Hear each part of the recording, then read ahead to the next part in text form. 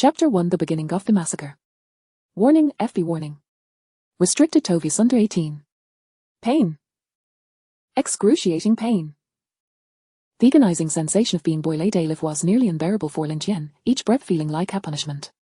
As the steam, scalding over 100 degrees, made contact with his skin, it instantly liquefied, releasing even more heat. In the brutal environment of the apocalypse, those he and considered brothers friends on Nebashat transformed into strangers, willing to betray him for the slightest resource. In their indifferent gazes, Lin Tian experienced what true hell on earth felt like. In these resources scarce world, people had forgotten the niche kindness and help, only a core link the harshness of survival. In his final moments, Lin Tian vaguely saw the gentle Sirio standing among a group of dogs, her pitiful appearance seen a profound anger and regret within him. He despised his naivety, loathed his skinness, and resented becoming someone else's sustenance in this dystopia. All his hopes and dreams hatched in that instant. Lin Tian closed his eyes, plunging into darkness. When he opened them again, he found himself sitting in a familiar room, as if nothing had changed. The hellish scene he had just endured felt like a dream, yet he pine remained atching lie. Gasping for breath, his body drenched in cold sweat, he muttered, "What's happening, didn't I die?" Hebirg and Tojave surroundings everything felt so familiar thighs wash his room. The long-lost warmth enveloped him, leaving him in a daze. What court this was a blimey. Harry called the apocalypse earth heard plunged into unprecedented catastrophe due to an unknown disaster. Temperatures plummeted, dropping to -40 degrees within a week, and heavy snowfall for an entire month. The ice age hard arrived unexpectedly, catching every off gafgoed. Global order collapsed, and Thesity will Lin Tian resided descended into chaos morality eroded, humanity twisted, and survival of the fittest became the law. Very species faced extinction, with humanity losing over half its population. Lin Tian glanced at the clock in fuel January 1, 2025. Isn't this the very first day of the apocalypse? He remembered vividly while everyone celebrated a new year, an unexpected blizzard descended, heralding endless disaster. But now, it seemed a hard return to the day the apocalypse began. Reborn. A surge of intense emotion flooded Lin Tian's sheer thighs ways a scant chance bestowed by the heavens, and he would not squander it. Have a wed to kanji his fate, to make those who betrayed him pay their price. However, the immediate priority way so survive in this wasteland. Ivanly I called have been reborn our food a sheer liar. Disaster had already struck, and time was running good for Lin Tian. Ding 1 Yuan kill system activated. Today's kill items. 1.10,000 military-grade insulated on jackets. 2. Only high-capacity generator, 10,000 barrels of fuel. 3.1 Type 95 automatic rifle, with 10,000 magazines. 4.10,000 MRE meals. Before Lin Tian appeared a virtual screen displaying fire options. Har har har, it knew it, the heavens would let me be reborn for nothing. Haliked his cracked lips, a bold idea surging in his mind. IQ 3. In the apocalypse, only the strong herd through to survive. Moreover, Hughes consumed Berta words revenge. Doric know how he go knees and jitty stope boy lay day live? Lin Tian knew. Hugh old make those who betrayed him in his past life paid early. Ding, insufficient balance, please recharge. Recharge. Transfer all the money from my card. Lin Tian waved after all, in the apocalypse money had become worthless, even less than scrap paper which way so hard to use for wiping.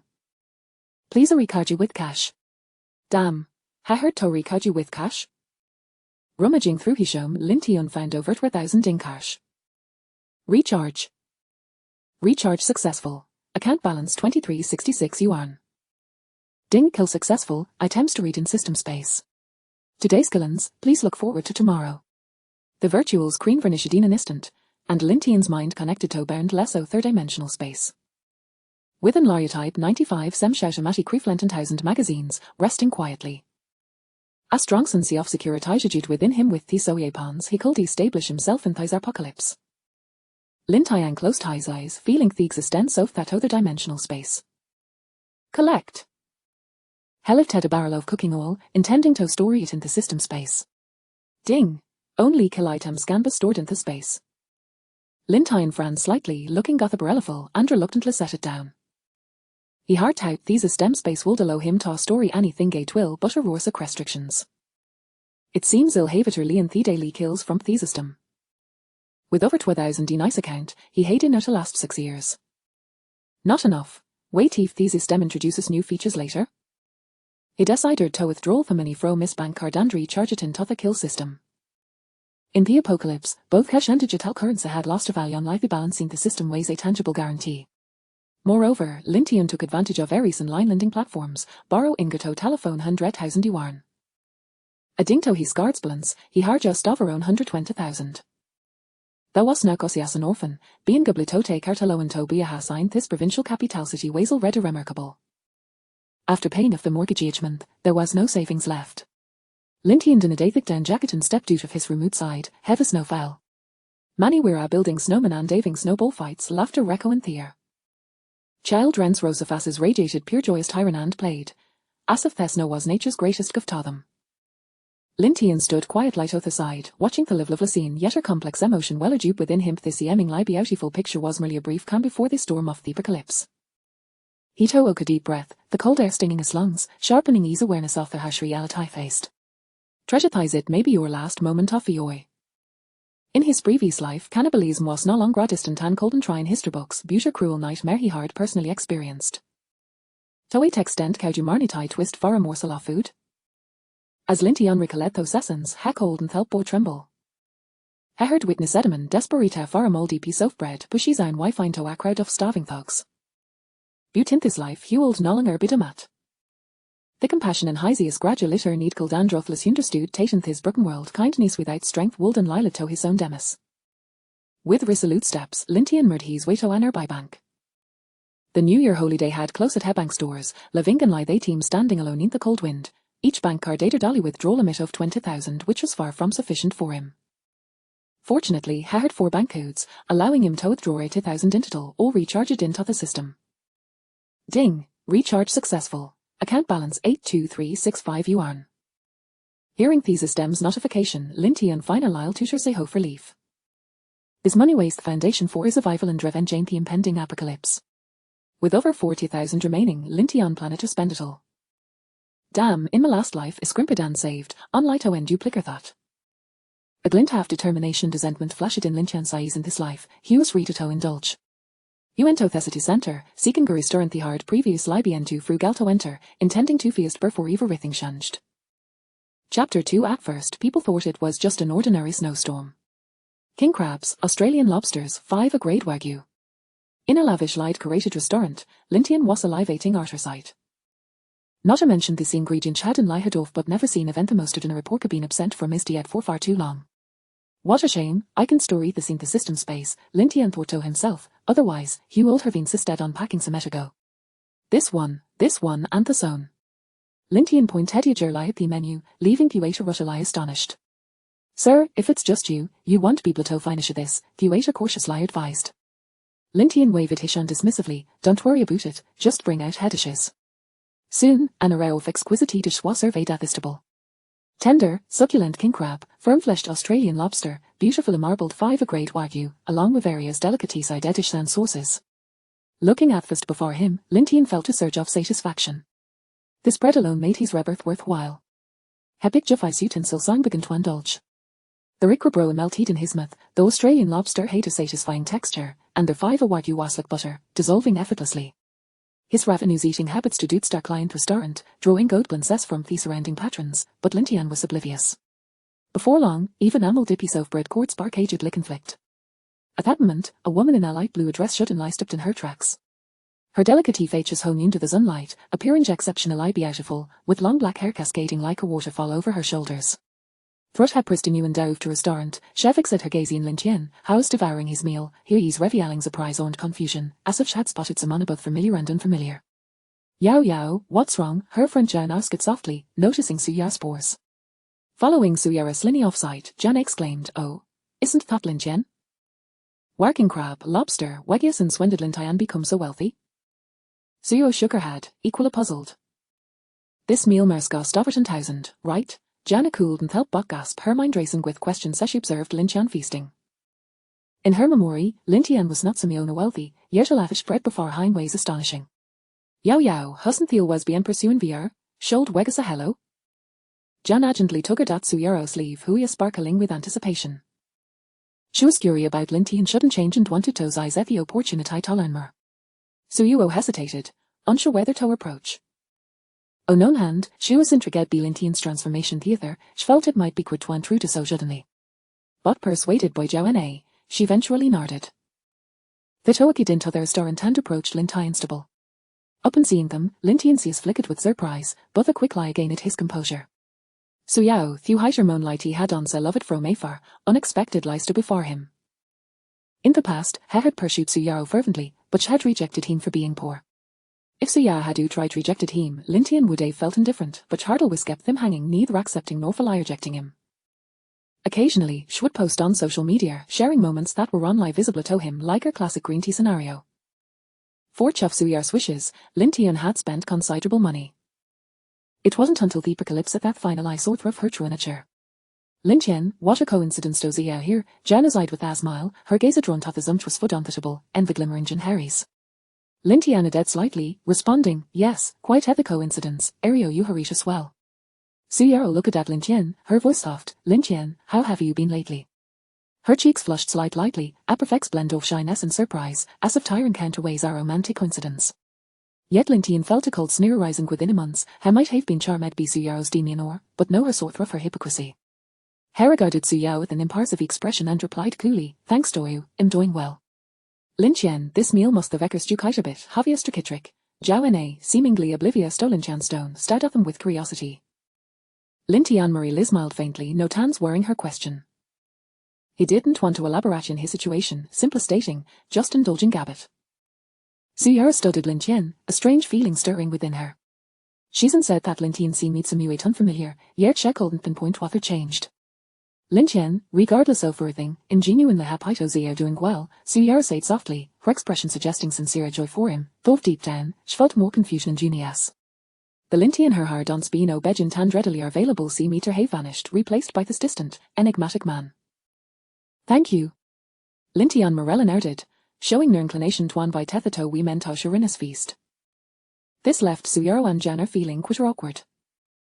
They had expected Lin Tian to at least extend a courteous invitation in such situations, Menazueli felt compelled to be gracious whether for appearances or in front of Agatus. Yet Lin Tian was solely focused in his meal, as if the two women were invisible. Honourably to be of attention, Jana cleared her throat lightly, attempting to break silence. Lin Tian, the sea dishes look delicious. Can I finish tea all by yourself? Lin Tian Gluncy Dathran replied, I can finish it. Su Yao's face flushed slightly felt somewhat superfluous alongside Zhao Na. Gently tugging at Jana's sleeve, she suggested, Narner, let's go. Wes hold and disturb Lin Tian while he eats. Jana hesitated but, seeing Su Yao's demeanour, reluctantly nodded. All right then, Lin Tian, well to key leave, let's shutter gain summertime. The twelman turned to leave, but Su Yao suddenly turned back, hurt and injured with her hint of grievance. You might have some misunderstandings about but etrally me antnerham. Just ZNV are doing well puts me mandatius.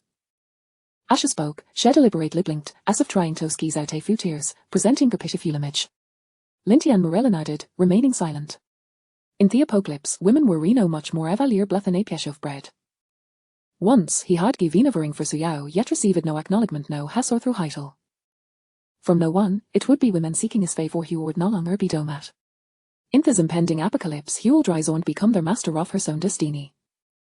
Though Soho had ons belittled der me dim would pay forth erections. After a hearty meal, Lin Tian headed to the mill, knowing this would be his last chance to buy Juppalies. By tomorrow, the heavy snow would completely block the roads, trapping every on side. Without purchasing Ganio Thirtems, Lin Tian made a beeline for the gaming section. He assembled the highest performance computer, bought a PS5, and spent the rest of his balance on external drives. With one new uncle system, he needn't worry about food and survival, but he needed some entertainment. Exiting the mill, Lin Tian took the subway home. The ground was blanketed in thick snow, making it impossible to all could drive. Yet P.O. please see me unfazed. At first, everyone thought this was just an ordinary snowstorm. Some even wished on social media made this no signal a prosperous year ahead. It wasn't until a short video circulated online that people began to realize that the situation was far from simple. Chapter 3 The Advent of the Ice Age Family. Can you believe your eyes? It snowed in our beloved Hainan. Look, a short video unexpectedly went viral on the internet. In the footage, Hainan, typically a paradise of eternal spring and radiant sunshine, was now enshrouded in a blanket of pristine snow. Delicate flakes accumulated on the fronds of coconut trees, while the formerly azure sky was adorned with a flurry of snowflakes cascading down, melting upon the sandy shores, leaving only a trace of dampness behind. The ocean, too, had lost its usual cerulean hue, as waves crashed against the shore, mingling with the snowflakes to create a scene both peculiar and enchanting. On the streets, people donned thick winter coats, wearing hats and gloves, their faces a canvas of astonishment and exhilaration. Children dashed about in the snow, reaching out their tiny hands to catch the drifting flakes. Meanwhile, some young adults brandished their smartphones, capturing this rare spectacle. Comments fluttered in beneath the video. "This is utterly unbelievable. Snow in Hainan, something I never imagined. The snow is breathtaking. It feels like a dream. I hope this snowfall brings us good fortune. It snowed here too. Coordinates Jiangnan.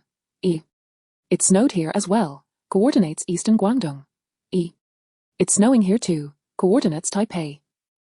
The comments began to deviate as people suddenly realized that snow was falling simultaneously across the nation. It was simply unfathomable, extraordinary. It's snowing in America too. And in Russia, international netizens also shared videos and images of the snowfall in their locales. In that moment, the world comprehended that this was not merely a localized climatic anomaly, but rather a global climatic upheaval. The entire Earth seemed to have transformed into a wintry realm overnight. Boom! The comments section erupted. What is happening? Snowfall across the globe is highly unusual. Is it climate change? Or is there some significant event lurking behind the scenes? It hasn't snowed here in decades. Today, we built a snowman. Where are the experts? Hurry and offer an explanation. Many were eager to discern the nature of this phenomenon, yet, despite the chorus of inquiries, the authorities remained silent, leaving the populace in a state of alarm. Speculations and rumors proliferated online. Some proclaimed this as an omen of the apocalypse, while others believed humanity's environmental transgressions had provoked nature's wrath, resulting in this punishment. There were even claims that higher-ups had received advance warning and had already retreated to shelters. More audaciously, some asserted that this snow calamity was an extraterrestrial conspiracy, leveraging advanced technology to alter Earth's climate with the intention of conquest. In short, a cacophony of rumors and conspiracy theories took flight. Meanwhile, the truly prudent individuals had already commenced hoarding supplies. In supermarkets, throngs of people surged like frenzied beasts toward the shelves. The food aisles were stripped bare in an instant, as bread, canned goods, instant noodles, and other provisions were crammed into shopping carts, with some even clutching entire boxes to their chests. The beverage section was equally chaotic, as bottled water, juice, and beer vanished in a flash. Household essentials also faced a similar onslaught: toilet paper, toothpaste, soap. Some individuals resorted to brawling over a single pack of toilet paper, shoving and hurling insults at one another. The city had descended into utter disarray. Meanwhile, Lin Tian savoured a steak he had brought home, swirling his wine glass, listening to Beethoven's Symphony No. 5, relishing the pandemonium unfolding outside his window. Reclining on the sofa, a subtle smile graced his lips. He elegantly sliced a piece of steak, savouring each morsel as if it were the last remnant of beauty in this world. Through the window, he beheld the frenzied crowd scrambling for supplies in the snow, devoid of any compassion in his heart. Memories of the indifference and injustice he had endured in this city resurfaced, days when he had been belittled and deceived. Now, witnessing the chaos engulfing this city, he perceived it as poetic retribution. Slowly swallowing a bite of steak, he lifted his wine glass and took a gentle sip, the rich flavour of the wine blossoming on his palate, bringing him a fleeting sense of pleasure. The snowfall thickened, and the city's turmoil continued unabated. Lin Tian remained ensconced in his warm abode, continuing to relish his wine and steak, as if all of this were entirely inconsequential to him. Knock, knock, knock. Suddenly, a knock resonated at the door. Lin Tian peered through the peephole, recognizing the figures outside as his neighbors, 3 female university students sharing an apartment across the hall. His eyes narrowed slightly, a glimmer of malice surfacing. He recalled the reason for their visit. They sought his assistance in procuring essential supplies. In a previous life, he had indeed aided them in gathering provisions at the onset of the apocalypse, only to find himself lacking sufficient resources in the end. Thus, when he found himself destitute and turned to them for aid, he was met with 3 icy glares. At this thought, Lin Tian felt an overwhelming urge to draw his Type 95 submachine gun and dispatch those ungrateful wretches. No, I cannot afford them such an easy death. He suppressed his murderous intent. Such a simple demise would be a mere gift to them. In his past life, he had been subjected to an excruciating fate. The memory of that searing pain sent tremors coursing through him. Taking a deep breath, he endeavoured to quell the surging rage and hatred within. Gradually, he extended his hand, grasped the doorknob, and twisted it with force. The door creaked open. Outside, the 3 university students recoiled at the murderous glint in Lin Tian's eyes. What had befallen their usually warm-hearted neighbour? In their recollection, Lin Tian had always been a gentle and amiable soul, greeting them with smiles and occasionally offering assistance. Yet now, he appeared so cold and indifferent. Anqing bit her lip, summoning her courage to speak. Lin Tian, could you help us procure some food and essentials? She was the most striking among the trio, and her audacity stemmed from a past incident where she had caught Lin Tian covertly admiring her heels left at the doorstep. Since then, whenever there was a task requiring physical effort, such as retrieving a package or fetching water, she sought Lin Tian's assistance, and he had never once declined. Thus, despite the uncertainty of his demeanor today, Anqing believed he would acquiesce. However, Lin Tian merely regarded her with cold indifference, devoid of any flicker of emotion. If you want to buy something, go yourself. Don't you have legs? Anqing was momentarily speechless, stifled by his words. Beside her, Yelin and Shun Shahan were equally taken aback. They had not anticipated Lin Tian to be so resolute. They had assumed Anqing's beauty would compel him to oblige. Lin Tian, how can you be so heartless? Yelin couldn't restrain herself. We have assisted you in the past. Now that we are in need, can't you help us? Lin Tian scoffed. You helped me. I don't recall that. Even if we never assisted you, we are still neighbours. Can't you lend a hand for such a trivial matter? Shun Shahan, though not as striking as Anqing, was still a beauty in her own right. Having never endured such indignity, she retorted directly, setting aside the facts, can't a grown man help a few girls in need? Chapter 4 The second day of the apocalypse, chaos begins is setting aside the facts, can't you, as a grown man, lend a hand to us, a few young women? Upon hearing this classic line, Lin Tian, filled with indignation, could not help but laugh mockingly. How utterly ridiculous. Just because I am a man, I am obliged to assist you. And you, being women, are you therefore to be subjected to the whims of men? The moment Lin Tian uttered such crude and offensive words, the three female university students turned crimson with shock and anger. Anqing trembled, pointing a shaky finger at Lin Tian. How could you say such a thing? Yilin, shaking with fury, retorted, Lin Tian, you have gone too far. We merely sought your assistance. How dare you insult us in this manner? A slight smirk played upon Lin Tian's lips, revealing a chilling grin. Is that too much for you to bear? Then what follows will surely be even more unbearable. What? What do you mean?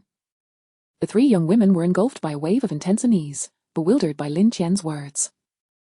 Ignoring them, Lin Tian turned away and retreated into his room, slamming the door with a resounding thud. The apocalypse had only just begun, and he intended to slowly torment these three women. Not just them, but everyone in this building would face the consequences for their past indifference and selfishness. Outside the door, the three women stood frozen in shock at Lin Tian's actions. Anqing, what should we do now? Yilin's voice trembled, haunted by Lin Tian's malicious words echoing in her mind, filling her with fear and anxiety. Let us seek help from Brother Wang upstairs, Anqing suggested, biting her lip, her eyes reflecting a hint of helplessness. Once the snow settles, I will expose his words to everyone, Shun Shahan exclaimed angrily, her eyes reddening with rage. Let all the girls revile him, ensuring he remains a bachelor for life. Who does he think he is to treat us this way? Indeed, we cannot let him off so easily, Yilin concurred. He has crossed the line. How could he utter such words? Anqing sighed softly. All right, enough of this. We must hurry to find Brother Wang. She took Yilin and Shun Shahan by the arm and turned to ascend the stairs. Meanwhile, Lin Tian remained at ease, savouring his steak and sipping red wine, admiring the chaos unfolding outside his window. Outside, snowflakes danced down from the sky, blanketing the city streets in disarray. Lin Tian gently swirled his wine glass, watching the crimson liquid shimmer under the light, bright red, as vivid as blood. The following morning, Lin Tian stretched luxuriously, relishing in the comfort of a good night's sleep, a rarity in these tumultuous times. In the apocalypse, even sleep required caution, for one could never tell when they might become someone else's breakfast. Yet now, it was merely the second day of the apocalypse. In fact, the populace had yet to grasp the gravity of the impending crisis. The brilliance of humanity and the foundations of morality still flickered, allowing Lin Tian to rest soundly. He slowly sat up in bed, satisfaction gleaming in his eyes. Rising, he approached the window, surveying the world beyond. The snow continued to fall, accumulating thickly on the streets. The internet was ablaze with activity. I've never seen such heavy snow fall in the north. What on earth is happening? The indoor temperature in Hainan has plummeted to -8 degrees. This is outrageous. My pipes have frozen and burst. Water is flooding my home. Life has become unbearable. Can the government please devise a solution? Where is the official response? We demand an explanation. Yet, regardless of the outcry, the authorities seemed to remain silent. Only Lin Tian understood that this unprecedented snowfall would persist for an entire month. For now, essential services like water, electricity, and internet remained operational. However, in a few days, when those were cut off, the world would descend into true darkness and chaos. Buzz, buzz, buzz, the community chat erupted with messages. A message from Aunt Wang in the residence committee: all able-bodied individuals under 40, come out to shovel snow. If we unite, we can overcome these difficulties. The message triggered an uproar in the chat. With snow this deep, how can we possibly clear it? Someone complained. Exactly. And it's still snowing, what's the point of shoveling? Another chimed in. Aunt Wang, we want to help, but our food and water supplies are nearly depleted. We must address these issues first, a young man voiced. Let us not complain just yet. We need to clear the paths in our community to facilitate travel and aid efforts, Aunt Wang patiently explained. But this isn't just our responsibility. Why should we be the ones shoveling snow? The government should send help, another protested. The authorities are under immense pressure as well. We cannot simply wait for them to assist us. We must take action ourselves. We are all part of this community, and only by standing together can we weather this storm, Aunt Wang continued to advocate. The discussion raged on, with some expressing willingness to shovel snow while others remained indifferent. In his previous life, Lin Tian had been the most proactive, clearing 2 entrances alone, which resulted in Aunt Wang taking full advantage of his kindness. Beep. Today's flash sale items. 1. Luxurious Doomsday Bunker. 10,000 square feet. 2. 10,000 remote-controlled explosive collars. 3. 10,000 large umbrella 001. 4. 10,000 MRE individual rations. It appeared today's flash sale items had been updated. Lin Tian's attention focused on options 1 and 2. Explosive collars. He recalled seeing such devices in novels, used for controlling slaves. Once donned, if the master was dissatisfied, the collar could instantly end the slave's life. Now that's an intriguing item, Lin Tian thought, his gaze sharpening. The saying goes that 2 fists cannot contend with 4 hands. Even with a weapon, he might not be able to subdue others. In the early days of the apocalypse, that might be manageable, but as people descended into madness, that certainty would wane. Moreover, he was not the only one armed in this world. Thus, a means to control others was something Lin Tian desperately needed. He envisioned placing explosive collars around the necks of those who defied him, a powerful surge of control swelling within him. In this apocalyptic world, only the strong would survive, and he intended to be the one who commanded it all. Yet, he was reluctant to relinquish option 1. A 10,000 square foot doomsday bunker. A flicker of conflict crossed Lin Tian's face. His current residence had not undergone any fortifications. The temperature was dropping daily. As long as water and electricity remained, he could rely on heating to survive. However, once those were cut off, the risk of freezing to death became very real. What to choose? Lin Tian's gaze flickered between options 1 and 2 in turmoil. Suddenly, he glanced at option 4, the MRE individual rations. If memory served, this item had appeared yesterday as well. It seems these items can reappear. With this realization, Lin Tian felt a sense of clarity washing over him. I choose option 1. For now, survival was paramount. Living to fight another day was the priority. Beep. Flash sale successful. Chapter 5 Moral Coercion. The Wang family mother and son. Ding. Instant kill successful. In an instant, Lin Tian felt a magnificent fortress abruptly materialize in that mysterious other-dimensional space. Its dimensions exceeded 100 meters in both length and width, resembling a colossal steel beast quietly resting in an unknown realm. The exterior was composed of thick reinforced concrete, nearly a meter in thickness, imparting an indomitable sense of security. As for the interior, it remained beyond his perceptive reach for the moment. Excitement flickered in Lin Tian's eyes. With this fortress, his safety in the apocalyptic world had significantly increased. System. How can I bring this apocalyptic fortress into reality? The host needs to find an area larger than the fortress to materialize it. Upon hearing the system's prompt, Lin Tian marveled at the sheer wonder of it all. However, he had no intention of manifesting the fortress just yet. The number of survivors was still too great. Materializing a fortress would be too conspicuous. He decided to await a more opportune moment. Buzzing, his phone chimed again. A message from Aunt Wang of the community committee. Zhang Yu Li Yang Jiao Lei Lin Tian. What are you young folks up to? Why haven't you come down to clear the snow yet? Zhang Yu replied, all right, Aunt Wang, I'm on my way down. Li Yang chimed in, coming right away. Jiao Lei added, won. Aunt Wang expressed her satisfaction. That's the spirit. Young people should endure hardships. When I was your age, I could withstand far more. Back then, conditions were arduous, and the snow was heavier than now. We all took the initiative to clear it ourselves, unlike you youngsters who need an old lady like me to remind you. After a while, the group chat buzzed again. Aunt Wang, Lin Tian, what are you doing? The young people in the building are just waiting on you. Lin Tian glanced at the group message, a cold smile curling his lips. Aunt Wang, it seems I'm not the only one. Is your son not joining either? Aunt Wang retorted, Can you compare yourself to my son? He is currently preparing for the civil service examination, destined to become a high-ranking official, serving the people. Lin Tian replied, then shouldn't he start serving the people right now? Aunt Wang exclaimed, how can you speak like that? My son preparing for the civil service is a significant matter impacting his future. How can it be delayed for something as trivial as snow removal? You young people lack a broader perspective. Lin Tian countered, Aunt Wang, your words are rather amusing. How can snow removal be considered a trivial matter? With such thick snow accumulating in the community, it hinders everyone's mobility. Is that not a pressing issue for our daily lives? Aunt Wang insisted, what do you know? Once my son becomes an official, he can serve many more people. He needs to focus on his studies without being distracted by these trifles. You ordinary youngsters should contribute more to the community instead of fixating on personal gains. Lin Tian shot back, Aunt Wang, this is a classic case of double standards. Your son is a young person, just like us. Why does he deserve special treatment? Just because he is preparing for the civil service, must we unconditionally pave the way for him?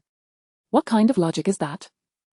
Aunt Wang argued, Lin Tian, I'm thinking of the future of our community. If my son becomes a civil servant, it will benefit us all. If you contribute a little now, you too will reap the rewards later. Do not be ungrateful. Lin Tian declared, Aunt Wang, I do not need to bask in such rewards. I believe everyone in this community should equally shoulder responsibility. You cannot shift the burden upon us just because of your son's so-called future. Moral obligations are meant to constrain oneself, not to coerce others. At that moment, others in the group began to voice their opinions. Aunt Wang, what you are doing is not right. Why does your son get a free pass from snow removal? Exactly, he hasn't even passed the exam, and he is already acting like an official. I refuse to clear the snow. Whoever wants to can do it. Someone boldly declared their refusal to participate. How dare they? Seeing the tide of the group turn, Aunt Wang became flustered. Oh dear, everyone, please don't be so agitated. I didn't mean it that way. My son is indeed in a critical period of study, and as his mother, I am anxious. Please try to understand. Aunt Wang attempted to ease the tension. Understand? If you want us to understand you, then who will understand us? We have our own matters to attend to. Why should we heed your demands? One resident bluntly responded. Indeed, Aunt Wang, you cannot be so biased. Snow removal is a communal task that should be shared, not relegated to just a few of us. Another resident echoed. At that moment, Aunt Wang's son intervened. Zheng Xinwei stated, Lin Tian, how dare you speak to my mother that way? She is only looking out for our community. Zheng Xinwei continued, Lin Tian, you are disrupting public order and undermining stability and harmony. Do you realize that? Zheng Xinwei added, Lin Tian, by delaying the snow removal, you are preventing everyone from accessing supplies. Can you bear that responsibility? Zheng Xinwei warned, Lin Tian, I advise you to apologize to my mother immediately and come down to clear the snow. Zheng Xinwei urged, everyone, do not be deceived by Lin. Only by clearing the snow can we facilitate our movement and ensure the availability of essential goods for everyone. Lin is intentionally causing trouble. He does not wish to contribute to the community. Lin Tian's gaze hardened, a glimmer of menace in his eyes. How typical, preparing for civil service and already adept at manipulating the narrative with just a few words. I believe Zheng Xinwei is correct. Our primary task now is to clear the snow. Only by removing it can we venture out to shop. Enough arguing, let us quickly get down to clearing the snow, Lin Tian. Each household should send one person. Those who do not contribute should not enjoy the fruits of everyone else's labor once the snow is cleared. Zheng Xinwei chimed in, my mother has already gone out. Lin Tian watched the flurry of messages with a bitter smile. Here he was fighting for fairness, and they were ungrateful. Clear the snow. This heavy snowfall had persisted for a month. He'd like to see how long they could keep it up. Lin Tian quipped, as Zheng Xinwei, you truly are your mother's pride, utterly devoted to her. Zheng Xinwei retorted, Lin Tian, how do you speak to me like that? Manager Li from the property management interjected, all right, everyone, let us not escalate things. Lin Tian, please come down to clear the snow. Lin Tian, come down to clear the snow.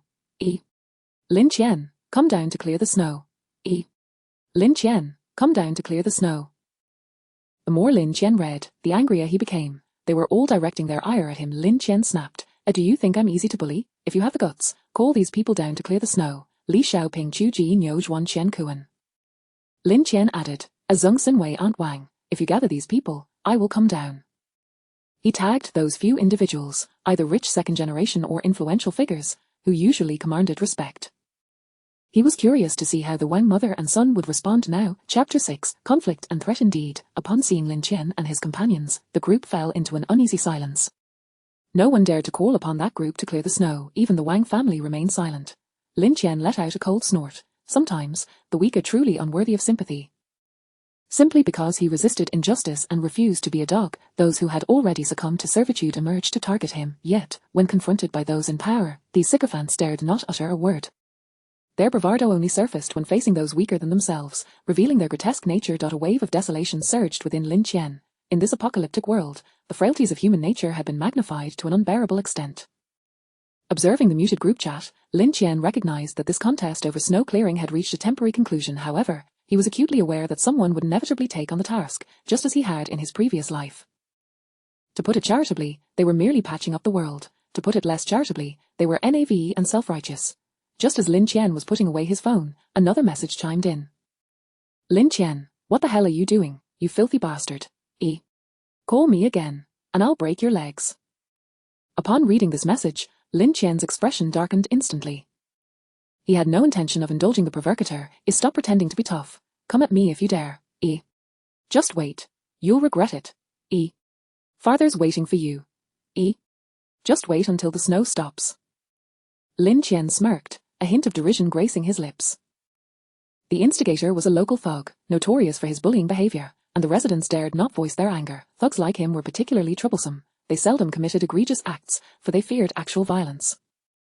Yet if provoked, they would defecate or urinate at your doorstep, a truly nauseating affront. Even if one were to call the authorities, the worst consequence would be a mere 7-day detention, which the thug would disregard entirely.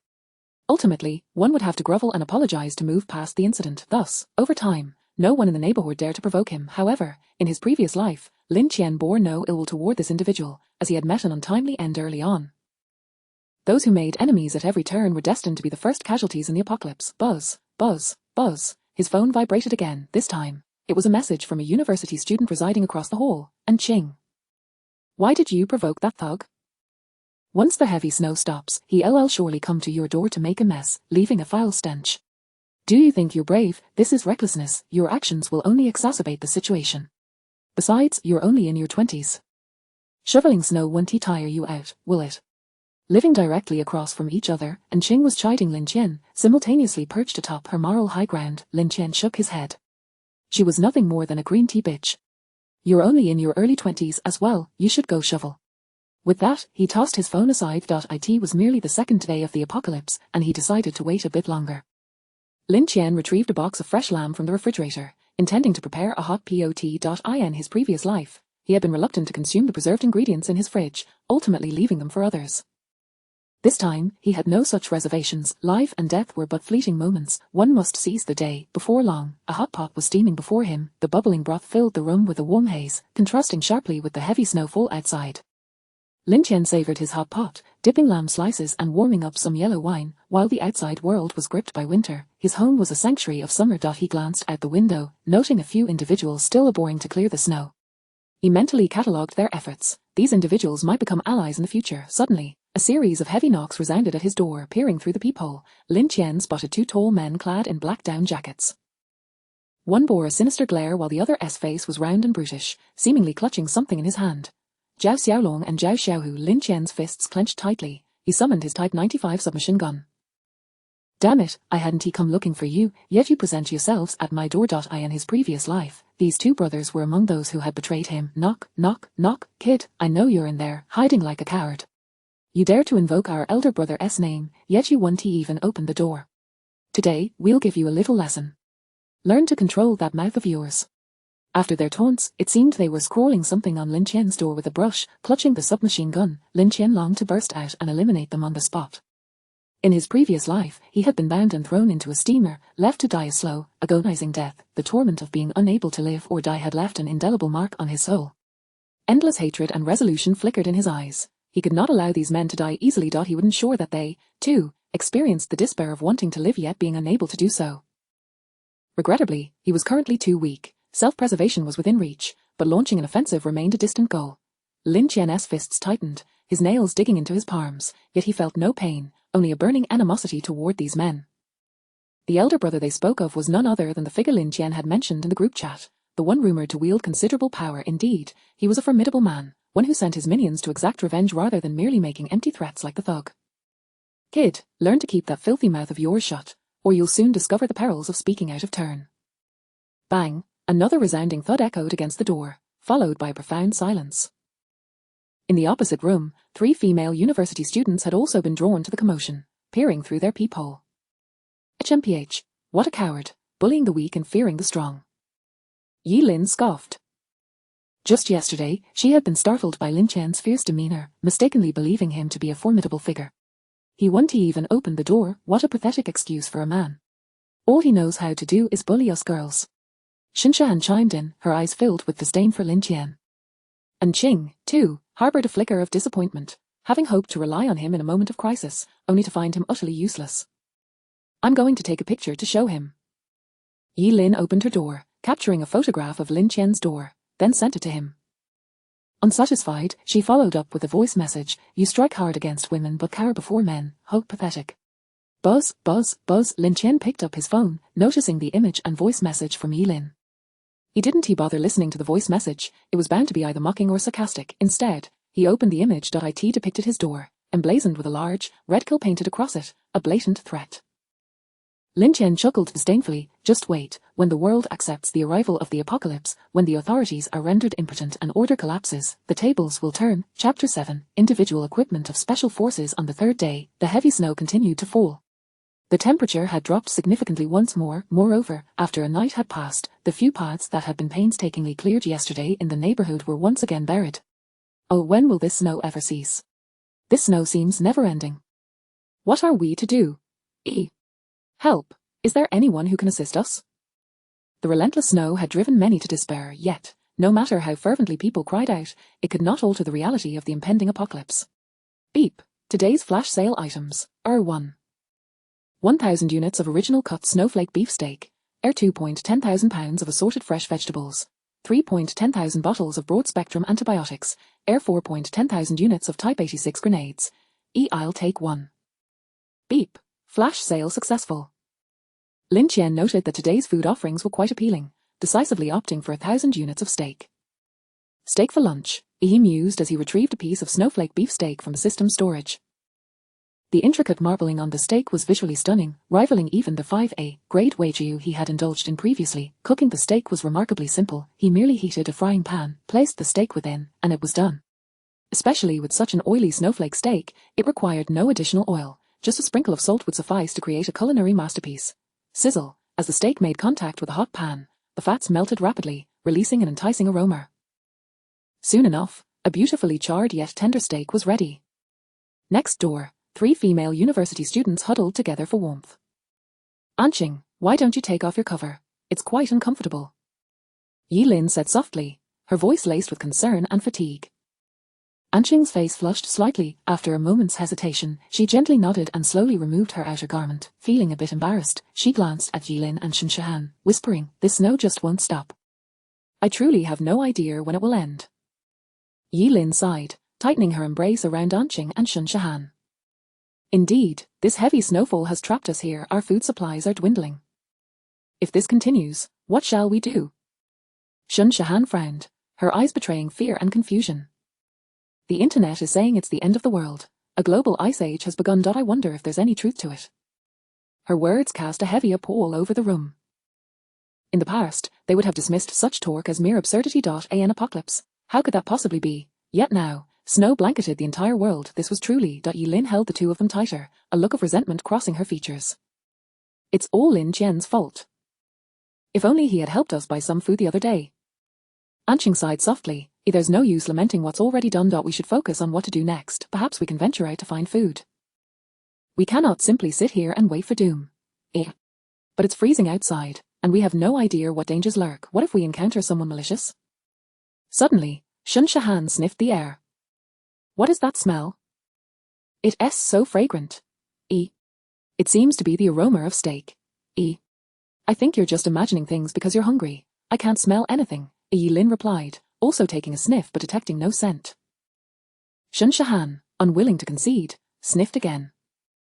There truly is a scent of steak. I'm certain of it. Could it be wafting from another location? Anqing attempted to smell as well, but she too detected nothing unusual. Perhaps you're just too hungry, and your imagination is playing tricks on you. In times like this, How could there possibly be the scent of steak? Shun Shahan nodded reluctantly, yet her gaze continued to search the air, as if seeking the source of that tantalizing aroma. In Lin Tian's room, having finished his steak, he busied himself downloading resources online. Various films, music, novels, games, and more had been downloading for 3 days and nights. The computer was one he had purchased on the first day of the apocalypse, accompanied by a plethora of hard drives. A classic song played from the speakers. I love the country more than the beauty. Life is but a fleeting autumn. Let us drink until we can drink no more. On the 4th day, the snow showed no signs of stopping, and the temperature dropped several degrees further. Panic began to spread among the populace. I have no food at home. Does anyone have rice? I'll pay 10 times the price. Who has fever medicine? My son is burning with fever. Please help. Is there a doctor in our community? Could someone come and administer in 4? The residents' group chat was abuzz with frantic messages, as people felt like ants on a hot stove. Communication with the outside world had practically ceased, leaving them to rely solely on the limited resources within the community and mutual support. Surgical Specialist, Tang Wanru. Dr. Tang, could you lend a hand? Surgical Specialist, Tang Wanru. I'm sorry, but I am a plastic surgeon and cannot assist you. In this situation, it's best to go to a hospital.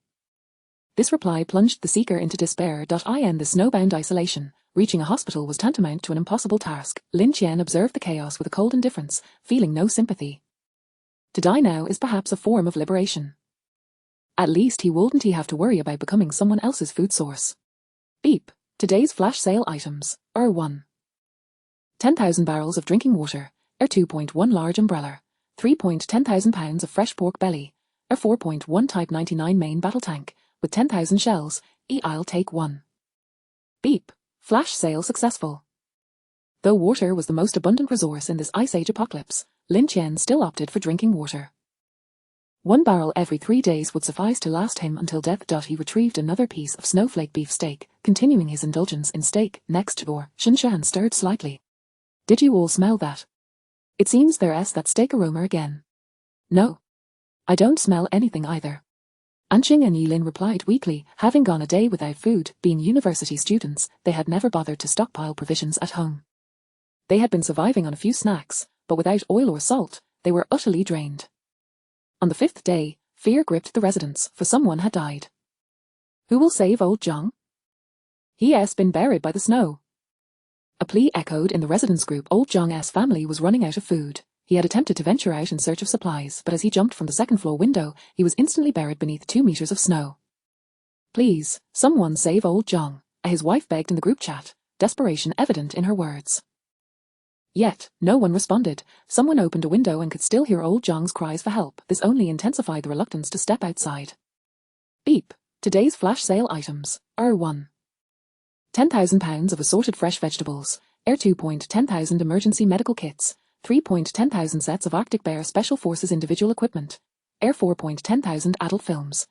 I'll take 3. Beep. Flash sale successful. Lin Tian hastily retrieved a set of Arctic Bear Special Forces individual equipment from the system's storage. The entire ensemble was pristine white, with a thick snowsuit that promised warmth, and even the firearms were painted white. In this icy environment, such coloration provided optimal camouflage. The snowsuit was crafted from advanced thermal materials, capable not only of withstanding the external chill but also offering excellent breathability, preventing discomfort from prolonged wear. This set included a P-90 submachine gun with 6 magazines, a G-18 pistol with 3 magazines, 2 offensive RGD-5 grenades, 1 defensive F1 grenade, a smoke bomb, and a tear gas canister.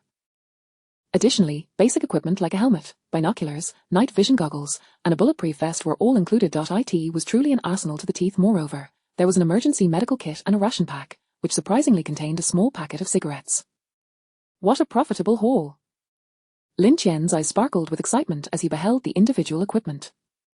This one set encompassed firearms, grenades, warm clothing, and more. The value of this flash sale far exceeded previous ones. With such special forces grade gear, his chances of successfully enacting revenge had significantly increased. Having armor made all the difference. He pulled out another piece of snowflake beef, ready to indulge in steak once again. Next door. I smell steak again, Shun Shahan murmured weakly, on the verge of fainting.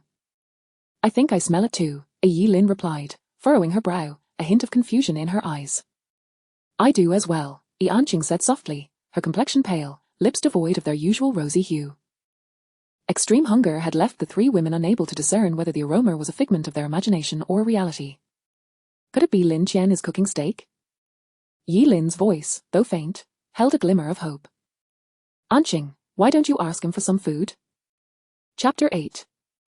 Trading high heels for steak. Anqing felt a flicker of hesitation in her eyes upon hearing Yelin's words. After all, they had previously harbored grievances against Lin Tian, and now they were compelled to seek his assistance, which left Anqing feeling somewhat uncomfortable.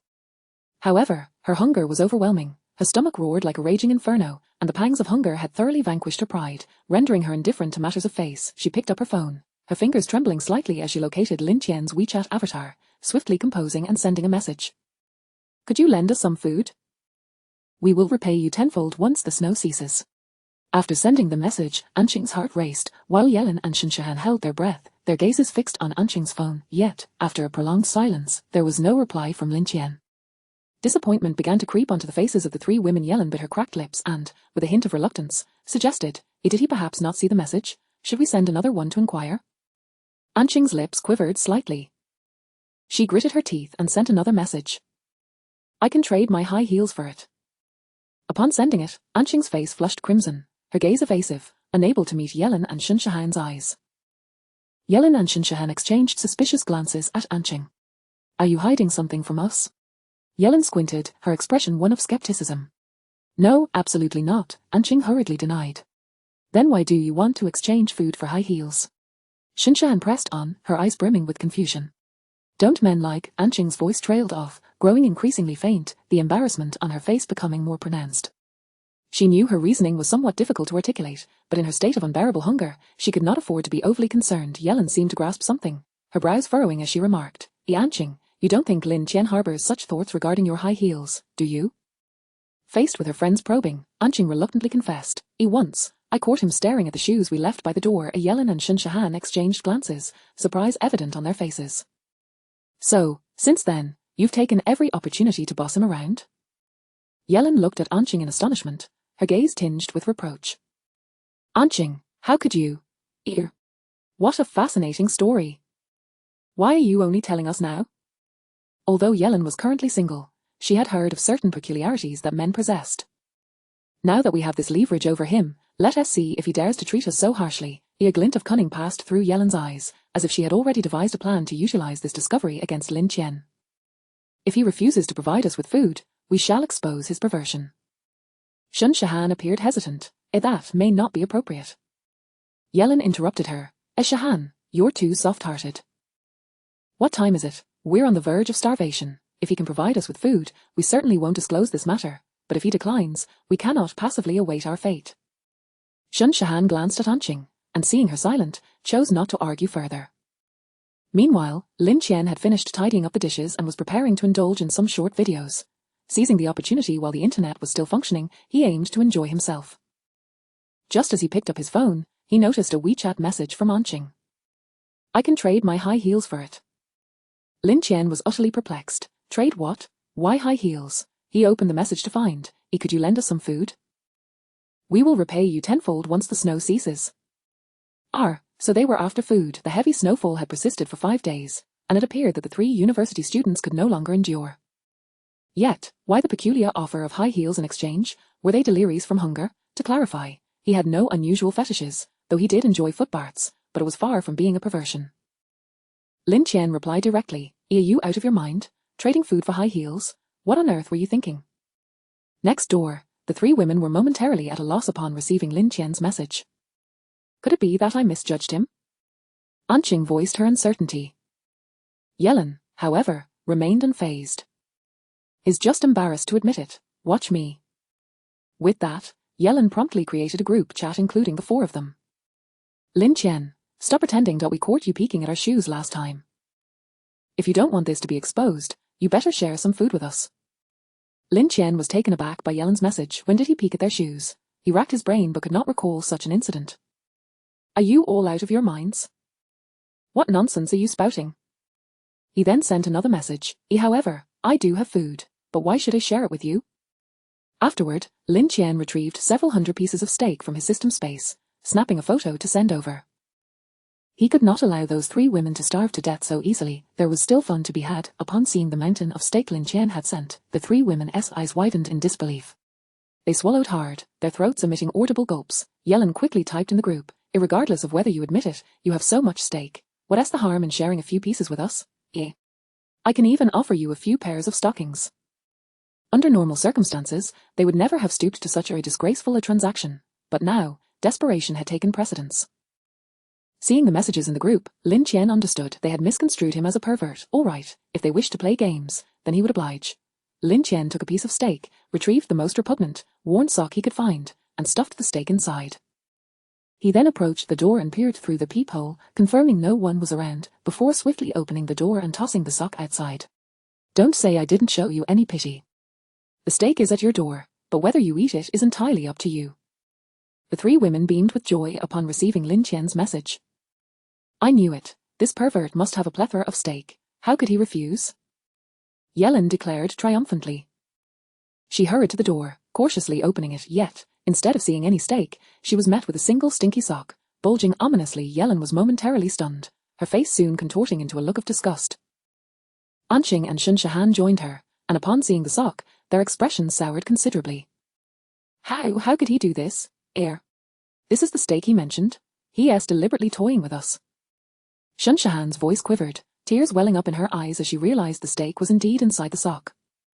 She had never endured such humiliation in her life. Anqing grabbed Yellen, who was ready to storm out for an explanation, and shut the door once more. They were too famished to engage in any confrontation. Back inside, Yellen furiously typed in the group, "Lin Tian, you pervert, even if you refuse to give us steak, there is no need to humiliate us like this." Lin Tian replied, "Har, didn't you all think I was a pervert who enjoys these things? Well, I'm just fulfilling your wishes. The steak is in the sock. If you dare, eat it." Yellen was infuriated. "Even if I starve, I will never take a single bite." Chapter 9, The Steak in the Stinky Sock. "Lin Tian, you have gone too far. We are all so hungry, and yet you continue to toy with us." And Qing's eyes glistened with unshed tears, a pang of regret washing over her as she reflected on her earlier demands. "Brother Lin, I do not comprehend what we have done to provoke you, but I sincerely apologize. I implore you, could you spare us a morsel of food?" Shun Shahan's voice trembled slightly, her fingers quivering as they danced across her phone screen.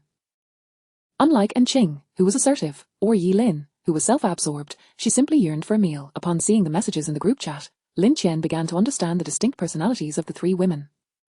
"Regardless, the steak has already been provided to you. Whether you choose to eat it or not is entirely up to you." He added with a hint of mischief, "However, I must warn you, if a rat snatches it away, I shall not be held responsible." The 3 women exchanged glances, their eyes reflecting uncertainty as they stared at the screen. As time slipped away, an ominous rumble echoed. Someone's stomach grumbled. Anqing bit her lip and slowly made her way towards the door. Yi Lin and Shun Shahan exchanged knowing looks, both lowering their gazes, refraining from hindering Anqing's resolve. At the door, Anqing paused, her hand resting on the doorknob as if summoning her final courage. Taking a deep breath, she swung the door open. The repugnant sock still lay at the threshold, and she crouched down, gingerly retrieving it. Upon returning to the room, Yi Lin looked up at Anqing, her lips parting as though she wished to speak, yet silence prevailed. Shun Shahan regarded the sock with a myriad of emotions swirling in her eyes. Anqing placed the sock on the table, gazing at the steak nestled within, her eyes misting over. Although the steak had entered their possession, the 3 women hesitated to cook it. For 3 pampered university students, consuming steak from a foul-smelling sock was an unbearable indignity. They sat in silence, fixated on the table, until darkness enveloped the room. "I will wash it." Shun Shahan, the gentlest among them, finally took the initiative. With that, she turned and walked into the kitchen, where she found a plate, forcing herself to endure the nausea as she extracted the steak from the putrid sock. Holding the steak, she closed her eyes, tears cascading down her cheeks. She turned on the tap, rinsing the steak repeatedly. She could not fathom how events had spiraled to this point. The cold water cascading over the steak seemed to batter her already fragile pride. She incessantly questioned herself, how had it come to this? If today they had to eat steak from a stinky sock, what awaited them tomorrow? The water flowed incessantly, and Shun Shahan's eyes grew vacant, mechanically repeating the rinsing motion. "Shahan, that is enough," and Qing entered, taking the steak that had been washed countless times. With a flick of the flame and a sizzling pan, Anqing gingerly placed the steak into the heated oil. The moment the steak met the hot oil, it emitted a loud sizzle that pierced through the oppressive atmosphere.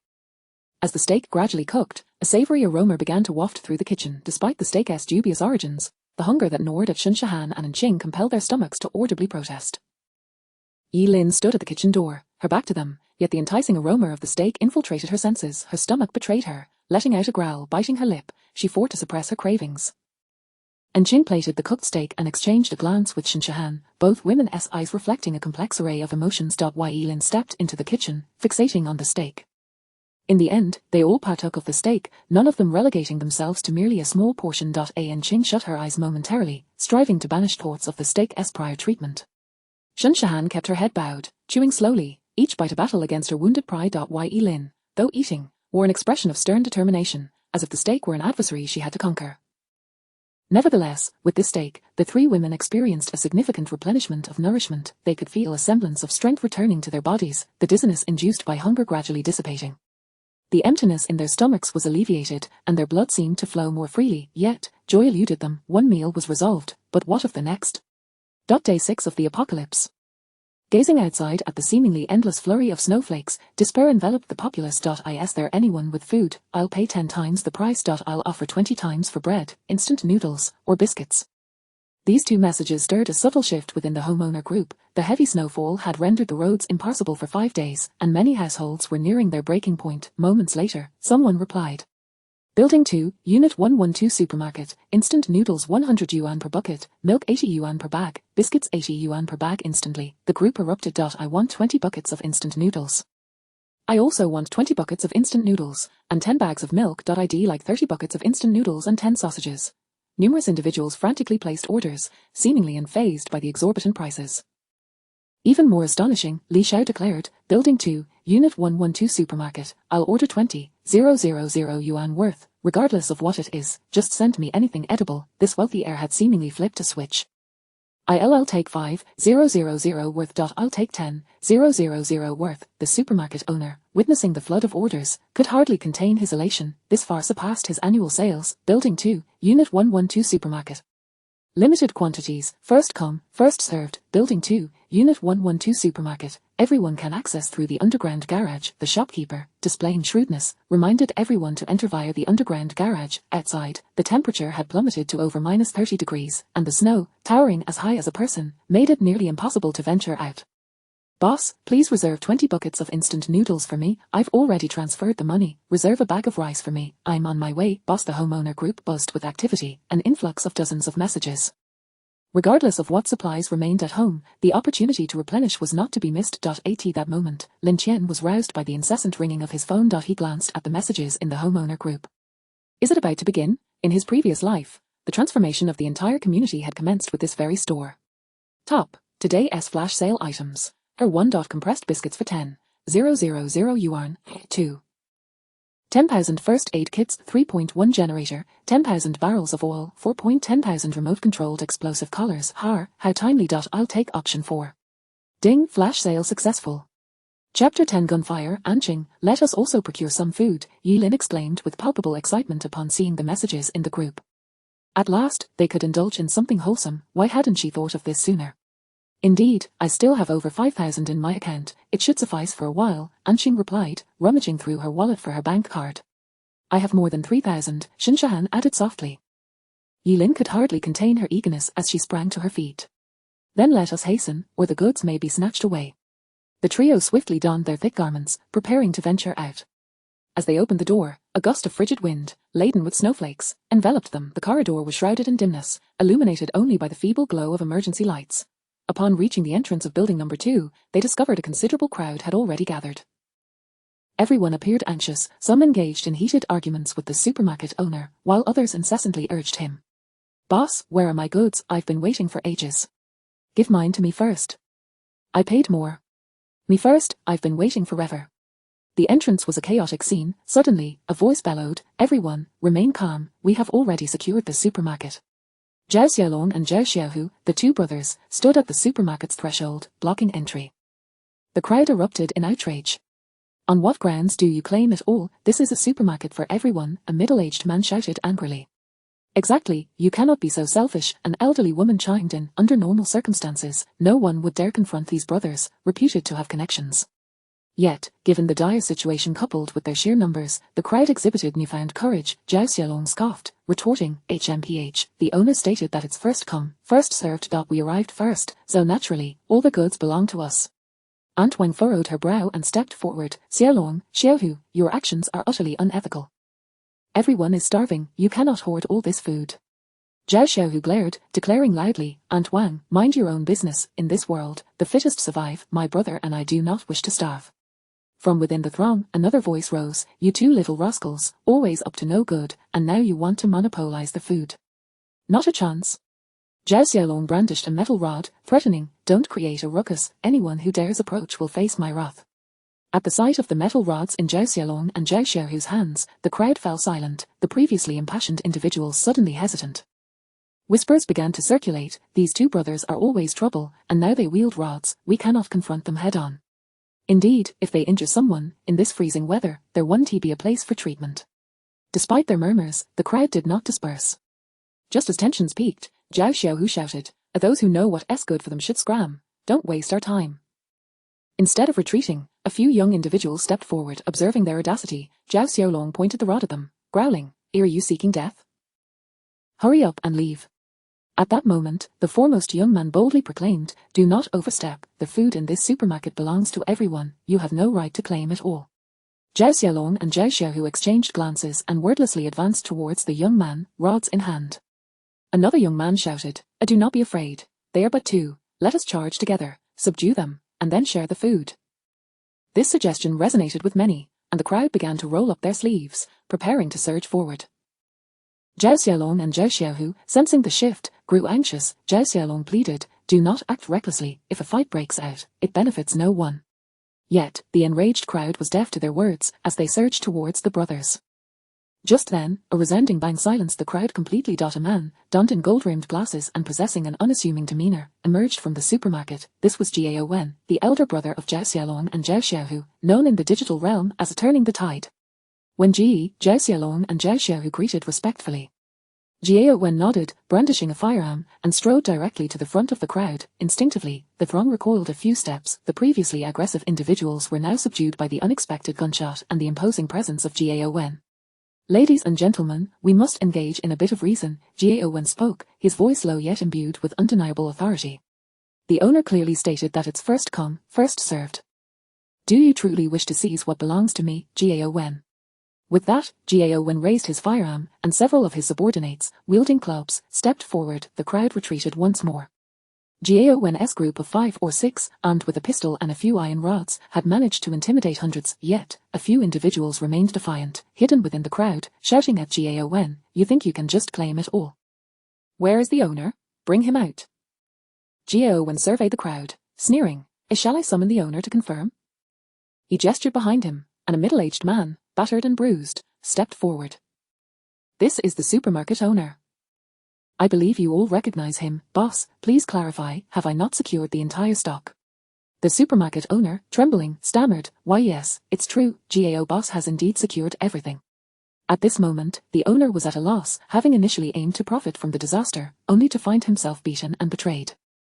Jiao Wen had offered him a mere 100,000 to take all the goods, and the owner had no choice but to comply. After a beating. The heavy snowfall had blocked all routes, and supplies were scarce, prices skyrocketing.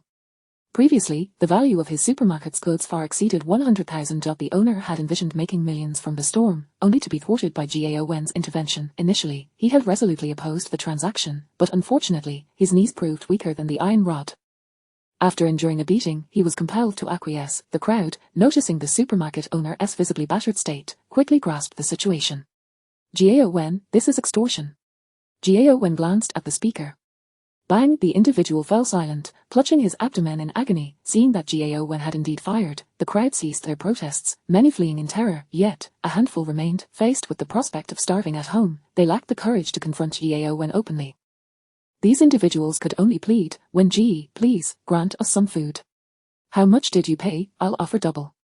Jiao Wen, satisfied with the crowd's complete submission, nodded approvingly. Since we all reside in the same community, do not say that I, Jiao Wen, lack compassion. I shall now offer you an opportunity, but I dictate the prices of all goods.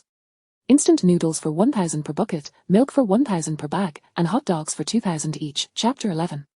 Exorbitant food boom. Upon hearing Jiao Wen's words, the crowd erupted in disbelief. 1,000 yuan for a bucket of instant noodles. This was nothing short of extortion, yet, Jiao Wen remained unfazed as he continued, I have not yet finished my statement. Each household is limited to purchasing only 3 items per day. Jiao Wen's rise to prominence as a leader was not merely due to his ruthlessness but also his cunning intellect. Those who relied solely on brutality without what seldom thrived. To dominate the entire community through these provisions, he required a strategy. It was essential to allocate some food. Depriving everyone entirely would lead to chaos. Once hunger drove people to madness, who would care whether he possessed a firearm? Death was inevitable, but being shot was preferable to starving. However, if he were to open the floodgates completely, it would not be long before the food was entirely depleted, leaving him with no trump card. Thus, the combination of exorbitant prices and limited quantities was a scheme devised by Jiao Wen's gang, tightening the noose around the populace's necks, neither too loose nor too tight. This ensured that while the people would not dare to confront him, they would still remain under his control. At this moment, Zhao Xiaolong shouted to the crowd, "Stop dawdling, those who wish to buy, form a line quickly, those who do not, leave at once, do not waste our time here."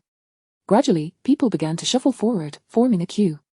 Although they were deeply dissatisfied with Jiao Wen's actions, hunger compelled them to submit. To survive, no one wished for death, though it was humiliating. It was certainly better than starving. Moreover, if they were to perish, they might as well spend their money first. And Qing and her 2 companions joined the queue as well. They could manage to consume even the steak stuffed in their socks, what were 1,000 yuan buckets of instant noodles to them. However, when it was their turn, Zhao Xiaohu leered at the 3 women with a sinister grin. "My dear sisters, you really need not spend any money. Spend the night with your elder brother, and the noodles will be plentiful. How about it?" From the moment the 3 women began queuing, he had set his sights on them. Even though they were bundled in thick down jackets, obscuring their figures, their delicate faces stirred Zhao Xiaohu's base desires. Yi Lin's eyes widened in fury. "You are despicable." Zhao Xiaohu, however, remained unfazed. "A sister, do not be so fiery. With me to protect you, you need not worry about food in the future." As he spoke, he reached out, attempting to stroke Yi Lin's hair. And Qing, noticing this, quickly tugged at Yi Lin, signaling her not to act impulsively. Suppressing her fear, she coldly addressed Zhao Xiaohu, "Please give us 3 buckets of instant noodles, thank you." To her dismay, Zhao Xiaohu smirked, a mocking gleam in his eyes, and leisurely replied, "We are out of instant noodles." And Qing's expression shifted, a wave of unease washing over her. "Then we will take 3 bags of biscuits." "Biscuits are also sold out." Yi Lin's eyes widened, her cheeks flushed with indignation. She realized they were being deliberately tormented. "Enough, do not block the way, there are others in line behind you." Zhao Xiaohu gruffly pushed the 3 women aside. And Qing stumbled, nearly falling, saved only by Shinshahan's steady grip. Zhao Xiaohu then turned away, engaging in transactions with those behind. As he handed food to them, he would occasionally glance back at the 3 women, a wicked grin plastered across his face, revealing a set of uneven yellow teeth. And Qing observed Zhao Xiaohu's gang, noting their lecherous gazes fixated upon them. One of his lackeys tilted his head, leering openly at the 3 women, whispering conspiratorially with his companions, erupting in fits of laughter. Shinshahan surveyed the surroundings, realizing no one stepped forward to advocate for them, her eyes glistening with tears. "And Qing, Lin, let us go back." And Qing and Yi Lin, seeing her distress, could only nod in resignation. Remaining any longer would jeopardize their dignity. As the 3 women turned to leave, Zhao Xiaohu's nauseating voice echoed behind them, "Think carefully about your brother's proposal, I shall be waiting for you." The other lackeys joined in with lewd laughter, he. Meanwhile, those queuing in the crowd shook their heads, silently vowing never to let their wives venture out to shop again. On the other side, Lin Tian was in his room, clad in the complete Polar Bear Special Forces gear, familiarizing himself with various weapons. The moment he heard gunfire, he recognized that the age of cannibalism had dawned. The evil gang led by Jiao Wen had officially formed. In his previous life, Jiao Wen's gang had lured the entire community under their control with the promise of supermarket provisions, enslaving, oppressing, and toying with everyone. Anyone who defied them was treated with brutal cruelty. Lin Tian's true enemy was this very group, particularly Jiao Wen's brother, Jiao Wu. In his previous life, it was Jiao Wu who had callously tossed him into a steamer. The menacing grin on Jiao Wu's face remained etched in Lin Tian's memory. Buzz. At that moment, his phone rang. Lin Tian picked it up to find a message from Shinshahan. "Could you provide us with some more steak?" The 3 women, having failed to procure food, were compelled to seek Lin Tian's assistance once more. Embarrassed, Yi Lin and the proud and Qing were reluctant to face Lin Tian again, leaving it to the meek Shinshahan to reach out. Upon reading the message, Lin Tian let out a cold chuckle. Although he had not ventured to the supermarket in building number 2, he remembered the events clearly. In his previous life, when Qing and her companions were humiliated by Zhao Xiaohu, he had stood up for them. The scene remained vivid in his mind as he confronted Zhao Xiaohu's gang's provocations, yet what had been the outcome? He had received a severe beating. At that time, rather than expressing gratitude, the three women had reproached him for escalating the situation. The cold gazes and scolding words pierced his heart like icicles. Lin Tian was uncertain whether anyone would defend the three women in his absence this time, but it was evident that they had not acquired any food. Otherwise, they would not have sought his help. Furthermore, this message revealed a crucial truth to Lin Tian. They had consumed the steak he had given them yesterday. Contemplating this, a playful smile crept across Lin Tian's face. He retrieved another piece of steak, once more stuffing it into his sock before tossing it across the room. This was not merely an act of humiliation, it was a test, a beginning. In the adjacent room, upon hearing a knock, Shinshan hurriedly opened the door. As expected, lying quietly on the floor was a foul sock, yet this time, she did not display any emotion. She silently picked it up and turned back into her room. Soon, the sound of sizzling steak filled the kitchen. Shinshan plated the cooked steak, dividing it into 3 portions. The 3 women sat at the dining table, silently eating their steak.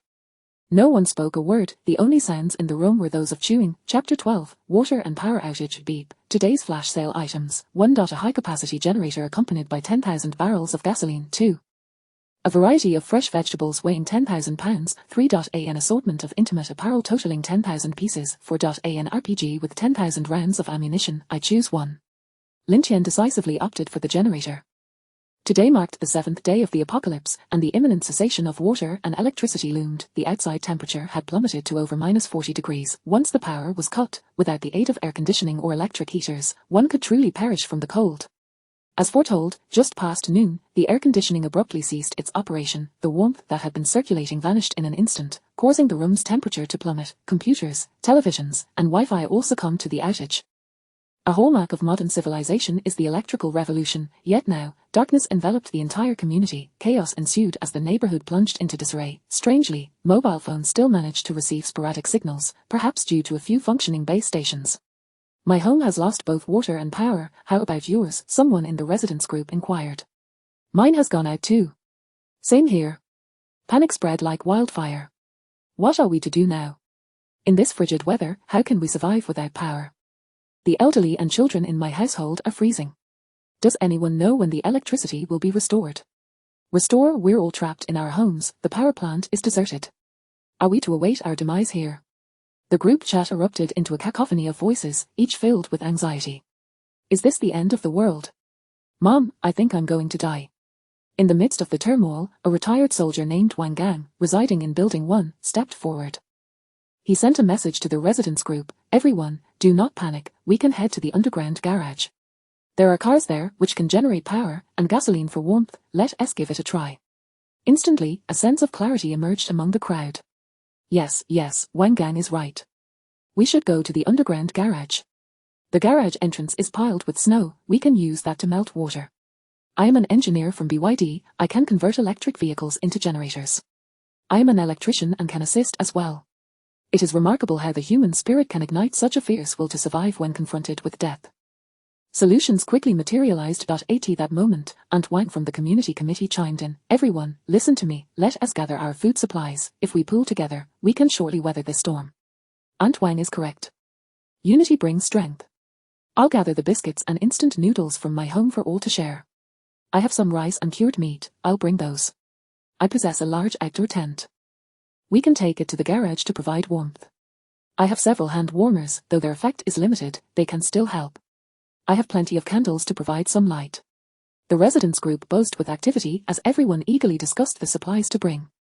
The pervasive fear that had once hung over the group began to morph into a spirit of solidarity and cooperation, yet, this camaraderie was merely a facade. People sought to mask their inner dread through this optimistic discourse. Anqing, let us head to the underground garage as well, Yilin urged anxiously. Then let us gather our things and take what we can. Anqing responded as she swiftly moved to her room, searching for items to bring.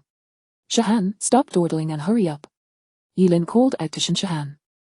To her surprise, Shinshan shook her head. I don't want to go. Why not? Staying here will get you frozen to death. Yilin looked at Shinshan, her brow furrowing in confusion. I'm scared. What are you afraid of? Did you forget what Zhao Xiaohu said yesterday? Shinshan raised her head, her eyes filled with terror.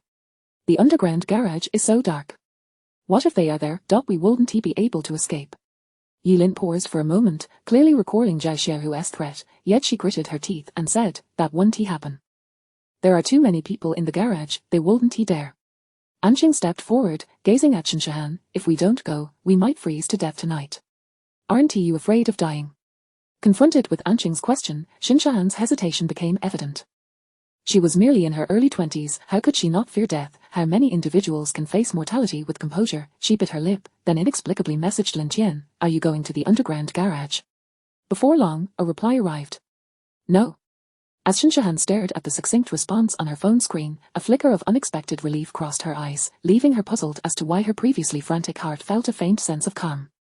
"I'm not going anymore. If you two want to go, then go."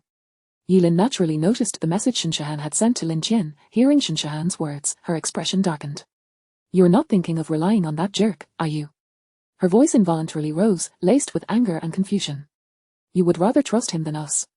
Anqing furrowed her brow, regarding Shinshahan with seriousness. "Shahan, Lin Tian harbors ill intentions towards us. How can you believe him?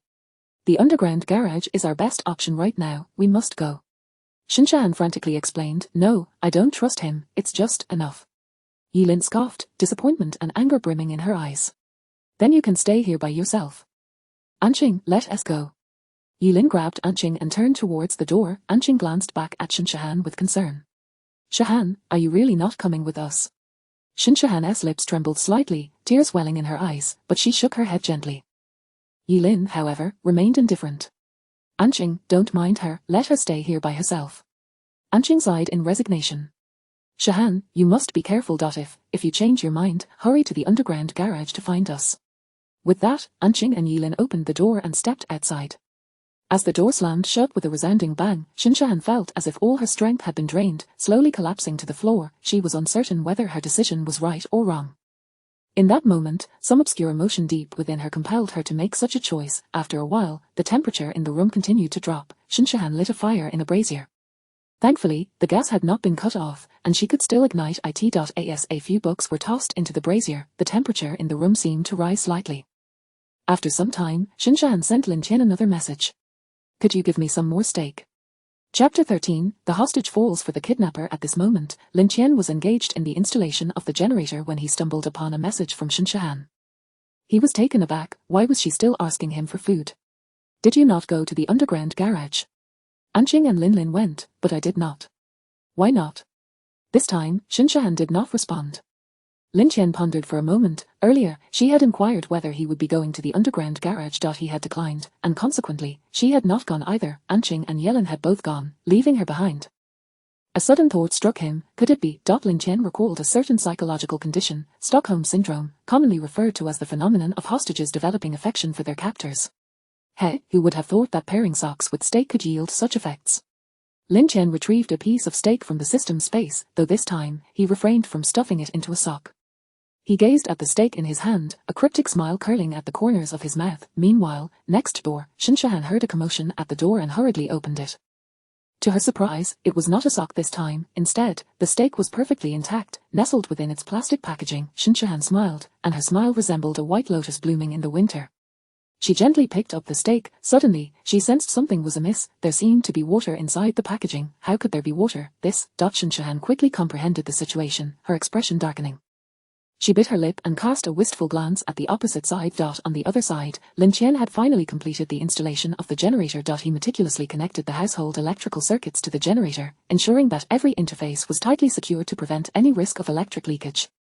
As the generator roared to life, the air conditioning resumed its operation, and the room grew warm once more. The computer, television, and electric heater gradually came back to life. Products of the system are undoubtedly of exquisite quality.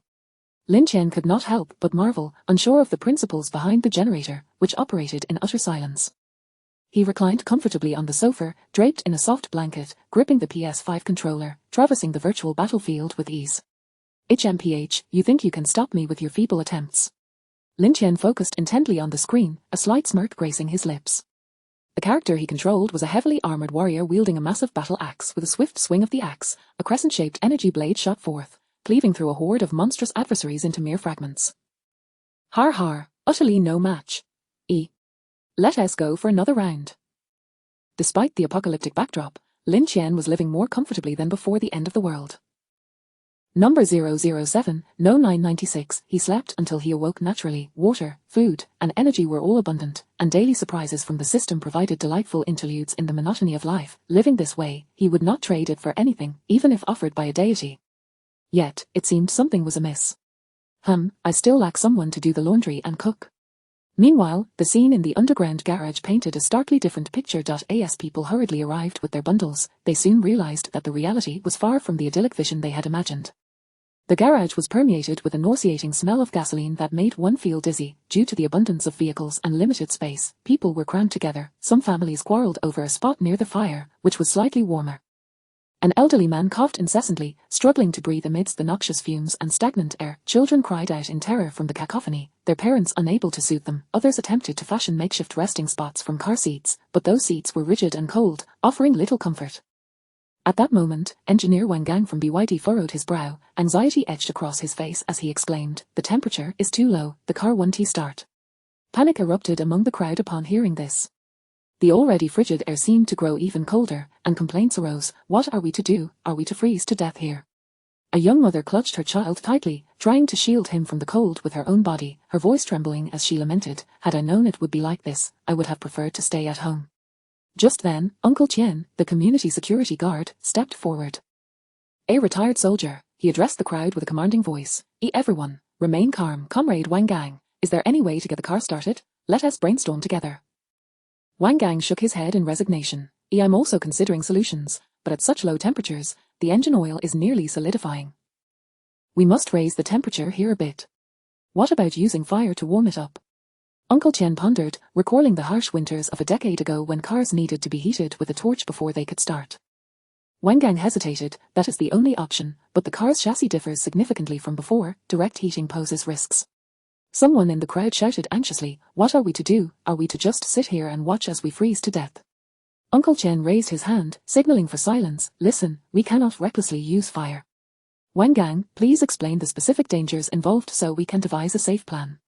Clearing his throat, Wang Gang elaborated, "Modern car chassis contain numerous intricate circuits and electronic components. High temperatures can easily damage them. If these parts fail, even if the car starts, various subsequent issues may arise. Moreover, if we accidentally heat near the fuel tank, the consequences could be dire." Uncle Tian contemplated for a moment before suggesting, "Can we not find some insulating materials to protect the heat-sensitive components before carefully applying fire?" Wang Gang's eyes brightened. That's a feasible approach. Let us see if anyone has asbestos cloth or similar insulating materials, or anything that could serve that purpose. The crowd immediately sprang into action, scouring the garage. Some found old insulation pads from their cars, while others unearthed several worn thick blankets. Wang Gang meticulously guided them. "Here, move that insulation pad slightly to the left. Yes, ensure the fuel line is completely covered." After a flurry of frantic preparations, Wang Gang held a makeshift heating device and cautiously approached the bottom of the car's engine. "Everyone, step back a bit. I am about to start the heating." All held their breath, eyes glued to the scene. Flames flickered beneath the engine, gradually infusing warmth into the icy metal. Time seemed to freeze in that moment, with only the crackling of the fire and the anxious heartbeat of the crowd filling the underground garage. Finally, after several minutes of warming, Wang Gang stood up and turned to Uncle Tian, saying, "Uncle Tian, I will attempt to start the car." Uncle Tian nodded. "Be careful." Wang Gang slid into the driver's seat, turned the key, and the engine emitted a few muffled sounds before roaring to life with a triumphant V-rum. The garage erupted in jubilant cheers, as if they had glimpsed a glimmer of hope. As long as there was power, civilization remained alive. Chapter 14, The 39-Degree Experience. Ding! Today's flash sale items. Her 1. Hot pot ingredient sets, 10,000 sets. Air 2. Electric shotguns, 10,000 units. 3. Barreled drinking water, 10,000 barrels. 4. Large umbrellas, 10,000 boxes. Today marks the 8th day of the apocalypse. As Lin Tian awoke, he was greeted by the delightful chime of the system notification. The small umbrellas have appeared several times already. What exactly does the system mean by that? Lin Tian furrowed his brow and murmured, his expression one of profound exasperation. Stretching lazily, he glanced at the thermometer in his room, which read a comfortable 21 degrees. Just perfect, despite the frigid temperatures outside, plunging well below -40, the robust air conditioning had managed to maintain a cozy warmth within. What shall I choose today? Lin Tian's gaze lingered between options 1 and 2. After indulging in steak for several consecutive days, he found himself somewhat weary of it. The mere thought of savoring hot pot amidst this icy, desolate world made his mouth water. Yet, he ultimately shook his head. I choose option 2. Ding! Flash sale successful. He opted for the electric shotgun. Although he did not lack for weaponry, the lethality of his current arsenal was far too great. A single misstep could result in the death of an adversary, an outcome he wished to avoid. It was not that he feared killing, but rather he did not desire such an easy demise for his opponents.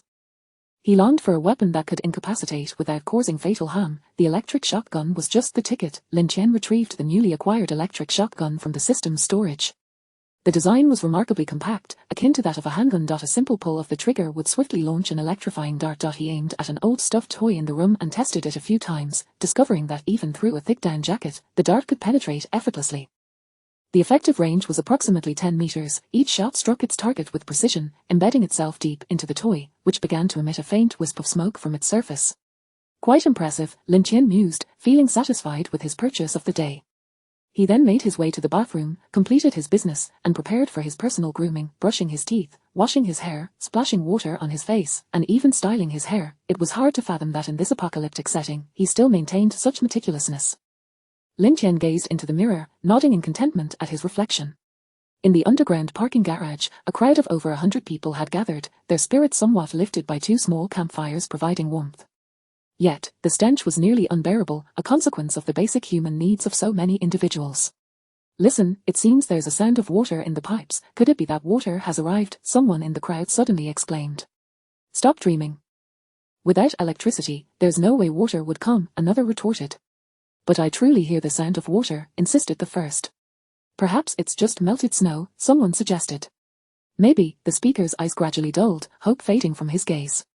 Just one night had passed, yet many had already lost their spark. It was a stark contrast to the glimmers of hope that had shone in their eyes when they had initially gathered here. Yesterday, they had arrived in droves, laden with their belongings, believing they had found a refuge from the brutal cold of the apocalypse. Yet, in the span of a single night, reality had shattered their hopes to smithereens. Meanwhile, Anqing and Yilin huddled in a corner. I wonder how Shirhan is faring. Anqing expressed her concern for her dear friend, her brow furrowed and her eyes betraying a hint of anxiety. If she can't hold on any longer, she'll naturally come down, Yilin replied indifferently, evidently still miffed with her friend. Anqing, Lin, here are some freshly roasted sweet potatoes. A bespectacled man in his 30s approached, holding several perfectly charred sweet potatoes, a warm smile gracing his face. Thank you, Brother Jew, Anqing smiled as she accepted the sweet potatoes.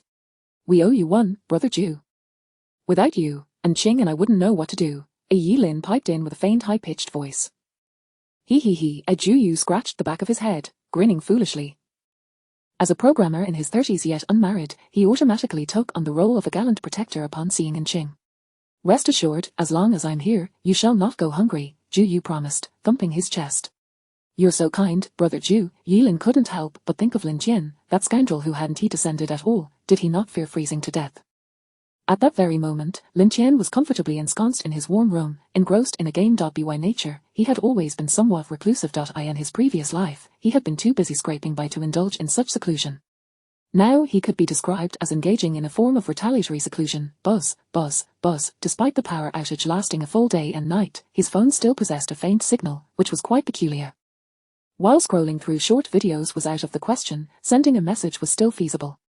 Steak, came a demand from Shirhan, requesting today's portion. Lin Tian raised an eyebrow. Had she consumed that specially marinated steak from yesterday? Nevertheless, he would not entertain her request delivered in such a tone. If one seeks charity, one must do so with the appropriate humility.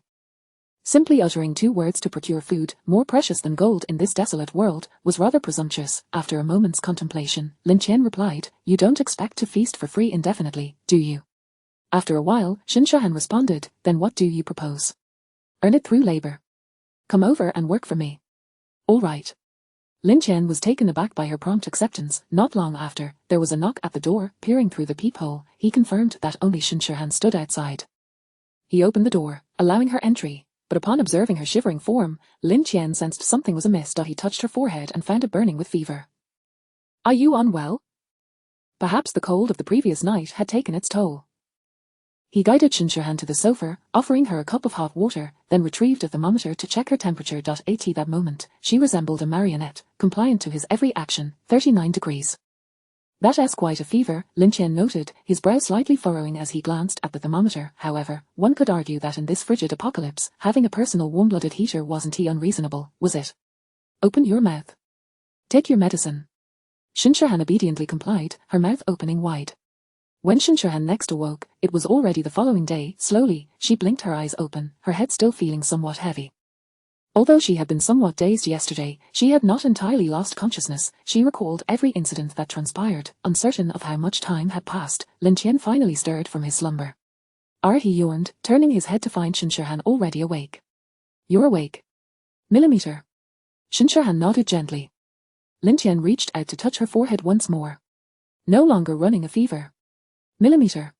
She nodded again, after taking the medicine and sweating it out, her fever had subsided. Then why aren't you hastening to work? Lin Tian chided, not permitting her to think that merely climbing into his bed would grant her free rein over his provisions. Oh. Shinshahan stood up, ready to work, albeit uncertain of what tasks lay ahead. Wait a moment, Lin Tian called out suddenly. Put this on.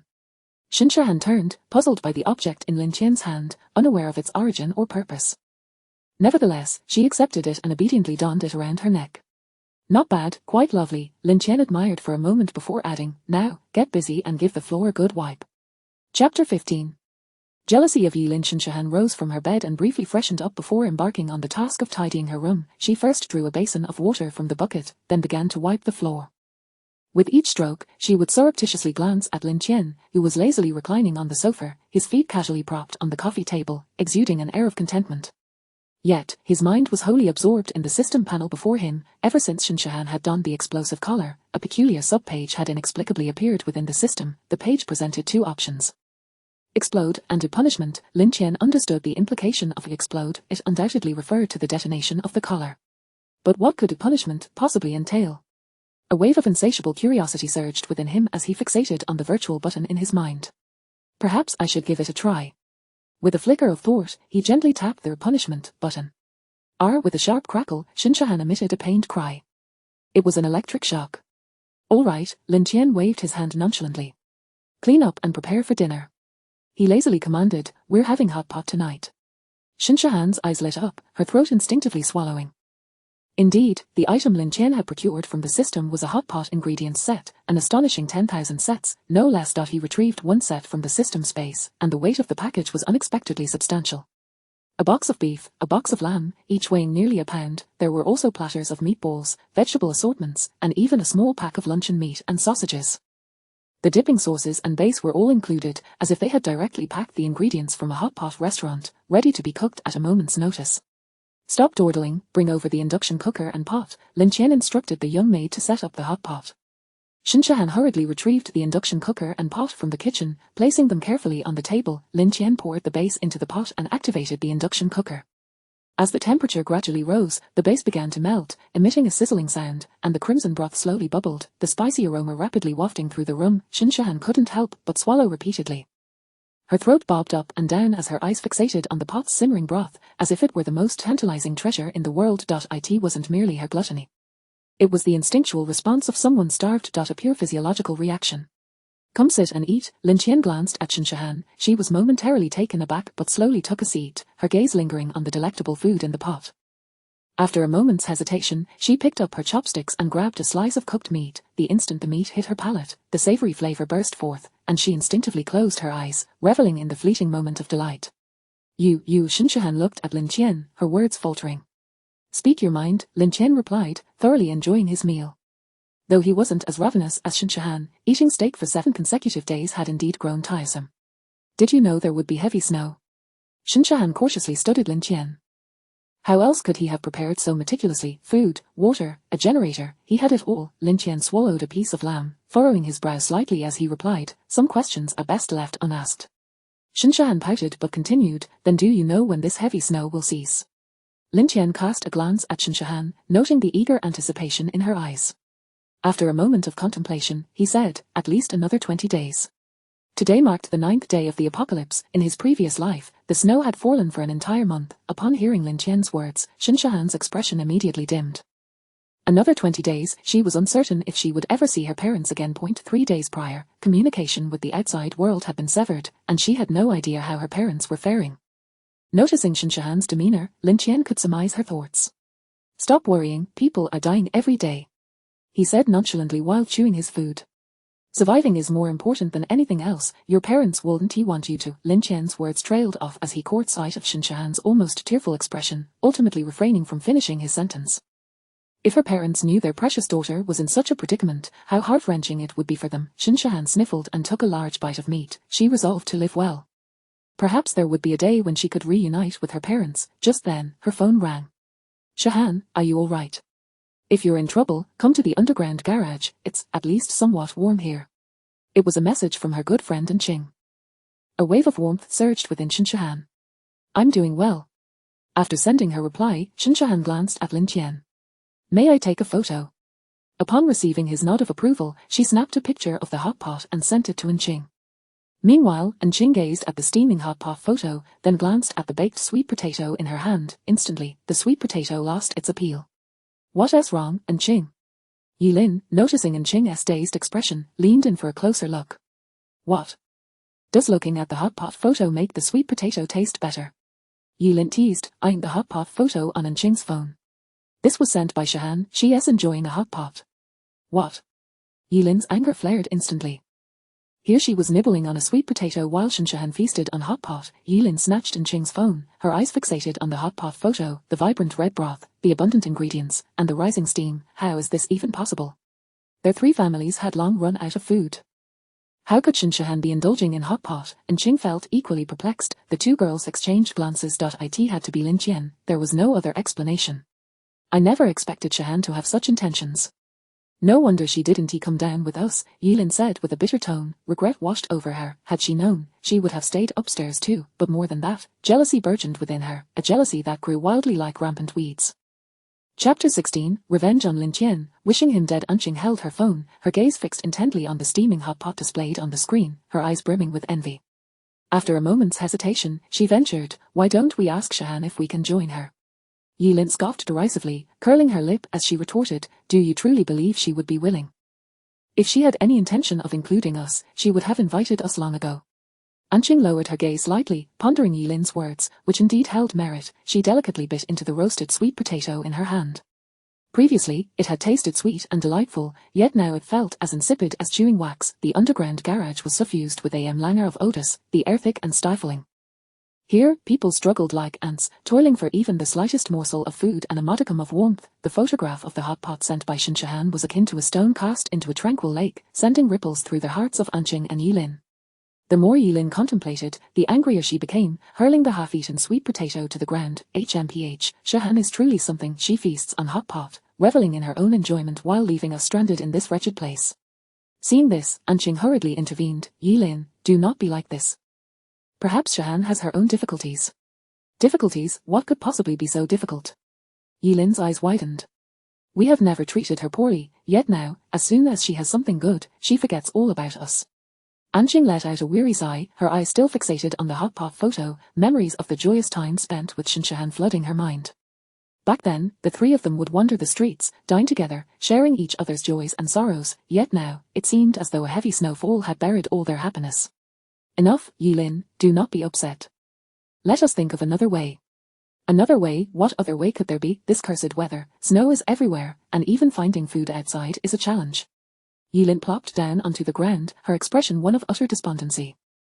At that moment, the sound of a little girl crying emanated from a corner of the garage. The two turned to look and saw a girl of about 5 or 6 seated on a pile of tattered cloth, weeping, while her mother anxiously tried to soothe her, though it was evidently of little effect.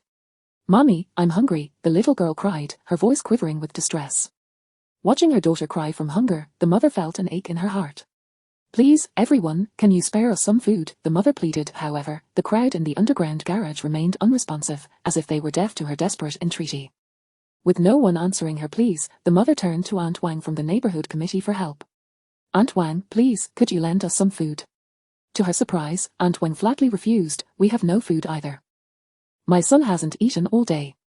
Yet the remnants of food at the corner of her mouth betrayed her words. The mother caught sight of the crumbs at Aunt Wang's lips, a flicker of anger flashing in her eyes, quickly replaced by resignation. Aunt Wang, have a heart, my child is still so small. She truly cannot endure this. Aunt Wang, feeling a twinge of guilt, wiped her mouth with her hand but stubbornly declared, I told you, there is none, do not linger here. The surrounding crowd began to murmur among themselves. How could Aunt Wang be like this? Doesn't she always say she wants to help everyone? Indeed, look at how pitiful that little girl is. Hearing these remarks, Aunt Wang, infuriated and embarrassed, shouted back, "Don't stand there and talk nonsense. If you all are so kind, why not share with them?" Caught off guard by Aunt Wang's retort, the crowd fell silent. At that moment, Uncle Tian, the security guard, stepped forward. "I propose that we manage and allocate the food collectively. This way, we can at least ensure that every child and those who are weak have something to eat." Upon hearing Uncle Tian's suggestion, the garage erupted into chaos. Some supported the idea, while others opposed it. Those running low on food clearly favored unified management, while those with reserves were reluctant. "I want to help too, but there is truly nothing left," someone muttered quietly. It was uncertain whether they genuinely had no food or simply did not wish to contribute to a communal pool. Uncle Tian, seeing the discord, cleared his throat and proclaimed, "Listen to me. I understand this decision is difficult, but we all know the situation we are in. We cannot just watch children and the elderly starve and freeze." At this point, Aunt Wang from the neighborhood committee also chimed in, "Uncle Tian is right. We must unite during these trying times. Everyone, please hand over your food for centralized management by our committee." As soon as Aunt Wang's words left her lips, the crowd erupted in uproar. "Why should we give it to your committee? How do we know you won't secretly hoard it for yourselves? Exactly, you wouldn't lend us food when we asked before, now you demand we surrender ours." Aunt Wang's face flushed crimson as she retorted, "Do not speak frivolously. Previously, my family was also struggling, now it is for the good of everyone. Our committee will handle the food fairly and justly." Yet no matter how Aunt Wang and Uncle Tian argued, no one was willing to relinquish their provisions. Frustrated, Aunt Wang stamped her foot in desperation. "Why can't you all understand, in this situation, only by pooling our food can we ensure everyone's survival?" A young man in the crowd scoffed, "Aunt Wang, your words sound nice. Who knows if your committee will prioritize feeding your own families first after collecting the food? Exactly, why should we trust you? When we sought your assistance before, you were far from enthusiastic." Just then, Lin stood up. "Everyone, listen to me, I know where there is food." With a whoosh, all eyes turned to Lin. Clearing her throat, she spoke with a hint of resentment. "Lin Tian's family has plenty of food. Look, he has so many steaks and had hot pot for lunch." Lin raised her phone for everyone to see. The images displayed were the steaks Lin Tian had sent her earlier, alongside the hot pot photograph just taken by Shinshahan. Lin Tian must have anticipated the heavy snowfall and prepared an abundance of food. Not only food, but also water and electricity. Lin exaggerated without concern for the truth, hoping to incite everyone to demand food from Lin Tian's home. Anjing watched Lin, biting her lip but ultimately refraining from stopping her. Upon seeing the photographs, the crowd's eyes sparkled with interest. Is there really that much food? They have electricity. What? He knew about the snowstorm in advance. A chorus of astonishment, envy, and jealousy rippled through the crowd. Why should they suffer from hunger and cold while he enjoyed hot pot at home? Gradually, the once boisterous underground garage fell into an eerie silence, though the glimmer of greed flickered in some eyes. Chapter 17, A Fine Performance. Clean the table. After relishing a steaming hot pot, Lin Tian commanded Shinshahan to tidy up the chaotic scene. Shinshahan softly replied, "All right," and instinctively quickened her pace. She diligently washed the utensils until they sparkled, each piece gleaming as if brand new, and the tabletop was scrubbed until not a speck of dust remained, resembling a diligent little bee at work. Lin Tian narrowed his eyes slightly. It struck him that Shinshahan seemed to derive a peculiar enjoyment from all of this. Once she had finished her tasks, Shinshahan timidly stood before Lin Tian and inquired softly, "Lin Tian, I have tidied everything up. Is there anything else you would like me to do?" Lin Tian glanced at her lazily and replied, "Go wash my clothes. Do it by hand, don't use the washing machine, it wastes electricity." Shinshahan nodded gently, walked over to the corner where the dirty clothes were piled, and gathered them before heading to the bathroom. She quietly picked up the soap and began to scrub Lin Tian's garments with meticulous care. Time passed unnoticed, and at last, Shinshahan had cleaned all the clothes Lin Tian had accumulated over the past few days. One by one, she hung the items on a rack to dry. Subsequently, she cast a glance at Lin Tian, who was engrossed in his game, and cautiously took a seat at the opposite end of the sofa. She endeavored to lighten her movements, fearing she might disturb him. However, with a scrape, she inadvertently made a noise. Shinshahan covered her neck in dismay, her large innocent eyes gazing at Lin Tian, perplexed as to what she had done wrong. "Who told you to sit down? If not sitting, then what could she?" In the underground garage, a group of men gathered in a corner. "Boss, let us make a move, hunger really can't hold on much longer," one man urged anxiously. "Don't hesitate, boss. The second brother is right, we can't keep going like this, another man chimed in. Wu Laodar observed his second and third brothers, all three residing in the same neighborhood. Second, third, don't be so hasty, Wu Laodar said, his brow furrowed. That Lin Tian has stockpiled so much food. He surely isn't unprepared. We need to devise a solid plan. Wu Laodar promptly asked, so, what do you propose, boss? After a moment of contemplation, Wu Laodar replied, let us first scout out his situation and see what his living conditions are like. Tonight, we shall proceed as follows. The three brothers began to strategize their operation for the evening in the corner. Once their conspiracy was concluded, Wu Laodar sat alone, a glimmer of helplessness in his eyes. Wu Laodar approached and patted Wu Laodar on the shoulder. Boss, don't overthink it. Once we snatch the food and endure this difficult period, everything will turn out fine. Wu Laodar nodded slightly. I hope so. He had never intended to resort to robbery, but in light of the circumstances, he had no other choice. Better a dead friend than a living foe, Wu Laodar murmured. I hope you won't hold it against me. Footbath. Oh. Shinshan brought over a basin of warm water, and Lin Tian promptly extended his large foot. She gently placed the basin beside him, and as he thrust his foot into the water, droplets splashed, dampening Shinshan's attire. Clumsy, you can't even manage this simple task, Lin Tian scolded, frowning. Shinshan lowered her head and softly apologized, I'm sorry. Lin Tian slightly opened his eyes, observing Shinshan's earnest expression, and shook his head. How vexing. He had intended to exact some playful revenge, yet she seemed to be enjoying herself. All right, you should go to bed now, Lin Tian said irritably. Shinshan paused, then asked with a lowered voice, you're not going to sleep. Lin Tian turned his gaze towards the door, his eyes hinting at something deeper. Hey, tonight might just hold a fine performance. Chapter 18. Snatching his food and women, Shinshan gazed at Lin Tian with a hint of confusion, struggling to comprehend the meaning behind his words. What performance? Lin Tian's lips curled into a subtle smile, revealing an air of mystery. Did you, by any chance, send photos of our hot pot meal to Enqing and Yilin during lunch? Shinshan nodded gently, her tone laced with caution. I did inquire about it with you. Lin Tian continued, do you think they might share our hot pot escapade with others? Shinshan's eyes widened in surprise, instinctively retorting, surely they wouldn't, Enqing and Lin are not those kinds of people. They wouldn't speak carelessly. Lin Tian scoffed softly, HMPH, you are rather naive. He was acutely aware of the current atmosphere in the underground parking garage, permeated by a pungent moldy odor intertwined with the scents of gasoline and rust. In this desolate realm, individuals huddled in corners like frightened rodents. In his previous life, Lin Tian had endured many long hours in such a garage. He knew all too well the taste of despair and the terrifying shifts in human mentality that arose in such dire conditions. When Enqing and Yilin laid eyes on Shinshan's hot pot photos, he could almost envision the tumult within their hearts. Of course, this was all part of his design. Fishing, after all, requires bait. As for whether he would catch any fish tonight, Lin Tian was not anxious. The fish were starving and would inevitably take the bait. As night gradually descended, the atmosphere in the underground garage remained unchanged, equally frigid and dim, where one could hardly discern day from night.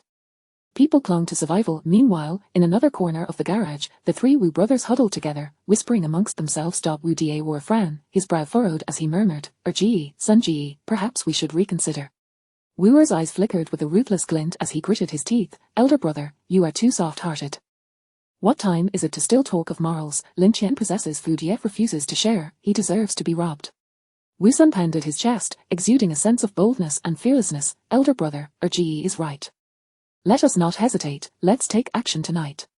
Wu Da remained somewhat hesitant, sighing, alas, I fear that if this matter gets out, we will find it impossible to maintain our dignity in this garage. Wu Er scoffed disdainfully, elder brother, in this apocalyptic world, who still cares about reputation? Surviving is what matters most. Wu Sun chimed in, elder brother, Ji speaks the truth. We cannot just sit idly by while our family starves. Wu Da fell silent for a moment before finally resolving, very well, it is settled then. However, let us try not to harm anyone, acquiring the food is our primary goal. The second and third brothers nodded, though a glimmer of disdain danced in their eyes. If Lin Tian were to be sensible and surrender all his provisions, perhaps they might spare him. Yet, if he were to resist, he must not blame them for their ruthlessness. When the night grew deep and most of the occupants in the garage had succumbed to slumber, the Wu brothers stealthily approached Lin Tian's residence. They had found the address in the owner's group chat, where most participants had changed their nicknames to their door numbers, making it easy to locate one another. Wu brandished an iron rod, while Wu San wielded a wooden stick, both exuding an air of ferocity and determination. This is the place, Wu Da whispered, a note of tension in his voice. The three brothers stood outside Lin Tian's door, surrounded by silence, save for their slightly heavy breaths. Wu Er lowered his voice. Elder brother, let me check the situation first, you two wait here. With that, he cautiously approached the door, pressing his ear against it to listen intently. Hearing no movement within, he gestured to Wu Die and Wu San, signaling that it was safe to proceed. Wu San retrieved a hefty wooden stick from behind, preparing to smash the door. Wu Die quickly restrained his hand, whispering, Sun Ji, do not act rashly, let us knock first. Reluctantly, Wu San set down the stick and knocked on the door, bellowing in a gruff voice, Lin Tian, open the door. We know you're inside. Inside, Lin Tian stirred awake, pleased to find that the fish had indeed taken the bait. His wait had not been in vain. He was eager to engage with his visitors. With a faint tone of alarm, he called out, who is it? Outside, Wu Die cleared his throat, striving to sound as composed as possible. Lin Tian, it's us, the Wu brothers. We do not wish to escalate matters. Simply hand over the food, and we shall leave without causing you harm. Realizing it was the Wu brothers, Lin Tian recalled them well. Wu Die could be considered a decent person, yet the other two were far from virtuous. Lin Tian smirked coldly, what if I refuse to comply? Wu Er shouted from outside, Lin Tian, do not test our patience, do you believe you can protect your food? Today, we three brothers will not leave empty-handed. Wu San grew impatient, insisting, elder brother and second brother, why waste words on him? Let us just smash the door. Just then, Lin Tian interjected, wait, I can give you a portion of the food, but you must promise to take it and leave without further harassment. Upon hearing this, Wu Die felt a surge of joy and quickly replied, all right, Lin Tian, as long as you are willing to hand over the food, we assure you we will not trouble you again. Lin Tian continued, then please step back. I shall open the door. Wu Die hastily signaled to his brothers, and the three of them retreated a few paces, with Wu Die calling out, we have stepped back, please open the door. Cautiously, Lin Tian opened the door, clutching a fabric bag. He eyed the Wu brothers warily, stating, here inside are some pieces of beef, take it. Little did he know, Wu Er and Wu San exchanged glances, then simultaneously thrust their weight against the door. Lin Tian's heart sank as he realized the impending danger, hurriedly attempting to shut the door, but it was too late. Wu Er and Wu San burst through, knocking Lin Tian to the ground, the bag of beef tumbling aside, its contents spilling out. Wu Er sneered, HMPH, this little bit of beef is hardly enough for us. Wu San, however, gazed in wonder at the bright electric lights, exclaiming, elder brother, second brother, he even has electricity. There must be more food here, let us search thoroughly. At that moment, Shinshahan was also drawn out by the commotion, shocked to witness the reality that Lin Tian had foretold. How could Ching and Yilin behave in such a manner? Wu San's eyes lit up upon seeing Shinshahan. Oh, there's a beautiful lady here too. Wu Die entered as well, glancing at the forlorn Lin Tian with a flicker of remorse, but still stating, Lin Tian, I apologize. We are left with no choice. Elder brother, why waste more words with him? Quickly hand over all the food, or do not blame us for being impolite. Lin Tian rose from the ground, brushing off the dust from his clothes. You must not hold back. Chapter 19. Pleading for mercy, cruelty mad, are you still putting on airs? It seems you won't shed a tear until you see the coffin. Wu Lar brandished an iron rod as he approached Lin Tian, the flesh on his face quivering with rage. Today, I must teach you a lesson. After several days of the apocalypse, the pent-up resentment in his heart was nearing its breaking point, and today was the perfect opportunity for release. Don't let it escalate to murder. Wu Lar's expression was etched with concern as he furrowed his brow. Rest assured, brother, I'm merely going to teach this brat a lesson. Wu Lar retorted nonchalantly, though a fierce glint flickered in his eyes. Besides, who would know it was us? A cruel smile crept across his lips as he drew nearer to Lin Tian, seemingly relishing the pain he was about to inflict. Kid, today you'll learn what happens to those who defy the rules of this world. His voice was low and hoarse, akin to a devil's whisper. However, Lin Tian exhibited no signs of fear or panic, contrary to Wu Lar's expectations. I understand this world far better than you do. With that, a handgun suddenly materialized in Lin Tian's hand. Wu Lar halted in his tracks, a flicker of uncertainty crossing his eyes. Wu Lar widened his eyes in alarm, urgently calling out, brother, don't be impulsive. Impulsiveness is the devil's work. To everyone's surprise, Wu Lar was indeed resolute. He gritted his teeth, disdain plastered across his face as he shouted, Kid, are you trying to scare me with a toy gun? With reckless abandon, he lunged forward in an attempt to seize Lin Tian's weapon, yet, no matter how swift he was, he could not match the speed of a bullet. With a crackle, Wu Lar collapsed to the ground, convulsing. Indeed, what Lin Tian had brandished was an electric shotgun. Second brother, Wu Lar and Wu San were still processing the situation when Lin Tian fired 2 more shots. Both men fell to the ground, convulsing uncontrollably. The 3 Wu brothers now resembled fish out of water, writhing on the floor, their bodies twitching involuntarily in agony. They could never have anticipated that Lin Tian possessed such a weapon. Shinshahan emerged from the shadows, her heart racing as she gazed at the writhing figures on the floor, asking Lin Tian, they won't die, will they? Lin Tian coldly observed the three Wu brothers still convulsing on the ground, responding with an impassive face, they will, but not now. After speaking, he produced handcuffs and secured the three of them with their hands behind their backs.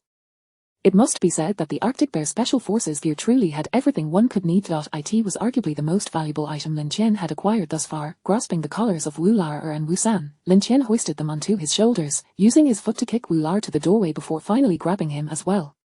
"Oh, damn, you're quite heavy," he muttered under his breath, laboriously making his way down the corridor. The three Wu brothers lay piled in a corner, like three dead fish, their bodies still occasionally twitching from the aftershocks of the electric shock. Their faces bore expressions of pain and disbelief, as if they couldn't fathom how easily Lin Tian had subdued them. Lin Tian then proceeded to kindle a bonfire in the hallway. The dim corridor was suddenly illuminated, bringing with it a touch of warmth. Shinshahan slowly approached, squatting beside Lin Tian, and softly inquired, "Lin Tian, what do you plan to do with them? Surely, you can't keep them handcuffed here indefinitely." Lin Tian did not respond immediately. He tossed a branch into the fire, watching the flames consume it with a crackling sound. After a moment, he finally spoke, "You should go back." He intended to send Shinshahan away, however. Shinshahan looked at him with unwavering determination. "No, I want to stay with you." At that moment, the Wu brothers had finally ceased their convulsions, though their faces still reflected residual terror. "Lin Tian, we were wrong. Please spare us," Wu Lar pleaded first, his voice hoarse from the earlier spasms, his eyes filled with fear and desperation. Lin Tian regarded them coldly, uttering not a word. Shinshahan furrowed her brow slightly, feeling a pang of sympathy. Wu Lar quickly joined in the pleas. "Lin Tian, we were truly misguided. Show mercy and let us go this once. We promise we will never trouble you again." His body still trembled slightly, the sensation of the electric shock lingering on his skin. Wu San lay feebly on the ground, his eyes wide with terror as he nodded in agreement with his brother's pleas. Lin Tian sneered, "Spare you? If I hadn't had this electric shock gun today, would you have spared us?" Wu Lar hurriedly clarified, "Lin Tian, we truly realize our mistakes. We were overwhelmed by hunger." Wu Lar raised his head, urgency in his gaze. "Lin Tian, if you let us go, we three brothers will follow you from now on. Gao Wen has an entire supermarket. We could collaborate." Before Wu Lar could finish his sentence, Lin Tian seized a burning hot stick from the fire and thrust it into his mouth. Wu Lar let out a piercing scream, his body convulsing violently as he desperately tried to grasp the red-hot stick, but the handcuffs restricted his movements. The sizzling sound of flesh burning filled his mouth, and a nauseating scent wafted through the air.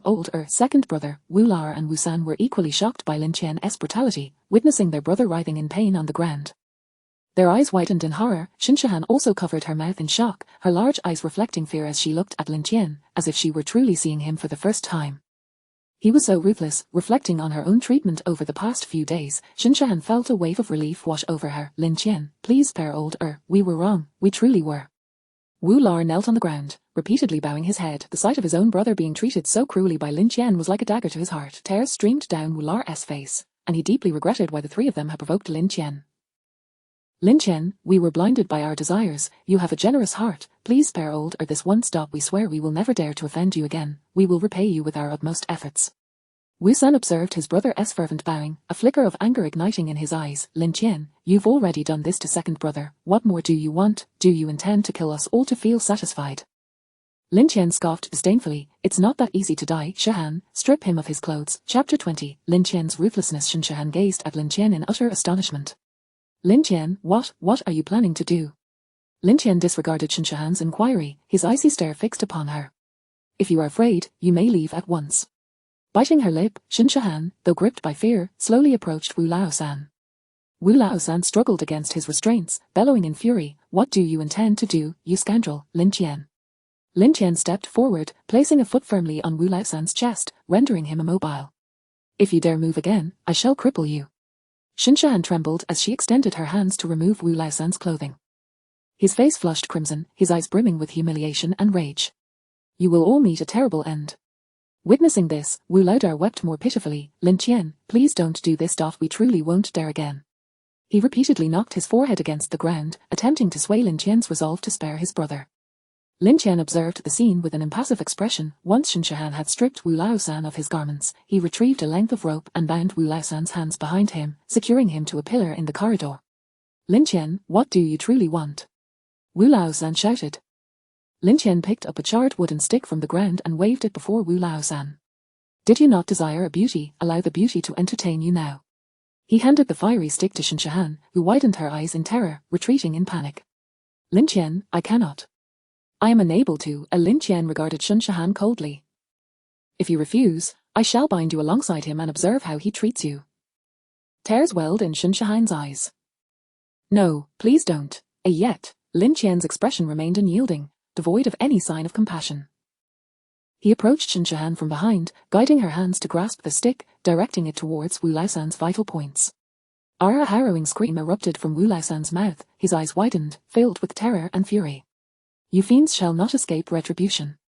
His body trembled violently from the pain, writhing against the pillar in a futile attempt to evade the searing stick. Wu Laodar, witnessing this, cried out even more desperately, Lin Tian, I implore you, we truly understand our wrongs, spare us, let Laosan go. He continued to bow his head until it bled, crimson mingling with tears upon the ground, forming a small pool of blood. Shinshahan, horrified by the scene, turned pale, nearly dropping the stick from her grasp. Incompetent fool. Lin Tian chastised her. Yes, I apologize. Shinshahan lowered her head, unable to meet Lin Tian's gaze or that of the three brothers. Although she harbored a desire for revenge against them, Lin Tian's ruthlessness took her by surprise. The extent of his torment was beyond her expectations, yet she did not believe Lin Tian was in the wrong. Had he not been so prepared, perhaps it would have been them begging for mercy now. Moreover, Lin Tian had specifically stood up for her, punishing that lecher. A warmth spread within her heart. She was not foolish, she simply had a soft heart. Lin Tian looked at Shinshahan, letting out a cold snort. In this world, compassion will only lead to your downfall. Do you think I enjoy doing this? They forced my hand.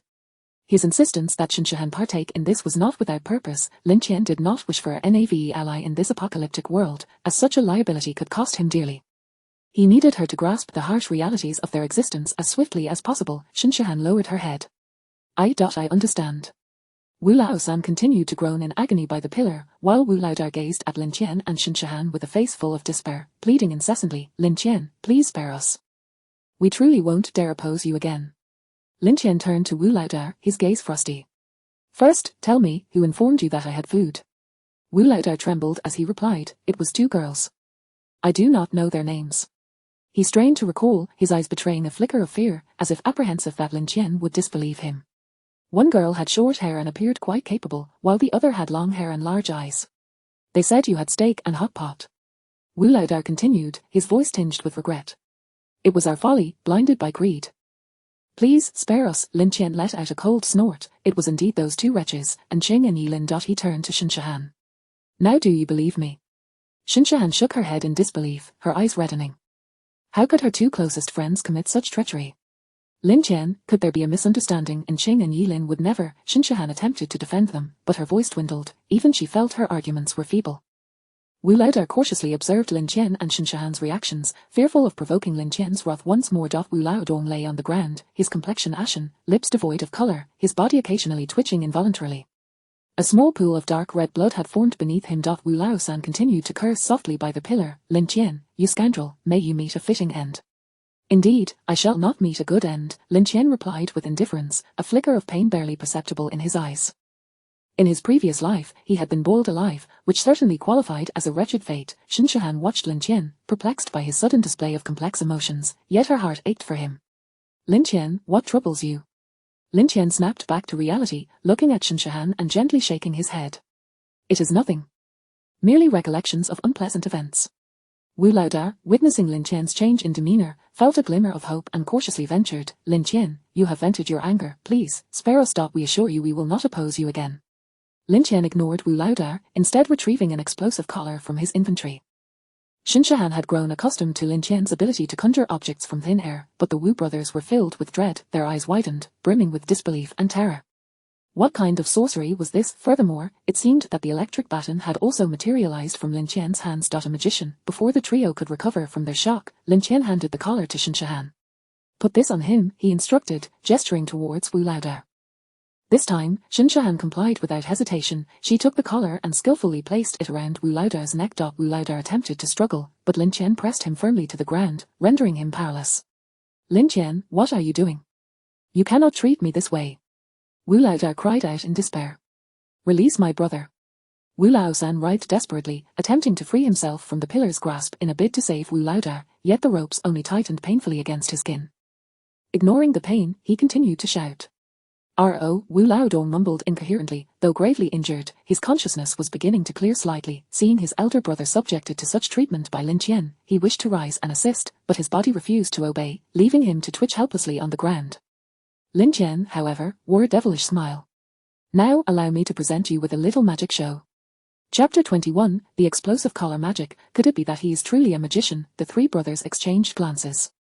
Wu Laodong resolved that regardless of how Lin Tian's performance unfolded, he would enthusiastically cheer him on, hoping only to be spared. Lin Tian took a few steps back, pulling Shinshahan along, and deemed Wu Laodong a decent man. Thus, he decided to grant him a swift end. Watch closely, I shall perform only once. Explode. With a low command from Lin Tian, the explosive collar around Wu Laodong's neck was instantly activated. A soft bang echoed, and the collar detonated. A fountain of blood erupted from Wu Laodong's carotid artery, tracing a blinding arc through the air. Wu Laodong did not even have time to emit a scream before the artery was severed, blood gushing forth like a spring, his body collapsing to the ground like a rag doll. Wu Laosan and Wu Lara stared in terror, their faces splattered with Wu Laodong's blood. The warmth of the liquid trickled down their cheeks, dripping onto the ground, as if it were Wu Laodong's silent accusation. Wu Laosan screamed hoarsely, "Brother Lin Tian, you demon, may you suffer a wretched fate." His voice reverberated in the corridor, filled with fury and despair. His eyes reddened as if ablaze. Wu Lara, struggling to sit up from the ground, was consumed by hatred. His teeth chattered, a low growl emanating from his throat. He yearned to lunge at Lin Tian, yet his grievously injured body rendered him powerless, and he fell heavily back to the floor.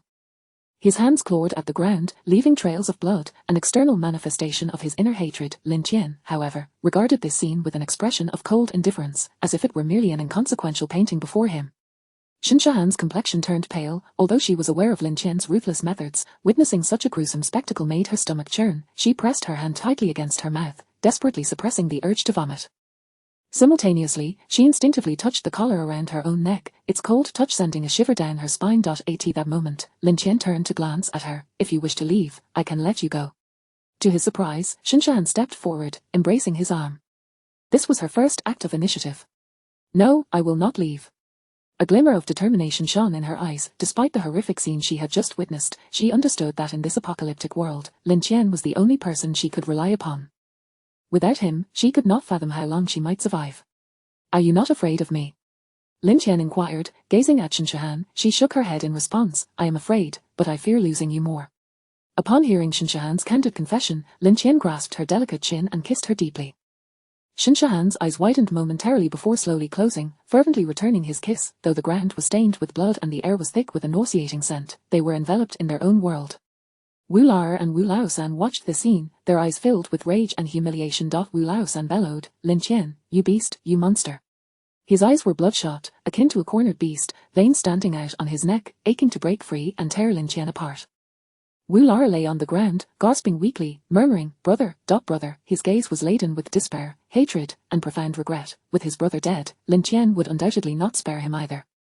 He feared not death, but if he were to perish in this frigid world, who would protect his family? The very thought pierced his heart like 1,000 needles. Finally, Lin Tian released Shinshahan, slowly turning his gaze, as icy as the winter chill, toward Wu Lara and Wu Laosan, his eyes devoid of warmth, as if he were gazing at two lifeless objects. "Now it is your turn." Lin Tian's voice was devoid of any emotion, resonating ominously through the silent corridor. In this post-apocalyptic world, merely 7 or 8 days had elapsed, yet Wu Lara and Wu Laosan were already consumed by malice. In his previous life, Lin Tian had endured for 2 to 3 months, harboring his own grievances, which now sought release. He advanced toward Wu Lara and Wu Laosan, each step echoing in their hearts. Wu Laosan's eyes widened in terror, filled with fear and rage, as he cursed loudly, "Lin Tian, you demon, may you face dire retribution." Wu Lara lay weakly on the floor, his eyes clouded with despair, seemingly foreseeing his grim fate. Lin Tian smirked coldly, delivering a kick to Wu Laosan, who curled up in agony yet continued to curse. Lin Tian remained unfazed, persisting in their torment. The searing hot wooden stick left ghastly charred marks upon their skin. Upon contact, the stick emitted a hissing sound, accompanied by the acrid scent of burning flesh. Wu Laosan writhed in pain, his screams echoing through the corridor, sending shivers down the spine. Wu Lara watched in horror, his despair deepening. He wished to escape but lacked even the strength to move a finger. Lin Tian observed their suffering with an expression devoid of compassion. Wu Laosan's curses gradually diminished, replaced by pained groans and pleas for mercy. "Lin Tian, please spare us, we understand our mistakes." Yet Lin Tian showed no signs of halting. Observing Wu Laosan's torment, Wu Lao could no longer restrain himself and begged, "Lin Tian, we truly repent, please spare us." However, Lin Tian merely regarded them with cold indifference, continuing to unleash his fury. After a while, Wu Laosan resumed his curses. "Lin Tian, you will surely meet your reckoning." Lin Tian increased the intensity of his assault, prompting Wu Laosan to plead once more. This cycle of curses and pleas persisted until they finally lacked the strength to continue. Wu Laosan, breathless, uttered, "Lin Tian, grant us a swift end." Wu Lao nodded slightly, his eyes devoid of hope, replaced solely by a yearning for death. Having vented his frustrations, Lin Tian felt a measure of his malice dissipate. "Very well, I shall grant you a swift end." "Thank you," Wu Laosan weakly uttered, the bitterness lacing his words a stark irony, as he thanked the one who sought to end his life. Lin Tian, expressionless, raised his weapon, preparing to deliver the final blow. Just then, Shen Shahan suddenly interposed herself. "Lin Tian, must it truly come to this?" Shen Shahan hesitated, glancing at Wu Lao and Wu Laosan, a flicker of compassion swelling within her heart. Lin Tian's icy gaze fixed upon her. To show mercy to one's enemies is to be cruel to oneself. But Shen Shahan attempted to voice her concerns, only to be cut off by Lin Tian. "There are no buts." With that, Lin Tian disregarded Shen Shahan and brought his weapon down with force. With two dull thuds, the lives of Wu Lao and Wu Laosan were extinguished, their bodies fell heavily to the ground, blood pooling and staining the earth. Shen Shahan covered her eyes, bewildered by the transformation of their world. "What are you lingering for? Go back and boil some water, I need a proper wash." Chapter 22, a thorough bath. Shen Shahan returned to her room to boil water, while Lin Tian was busy cleaning in the hallway. With an expression devoid of emotion, he dragged the bodies of Wu Lao and Wu Laosan to the window. Outside, the cold wind howled as snowflakes danced gracefully in the air. Without a trace of mercy, he discarded the corpses of the three brothers out the window, where they were instantaneously engulfed by the thick blanket of snow. Lin Tian observed the bodies concealed beneath the snow, his heart betraying no flicker of emotion. His actions were not motivated by a concern for hygiene. At temperatures plummeting to 30 or 40 degrees below zero, the bodies would hardly decompose. He merely wished to avoid startling any nearby fish. Who could tell if there were others lurking about with intentions of robbery? It would be unfortunate if they were frightened away. The hallway was suffused with a faint metallic scent of blood. Despite Lin Tian's efforts to clean, the odor lingered, barely perceptible yet undeniably present. Meanwhile, in the room, Shen Shahan had finished boiling the water and awaited Lin Tian's return in silence. A bath took an entire hour. "I'm sorry, I didn't mean to," Shen Shahan murmured softly, her tone laced with a hint of playful affection. "Next time, don't be so mischievous, or there will be consequences," Lin Tian admonished, casting a stern glance her way. "Millimeter." Shen Shahan nodded eagerly, like a chick pecking at grain. Just then, a rumble emanated from Shen Shahan's stomach, a gentle reminder of their exertions throughout the night. Lin Tian too felt a pang of hunger. He glanced at Shen Shahan and, with a resigned shake of his head, suggested, "Let's eat something." Shen Shahan, feeling a bit embarrassed, covered her belly, her cheeks flushed. Lin Tian retrieved 2 packets of individual rations, a part of their military supplies. Although they lacked the sumptuous flavors of steak or hot pot, they were simple and filling. He tore open one of the packages and handed it to Shen Shahan. As she accepted the unassuming food, warmth blossomed in her heart. In this apocalyptic world, having such sustenance was indeed a luxury. To Lin Tian's surprise, the ration tasted unexpectedly pleasant. "Wow, this fruit candy is delicious," Shen Shahan exclaimed, her eyes squinting in delight as a satisfied smile graced her lips. The small piece of candy dissolved in her mouth, releasing a burst of sweetness that enveloped her senses. Why has sugar become a strategic resource? Beyond its abundant energy and ability to quickly replenish strength, its sweetness stimulates the secretion of dopamine, fostering feelings of joy. This is particularly crucial on the battlefield. In a world rife with despair and fear, even a morsel of sweetness can instill hope and courage. Observing Shen Shahan's blissful demeanor, Lin Tian felt a flicker of warmth in his own heart. In this desolate world, loneliness was a torment in its own right. Even with ample supplies, solitude could drive a person to madness. Having a little companion was indeed a comfort. As he contemplated this, his gaze towards Shen Shahan softened ever so slightly. "Here, take this pack as well," Lin Tian offered, handing over his own share of candy. "Thank you," Shen Shahan replied, her smile radiant. In her heart, this gesture from Lin Tian felt even sweeter than the candy itself. She carefully accepted the sweets, cherishing them as if they were the most precious treasures in existence. "Make sure to brush your teeth well later," Lin Tian said with mock annoyance. "Be careful of cavities." Shen Shahan playfully stuck out her tongue. "I know." In the underground garage, Ching and Yilin huddled together, their bodies pressed tightly against one another, seeking the faint warmth that the other could provide. In the dim light of the flickering flames, their faces appeared pale, and their lips bore a slight tinge of purple. Beside them sat the bespectacled man, trembling as he hugged his knees, a thin veil of mist forming on his glasses. And Ching, did you hear that? It sounded like someone was screaming, Yilin murmured, her voice quivering from the cold. Her eyes fluttered open and shut, heavy with sleep, yet sleep eluded her. The chill was too intense, penetrating to the marrow, causing every inch of her skin to scream in agony. And Ching raised her head slightly, a glimmer of alertness in her eyes. She concentrated on sharpening her senses, straining to listen carefully. I think I heard it too. What if a monster appears? Yilin clung tightly to Ching, uncertain whether her fear or the cold was driving her closer. Upon hearing their conversation, the bespectacled man interjected, "Don't worry, even if there are monsters, I will protect both of you."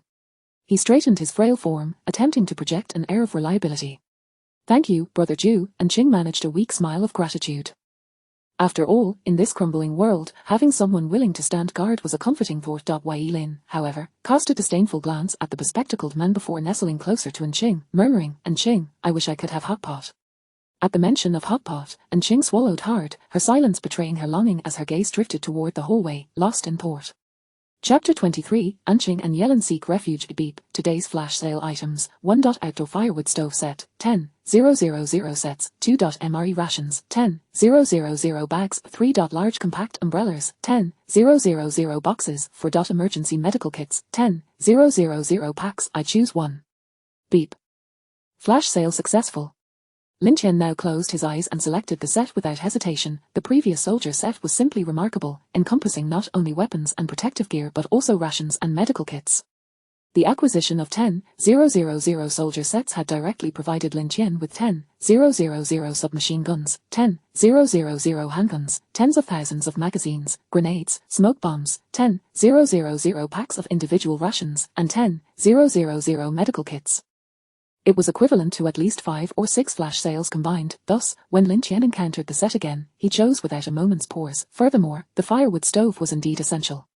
What if the generator or air conditioning failed? With this most primitive means of heating, at least there would be no concern over unforeseen circumstances. Lin Tian retrieved a firewood stove set from his system space. As expected, the set was indeed a bargain. This firewood stove set included over a dozen components, encompassing the stove body, chimney, a blowtorch, fire blanket, kettle, mess kit, small frying pan, small fan, and a pellet storage compartment. Most importantly, each firewood stove came with a substantial bag of fuel pellets, sufficient for approximately a day's usage. Not bad, this is a major win. Lin Tian's face broke into a satisfied smile. Meanwhile, Shinshahan, who was tidying the room, glanced at Lin Tian as he conjured another array of items, her eyes widening slightly. However, she refrained from asking questions. Some matters were better left unasked. The swelling on her neck had yet to subside. "Come over and help me assemble this." Lin Tian called out to Shinshahan. She set aside her tasks and approached him. As Lin Tian fiddled with the components, he directed Shinshahan, "Hand me that stove body." "Yes, that one." Following his instructions, Shinshahan passed the stove body to Lin Tian and inquired, "Don't we have air conditioning? Why do we need to assemble this?" Without lifting his gaze, Lin Tian replied, "What if the air conditioning fails one day? And this can also boil water and cook meals. It's quite convenient," he continued, his hands busy with the assembly. The supply of natural gas would likely be interrupted soon, and cooking would become a challenge. In this apocalyptic world, the supply of resources was exceedingly unstable. He could not place all his hopes on existing conveniences.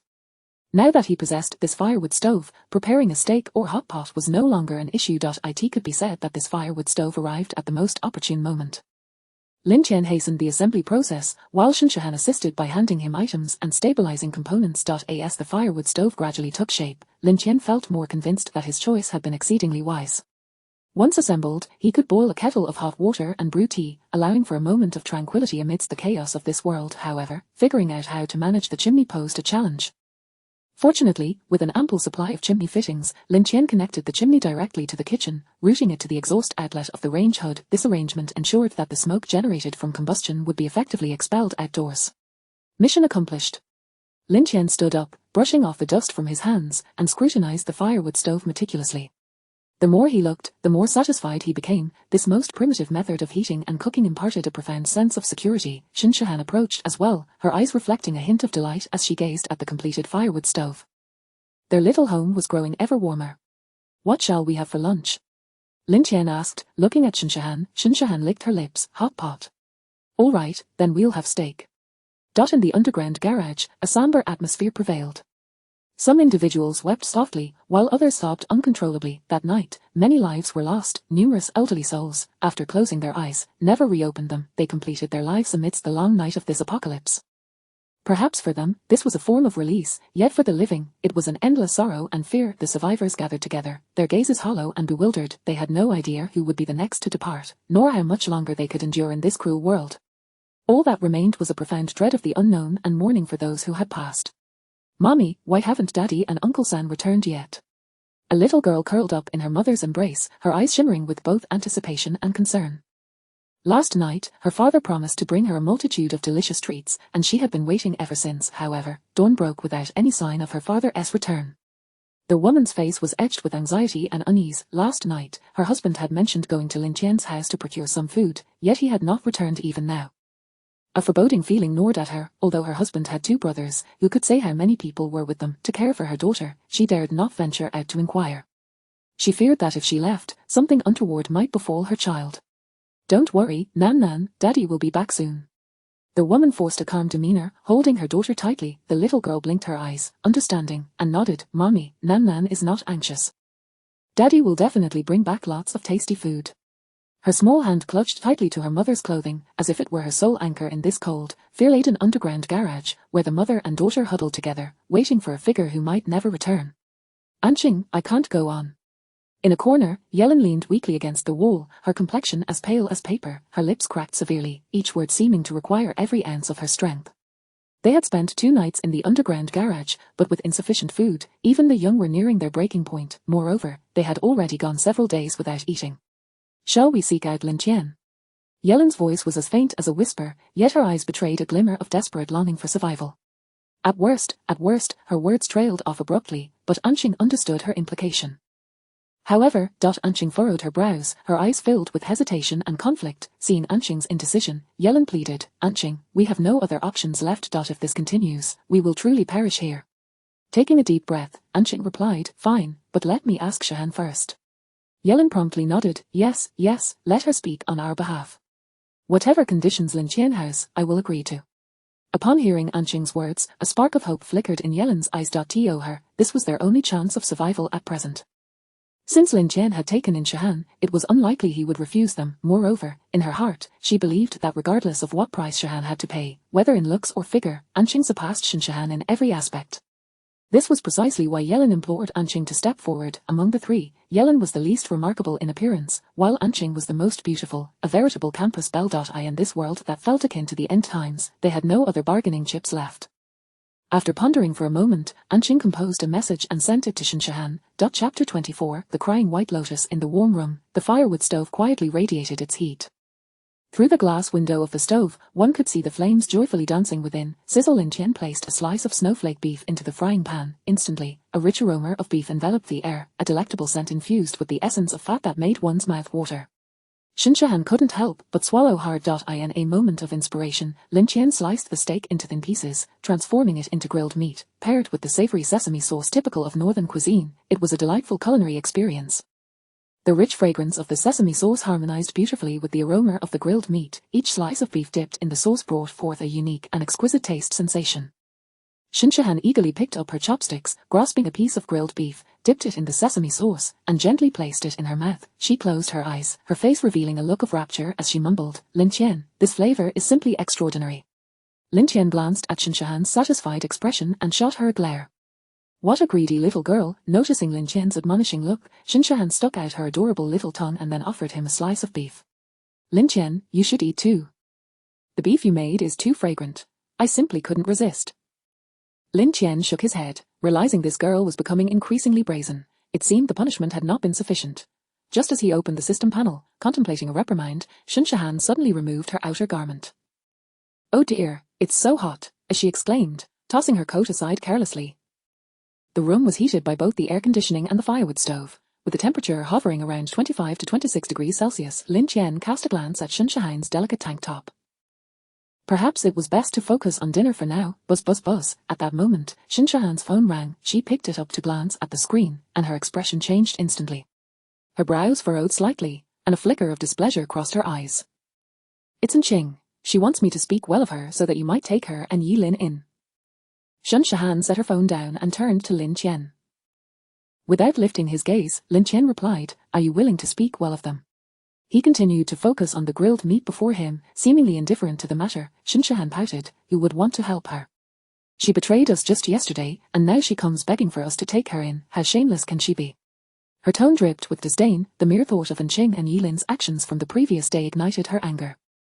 Lin Tian nodded, satisfied. He had genuinely worried that Shun Shahan might, in a moment of impulsivity, adopt a compassionate stance and advocate for Anqing and Yilin. If that were the case, he would have no choice but to expel Shun Shahan as well. He could not tolerate a bleeding heart by his side. If Shun Shahan truly intended to assist those two, it would imply that she had failed to grasp the survival principles of this apocalyptic world. Lin Tian had no desire to be thrust into a passive or even perilous situation due to such meaningless kindness. Continuing to savor the grilled meat, Lin Tian calmly stated, "It's good that you think this way. In this world, there are no eternal friends, only enduring interests. If they could betray us yesterday, they could commit even greater offenses tomorrow." Shun Shahan nodded vigorously. "Lin Tian, rest assured, I am not that foolish.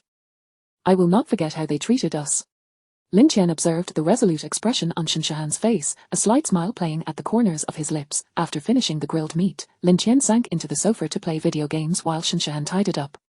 She collected the dishes one by one and took them to the kitchen. After washing the dishes, she wiped the table clean and organized the area around the firewood stove. Once everything was in order, Shun Shahan, reminiscent of the previous day, knelt beside Lin Tian's feet.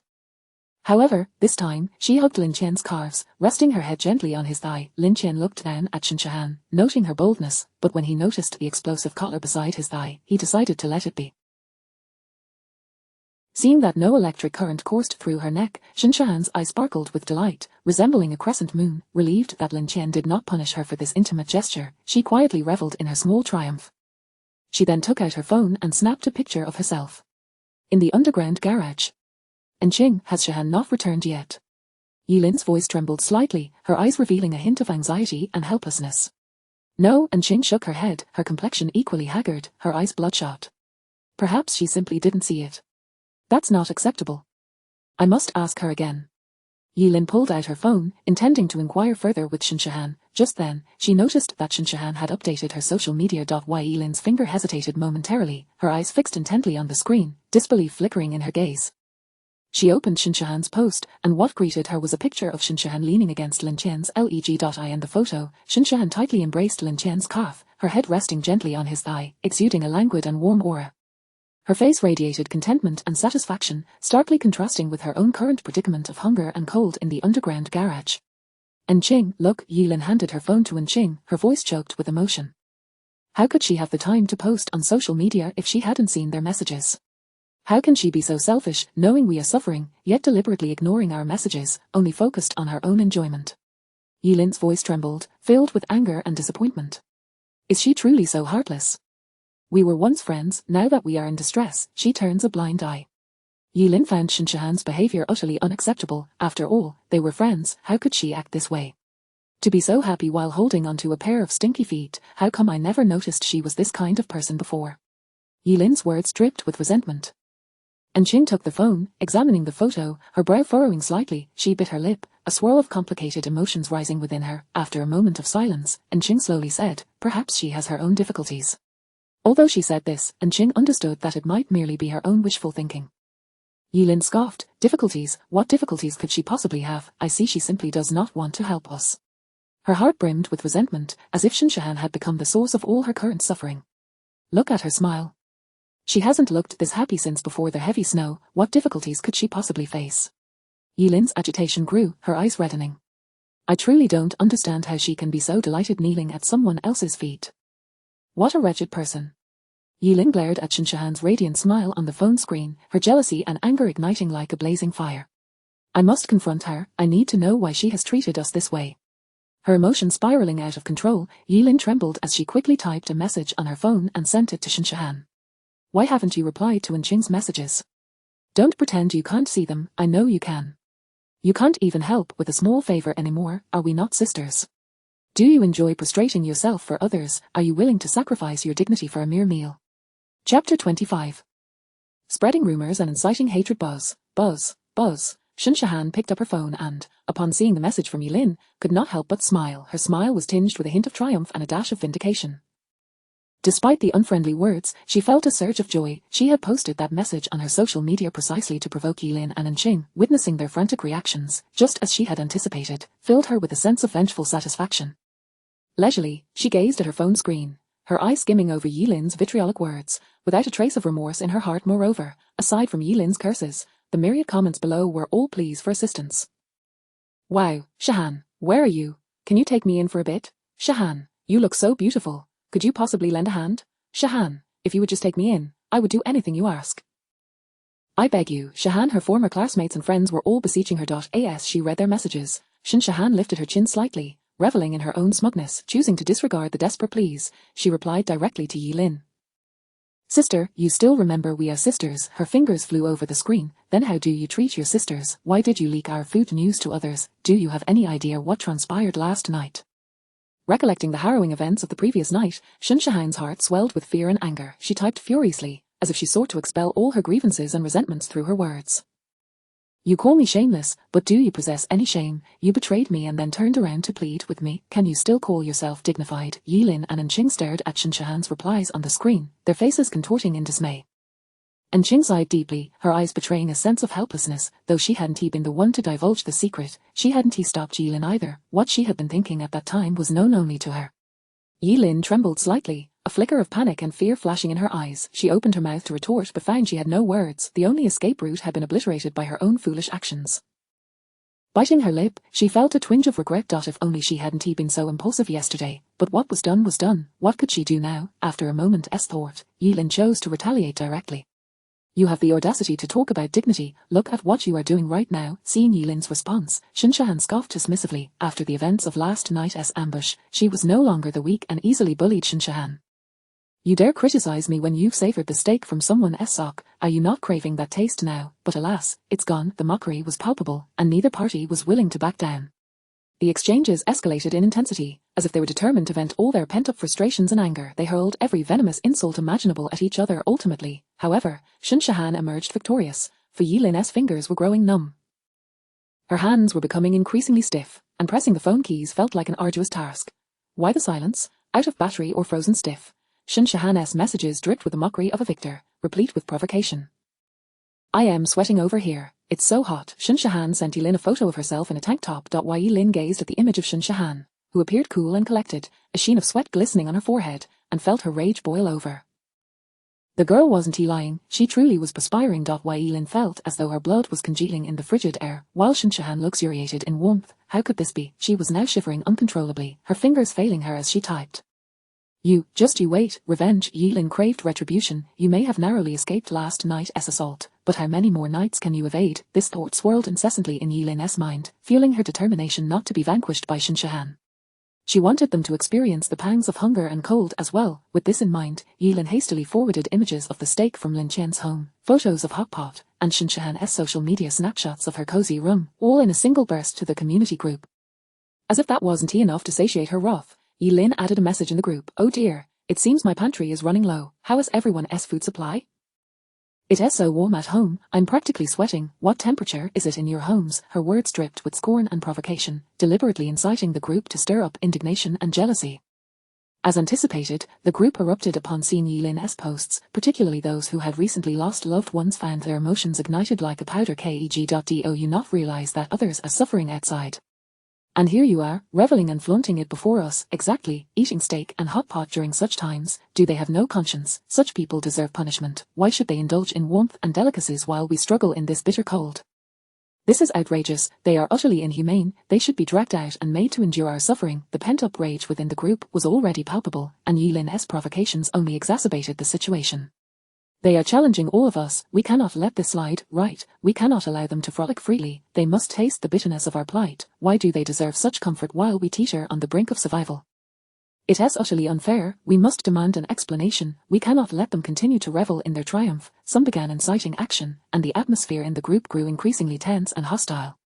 A few individuals even rose to their feet, heading toward the hallway, uncertain if they sought retribution or sustenance. Meanwhile, Lin Tian and Shahan were acutely aware of the growing outrage within the community group.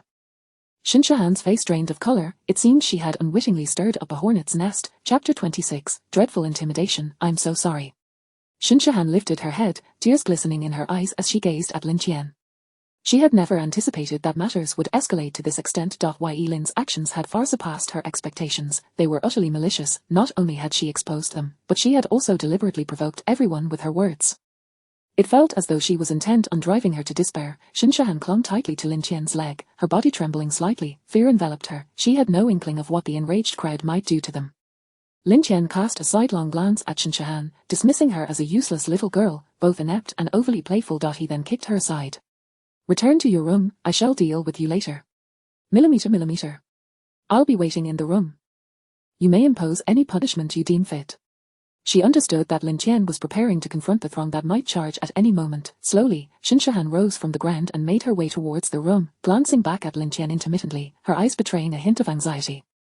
Once inside her bedroom, she gently closed the door, leaning against it as she listened intently to the commotion outside, her heart racing. Outside the door, Lin Tian shook his head, stretching his limbs. This confrontation had arrived sooner than he had planned, but it mattered little. The outcome would remain the same. He felt no fear, and in fact, there was a flicker of anticipation within him.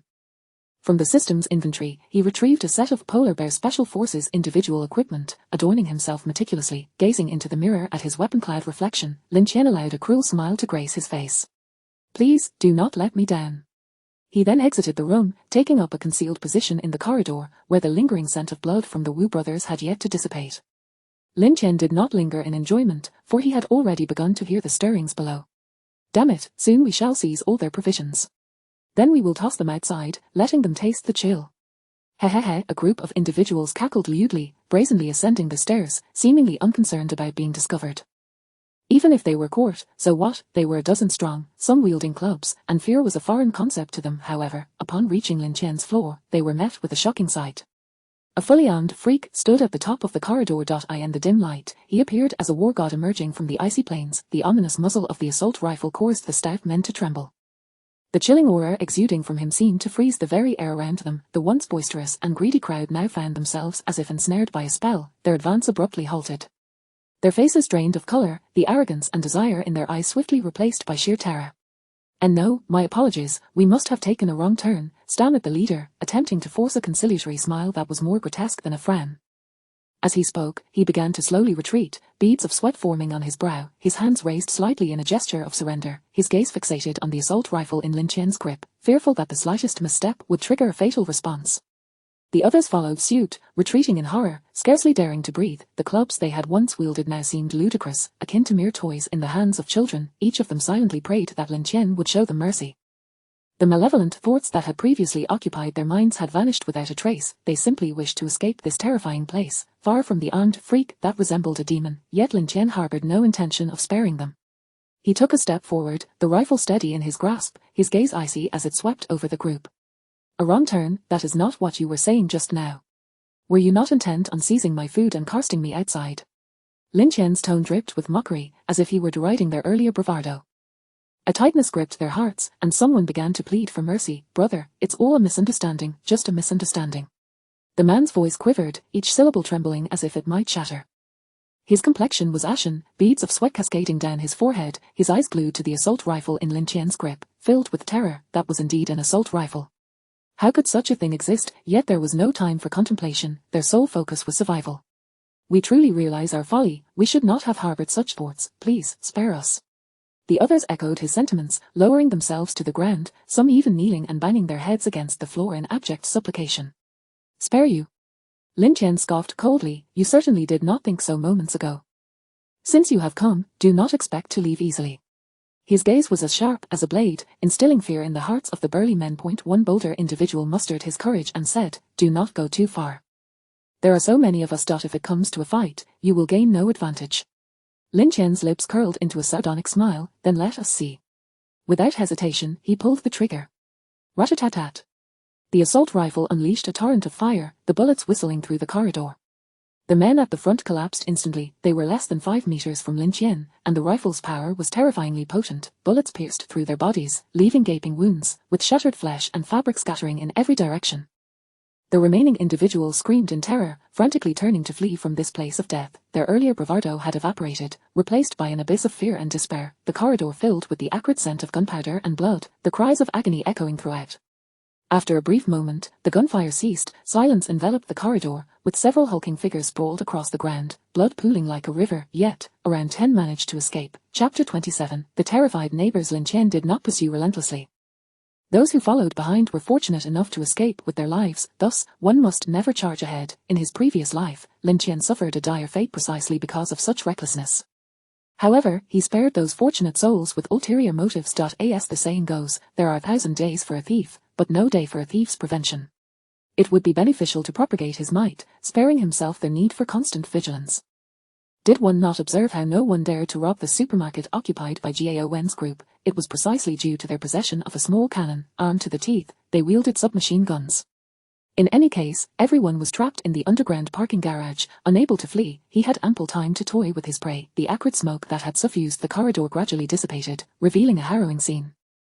Lin Tian stood motionless, gazing upon the disarray of corpses strewn about, his eyes betraying not a flicker of emotion. Among these bodies, none were his enemies from his previous life. Otherwise, a swift demise would have been nothing short of impossible. Meanwhile, the few who had narrowly escaped were now frantically racing deeper into the underground garage, their hearts brimming with terror as if a demon were in hot pursuit. They sprinted forward, casting fearful glances over their shoulders, dreading that Lin Tian might close the distance. The horrifying images of the earlier chaos, the fiery tongues of the submachine gun and the anguished cries of their companions, haunted their minds. They now regretted their participation in this foolish endeavor, lamenting how greed and rage had clouded their judgment. Oh, the survivors who stumbled back into the underground parking garage screamed in a frenzy. Each face bore the marks of sheer terror. Many were splattered with blood and gore. Those who had been aimlessly wandering in the garage were suddenly roused, their gazes fixated on these disheveled figures, drenched in crimson, their expressions a portrait of panic, as if they had returned from the depths of hell. The bloodstains glistened ominously under the dim lights, sending shivers down the spines of onlookers. What happened? What transpired? Could there be a monster outside? Please, tell us what occurred. The neighbors were all agitated, the sight of these individuals too horrifying to comprehend. The atmosphere in the underground garage grew thick with tension and unease. Those who remained were oblivious to the events that had unfolded, yet the vivid red of the blood incessantly provoked their fragile nerves. Their hearts raced uncontrollably, and breath quickened. Some clung tightly to their families, seeking a semblance of safety. Others anxiously scanned their surroundings, fearful of an unexpected horror. What on earth happened? Speak up. A frustrated voice shattered the suffocating silence. The devil, he is a demon. The words tumbled from their lips, as if they had lost their very souls in fear. What devil? Where is old Wang? Why hasn't he returned? At that moment, a woman rushed forward, grasping a man's collar, her voice thick with urgency and dread. And what about old Li? Where is he? Another voice joined in, frantic. The absence of their loved ones, coupled with the blooded return of these individuals, ignited a fierce wave of anxiety and terror within them. Weren't you the ones who went to Lin Tian's house to scavenge for food? What on earth happened? The voices of the families resonated with anger and accusation. They struggled to accept that their family members had ventured to seize food and had not returned, while those who did come back merely chanted the word devil. Yes, Lin Tian, he is a demon, a survivor stammered, terror etched across his features. His body trembled uncontrollably, as if merely uttering Lin Tian's name was an act fraught with peril. He is a heartless killer. He had a gun. He actually shot at us. They're all dead. Those people are all dead. Boom, the survivors' words detonated like a bombshell, leaving the neighbors in a state of shock, eyes widened, mouths agape, their expressions a mixture of disbelief and horror. What? How could this be? Many among them recognized Lin Tian, recalling him as a warm-hearted, charming young man. How could he have transformed into something so monstrous? At that moment, a cry for help echoed from the stairwell. Help! Help! A blooded figure stumbled into view, swaying unsteadily. Old Li! A woman dashed forward, steadying the wavering form. Old Li, what happened? Upon witnessing her husband's ghastly state, tears streamed down her cheeks as she clutched him tightly. Cold, old Li groaned, clutching his abdomen, trembling uncontrollably. A bullet had pierced through him, striking his belly. Miraculously, he had not succumbed on the spot, but blood gushed from the wound, and the situation was dire. Seeing old Li in such a state finally convinced the neighbors. Those who had previously harbored grievances against Lin Tian began to feel an encroaching dread. Aunt Wang's complexion turned pale. She instinctively pressed her hand to her chest, attempting to quell her racing heart. Brother Ping, like a startled rat, darted his eyes around, desperately seeking a secluded corner to hide. Is there a doctor? Is there a doctor? The woman cried out hoarsely, cradling old Li. Her gaze frantically scanned the crowd, filled with desperation. Please, everyone, save my husband. The onlookers exchanged glances, their faces etched with helplessness. In this apocalyptic world, with a scarcity of medical supplies, none dared to assure her they could save him from such a grievous gunshot wound. Witnessing the woman's despair, many felt a pang of shared sorrow. At that moment, a young woman stepped forward, Tang Wanru, a plastic surgeon. Let me take a look. Thank you, Dr. Tang. The woman grasped this lifeline with fervor, a flicker of hope igniting in her eyes. Tang Wanru gently laid old Li down, meticulously examining the wound on his abdomen. Blood continued to seep forth, and the surrounding skin had turned an alarming shade of pale. Tang Wanru's brow furrowed. In such dire circumstances, lacking appropriate surgical instruments and medications, it was nearly impossible to save old Li's life. She shook her head at the woman. This slight motion fell like a blade, severing the last thread of hope within the woman's heart. At that moment, old Li's arm gradually fell limp. No! The woman screamed. Lin Tian, you beast! Oh, I will kill you. She cursed vehemently, attributing her husband's death to Lin Tian. In her mind, if it weren't for Lin Tian, her husband would not lie blooded in her embrace. Yet she conveniently forgot that it was they who had sought to seize food. In this unfamiliar, icy world, what fate awaited them if they lost their rations? It might not be a fate better than old Li's.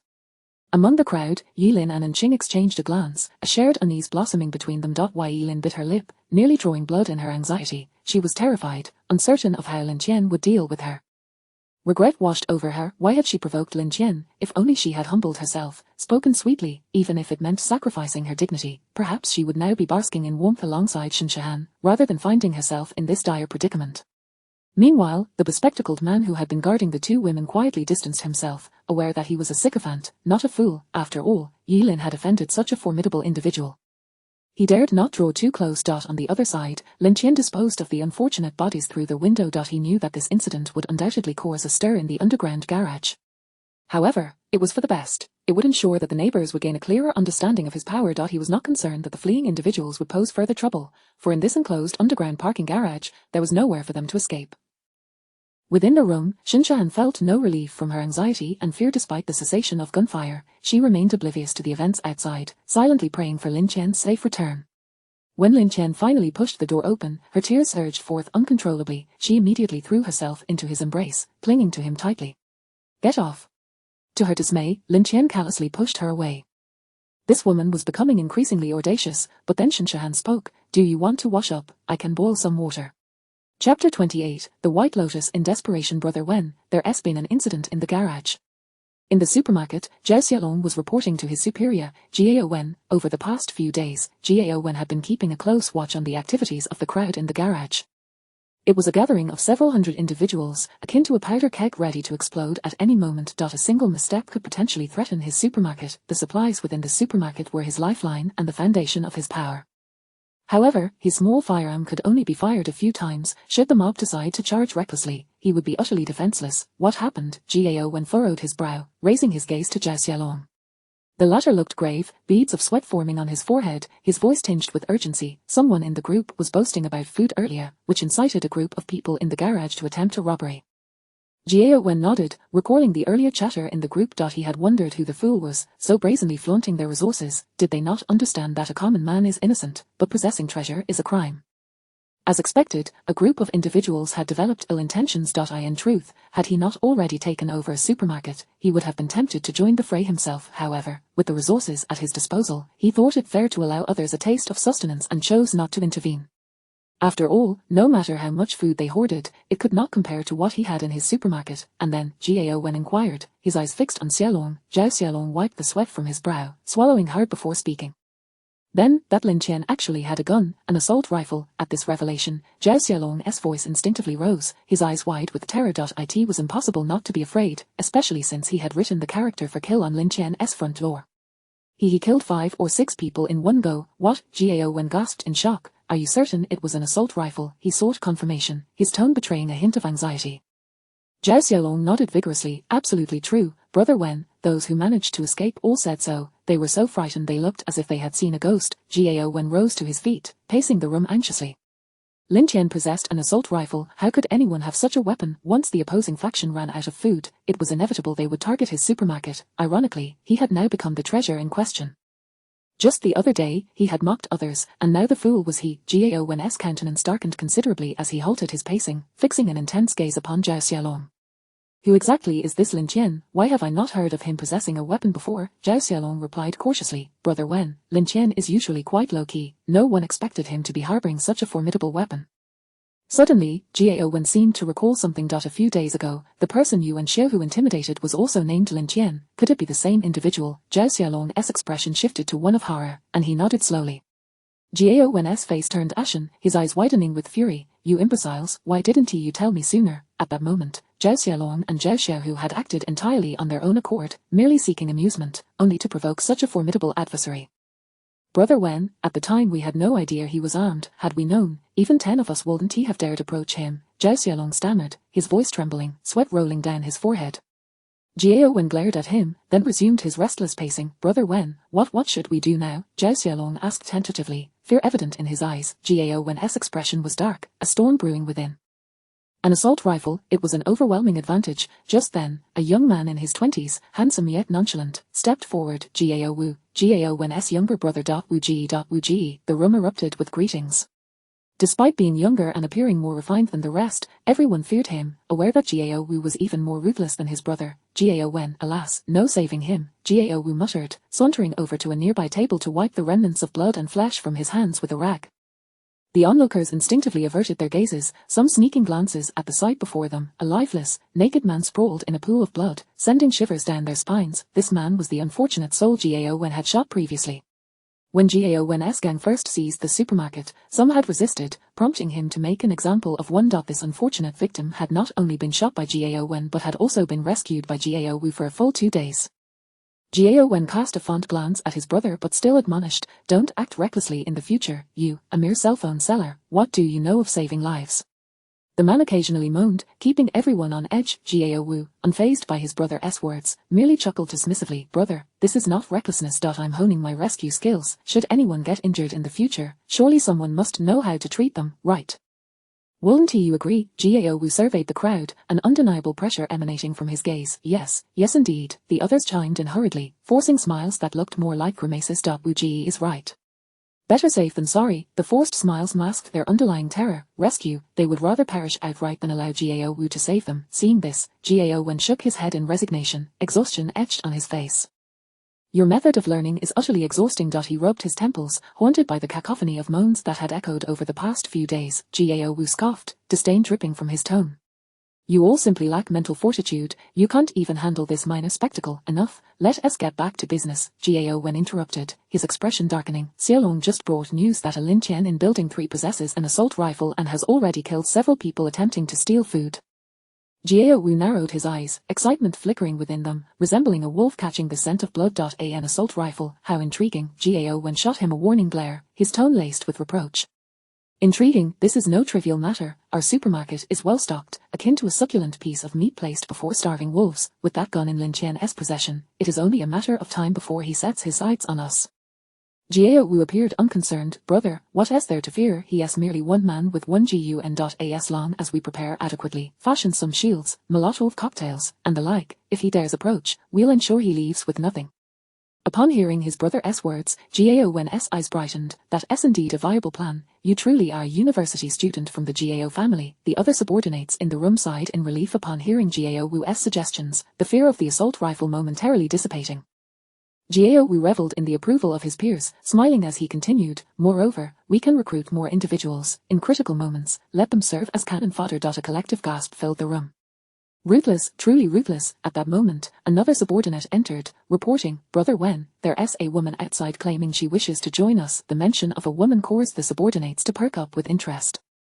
Jiao Wen, surprised by the unexpected arrival, pondered for a moment before responding, bring her in. Chapter 29, the White Lotus presented as a gift. Jilin entered the supermarket, her countenance mournful, her steps unsteady as she followed a young man with yellow hair. She had no desire to seek refuge with Jiao Wen and his associates. In her mind, they were certainly not of good character. However, at this moment, she was more fearful of being shot dead by Lin Tian. The mere thought of Lin Tian's cold gaze and the scene of him shooting without hesitation sent tremors throughout her body. It was somewhat regrettable that Enqing had not accompanied her. Otherwise, with Enqing's beauty, she might have fared better. Lin sighed inwardly, but now she could only confront this dire situation alone. With trepidation, she stepped into the room, her eyes betraying a hint of fear and unease. Upon her entrance, Jiao Wen and his companions halted their activities, scrutinizing her from head to toe. Zhao Xiaohu suddenly felt a flicker of familiarity with this woman, as though he had seen her somewhere before. After all, they all resided in the same neighborhood. Having crossed paths previously was not unusual, so he dismissed the thought. The other underlings, however, were all aglow with interest. Although Yilin was not as stunning as Shinshahan or Enqing, she was undeniably a young university student. Jiao Wen narrowed his eyes slightly, assessing Yilin before asking, "Are you seeking to join us?" Yilin quickly lowered her head, her voice trembling more than ever, tinged with a hint of sobbing as she replied, "Why yes, Brother Wen, I wish to ally with you." Jiao Wen's eyebrows shot up in surprise. It was indeed the first time someone had approached them with such intent. Typically, individuals would steer clear of their nefarious gang. It was unexpected for this seemingly fragile university student to possess such audacity. However, Jiao Wen was not one to be easily fooled. He sensed something was amiss. Fixing his piercing gaze upon her, he inquired, why. His voice seemed to penetrate Yilin's very soul, causing her to involuntarily shudder. She bit her lip, hesitated for a moment, and finally spoke, "I am simply too hungry. I want something to eat." As she spoke, her eyes darted toward Zhao Xiaohu. He said he would provide enough food. Pointing at Zhao Xiaohu, she recalled that he had indeed offered to accompany her, promising ample sustenance. Yet, Jiao Wen was not one to be easily deceived. He narrowed his eyes, convinced that she was lying. After navigating this underworld for so long, how could a novice university student easily dupe him? At that moment, Zhao Xiaohu suddenly slapped his forehead, a realization dawning upon him. He recalled where he had seen Yilin before. She had been with two even more beautiful girls, one of whom was the central figure in the recent showing off wealth incident. He whispered a few words into Jiao Wen's ear. Upon hearing Zhao Xiaohu's account, Jiao Wen's expression shifted slightly, and when his gaze returned to Yilin, it bore an added measure of scrutiny and wariness. "What is your name?" Yilin. I see. Jiao Wen let out a cold laugh, his tone laced with mockery and an air of omniscience. In an instant, a lightning bolt of realization struck his mind, connecting various clues together. "You were the one boasting about food in the group, weren't you?" Jiao Wen regarded Yilin with keen interest. Yilin's body stiffened slightly. She had not anticipated that her ruse would be uncovered so swiftly. "Brother Wen, what are you talking about? How could I be the one flaunting food in the group?" Her voice quivered, attempting to mask her inner turmoil. Jiao Wen, however, was not so easily swayed. He stepped closer, his gaze fixed intently on her eyes. "Take out your phone and open WeChat. Isn't it simple to verify?" Yilin's complexion paled instantly. Her hands unconsciously clutched the hem of her clothing, her eyes revealing a flicker of panic and hesitation. "Brother Wen, my phone is dead," she stammered, making one last desperate attempt. Jiao Wen scoffed, "Stop making excuses. Lin. You think I will be fooled by such a pretext? If you do not produce it willingly, and I have to have someone search for it, it will not be easy for you." Realizing she could no longer conceal the truth, Yilin surrendered. "All right, Brother Wen, since you have guessed it, I will not hide it from you any longer.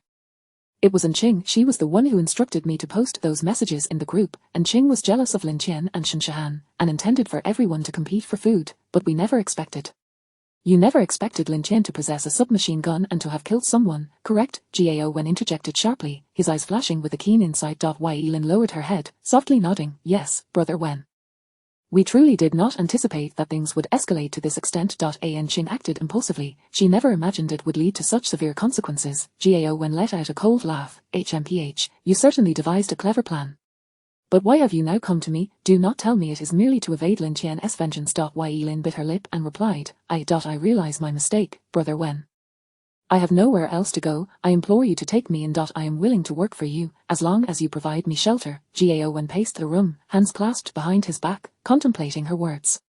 While Yilin's plea held a semblance of credibility, he could not fully trust her. Her sudden appearance, coupled with her associations with Lin Tian and the showing off wealth incident, complicated matters further.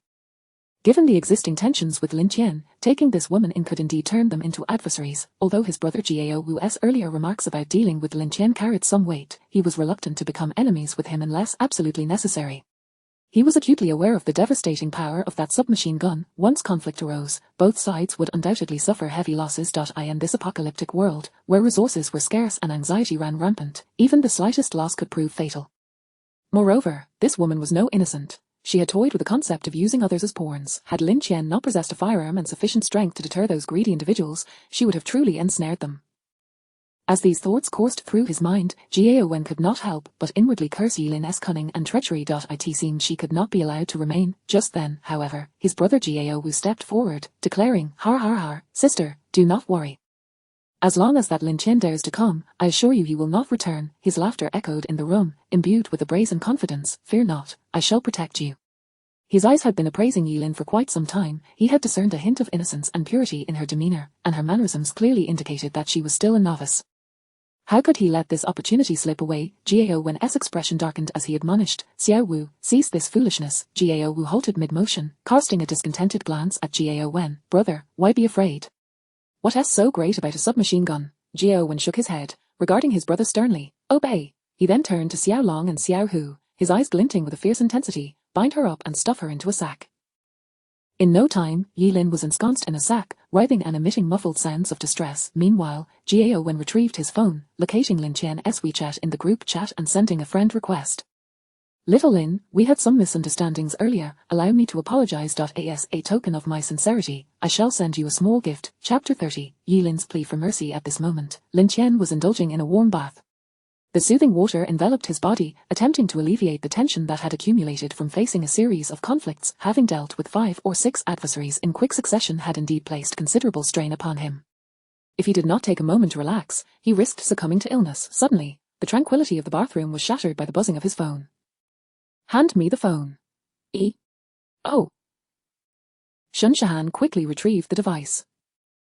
As Lin Tian accepted it, his gaze fell upon the messages on the screen, and his expression darkened ominously. Gao Wen, it was that scoundrel Gao Wen. The haunting memories of a painful past surged forth like a tidal wave, a nightmare he could never escape. In his previous life, it was Gao Wen's brother, Gao Wu, who had ordered him thrown into a steamer, to be cooked alive. He could still vividly recall Gao Wu's final words, each syllable piercing his soul like a sharp blade. As he languished in the steamer, feeling the scalding steam gradually erode his body, every inch of his skin felt as if it were being seared by fierce flames, a torment beyond bearing. Gao Wu, on the other hand, revelled in his so-called masterpiece. Do you know, steaming is the method that best preserves the integrity of food. Other methods, whether roasting or boiling, waste some of the food's natural oils.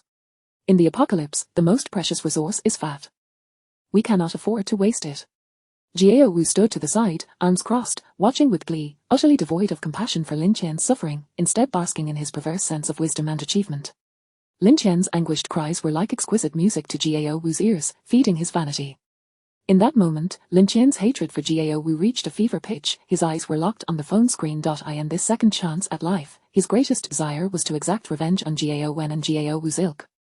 He had long devised a plan and was merely awaiting the opportune moment. He, too, intended to make Gao Wu experience the sensation of being unable to live or die. What's wrong? Shun Shahan noticed the sudden shadow that crossed Lin Tian's face and hurriedly inquired. Lin Tian shook his head, the darkness in his eyes dissipating slightly as a cold, chilling smile emerged, one that sent shivers down the spine. Nothing, just a little gift is on its way to us. Shun Shahan blinked in surprise. A gift? What kind of gift? You'll find out shortly, Lin Tian replied with a mysterious smile, seemingly in no hurry to unveil the answer. Knock, knock, knock, a series of sharp knocks interrupted the moment. Lin, Master Lin, we are here to present you with a gift. Zhao Xiaolong's quivering voice echoed, laden with palpable fear. Zhao Xiaohu cast his gaze downward at the thick layer of blood ice in the corridor, his own eyes mirroring the terror and unease. The dark red eye seemed to recount the grisly battle that had transpired, sending chills down their spines. They even spotted a few bullet holes. Previously, they had only engaged in intimidation and coercion. They had never witnessed such a scene. The acrid scent of blood permeating the corridor made their breaths come in rapid gasps. All they wanted was to flee as quickly as possible. We were blind before. We have wronged you. Please, forgive our transgressions. Zhao Xiaolong stammered, his voice tinged with a plea. We've left the gift by the door. We shall take our leave now.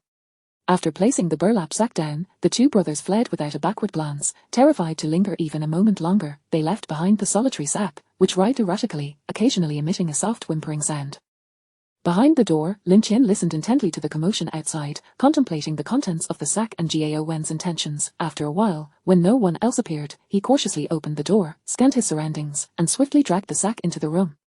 Shun Shahan followed closely, her eyes filled with curiosity and a hint of concern. Lin Tian, what do you think is inside? Shun Shahan whispered. Lin Tian shook his head. I do not know, but it is evident that it is a person. A person? Shun Shahan gasped. Why would they send a person to them? The two encircled the sack, which continued to writhe, the whimpering sounds growing more persistent. Shun Shahan bit her lip. Should we open it and take a look? Lin Tian nodded and carefully loosened the ropes binding the sack's opening. As the mouth of the sack gradually gave way, a terrified face emerged. Lin. Shinshahan was taken aback, never expecting to find this woman. Upon seeing Lin Tian and Shinshahan, Lin's eyes filled with terror, her body trembling uncontrollably. Bound tightly, she resembled meat on a chopping board, at the mercy of others. Furthermore, her mouth was gagged, rendering her unable to voice a plea for mercy. Desperately, Lin thrashed about, attempting to convey her desire for forgiveness. Her eyes brimmed with despair and fear, tears welling in her gaze. Lin could hardly fathom that even someone like Gao Wen would harbor such trepidation towards Lin Tian. She had initially believed that Gao Wen and his associates would be her lifeline, yet here she was, presented as a mere gift to Lin Tian. Regret filled her heart. Had she not participated in the schemes against Lin Tian, perhaps she would not have found herself in this dire predicament. Seeing Lin's expression of sheer horror and despair, Shinshahan instinctively took a small step back. The former close friend now reduced to such a state stirred a tumult of emotions within her. Lin Tian, however, raised an eyebrow, pondering the circumstances that had led Lin to this moment. It seemed she had been intimidated by his previous methods, fearing retribution, and sought refuge with Gao Wen's group for survival. Little did she know, Gao Wen had sold her out to quell their prior conflicts. After a moment's contemplation, Lin Tian pulled out his phone and accepted Gao Wen's friend request. The gift has been received, your kind intentions are acknowledged. He did not believe that Gao Wen sending him Lin could erase the animosity from his past life. Rather, he aimed to stabilize the situation. It was clear that Gao Wen's faction had begun to regard him with caution, and preparations were in order. Lin Tian reached out and removed the gag from Lin's mouth. The moment the cloth was torn away, Lin gasped for air as if she had been granted a new lease on life. I'm sorry, Lin Tian, I was wrong. I beg you, spare me, Lin cried out frantically. Shahan, she screamed hoarsely, we are sisters, have you forgotten? Please, I implore you to help me. When her former close friend ignored her, Lin clutched at Lin Tian's pant leg, desperate. Lin Tian, if you let me go, I will do anything you ask. From now on, I will be like a dog beneath your feet. I beg you, do not kill me. Chapter 31, when the dog at the precipice of life and death, Lin had relinquished all dignity, desperately seeking a glimmer of hope. Lin Tian, how about we adopt a dog? What do you think? Shinshahan pleaded, gazing earnestly at Lin Tian, yet, Lin Tian ignored her and coldly fixed his gaze on Shinshahan. She then wrapped her arms around his, playfully saying, oh, come on, I'm just asking for a little dog. She gently shook Lin Tian's arm, as if they were at a pet market, discussing the purchase of a furry companion. Lin Tian, feeling a headache from her antics, reluctantly replied, but we don't have a cage or a leash. We do. Lin exclaimed, seizing the flicker of hope. Shahan, don't you remember? We once had a husky, the cage hasn't been discarded yet. At this moment, she was beyond caring about dignity or reputation. After a moment's hesitation, Lin Tian finally nodded. All right then. You're the best. Shinshahan planted a kiss on Lin Tian's cheek and declared, I'll go fetch the cage right away. Lin exhaled a long sigh of relief, a sensation of revival coursing through her, leaving her slightly weak. As she watched Shinshahan's retreating figure, an inexplicable spark flickered in her eyes. Though being treated like a dog was somewhat humiliating, Lin perceived it as merely a temporary condition. Once Lin Tian had vented his frustrations, she could still contend for the position of the lady of the house. A glint of cunning danced in her gaze. Men may be drawn to beauty, but she had her own allure with her long legs. With this thought, Lin felt she could endure for the time being. At that moment, she sensed two piercing gazes upon her. Looking up, she found Lin Tian coldly scrutinizing her. Hastily, she offered him an ingratiating look. Lin Tian, however, produced a shocking collar. Put this on. Though Lin was unaware of its purpose, she dared not refuse. The moment the collar touched her skin, an icy sensation spread from her neck. Before she could collect herself, the collar discharged electricity again, this time continuously. In an instant, Lin was writhing in agony on the ground. The difference between a brief shock and a sustained current was profoundly stark. The electricity coursed through her neck like thousands of steel needles piercing her central nervous system. It was a pain that penetrated to her very marrow, assaulting her soul, as every nerve was mercilessly torn apart by the current. Lin's body convulsed uncontrollably, her features twisted in torment as she emitted heart-wrenching cries. I was wrong, please, have mercy, Her pleas for mercy were quickly drowned out by her screams of agony.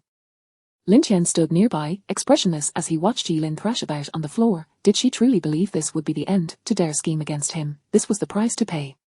When Shinshahan returned with the cage, she was momentarily taken aback by the scene before her, a flicker of doubt crossing her mind. Could it be such an exquisite performance? Was it truly that painful? She had experienced electric shocks herself, yet Shinshahan refrained from intervening. Witnessing Yilin's suffering brought her a sense of satisfaction. Why Yilin curled up inside the cage, thoroughly subdued and no longer daring to entertain any improper thoughts. The excruciating pain that had penetrated her very being, as if it sought to tear her soul apart, was an experience she wished never to endure again. Each recollection of the current surging through her body made her tremble involuntarily. At that moment, Lin Tian appeared to her as a complete devil, a demon from the depths of hell. His icy gaze and unyielding methods made Yilin acutely aware of her past foolishness. She had once believed she could maneuver between Lin Tian and Shinshahan through various schemes, even daring to fantasize about usurping Shinshahan's position one day, but now, all that remained in her heart was a profound fear of Lin Tian, an overwhelming terror. Filthy and stinking, utterly disgusting. Take her and wash her off, Lin Tian remarked, wrinkling his brow as he observed Yilin's dishevelled state. Having gone several days without a bath in the underground garage, coupled with the recent torment, she was indeed in a deplorable condition. Upon hearing Lin Tian's words, Yilin dared not delay. With trepidation, she lifted her gaze to Shinshahan. With no other choice, Shinshahan took Yilin by the hand and led her to the bathroom. Upon entering, she filled a basin with cold water and doused it over Yilin's head. Why Yilin flinched but dared not evade. Shahan, I'm sorry. Clean yourself up. Chapter 32 The Disadvantages of Being a Dog. Shahan, I truly realize my mistakes. Please, can you trust me? Yilin pleaded softly while scrubbing her body. She was genuinely frightened of Lin Tian. Hurry up, Lin Tian's patience is quite limited. Upon hearing Shinshahan's words, Yilin hastened her movements. At last, she completed her hurried wash.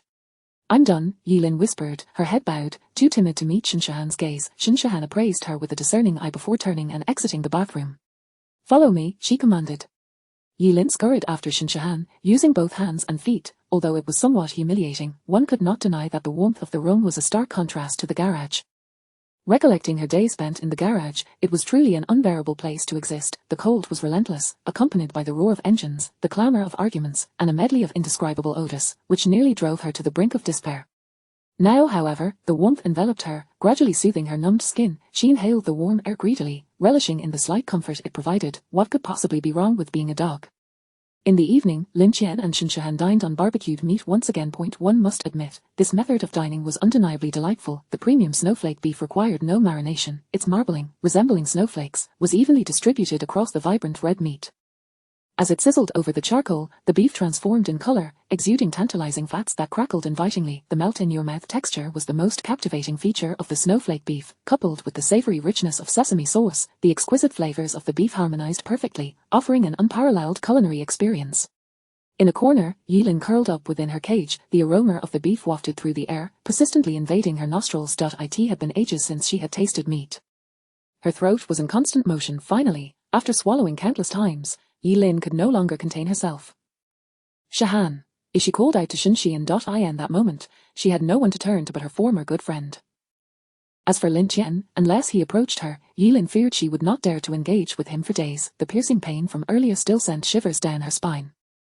Upon hearing Yilin's call, Shinshahan understood her intent. Nevertheless, she vividly recalled the scene of Lin Tian testing Yilin. At that time, Yilin had practically clung to Lin Tian, exhibiting a demeanor of sycophantic submission.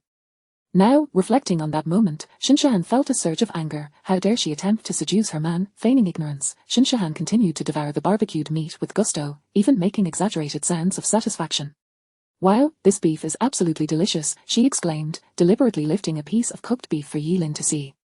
The meat glistened under the light, its allure irresistible. Suddenly, her chopstick slipped, causing the beef to fall to the ground.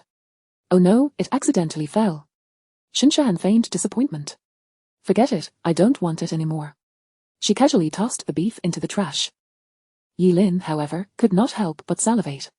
Shahan, I beg you. Her voice trembled with desperation, reaching out as if to grasp the discarded beef, her eyes filled with pleading. Shinshahan cast a sidelong glance at Yilin, secretly relishing the moment. She picked up another piece of beef, slowly savoring it, chewing deliberately while emitting satisfied sounds. This beef truly tastes amazing. Lin Tian, you should eat more too, she said, her gaze softening as it turned to Lin Tian, starkly contrasting the coldness she had directed at Yilin moments before. Lin Tian observed Shinshahan, then glanced at Yilin in the corner, a faint smile gracing his lips. This was quite satisfactory. If the two women were to unite, it would only lead to trouble, potentially disastrous. Thus, the current arrangement was rather agreeable. Shahan, I am so hungry, please just give me a little, just a tiny bit. Yilin's voice had grown hoarse, and her hands clutched the bars of her cage tightly. Shahan, I was wrong, I know I was wrong. Please forgive me this once, I promise I won't dare again. Yilin continued to plead, her cries echoing in the air. Finally, Shahan picked up a piece of barbecued meat and approached the cage.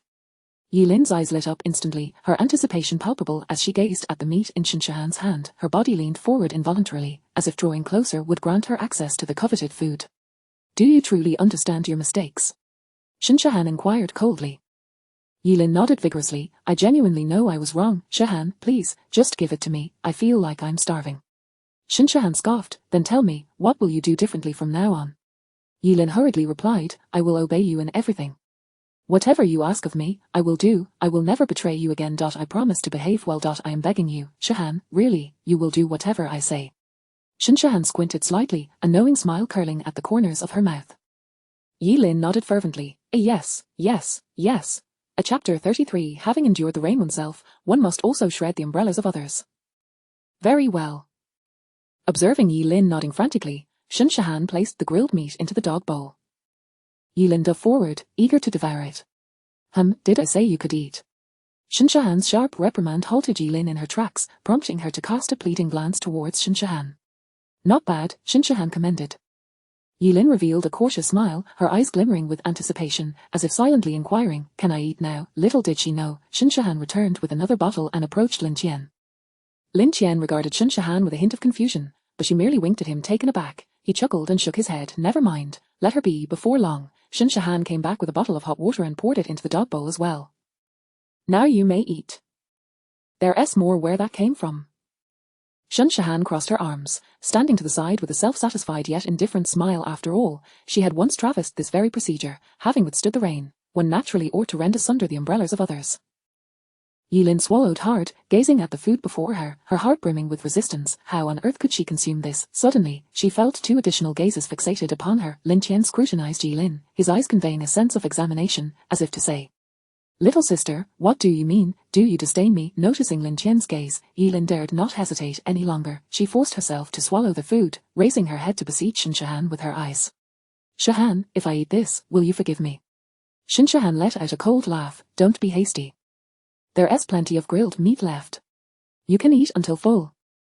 In the underground garage, a group of individuals was conspiring. A woman stood atop a chair, her eyes ablaze with the fires of vengeance. This woman was none other than the wife of old Li, Sister Li. Lin Tian has slain my husband, as well as your husbands, fathers, and sons. Are we to let this matter rest? This morning, she had witnessed her husband's tragic demise in her arms. The unyielding gaze of old Li in his final moments, along with his gradually cooling body, had inflicted deep wounds upon her heart. She yearned for revenge, yet felt utterly powerless, until a young man visited her in the afternoon, imparting several methods. The flames of Sister Li's vengeance were thoroughly ignited, thus, she summoned the families of others who had lost their men. Their faces were similarly marked by sorrow and rage. They gathered around, the dim firelight casting elongated shadows upon them. Sister Li clenched her fists tightly. We must take revenge, Lin Tian must pay the price. Yet a young woman sobbed, but Lin Tian has a gun, what can we do? Her eyes were swollen, tears cascading down her cheeks. Newlywed, her husband had perished, leaving her alone, uncertain of how long she could survive in this apocalyptic world. The crowd fell into silence at her words. They, too, desired vengeance, but what means did they possess? At that moment, Sister Li slowly rose, her figure appearing frail yet resolute under the dim light. But he is but one man with a single gun, while we are many. When the time comes, I shall be the first to charge forward, shielding the gun's mouth. Upon hearing Sister Li's determined words, the crowd was initially taken aback, then a complex emotion spread among them. An elder's eyes reddened as he trembled. Sister, you mustn't act so impulsively. If you go, won't that be a futile sacrifice? Others echoed his sentiment. They admired Sister Li's bravery, yet could not bear to witness her make such a sacrifice. Sister Li surveyed the gathered faces, her gaze radiating a steadfast resolve that defied death. Shall we simply stand by and watch as Lin Tian evades justice? My husband cannot die without cause. If my demise can exchange for his blood debt to be repaid, then I willingly accept. Yes, blood must be repaid with blood. Sister, you cannot go alone. We shall all go together. We can find some items to use as shields, surround him, and render his gun ineffective. Furthermore, we can prepare gather sticks, knives. We must not charge in unarmed. The crowd's spirits began to ignite, engaging in fervent discussions about their plan for revenge. Strength in numbers, they swiftly devised a strategy. When the time comes, I shall dismember Lin Tian. He must not die easily. He must experience all the tortures of the world. Indeed, let him find no solace in life nor in death. The group brimmed with fervor, as if Lin Tian had already become the fish upon their chopping board, ripe for slaughter. They soon began dividing tasks. Some sawed iron rods as weapons, others sawed off iron plates for shields, while a few siphoned gasoline from a car's tank. The commotion they created inevitably drew the attention of others. Spectators whispered among themselves, puzzled by the unusual activity. What are they up to, creating such a ruckus? It seems rather suspicious. They wouldn't be courting trouble, would they? This world is already chaotic enough. Let us not have any more incidents. Yet, regardless of their intentions, it was of no concern to them. In a corner, and Qing also noticed the commotion. Recognizing several individuals among them, she realized they were the family members of those whom Lin Tian had slain. What are they planning? Surely they are not seeking revenge on Lin Tian. And Qing furrowed her brow, a flicker of unease crossing her eyes. She hesitated, uncertain whether to inform Shinshahan of this development. Biting her lip, she found herself in a quandary. On one hand, she cherished the sisterly bond she shared with Shinshahan. She recalled a time when she was ill, and Shinshahan braved the storm to find medicine for her. Her anxious gaze and caring words forever etched in Qing's memory. Yet on the other hand, Qing harbored resentment towards Shinshahan. Why did she not reply to her messages? Why did Shinshahan deserve warmth and abundance while she languished in hunger and cold? Qing recalled the countless nights spent curled up in this frigid corner, the biting wind causing her to shiver, while her stomach growled incessantly from hunger. And what of Shinshahan?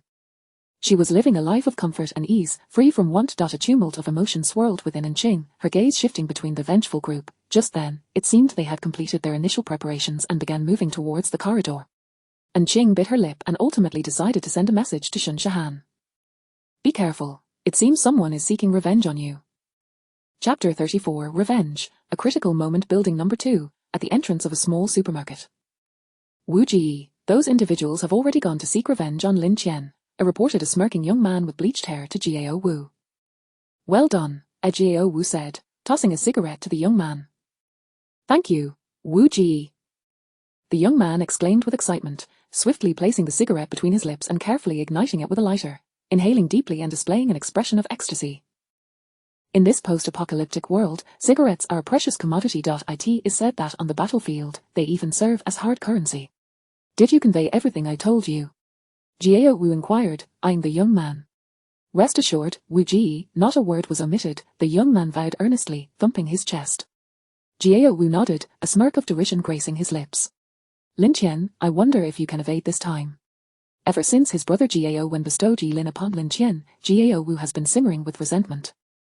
How dare he? It's merely a submachine gun, what is there to fear? To his mind, his brother's caution seemed excessive. Truly, the older one becomes in the underworld, the more timid one becomes. The more he pondered, the angrier he grew, and thus, he resolved to take matters into his own hands. He clandestinely approached Lier Soa, igniting her fury and imparting some methods to counter a submachine gun. When he witnessed the flames of hatred igniting in her eyes, Jiao Wu knew his plan was halfway to success. He, too, intended to wield the knife of another. The thought of Yilin's long, alluring legs filled him with vexation. It had all been delivered to his lips, only for Lin Tian to reap the benefits. Damn it, he must have thoroughly enjoyed her. Jiao Wu cursed vehemently, convinced that no man could resist such a siren, and Lin Tian would be no exception. Several hours had elapsed, and who knows how many times it might have occurred. The more he contemplated the scene of Lin Tian and Yilin together, the more his heart felt as if it were being clawed by a cat. However, the thought that there were still numerous women in the underground parking garage somewhat soothed his mood. As long as he could eliminate Lin Tian, they would all be his. Those whom the Jiao family set their sights on would inevitably bear the Jiao surname, sooner or later, be it food or women. With this thought, Jiao Wu crushed the cigarette, but with force, and turned his gaze toward the young man. Do not mention this to my brother for now. All of his actions were conducted in secrecy from his brother Jiao Wen.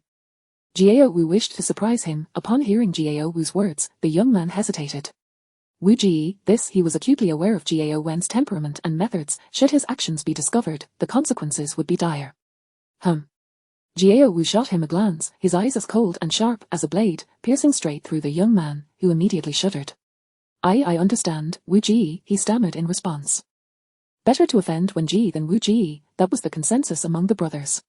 You go back to the garage now and keep watch. When those people return, report back to me, Jiao Wu commanded again.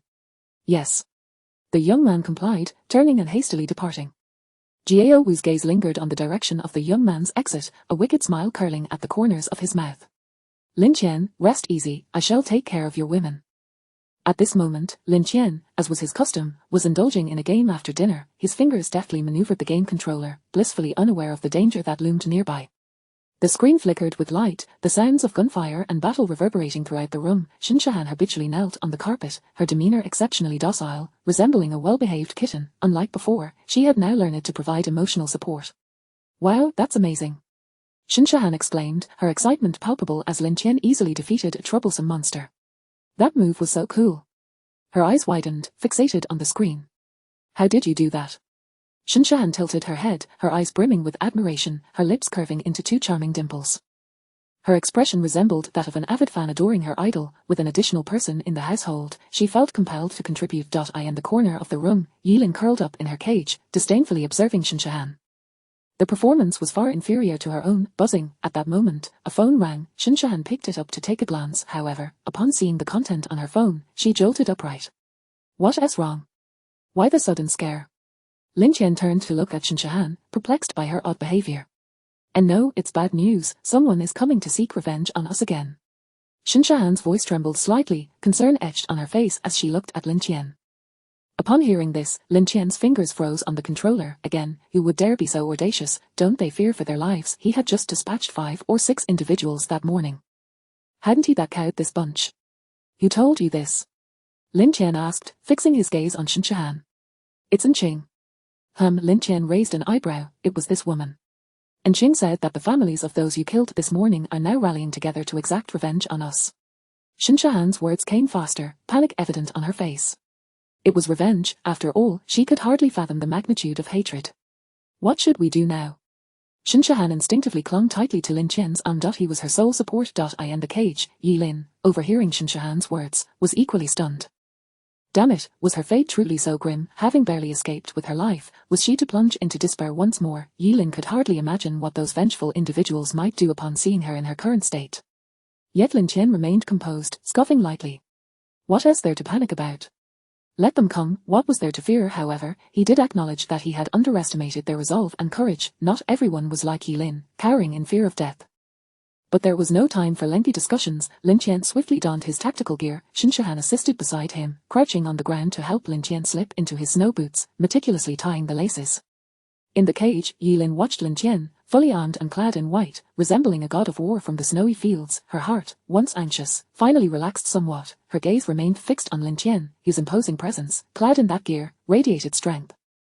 Her legs instinctively pressed together. It turned out he possessed more than just a gun. This realization infused her with a newfound respect for Lin Tian. Women are forever drawn to strength. At that moment, having fully equipped himself, Lin Tian stepped out, only to hear commotion in the hallway.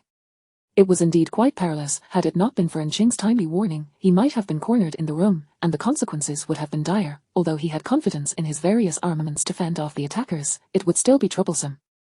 Chapter 35, A Calculated Scheme. The Lin family resides just upstairs.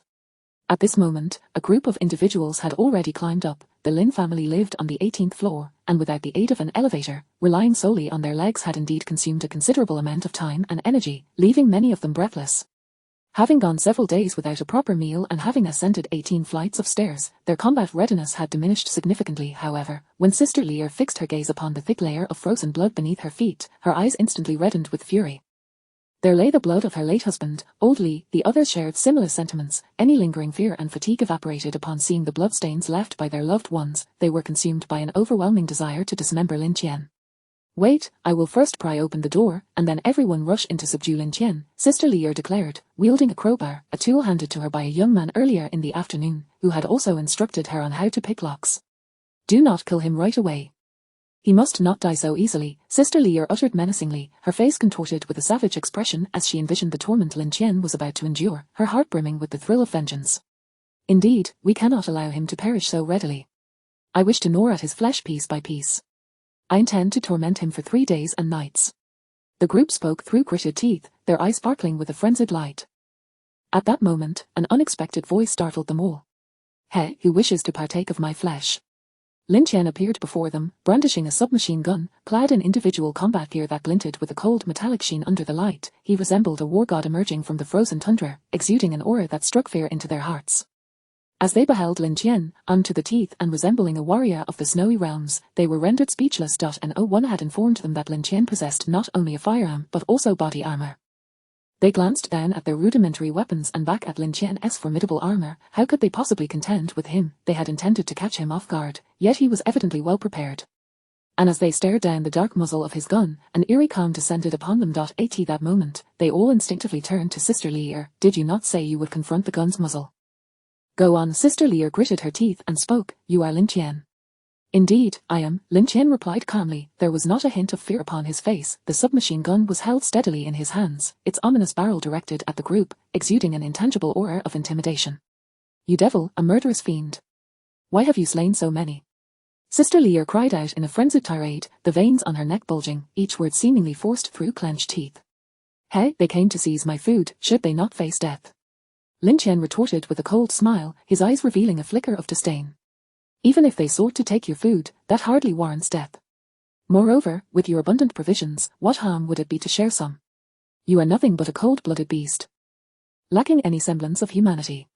You are selfish executioner. Individuals like you ought not to exist in this world. With Sister Lear leading the charge, many others joined in the denunciation. They cared not for the morality of food theft. Lin Tian had taken their kin, and thus he was deserving of death. Lin Tian regarded the furious mob before him, his expression betraying no emotion. Hey, did you ascend merely to hurl insults at me? A slight smirk curled at the corners of his mouth, hinting at a sardonic amusement. He had genuinely believed there were those among them unafraid of death, yet, since his appearance, none dared to advance a single step. The crowd was momentarily struck dumb by Lin Tian's words, unsure of how to respond.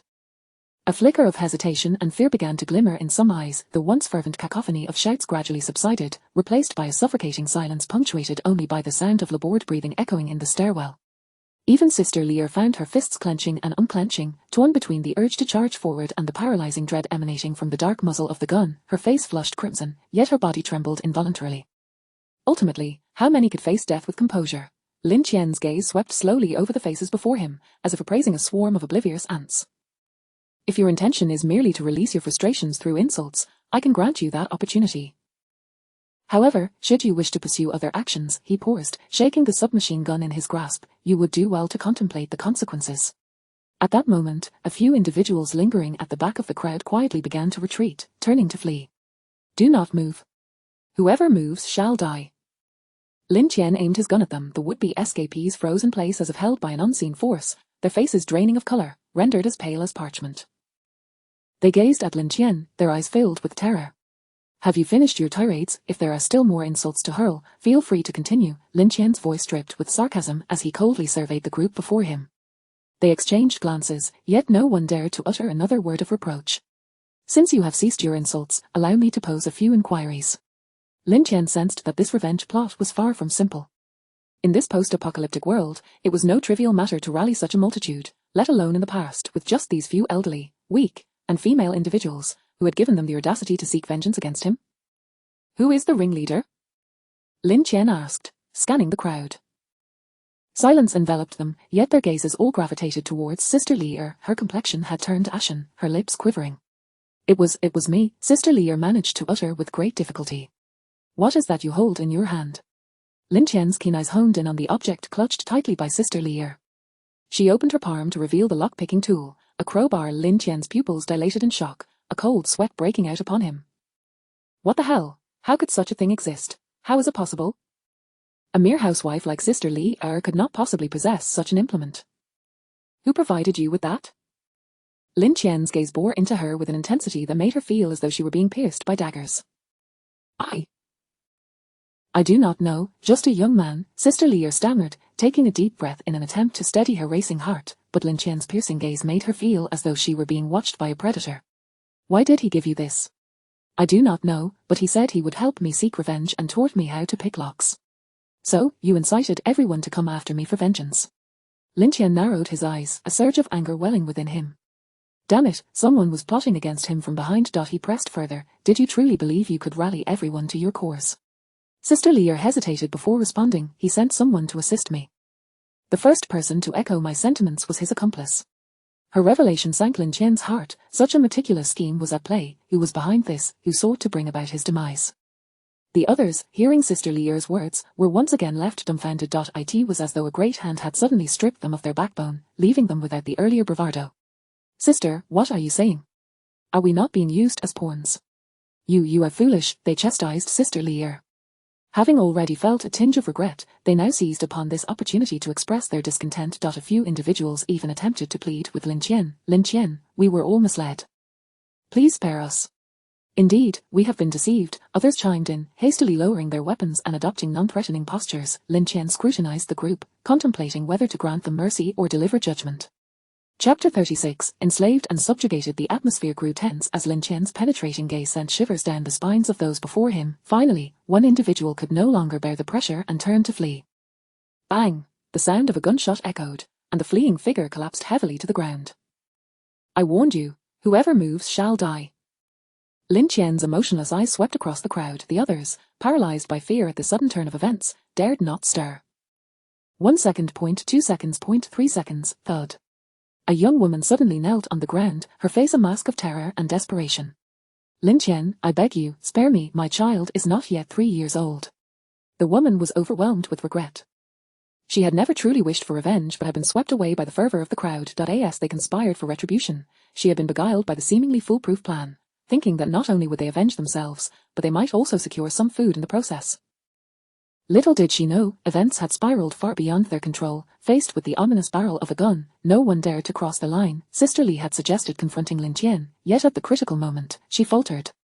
Now, she was filled with remorse. Despite her deep-seated hatred for Lin Tian, all she desired was to return home to care for her child. Thud, thud, thud.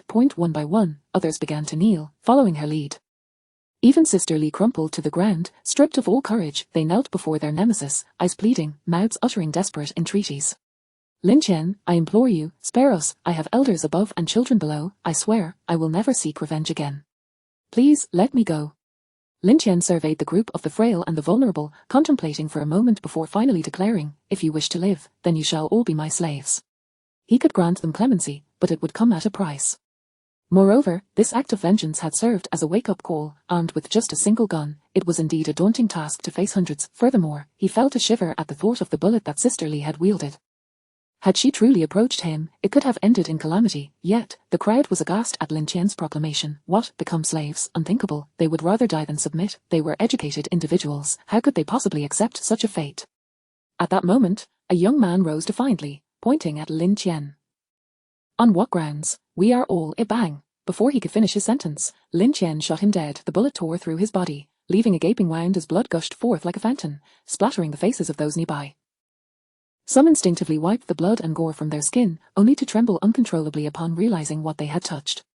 Other few could no longer withstand the gruesome spectacle and doubled over to vomit. But having gone days without a proper meal, their stomachs betrayed them, offering nothing to expel. Is there anyone else who refuses? I can escort you to reunite with your families. Lin Tian surveyed the crowd once more. I'm willing. So am I.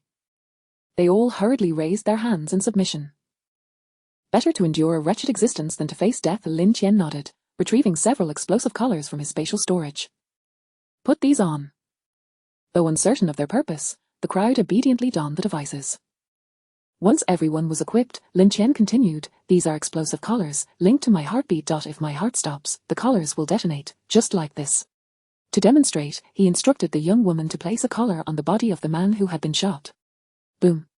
With a resounding blast, the collar exploded, severing his head from his body, granting him a swift end. The sight left the onlookers' faces ashen. They had initially assumed that serving Lin Tian as slaves was merely a verbal concession, a temporary measure, but none had anticipated the existence of such devices. Was it true? Would they truly become slaves, bound to Lin Tian's will, stripped of dignity and freedom? A heavy weight settled upon their hearts, as if a boulder had been placed upon them. They exchanged glances, each recognizing the shared dread in one another's eyes. Lin Tian, perceiving their collective fear, let out a cold laugh and added, in addition to detonating, these collars possess another function. Allow me to demonstrate. Zzzzz. The collars emitted a fierce electric current. As the blue arcs of electricity danced across the collars, a cacophony of chilling sounds filled the air. Simultaneously, several individuals clutched their necks, their bodies convulsing uncontrollably.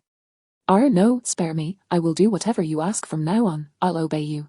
It was a full half-minute before Lin Tian ceased the punishment. Did they truly believe that merely apologizing or submitting would suffice? Such naivety was laughable. Without thoroughly breaking their spirits, he could not guarantee they wouldn't attempt further rebellion. Indeed, after enduring the electric torment for 30 agonizing seconds, the crowd became markedly more compliant.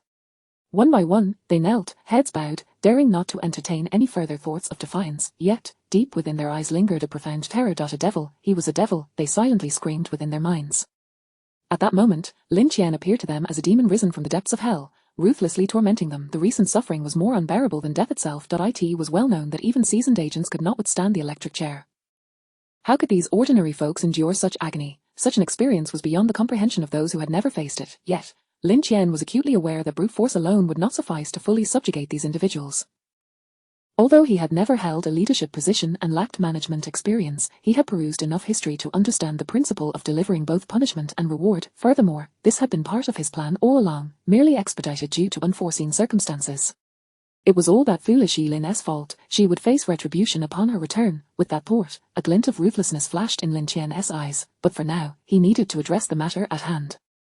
He retrieved several packs of individual rations from his spatial storage and addressed the crowd. Do not consider this an unacceptable situation. At the very least, I can ensure you will not starve. From now on, you will each receive a pack of such food daily. As he distributed the rations, they eagerly reached out to accept them. Gazing at the individual rations in their hands, they unconsciously swallowed hard food. Lin Tian was actually providing them with sustenance. This was a shocking turn of events. Could the devil truly be so benevolent?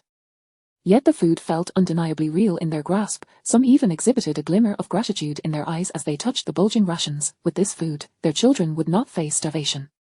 Observing the diverse expressions across the crowd, Lin Tian continued, do not think for a moment that this is a gift without strings. I have tasks to assign to you. Chapter 37. Inviting the campus bell, and Qing next, your task is to conceal yourselves among the crowd in the garage and report to me on its conditions at any moment. Lin Tian's gaze swept coldly over the assembly. Should anyone provide valuable intelligence, there will be meat to eat. This was the true purpose of retaining these individuals. The garage must have eyes. This incident had sounded a clarion call for him. Moreover, these individuals were mostly the elderly, weak, and women, inconspicuous in the crowd, capable of effectively concealing their identities and remaining undetected.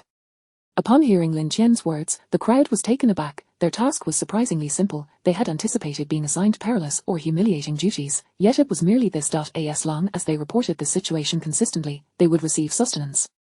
If only this had been made clear earlier, there would have been no need for such strife. A subtle stir began to ripple through the crowd, their expressions gradually shifting from terror to a flicker of relief. Especially among the younger women, there was a quiet sigh of relief. Their eyes, once filled with dread and despair, now glimmered with a hint of hope. It seemed the situation was not as dire as they had imagined. At that moment, Lin Tian turned his attention to Sister Li. When you return, that person is likely to seek you out again. Remember, find a way to ascertain his identity. How dare he plot against him? Though Lin Tian had formed some suspicions, he dared not be complacent. Verification was essential for peace of mind. Sister Li nodded earnestly. Rest assured, I will. Lin Tian then cast a cold glance around the assembly, ensuring they understood his instructions. All right, you may leave. Remember my words. As long as I draw breath, you shall not starve. Should I perish, you may as well abandon hope. The crowd promptly acknowledged him and hastily departed. Compared to their initial aggressive demeanor, filled with hatred, they now appeared somewhat lighter, even relieved. Not only had they survived, but they also had a stable source of food. Hope for a better future flickered anew among them. As they neared the garage, the group reconvened. Everyone, remember, this matter must not be disclosed to outsiders. Though Lin has a considerable stockpile of food, it is insufficient for all. Indeed, confidentiality is paramount. Ensure the food is well concealed. Do not let it be discovered by others. The crowd nodded in solemn agreement. Furthermore, what glory is there in being a slave? Even without the necessity of food, no one would wish to divulge such a truth. Who would dare speak of begging on their knees for their lives, resorting to slavery merely to cling to existence? At that moment, another voice chimed in. Furthermore, we must keep a vigilant watch over every movement within the garage. As long as he lives, we shall as well. Precisely, indeed, the crowd engaged in a spirited exchange until a consensus was reached, after which they returned to the garage. Inside the garage, hundreds of households from the entire community had gathered, comprising several hundred individuals. Their small group of 5 or 6 households, totaling merely a dozen people, went largely unnoticed. After Lin Tian returned to his room, Shinshan cautiously observed him. Lin Tian, should we invite Enqing to join us? Regardless of the circumstances, they owed a debt of gratitude to Enqing for her timely warning. Had it not been for her swift communication, they might have fallen into danger unprepared. Lin Tian pondered for a moment before nodding in agreement, stating, certainly, but make sure to clarify the rules with her. I do not keep idle people. Understood. Receiving his approval, Shinshahan quickly sent a message to Enqing, expressing gratitude while extending the invitation to join them. Enqing, we are indebted to you for your timely notification. Thank you. As for the rules Lin Tian had mentioned, Shinshahan delicately conveyed them to Enqing. She hesitated for a moment, carefully organizing her thoughts before continuing. Moreover, Lin Tian is genuinely a good person. We may have misjudged him before. There is ample food and water here, as well as electricity. Would you care to join us? On the other end, Enqing exhaled softly upon receiving Shinshahan's message. Thank goodness everything was all right. However, when she saw Shinshahan's invitation, her eyes brightened. Would she also be able to indulge in those delectable meals and warmth? Yet, upon reading the so-called rules, her brow furrowed in discontent. Why should she? Enqing had always been the center of attention, surrounded by countless admirers. When had she ever had to curry favor with anyone? It had always been men who sought to win her over. What gave Lin Tian the audacity to be so presumptuous? Moreover, had it not been for her timely warning, would they have navigated this crisis unscathed? To impose rules upon her was nothing short of ingratitude. The more Enqing pondered, the angrier she became, and she promptly replied, Shahan, I'm glad you're safe, but I want tea be coming up. Enqing would rather face starvation or freezing than beg a man for mercy. Upon seeing Enqing's message, Shinshahan tossed her phone aside in frustration. HMPH, good intentions mistaken for foolishness. Come if you wish, or do not. She still considered herself the campus belle, after all. Chapter 38, Fixating on Anqing Wu Ji. They have all returned, Huang Mao reported to Jiao Wu, breathless from his haste. With a swift motion, Jiao Wu leaped from his chair, his previously languid gaze sharpening into a keen focus. So, were they successful? No, I'm not certain. They should have succeeded, I suppose. Huang Mao replied, uncertainty lacing his words. In any case, their return was met neither with cheers nor with fear, it was simply calm. Scratching his head, Huang Mao recounted the scene he had witnessed, confusion etched across his face. Logically, if they had successfully eliminated Lin Tian, they would have returned in jubilant celebration. Conversely, if they had failed, they should have appeared in abject terror, seeking refuge. Yet, this pervasive tranquility unsettled him, leaving him bewildered. Jiao Wu, too, felt a sense of disorientation, though his astute instincts whispered that something was amiss. Could it be that Lin Tian possessed some hidden means unknown to him? Jiao Wu pondered silently. Beside him, Huang Mao, emboldened, suggested, Wu Ji, should I inquire further? Not just yet. Let us wait a while. Jiao Wu interjected, raising his hand to hold Huang Mao. He sensed an underlying discord in the situation, yet could not pinpoint its nature. Simultaneously, a vague sense of unease crept into his mind. Impossible, I cannot be afraid, I am Jiao Wu, I fear no one, he repeatedly reassured himself. At that moment, Huang Mao, noticing the fluctuating expressions on Jiao Wu's face, leaned in conspiratorially. Wu Ji, didn't you ask me to keep an eye out for attractive women? Well, I found someone. It was the duty of a subordinate to alleviate the burdens of his elder brother. Oh. Jiao Wu's eyes brightened at Huang Mao's words, the shadows that had clouded his demeanor dissipating somewhat. Let me see. Huang Mao promptly retrieved his phone, presenting it to Jiao Wu with a flourish. The screen displayed the photographs he had taken, and Jiao Wu took it eagerly, his gaze fixed intently on the display. Though the lighting was dim and the image somewhat unclear, the girl's innocent features faintly emerged before his eyes. She possessed a unique grace, maintaining an aura of purity and distinction even amid the chaos of a dirty underground garage. Her hair, slightly disheveled, did not detract from her beauty. What is her name? Jiao Wu found himself unconsciously swallowing. Huang Mao scratched his head, contemplating before responding, I believe it's Anqing. Anqing? Jiao Wu repeated the name, savoring it like a fine vintage. If you are well, it is a sunny day. What a lovely name. From now on, Anqing shall belong to me, Jiao Wu. A devilish smile crept across Jiao Wu's lips as he tossed Huang Mao a whole pack of cigarettes. Well done. Keep an eye on the garage and report back if anything arises. It seemed his elder brother, Jiao Wen, had some plans, and they were not to disrupt the garage's activities. Jiao Wu, after all, would not add chaos to his brother's schemes, especially since everyone was currently trapped within the confines of the community, unable to escape. He had all the time in the world to play. Huang Mao excitedly accepted the cigarettes, his face beaming with eager anticipation. Wu Ji, you can rest assured, I will ensure no one else gets ahead. The snow continued to fall, marking the 10th day of this relentless deluge. Outside, a vast expanse of silver-white enveloped the world, as if a thick blanket of snow had covered everything, rendering the atmosphere silent and frigid. The accumulated snow was nearly a story high, burying familiar streets and buildings beneath its weight, leaving only vague outlines visible.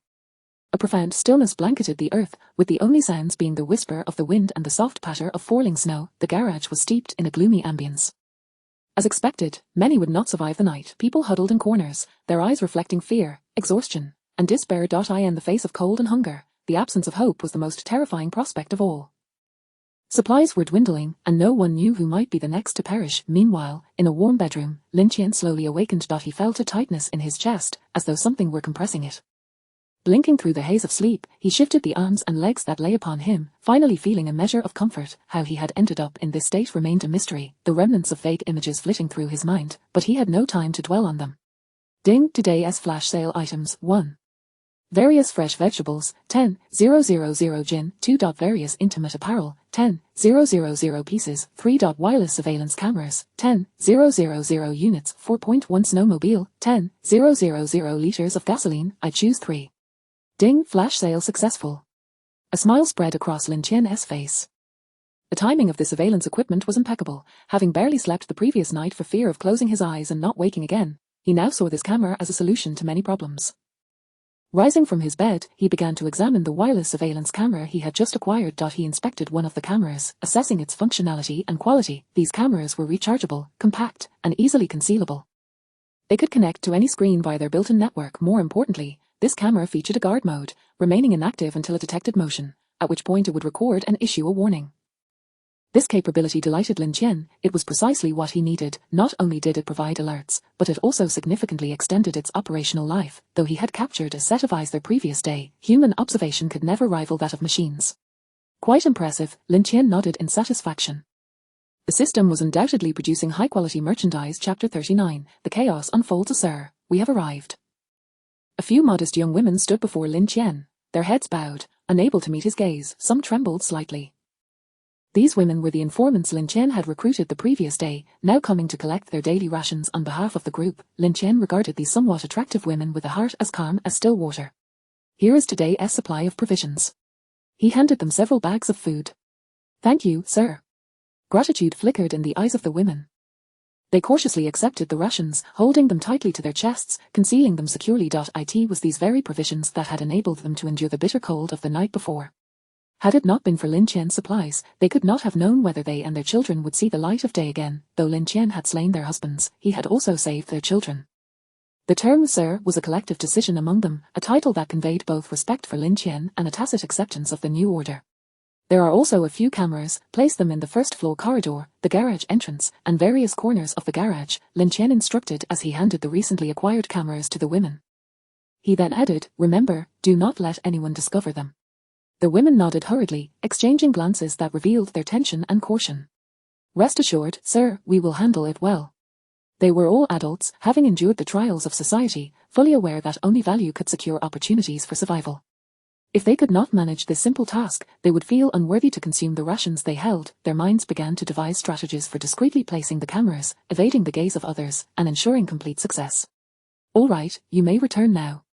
Only upon hearing Lin Tian's words did the women exhale in relief.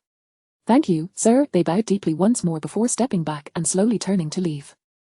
Lin Tian returned to his room, where Shinshahan was directing Yilin in her tasks. Bring that cloth over here. First, wipe down the table thoroughly, don't be lazy. Shinshahan stood with her hands on her hips, resembling a formidable matron. Yilin lowered her head, murmuring, got it. As she wiped the table, she cast furtive glances at Lin Tian. Noticing his indifference, she approached the table and carelessly swiped at it, her movements lackadaisical. Shinshahan, upon seeing this, dashed over, snatched the cloth from her, and exclaimed in exasperation, is this how you clean a table? Look, this spot is still dirty, start over. Yilin pouted, and with Lin Tian's silence, she resigned herself to following Shinshahan's orders and wiped the table once more.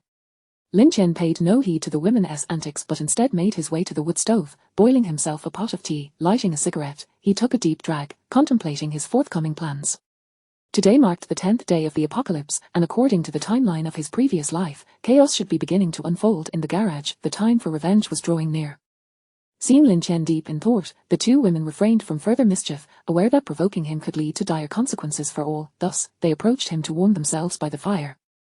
Shinshahan gently rested her head on Lin Tian's thigh, her eyes reflecting concern and admiration. Yes, admiration. While others struggled for mere sustenance, enduring the pangs of hunger and the biting cold, she luxuriated in warmth and fine food, all thanks to Lin Tian. Yilin quietly knelt on the other side, holding an ashtray, her eyes darting towards Lin Tian, fearful that ash might fall onto the carpet. Unlike Shinshahan's tender admiration, Yilin's demeanor was laced with reverence.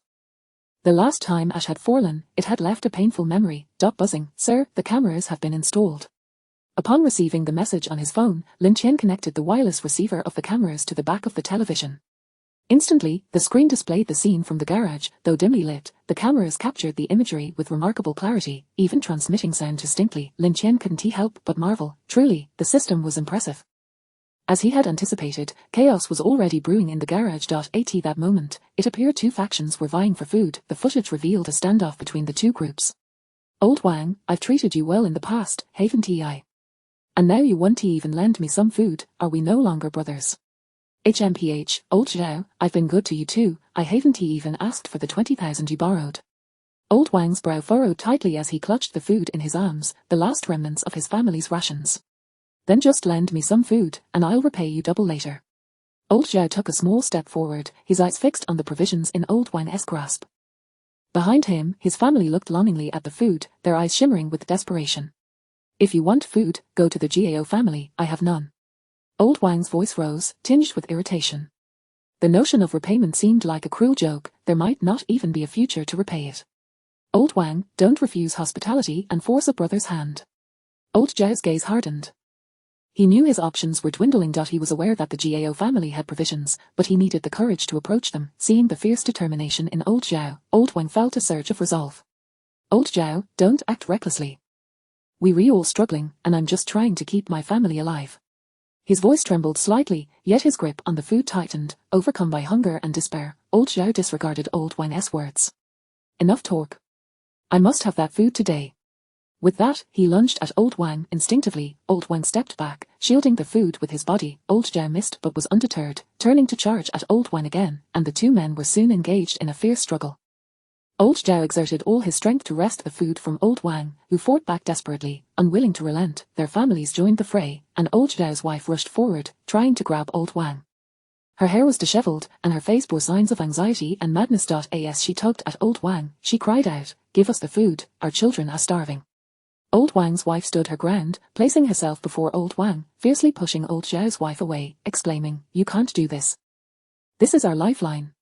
The two families became entangled in a chaotic struggle, the scene spiraling further into disorder. Children cried in fear nearby, their wails echoing through the garage, amplifying the chaos and sorrow. Suddenly, a piercing scream pierced the air as Old Wang fell to the ground, having been pushed down, his head striking a stone with a sickening thud, blood gushing forth. His body twitched for a moment before falling still. "Hubby." Old Wang's wife let out a heart-wrenching scream, rushing to his side, her hands trembling as she embraced his lifeless form. "Dad," Old Wang's son cried out, rushing over, staring blankly at his father's lifeless face.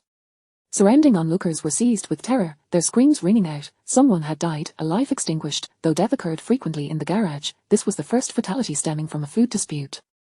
Old Zhao clutched the food that had belonged to Old Wang's family, his body trembling as he muttered, "Brother, don't blame me, I had no other choice." Chapter 40, The Alliance of Heaven. In the room, Shinshahan and Yilin were utterly stunned as they witnessed the scene unfold through the surveillance monitor. To think that a mere morsel of food could lead to someone being brutally killed, murdered in cold blood, the experience of knowing that someone has died, hearing about a death, and witnessing it with one's own eyes are profoundly different sensations. The intense visual shock and the inner turmoil made their very souls tremble. The two women remained transfixed by the screen, the air in the room seemingly frozen in time, especially for Shinshahan, who had always dwelled within the comforting cocoon created by Lin Tian. Although she was aware of the harsh realities of the apocalypse, she had never confronted the grotesque face of death so directly. It was only at this moment that she truly comprehended the terrifying and perilous nature of the world outside, understanding the immense pressures and challenges Lin Tian faced. With this thought, her grip on Lin Tian's leg instinctively tightened. Yilin, too, felt a profound resonance. Having experienced the days in the underground garage, she knew that the collapse of the human spirit was merely a matter of time. The scarcity of food, the shortage of water, the looming threat of disease, each day was a test of one's will to survive, yet, to witness such a brutal act of murder left her deeply shaken. Her body involuntarily quivered, and she pressed her hands tightly against her mouth, were it not for Lin Tian's refuge, she dared not imagine what her fate would have been. Stealing a glance at Lin Tian, her eyes sparkled with a complex blend of emotions. Previously, she had felt a twinge of humiliation, but now, merely having enough to eat and wear felt like an immense privilege. With this realization, she cradled the ashtray in her hands with renewed determination, ignoring the slight ache in her arms, free from any complaints. Lin Tian noticed the shift in the two women's demeanor, a cold smirk curling at the corners of his mouth. He could surmise their thoughts. They were undoubtedly frightened, however. This was just the beginning. A mere death was nothing. In a few days, even the prospect of dying might become a luxury, especially for young and beautiful university students like them. Existence could prove to be a living hell. What would you like to eat for lunch? Lin Tian's question snapped the two back to attention. They swallowed hard, almost instinctively. Shen Shahan had initially craved barbecue, and the thought of sizzling, fragrant meat made her taste buds tingle with excitement. Yi Lin, on the other hand, yearned for hot pot. No fairy would refuse a feast of hot pot, especially since it had been ages since she last indulged, yet at this moment, anything will do, the two women replied cautiously. Just having something to eat was a blessing, and they dared not be choosy. The fact that Lin Tian was even asking them what they wanted to eat felt like an immense gift. All right then. Lin Tian retrieved a package of hot pot ingredients, gazing at the vegetables and beef and lamb within, pondering what to prepare. Spicy stir-fried pot or tender beef with enoki mushrooms, or perhaps something entirely different. After successfully grilling steak into barbecue the previous day, he sought to conjure up some culinary creativity once more. Eating steak or hot pot every day felt too monotonous. Brother Wen, the garage is in chaos. Upon discovering the death in the garage, Zhao Xiaolong rushed to report to Jiao Wen. It seems the time is ripe for action. A glint of determination flickered in Jiao Wen's eyes, his lips curling into a knowing smile. He had been awaiting the moment when people would shatter. Or rather, he had anticipated internal discord among them. In this apocalyptic world, he had long foreseen the fragility and chaos of the human heart. Without that, how could a mere handful of individuals hope to control hundreds within the community? It would be akin to chasing shadows. Even with a small firearm, dominance was unattainable. Self-preservation was the best one could hope for. But now, the timing was just right. You and Xiao Hu take a couple of people and go to the garage to recruit those who are frightened and wish to ally with us. Jiao Wen methodically issued his orders, as if everything were well within his grasp. Remember, avoid single men. It's best to find those with wives and children. Single men are harder to control, while those with families are entirely different. Their attachments and concerns make them easier to dominate and manipulate. Understood, Brother Wen. Zhao Xiaolong, equally excited, had felt pent up over the past few days. He began to rub his hands together, envisioning a future where he held dominion over the fates of others. Soon, he would become a big figure, one who stood above many. At first, do not create too much noise. Enter quietly and avoid gunfire. Jiao Wen continued to instruct, his expression grave. This was crucial to his grand plan, and he could not afford to be careless. Keep the numbers between 20 to 30. At this stage, steadily expanding their influence was paramount. They could not be overly ambitious, lest they provoke unnecessary resistance and attention. In his mind, Jiao Wen calculated meticulously, aiming to select those easiest to control, gradually establishing his sphere of influence. These individuals would become the cornerstone of his future aspirations to dominate the entire community. He envisioned his power growing like a snowball, eventually becoming a force that no one dared to underestimate in this apocalypse.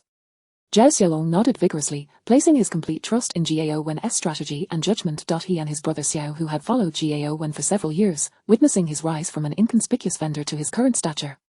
All right, go now. Jiao Wen waved his hand, confident that Xiaolong would not disappoint him. Yes, Brother Wen. Zhao Xiaolong, accompanied by Xiao Hu and two other astute companions, swiftly turned and departed. The four of them stealthily navigated the garage, searching for those who met Jiao Wen's criteria. In truth, there was no need to search diligently. There were far too many such individuals in the community. Nearly a third of the residents were couples with children. Zhao Xiaolong and his team first noticed a couple in a corner, tightly embracing their two children, whose faces were stained with drying tears, clearly frightened by the earlier chaos. Their wife's eyes were filled with fear and helplessness, while the husband remained vigilant, scanning their surroundings. Zhao Xiaolong approached gently, saying, "Big brother, big sister, don't be afraid, we're here to help you." Their husband frowned, looking at them with suspicion. "Who are you? What do you want?" Their wife clutched her children even closer. "We have no food, really, none at all." Zhao Xiaolong forced a warm smile. "You've misunderstood, big brother and sister, we're not here to take your food.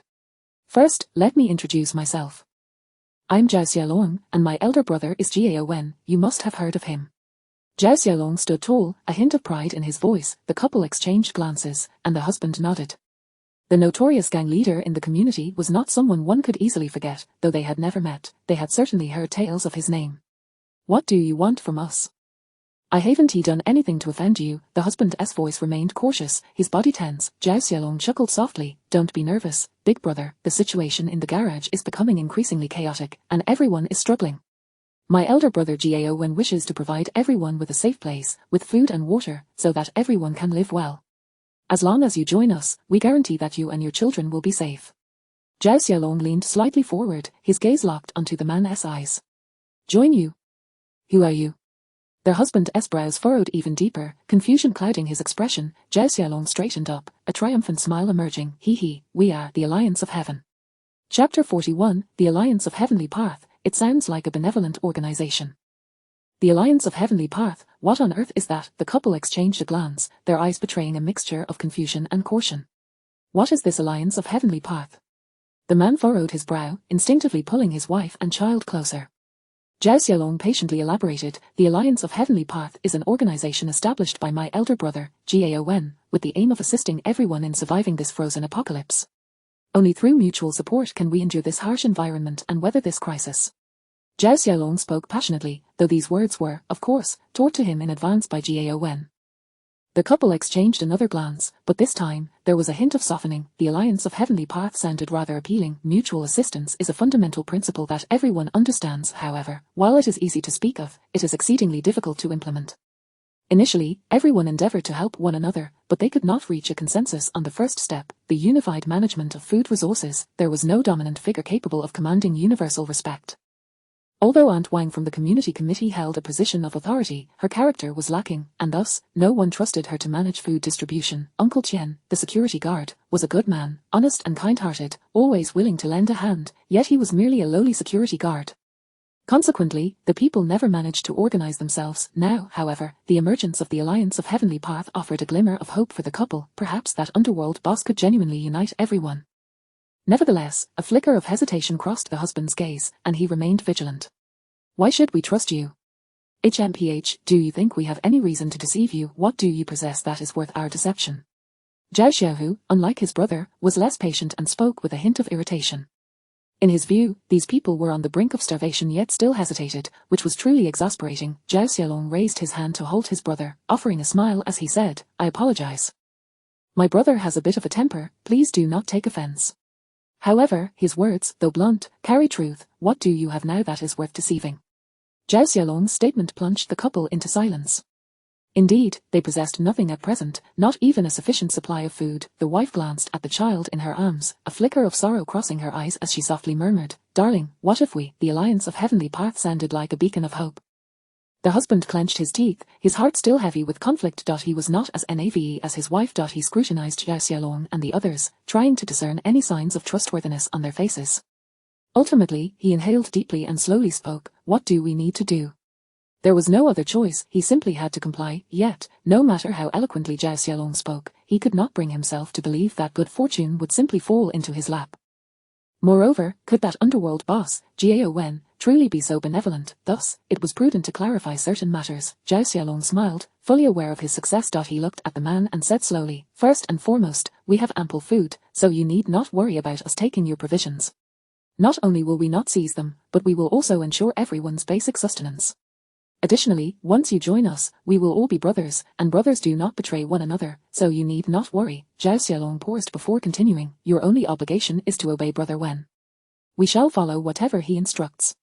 His expression turned serious. Brother Wen is our leader, he possesses the capability to guide us through this apocalypse. If we all heed his commands, we shall survive this crisis together. I wonder if you understand.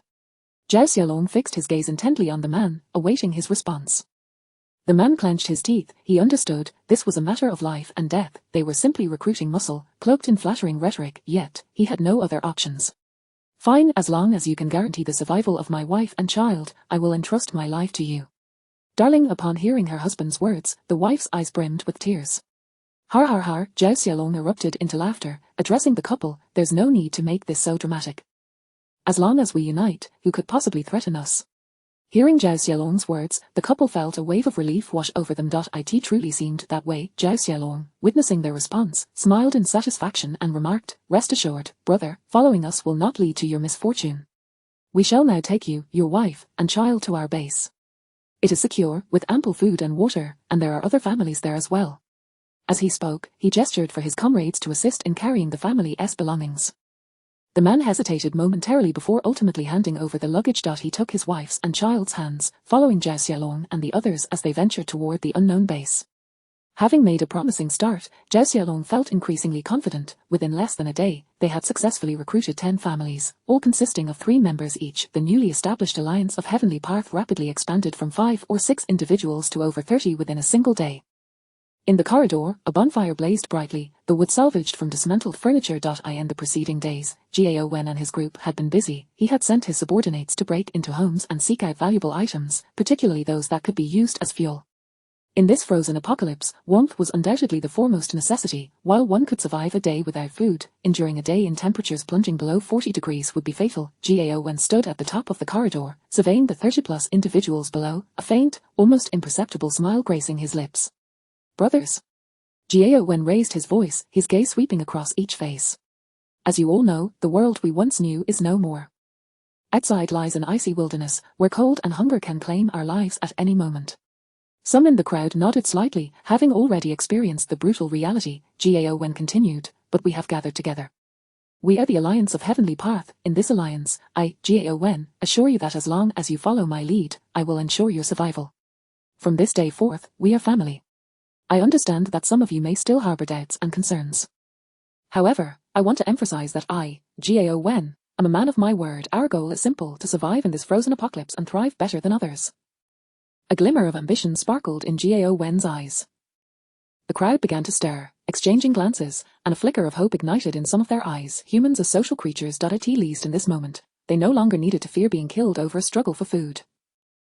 Jiao Wu stood at the back of the crowd, observing his charismatic brother with a hint of admiration in his gaze. His respect for Jiao Wen had only grown throughout their lives. At that moment, he beckoned to Huang Mao, who hurried over. "Wu Ji, what do you need?" Jiao Wu whispered a few words in Huang Mao's ear, and the latter's eyes lit up before he quickly made his way toward the underground garage. Chapter 42, Lin Tian as a lifeline. "Miss Anqing, our vice leader requests your presence." The yellow-haired man gazed at Anqing with a semblance of a smile, his eyes betraying a hint of malice. This woman was extraordinarily beautiful, even with her face smeared with dirt. Her refreshing and ethereal aura shone like a pearl in the darkness, impossible to conceal. Jiao Wu had just informed him that he was to bring Anqing to him. Since his brother Jiao Wen had already commenced his plans, Jiao Wu was eager to proceed without delay. Anqing slightly furrowed her brow, a flicker of wariness crossing her eyes. What vice leader? Where did this vice leader come from? In truth, the vice leader was merely a fabrication of the yellow-haired man. In his mind, the boss Wen Ji was undoubtedly the leader, which meant that Wu Ji must be the vice leader. If he could handle this matter adept, perhaps he could secure a position for himself. He even had a title in mind, the Golden-Haired Lion King. Thus, a more sycophantic smile appeared on his face as he said, "Miss Anqing, please do not be afraid. The vice leader merely wishes to have a word with you and assures you will come to no harm." Anqing, however, shook her head. "I do not know your leader or vice leader, and I have nothing to discuss with him." As she spoke, she took a few steps back, attempting to distance herself from the yellow-haired man. Unperturbed, he pressed on, for this was crucial to his aspirations for advancement. With a disdainful snort, he declared, "You have no say in this. Our vice leader is inviting you as a courtesy. Do not refuse to drink the toast, only to suffer the penalty." With that, he moved forward to seize Anqing's arm. "No, please, let go of me." Anqing cried out in terror, struggling and glancing at her protector nearby, the bespectacled man. "Brother Ju, help me."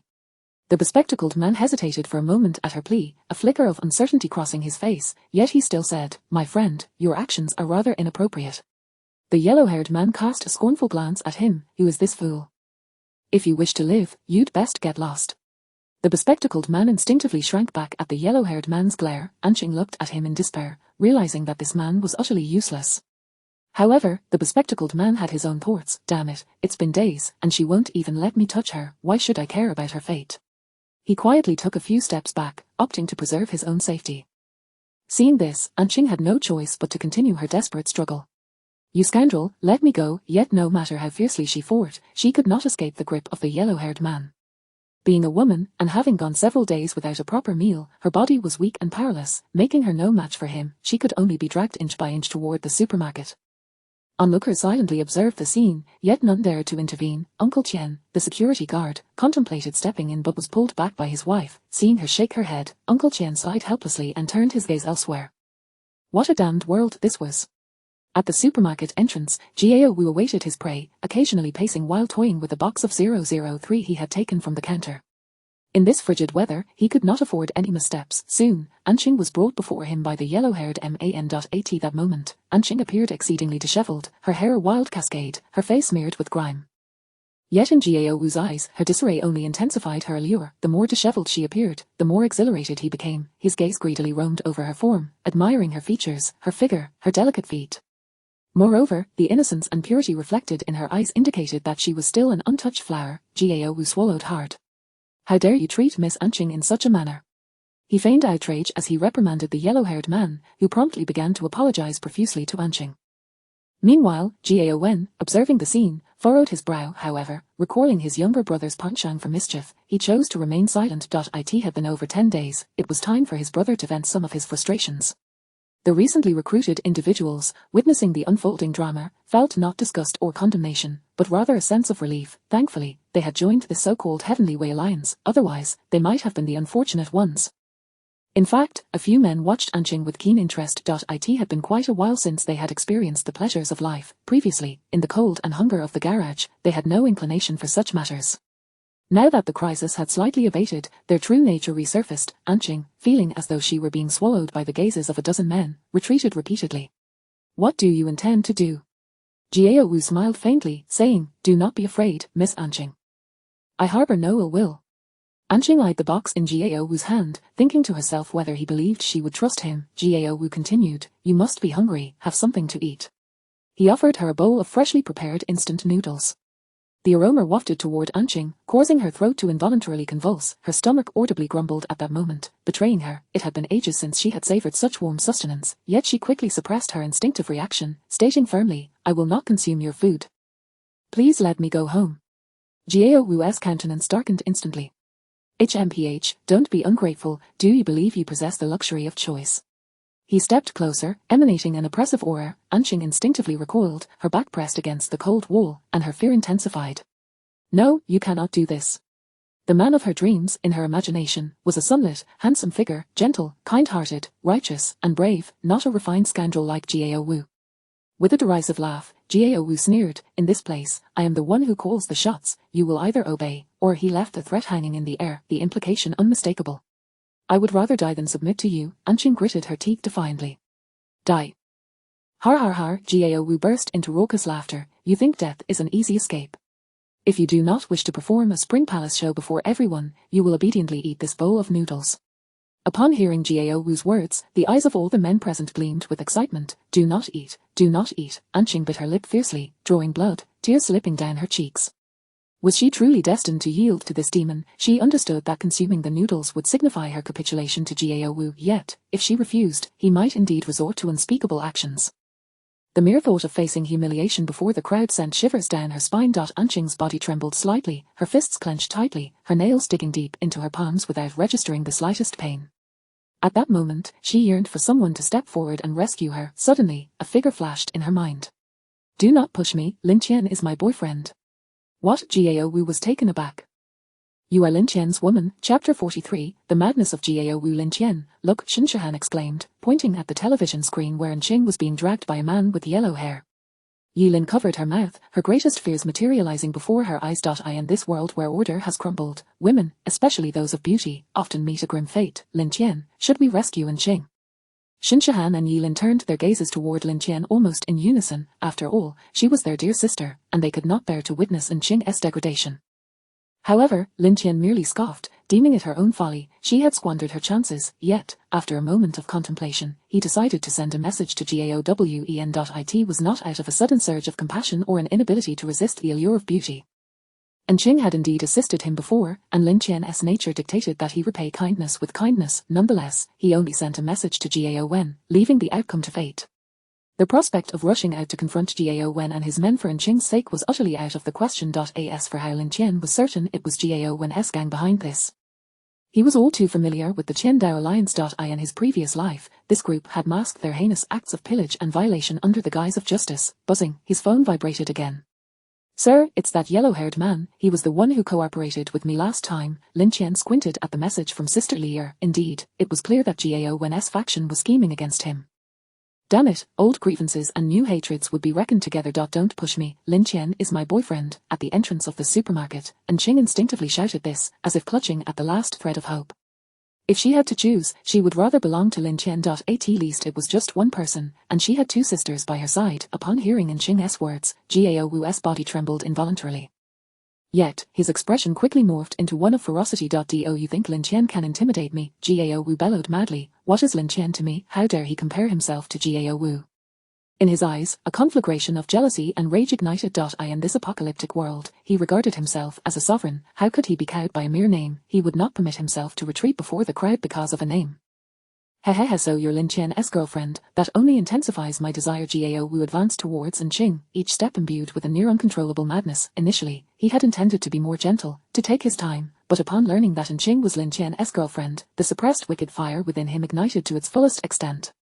If he could not deal with Lin Tian, then surely he could have his girlfriend, Gao Wu thought viciously, a sinister smile spreading across his face. Lin Tian, HMPH, do you truly believe he can protect you? Ching, in terror, watched Gao Wu approach, her back pressed firmly against the cold wall, with nowhere left to retreat. Her body trembled as if trapped in a frozen chamber, muttering repeatedly, "No, don't come any closer." Gao Wu extended his hand, his coarse fingers reaching for Ching's face. The more you belong to him, the more I shall possess you. I want to see what Lin Tian can do about it. His eyes sparkled with a maddened possessiveness, his fingers drawing ever nearer to Ching's face. Just as Gao Wu's fingers were about to touch Ching, a thunderous voice erupted. Stop! Gao Wen strode over, phone in hand, his countenance darkened with rage. He had been addressing the crowd and had missed Lin Tian's message until now. Upon hearing Ching call out Lin Tian's name, he rushed forth. Brother! Gao Wu glared fiercely at his older brother, bewildered as to why he would intervene at such a moment. Was Lin Tian truly that formidable? Brother, don't interfere. Today, I will make Lin Tian understand the consequences of opposing Gao Wu. Gao Wu shouted, his eyes ablaze with fury. Gao Wen stepped closer, casting a glance at the terrified Ching before turning to Gao Wu and admonishing him in a low voice. Do you know what you're doing? Do you dare to lay a hand on Lin Tian's woman? Veins bulged on Gao Wu's neck as he retorted, Brother, what is there to fear about Lin Tian? Are we to be frightened by a single man? As long as he dares to come, I promise he won't return. The newcomers, however, were shaking their heads in panic. No, no, please don't let him come. The last time, a dozen men had gone, and barely 10 returned. Gao Wen furrowed his brow and said, What do you understand? His ambitions were just beginning. If Lin Tian learned of this incident, and came armed with a submachine gun, it could spell disaster for their nascent enterprise. Gao Wu, however, was undeterred, snorting dismissively, Brother, you're just too timid. How capable can Lin Tian really be? Today, I will have my way with this woman and see what he can do about it. With that, he lunged again for Ching. Gao Wen, witnessing this, immediately grasped Gao Wu's arm. Calm yourself. He was perplexed by his brother's behavior. Though he had been reckless before, it had never reached this extent. Gao Wen whispered into Gao Wu's ear, It's not that I fear Lin Tian, it's simply not the right time. Once we've firmly established ourselves, I will hand Lin Tian over to you, to do with as you please. Whether to kill or to maim is entirely your choice. Gradually, Gao Wu regained his composure, gritting his teeth furiously. Then, at that time, I will have him torn apart, making him wish for life but find none, and wish for death but be unable to attain it. Seeing his brother calm down, Gao Wen then turned his gaze to Ching. My apologies, Miss, and please convey my regards to Lin Xiao. Inform him that the doors of our Qiandao Alliance are always open to him, welcoming his joining at any time. Upon hearing Gao Wen's words, Ching finally breathed a sigh of relief. Her body still trembled slightly, the earlier harrowing scene lingering in her mind. All right, thank you. Ching was astonished that a mere name had subdued such a notorious crime lord. It seemed that the ordinary man she knew had become so formidable. Gao Wen then handed Ching some food. Consider this a token of apology. You may leave now, Miss. Ching accepted the food. Her fingers trembled slightly, and she dared not linger, swiftly departing from the place that had filled her with dread. Gao Wen watched her retreating figure, a fleeting glimmer of malice flickering in his eyes. He had witnessed the fear in the newcomer's eyes when Ching mentioned Lin Tian. It was unexpected that Lin Tian had made such a profound impression of terror in their hearts. It seemed imperative to devise a plan to eliminate this potential threat swiftly, only then could he fully seize control of the entire community. In this chaotic apocalypse, the strong reigned supreme, and Lin Tian's existence was undoubtedly a stumbling block on his path to domination. Moreover, how had Lin Tian learned of Anqing's abduction? Gao Wen pondered, stroking his chin. Was it Anqing's cry for help, or had Lin Tian stationed spies in the garage? Gradually, a knowing smile crept onto Gao Wen's lips, revealing a hint of intrigue. The situation was becoming increasingly interesting. However, this was also a good thing. True accomplishment came from overcoming challenges. Chapter 44, The Deterrent Power of Lin Tian. Anqing returned to the garage, cradling a bundle of food in her arms. Along the way, her mind incessantly replayed the harrowing scene that had just unfolded at the supermarket entrance. It was only thanks to Lin Tian that she had managed to avert disaster. Had she not had the sudden insight to mention him, the consequences could have been dire. Now, she found herself wavering, contemplating whether or not to seek out Lin Tian. However, glancing down at the food nestled in her arms, Anqing ultimately resolved against visiting him. After all, he is none the wiser, she muttered softly to herself. I certainly won't go grovelling at his feet. Unless he were to request that I be his girlfriend, he shall not have me. A faint blush crept across Anqing's cheeks as, for reasons unknown, the image of that man kept surfacing in her thoughts. Suddenly, Anqing sensed the piercing gaze of someone watching her. The feeling of being scrutinized jolted her from her reverie, and an unsettling wave of anxiety washed over her. She turned her head to survey her surroundings and, indeed, a dozen malicious eyes were secretly fixed upon her. Back so soon? A mocking voice called out first. Is that food you're holding? I hope it wasn't tea, procured in exchange for something, chimed in a young man, joining the derisive chorus. What a shameless woman, another woman echoed, her face a mask of disdain. Oh, vile. Anqing's face drained of colour, and she clutched the food tightly to her chest. Can you possibly consume all that food? Perhaps I could assist you, a man said, his eyes greedily fixed on the provisions. He spoke as he slowly advanced toward her. At that moment, Anqing realised how foolish it was to be carrying food as she walked through the garage.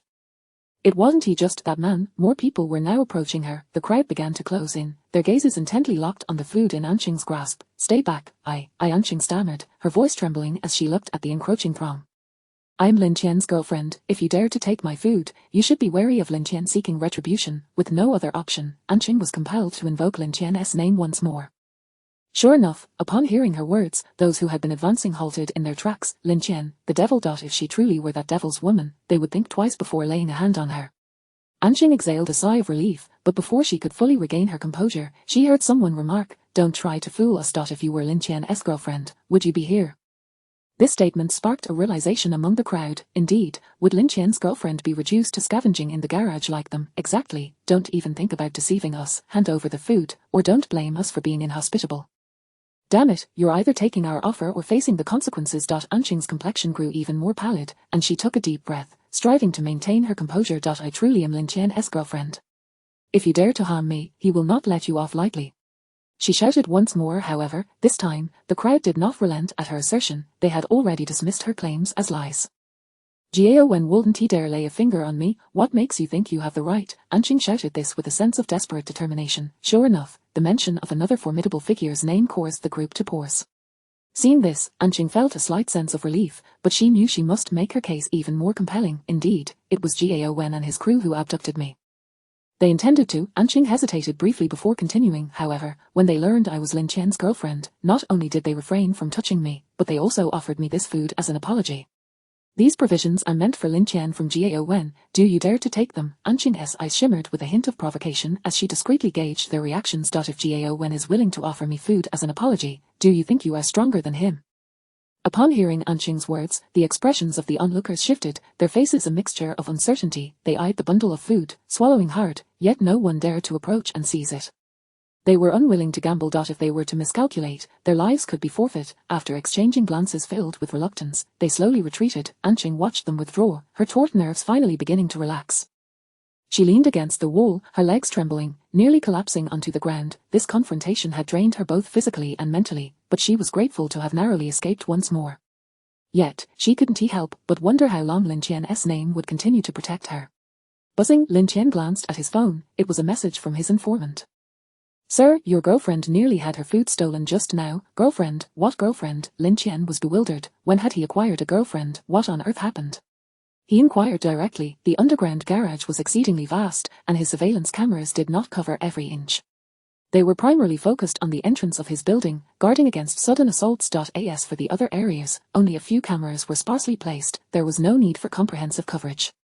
Having experienced what could transpire in the garage in his previous life, he was well aware. Soon, the informant replied, "It appears, sir, that your girlfriend was just taken by Gao Wen and his associates." Evidently, this informant was adept in her phrasing: high emotional intelligence, taken; low emotional intelligence, stolen. The informant continued with her high emotional intelligence, "But rest assured, your girlfriend should return shortly. It seems nothing serious occurred. She mentioned that when Gao Wen learned she was your girlfriend, he released her and even provided her with a bundle of food as an apology. Then just now, several individuals in the garage had their eyes on your girlfriend's food, and your girlfriend." The informant recounted the entire sequence of events, and Lin Tian began to piece it all together. It was that woman, Anqing. Damn it, when did he become her boyfriend? It seemed Anqing was using his name to bolster her standing. All right, I understand, you did well. I'll ensure you receive an extra meal tomorrow. Lin Tian sent a reward message back to the informant. Management requires clear distinctions between reward and punishment. Thank you, sir, thank you. The informant responded enthusiastically. A single pack of individual rations was merely enough for one person for a day. It was hardly sufficient for her and her child. It barely ensured they wouldn't starve. Of course, as long as they didn't starve, she was content, but she hadn't anticipated receiving a reward. The young woman swallowed hard and turned to her daughter, saying, "Tomorrow, we shall have something delicious." Upon hearing her mother's words, her daughter looked up, her small face pale from malnutrition, yet her eyes sparkled with hope. She reached out her tiny hand and clutched her mother's garment tightly, her voice sweet and innocent as she asked, "Mommy, will there really be something tasty tomorrow?" The young woman gazed at her daughter, gently nodding as she replied, "Yes, my dear, tomorrow we shall have something delicious, courtesy of a kind-hearted uncle." The little girl, filled with innocent wonder, tilted her head back, her tiny finger unconsciously finding its way to her mouth. A kind-hearted uncle. Chapter 45, a meal supplement. In the room, Xinshan noticed Lin Tian's ever-changing expression. With a look of anxiety, she inquired, "What is the matter?" Lin Tian smiled as he recounted the events. Xinshan couldn't help but chuckle softly. "Anqing is just like that, always holding herself in high regard." A hint of disdain colored her tone as her lips curled into a slight smile, "Yet this time, she still has to rely on you to escape peril." As she spoke, she lifted her chin, gazing at Lin Tian with admiration. "I never expected that everyone would be so afraid of you." Her eyes sparkled with a glimmer of reverence for the strong. "Even that notorious big shot, Gao Wen, has to show you some respect." It was unclear whether her sentiments were genuine or feigned, but Lin Tian reveled in the adoration of women. Indeed, he too was astonished that Gao Wen harbored such trepidation towards him. Moreover, in the garage, merely the mention of his name wielded such a formidable influence. At that moment, Xinshan pondered and continued, "How about I call Anqing up?" She tilted her head earnestly, looking intently at Lin Tian. "I know her well. If we let her come up on her own, she will surely find it hard to face us. We should offer her a way out." Upon hearing Xinshan's suggestion, a smirk crept onto Lin Tian's lips as he teasingly remarked, "What, are you not afraid she will vie for your affection once she arrives?" Xinshan pouted slightly and candidly replied, "I am, but I would rather see you happy." Her tone held a playful reproach. "Are you daring enough to say you aren't envious of Anqing?" Lin Tian contemplated for a moment before responding, "Never mind. If she is unwilling to come up, then so be it. There is no need to force it. I do not like to coerce others." Beep. Today's flash sale items. 1. Snowmobile suit, 10,000 sets. 2. Pure drinking water, 10,000 barrels. 3. Large umbrella, 10,000 boxes. 4. Film study materials, 10,000 G. I choose 1. Lin Tian made his selection without a moment's hesitation. When there is a set, one must choose the set. Beep. Flash sale successful. Instantly, 10,000 sets of snowmobile suits appeared neatly in the system space. It was unfortunate that there was not enough space to examine what was included. Beep. The host has completed 10 flash sales. System upgrading. System upgrading. Lin Tian was taken aback, unprepared for the fact that the system could upgrade. He wondered how long this upgrade would take.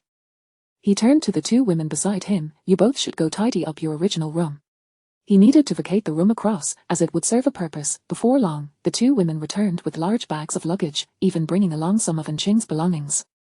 Since it was a rented space, there was not much to take other than some clothes and personal items. As for the trivial odds and ends, in this apocalyptic world, what purpose would they serve?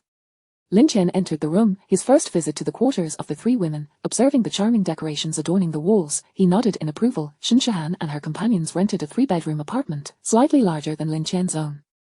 As Lin Tian paced within the room, he calculated that if they squeezed in, accommodating 10 or 8 individuals shouldn't pose a problem. The only issue was the lack of electricity. Just then, footsteps echoed in the corridor. The two women, startled, hurriedly hid behind Lin Tian, gripping his arm tightly. Lin Tian waved his hand reassuringly. Do not panic. Soon after, several women accompanied by a few children ascended the stairs. Sir, the women greeted in unison with deep respect. The children hid behind their mothers, curiously gazing at this uncle. Shun Shahan and Yi Lin noticed the identical neck rings adorning the women's necks and let out a sigh of relief. Those neck rings were the insignia of Lin Tian's subordinates, and upon seeing them, they understood that these individuals were not foes. From now on, your children will temporarily reside in this room, and you will take turns caring for them, Lin Tian declared, pointing to the room behind him, his tone leaving no room for dissent. Indeed, he had cleared the three women's quarters to accommodate these proxies. Furthermore, since Jiao Wen had begun recruiting and expanding his influence, Lin Tian could not afford to lag behind. However, at present, the women wore expressions of reluctance as they gazed at the room behind Lin Tian. Who would willingly relinquish their children? What if something were to happen? Lin Tian surveyed the group of ungrateful women, his brow furrowing slightly. As the women's eyes returned to clarity, Lin Tian slowly spoke. Come in. I mentioned I will provide you with a meal supplement today. His tone was calm, as if the preceding shock was but a trivial interlude. The women, leading their children, followed Lin Tian into the room. They had no choice. Regardless of their willingness, they had no alternative. Once they entered the room, Lin Tian gestured towards the few stoves and instructed, assemble these items. While they could manage without electricity, fire was indispensable. Fortunately, he possessed 10,000 stoves, sufficient to accommodate many individuals. Under Lin Tian's direction, the women, though still apprehensive, swiftly began assembling the stoves. In no time, 3 stoves were ready. With the 3-bedroom apartment spanning nearly 100 square meters, 3 stoves would suffice. As flames roared to life, the temperature in the room swiftly escalated. Before long, the occupants began to sweat, their faces revealing long-forgotten contentment. It had been nearly a week since they had last experienced such warmth since the cessation of water and electricity. At that moment, a little girl stepped forward and addressed Lin Tian. Are you the kind-hearted uncle? The girl's eyes sparkled like clear lakes, gazing innocently at Lin Tian. Nan, come back here, the little girl's mother called out, her voice tinged with tension.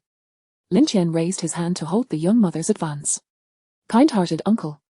He knelt to meet the little girl's gaze and asked, what kind-hearted uncle? The little girl blinked her eyes and replied in a sweet voice, Mommy said that today, a kind-hearted uncle would bring us delicious food. Her small face, flushed from the warmth of the room, bore a slight smile as she appeared eagerly anticipative of the forthcoming treats. Lin Tian chuckled, indeed, I am that kind-hearted uncle. Chapter 46, The Affection of the Women. Sir, I apologize, the child was merely speaking out of turn. The young mother hurriedly pulled her daughter behind her, repeatedly bowing in apology to Lin Tian. He rose from his seat, the smile on his face gradually fading as he regarded the woman with a cold gaze, stating, children may be unaware, but adults must not be so. Nave. The other women and children held their breath, quietly observing the exchange between Lin Tian and the young mother. The woman lowered her head, too timid to meet Lin Tian's eyes, incessantly muttering, I'm sorry. Lin Tian felt a surge of irritation. He had initially intended to extend a gesture of kindness by offering them a meal, yet they treated him as if he were a thief. They were indeed long-haired and short-sighted. The little girl seemed to realize her blunder. She peeked out nervously from behind her mother, timidly addressing Lin Tian, Uncle, I'm sorry, I was wrong. After uttering her apology, she quickly retreated, tightly clutching her mother's leg. Observing this, Lin Tian could only shake his head in resignation. He had not yet descended to the level of punishing a mere child. All right, everyone, smile. The women were taken aback by Lin Tian's command, but soon they made an effort to force smiles. Yet, Lin Tian could see that their expressions were more pitiable than those of someone crying, prompting him to furrow his brow slightly before softening his tone. Today, I have indeed prepared a feast for you. There is no need for such fear. As he spoke, he magically produced 10 bags of hot pot ingredients. The eyes of the women were instantly drawn to the vibrant red of the beef and lamb, as well as the lush green of the vegetables. They swallowed hard. Even the children, who typically shunned vegetables, stared wide-eyed at the array before them. Witnessing their reactions, Lin Tian felt a flicker of satisfaction. All right, stop dawdling, take these ingredients and prepare them. We shall have hot pot today. As soon as he finished speaking, the women paused, seemingly unable to believe their ears, before radiant smiles of surprise erupted on their faces. This joy was markedly different from their earlier forced expressions. It was a genuine excitement emanating from their hearts. They scrambled to receive the ingredients, repeatedly expressing their gratitude with "Thank you, sir." The young mother, her eyes glistening with tears, hugged her daughter tightly and softly urged, Nuan, we have delicious food now. Quickly thank your uncle. The little girl beamed, her sweet voice chiming, Thank you, uncle, you are so kind. Lin Tian smiled, and the women began to busily prepare. The children ran excitedly about, occasionally peeking at the ingredients beside their mothers, their faces alight with curiosity and joy.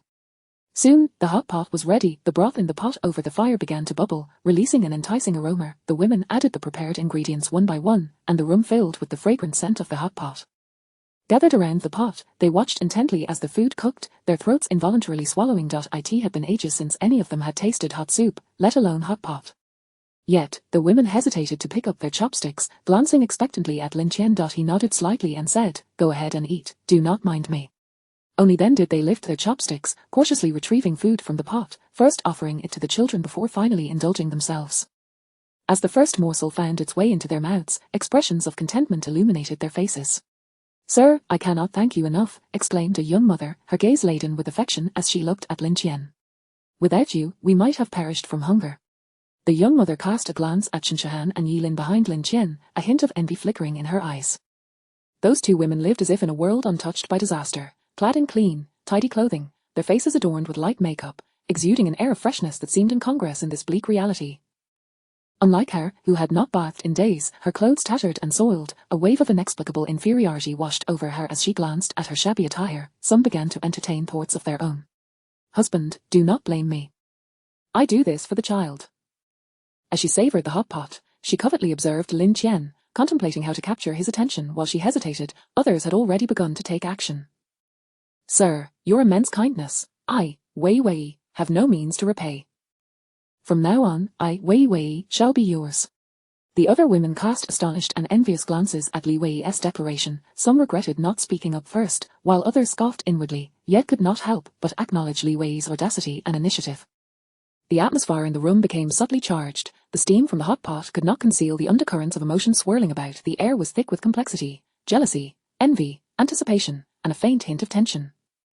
Shinshahan and Yilin exchanged glances, instinctively stepping forward to flank Lin Tian, each wrapping an arm around one of his. What a pack of shameless women! They were just treating my Lin Tian like a thief, yet now they are eager to offer themselves up. Indeed, don't they realize how old they are? They have children already. It's disgraceful. The two women silently berated them in their minds, yet they dared not voice their discontent nor reveal a hint of displeasure. Lin Tian regarded Li Wei. She was possibly attractive, falling somewhere between Yilin and Shinshahan, though not as youthful as the two university students. She possessed a distinct air of maturity. He approached Li Wei, lifting her chin and disdainfully commenting, "You're filthy." Li Wei shuddered slightly, a rush of shame flooding her. Biting her lip, she softly replied, "Sir, I will clean myself." Lin Tian shook his head and raised his voice, "All right, continue eating." After a moment, he added, "From now on, 2 individuals will remain upstairs to care for the children, while the others will continue their surveillance in the garage. We shall have hot pot once a week." With that, he turned and departed. The women felt a pang of disappointment at Lin Tian's lack of direct response. However, when they heard him declare that they would have hot pot weekly, their faces brightened with joy. They understood that even before the apocalypse, not every household could afford a weekly hot pot meal. For them, it was not merely a feast, it represented hope, a small consolation in their arduous lives. It reminded them that perhaps life was not as grim as it seemed, and that there were still beautiful things to anticipate. Li Wei, in particular, was overwhelmed with excitement, her gaze fixed steadfastly on Lin Tian's retreating figure. Chapter 47, The Tactics of Gao. When Shinshahan and Yilin flanked Lin Tian as they returned to the room. As soon as they stepped inside, the two women's lips pouted indignantly. Outside, they had naturally put on a show to uphold Lin Tian's dignity, demonstrating their understanding and docility before others to maintain his authority. However, once back home, it was time to indulge in a little sulking. Both women felt they held a unique position beside Lin Tian, one that should not be easily usurped by other women vying for his attention. "Sir, I will clean it thoroughly," Shinshahan chirped, adopting a high-pitched tone reminiscent of Li Wei's earlier demeanor, twisting her body with a hint of jealousy in her gaze. "Sir, Wei Wei will be yours from now on," Yilin chimed in defiantly, mimicking Li Wei's tone and gestures, even winking playfully to feign shyness. Slap, slap. The two women covered their faces. Chastened, they knelt beside Lin Tian, one on either side, massaging his legs and feet. Lin Tian leaned back on the sofa, his eyes gently closed. System upgrading. It had been an entire morning, and the system had yet to complete its upgrade. Lin Tian felt a flicker of irritation as his fingers unconsciously tapped lightly against the armrest of the sofa. This system was his most vital support in the apocalyptic world. His current comfortable and stable life owed much to the items procured through the system's flash sales. Simultaneously, he could not help but anticipate what delightful surprises this system upgrade might bring. Currently, aside from the daily opportunity for a flash sale with 4 options each morning, the system had offered him no further interaction. He wondered if this upgrade would introduce additional features, allow him to purchase more goods, or perhaps unveil entirely new modes. The more he contemplated, the more exhilarated he became, and his earlier irritation began to dissipate. As time ticked by, the system still failed to provide the completion notification. Lin Tian could not help but murmur inwardly, "EO system, do hasten, do not let me down." In the underground garage, chaos reigned supreme, shouting and conflict were rampant. In one corner, 2 men were embroiled in a heated argument over a box of instant noodles, which had mysteriously appeared from nowhere.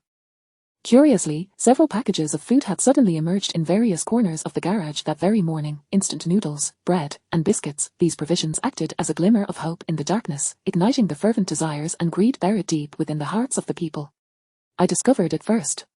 "How dare you take it?" cried a small, wiry man, his face flushed and his gaze fixed intently on the box of noodles. "Just because you found it first, does that make it yours?" "Nonsense, whoever seizes it first claims it," retorted a tall, burly man, stepping forward to obstruct the smaller man's line of sight, his eyes gleaming with provocation and avarice. "You are being unreasonable." The smaller man trembled with rage, attempting to circumvent the larger man to snatch the box, only to be shoved aside. HMPH, reason.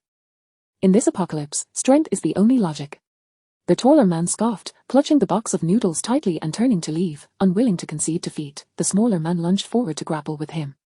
Soon, the two were locked in a fierce struggle, attracting the attention of others. When bystanders glimpsed the box of noodles, their eyes sparkled with greed. A nearby man rushed forward, seizing the box and attempting to flee. "Drop it, that's mine," the tall man bellowed, still entangled with the smaller man, while his peripheral vision caught the movement of the other. With a sudden force, he pushed the smaller man away and charged at the one with the noodles. The smaller man, not to be outdone, gasped for breath and propelled himself forward once more. More individuals soon joined the fray, and the atmosphere in the garage grew increasingly tense and chaotic. In pursuit of a mere box of noodles, it seemed that reason had flown out the window, and the primal instinct for survival took precedence. Fists flew through the air, bodies collided, and curses and shouts intertwined, painting a scene reminiscent of a frenzied apocalypse. Were one to capture this moment, it would surely be immortalized as a masterpiece. Each phase bore the marks of madness and despair. Some fell to the ground only to rise again, while others collapsed and did not stand back up. Amidst the turmoil, the box of noodles was torn asunder, its contents scattered and crushed underfoot. Yet, the crowd remained undeterred, many kneeling to gather the shattered remnants, murmuring, "A mine, all mine." Their faces smeared with dust and blood, they paid no heed, desperately stuffing the pitiful morsels into their arms. Similar scenes unfolded in other corners, with people scrambling for the suddenly appeared bread and biscuits. The origins of these provisions were entirely overlooked. No one pondered whether they were a divine gift or the result of some unseen puppet master. What mattered was how to seize the food and, ultimately, how to survive. In the supermarket, an old gasoline barrel blazed with a roaring fire. Gao Wen sat in a boss's chair he had scavenged, casually crossing his legs. "Brother Wen, your strategy is simply brilliant. The entire garage has descended into utter chaos." Liu Dayong, a newly recruited underling, exclaimed with fawning admiration, giving a thumbs up as he spoke. "Those people are so engrossed in fighting over the meager provisions you intentionally discarded that they have forgotten everything else." Liu Dayong grew increasingly animated, while others regarded Gao Wen with awe. Just a few packages of food had ignited a conflagration throughout the garage. His cunning manipulation of humanity's desperate craving for sustenance in this dire world had effortlessly incited this pandemonium. Simultaneously, a flicker of relief passed through the crowd. They were fortunate to have joined the Heavenly Path Alliance early on, lest they too become entangled with the madness. A sly smirk played on Gao Wen's lips, his eyes betraying a cold detachment, as if all this were merely a game under his control. But really, it is just the clam and the snipe fighting, allowing the fishermen to benefit, nothing worth mentioning. Liu Dayong immediately chimed in, "Brother Wen, you are far too modest. And what are your plans henceforth?" "We shall follow your lead." Gao Wen rose, hands clasped behind his back, pacing thoughtfully through the supermarket. After a moment's contemplation, he declared, "No rush, let the bullets fly a while longer." His underlings nodded in unison, "Yes, let them exhaust themselves before we swoop in to clean up the aftermath.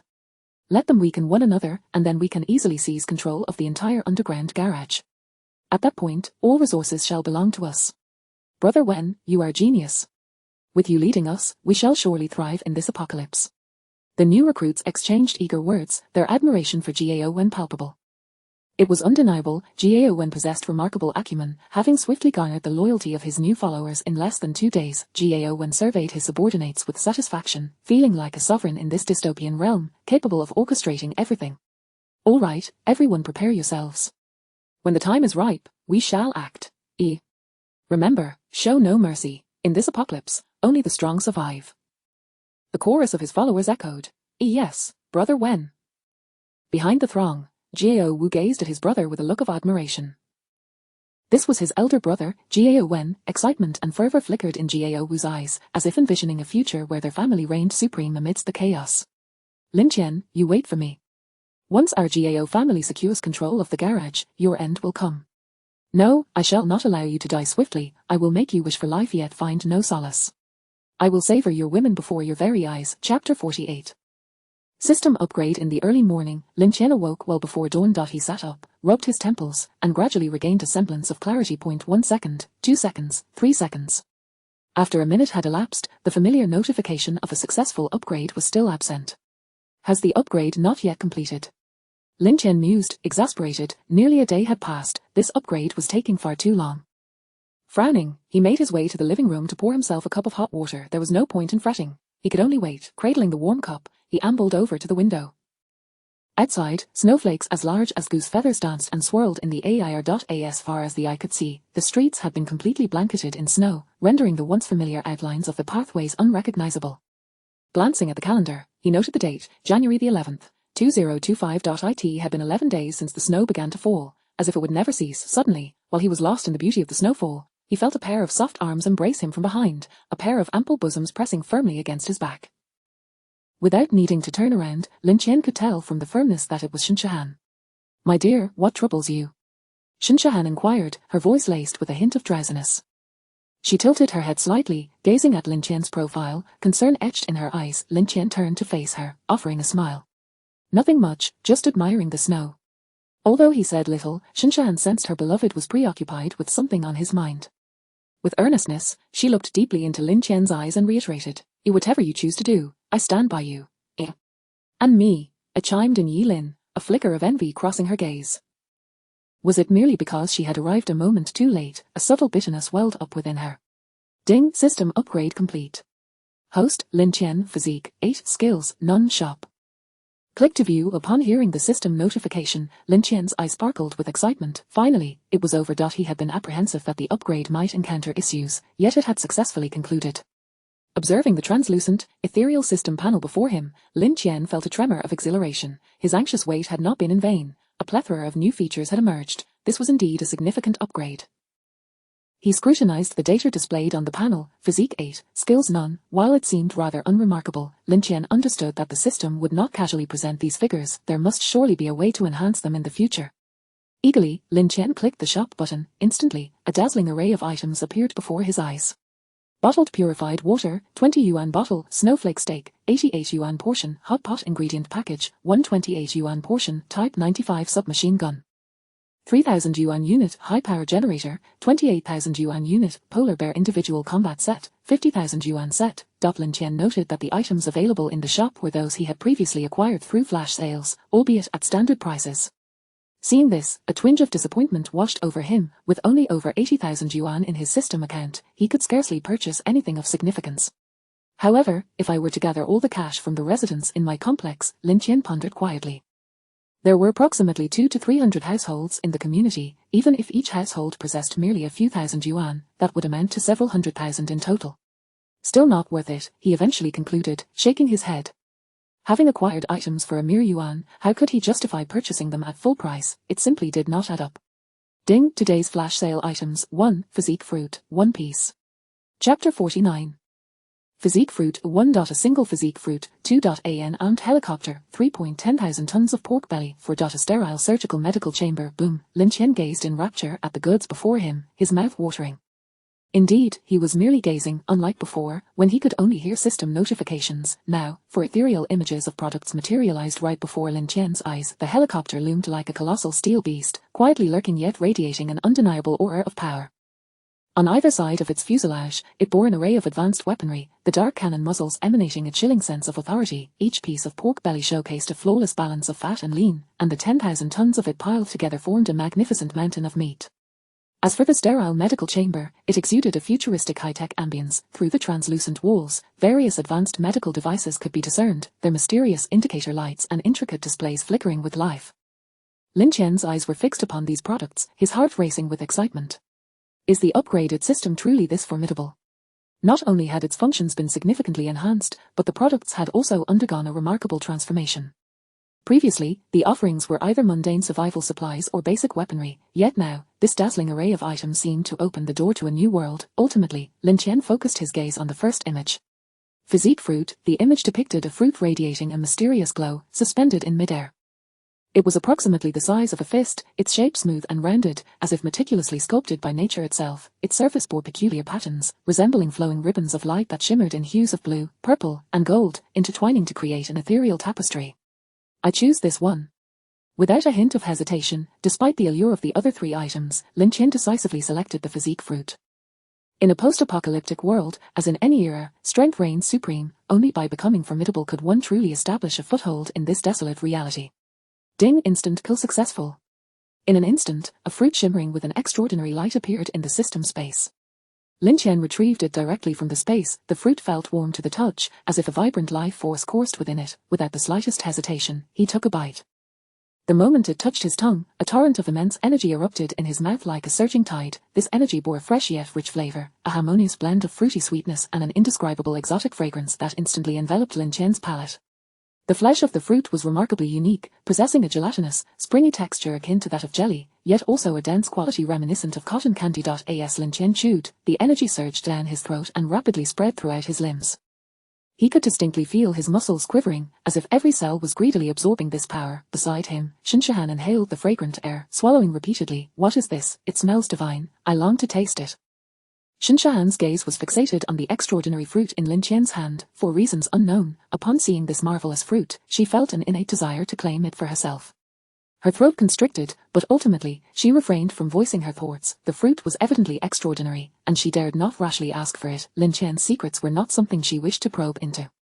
Only by being understanding could she linger by his side a little longer. In the corner, Yi Lin too was ensnared by the alluring fragrance. However, noticing Lin Tian immersed in the wondrous sensations brought by the fruit, she discreetly lowered her feet and gently gasped for breath. The ache throughout her body left her no room to ponder the mysterious fruit. While secretly rubbing her thigh, she cast furtive glances at Lin Tian, yet she dared not reveal her yearning for the fruit like Shinshahan did, for she knew she held little regard in Lin Tian's eyes. If she were to irritate him further over this matter, who knew what dire consequences awaited her? Seeing Lin Tian consume the fruit entirely, Yi Lin quickly perked up her feet, a gesture executed with alarming proficiency. After Lin Tian finished the physique fruit, he instinctively stretched, a series of cracking sounds akin to firecrackers erupting from his bones and joints. Alongside these sounds, a powerful sensation of strength began to radiate from deep within his body, coursing through his limbs. Lin Tian glanced down at his hands, sensing a force surging beneath his skin. Beside him, Shinshahan and Yi Lin were both astonished by the commotion emanating from Lin Tian's body. Shinshahan instinctively covered her mouth, her eyes filled with disbelief. While Yi Lin's eyes widened, her heart a mix of envy and trepidation. System. Lin Tian softly called out in his mind, and in an instant, a translucent panel appeared before him. Host. Lin Tian. Physique 9. Skills none. Store. Click to view. His physique had surged from 8 to 9. An entire point increased. If Lin Tian's guess was correct, the average physique of an adult male should be around 10. Though he was still a tad short of perfection, an idea seemed to dawn upon him, prompting him to swiftly click on Store. Bottled purified water 20 yuan bottle. Snowflake steak. 88 yuan serving. Lin Tian's gaze continued to scan downwards. Finally, he spotted the item he sought. Physique fruit, 100,000 yuan each. Hiss. Upon seeing this price, Lin Tian couldn't help but inhale sharply. It was an astronomical figure, 100,000 for a single fruit. He currently had just over 80,000 in his account. It seems I must devise a way to earn some money, Lin Tian murmured to himself. Previously, he had never considered the issue of finances. The daily 1 yuan instant kills and the over 80,000 in the system account seemed sufficient for a lifetime. However, the emergence of a single physique fruit shattered his previously complacent mindset. Beside him, Shinshahan caught wind of Lin Tian's mention of money and cautiously inquired, Do you need funds? I still have a few thousand in my card. Lin Tian shook his head. Even a few thousand was far from adequate, and the system didn't recognize the money in her card. This wretched system only acknowledged cash. Seeing Lin Tian's refusal, Shinshahan continued, I also have some jewelry and such, which is worth quite a bit. Although she was uncertain why Lin Tian needed money, she was willing to offer everything she had. Woof woof. I also have a gold necklace, Yilin quickly chimed in, eager to express her loyalty, given that she now belonged to Lin Tian. What were those material possessions in comparison? Upon hearing the two women's words, Lin Tian's eyes lit up. Since the system had upgraded, might there be a change in the recharge method? With this thought, Lin Tian swiftly inquired internally, System, can I recharge using gold? If it were possible to use gold. Chapter 50, The Plunder of Gold and Silver. The host can use cash, gold, and silver to recharge. Splendid. Upon hearing this news, Lin Tian felt an overwhelming urge to shout with joy. In this apocalyptic world, cash is a rare commodity. Even banks may not possess much. Every night, cash trucks are dispatched to transport money away. As for where this cash is taken, Lin Tian remains oblivious. Perhaps there exists a secure location harboring tens of millions or even hundreds of millions in cash. The dilemma is that Lin Tian has no idea where that might be. However, gold is an entirely different matter. There is a substantial reserve of gold among the populace. Furthermore, numerous gold stores in shopping centers abound with this precious metal. Compared to robbing a bank, it is evidently far easier to target a gold shop. The more Lin Tian contemplated this, the more exhilarated he became. Previously, he had questioned the utility of the system upgrade that introduced the remole, but now he comprehended its significance. If the system were to present rare items, or even goods that do not exist on Earth, the importance of the remole would become even more pronounced. For instance, the physique-enhancing fruit he had encountered earlier had already granted him a taste of its benefits. The enhancement of strength is paramount in this dystopian era. Should more items emerge that could directly augment his abilities or provide exceptional survival guarantees, he would be better equipped to navigate this treacherous world. Go fetch the jewelry, Lin Tian instructed, gently patting Shinshahan's small head. Millimeter. Shinshahan nodded eagerly, her eyes devoid of any reluctance. In her heart, Lin Tian's commands were of utmost importance, and she was willing to do anything to assist him. And you? Lin Tian cast a glance at Yilin, who was standing in the corner. Before long, the two women returned with several pieces of jewelry, 3 gold necklaces, 4 gold rings, and 2 pairs of gold earrings. Recharge. Lin Tian silently urged within his mind. In an instant, the pieces of jewelry in his hands vanished without a trace. Ding. Recharge successful. Account balance, 97,356 yuan. Upon hearing the notification, Lin Tian furrowed his brow. He had only acquired a little over 10,000 yuan, leaving him still short of the coveted 100,000 mark. It remained unclear how the system calculated the value of gold.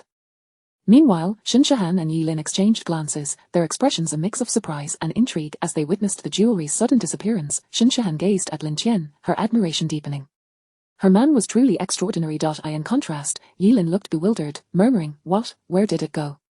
She stared at Lin Tian, her eyes filled with confusion. Zealer, Yilin exclaimed, clutching her neck, while Shinshahan regarded her with a look that suggested she was quite foolish.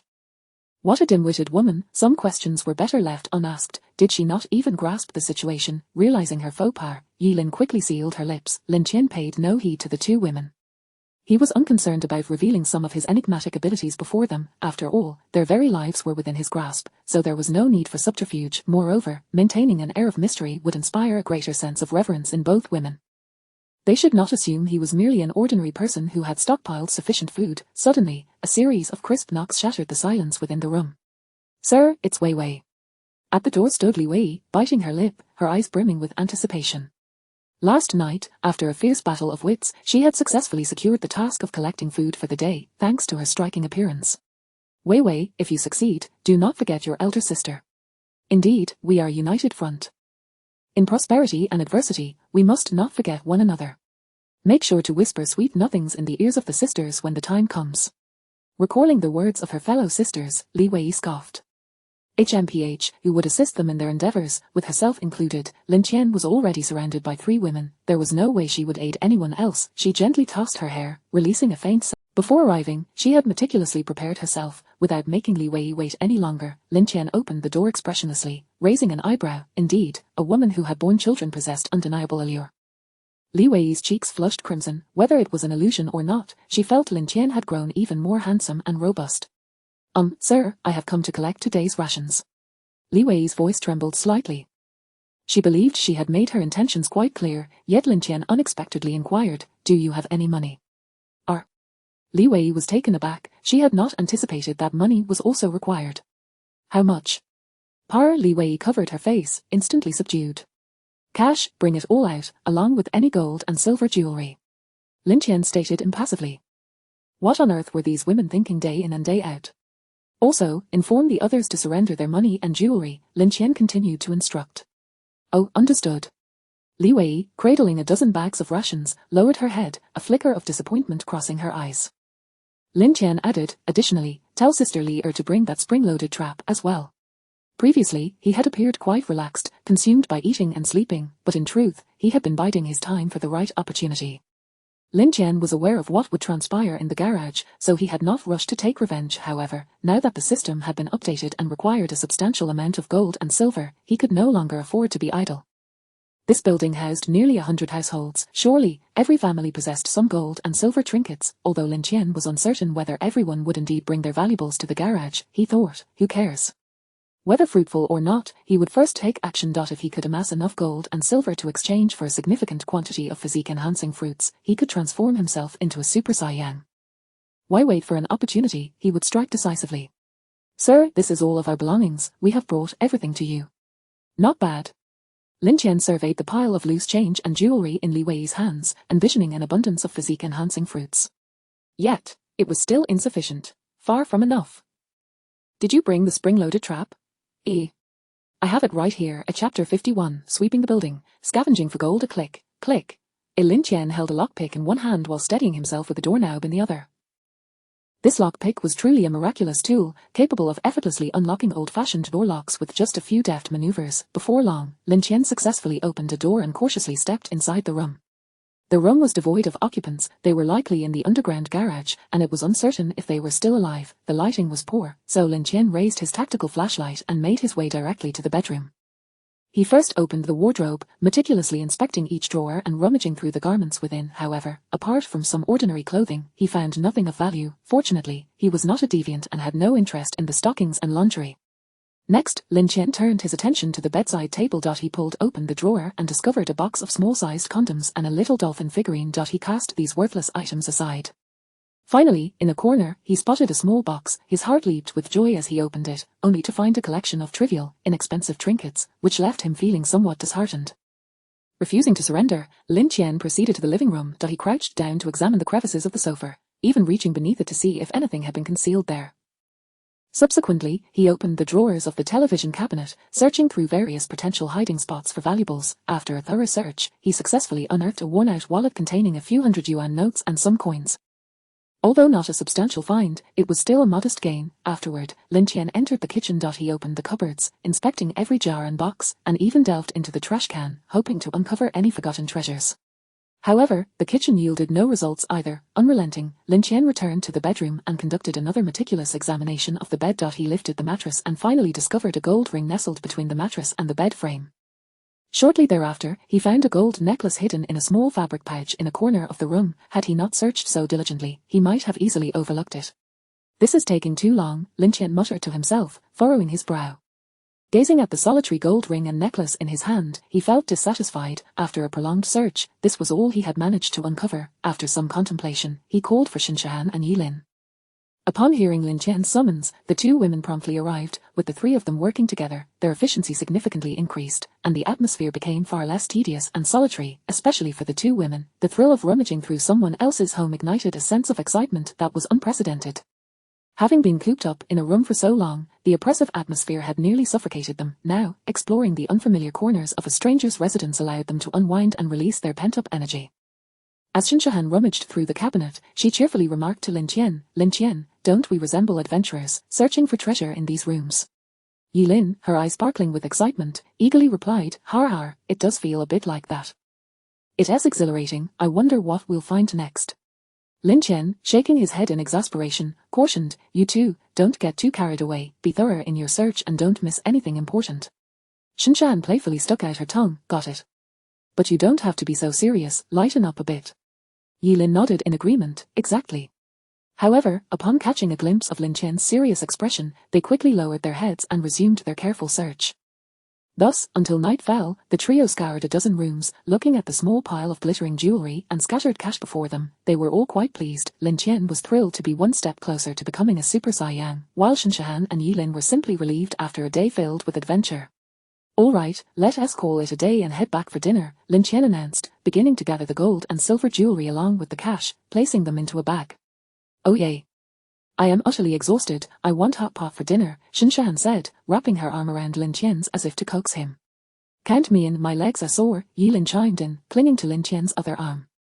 She was indeed fatigued, especially in her long legs, after the morning's torture. Her thighs were already aching, and a day spent on her feet following Lin Tian had taken its toll. Lin Tian shot Yilin a sidelong glance. "What's wrong? Do you want me to massage your legs?" Yilin stuck out her tongue. She dared not accept. As long as Lin Tian refrained from further tormenting her, she would be eternally grateful. She quickly replied, No, I can just massage them myself when I get back." Upon returning home, the two women eagerly prepared for hot pot. Lin Tian laid out all the cash and jewelry he had collected that day on the table, including the items procured from the women. The cash amounted to just over 20,000 yuan, which was not a significant sum, but the jewelry was plentiful. With over 20 gold necklaces alone, Lin Tian couldn't help but muse that it seemed every woman possessed a gold necklace. He then fixed his gaze intently on the pile of treasures before him, silently chanting, "Recharge." With a swish, all the cash and jewelry vanished in an instant. Ding, recharge successful. Account balance. 226, 358 yuan, splendid. Lin Tian exuberantly waved his hand. His account balance had surged past the 200,000 yuan mark. "Give me 2 essence fruits," he ordered without hesitation, directly redeeming 2 essence fruits from the shop. Ding, purchase successful. Account balance. 26, 358 yuan. In an instant, his balance dwindled to just over 20,000 yuan, while 2 mysterious fruits in the system space radiated an alluring glow. Lin Tian took a deep breath, retrieved the 2 fruits, and devoured them in quick succession.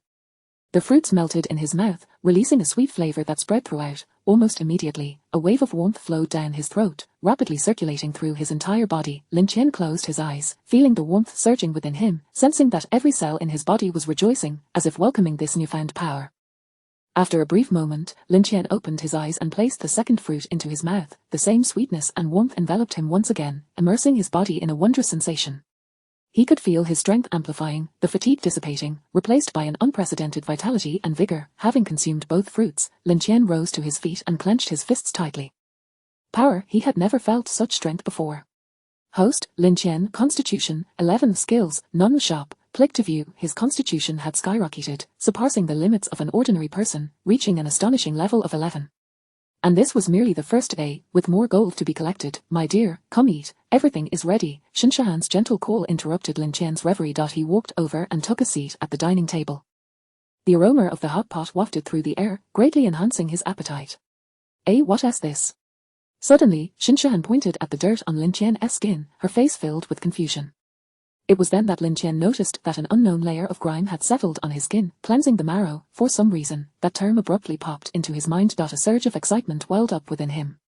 It seemed the changes brought about by the essence fruits exceeded his wildest expectations. Chapter 52, The Terrifying Nature of the 11 o'clock Physique. "Wow, darling, your skin has improved tremendously."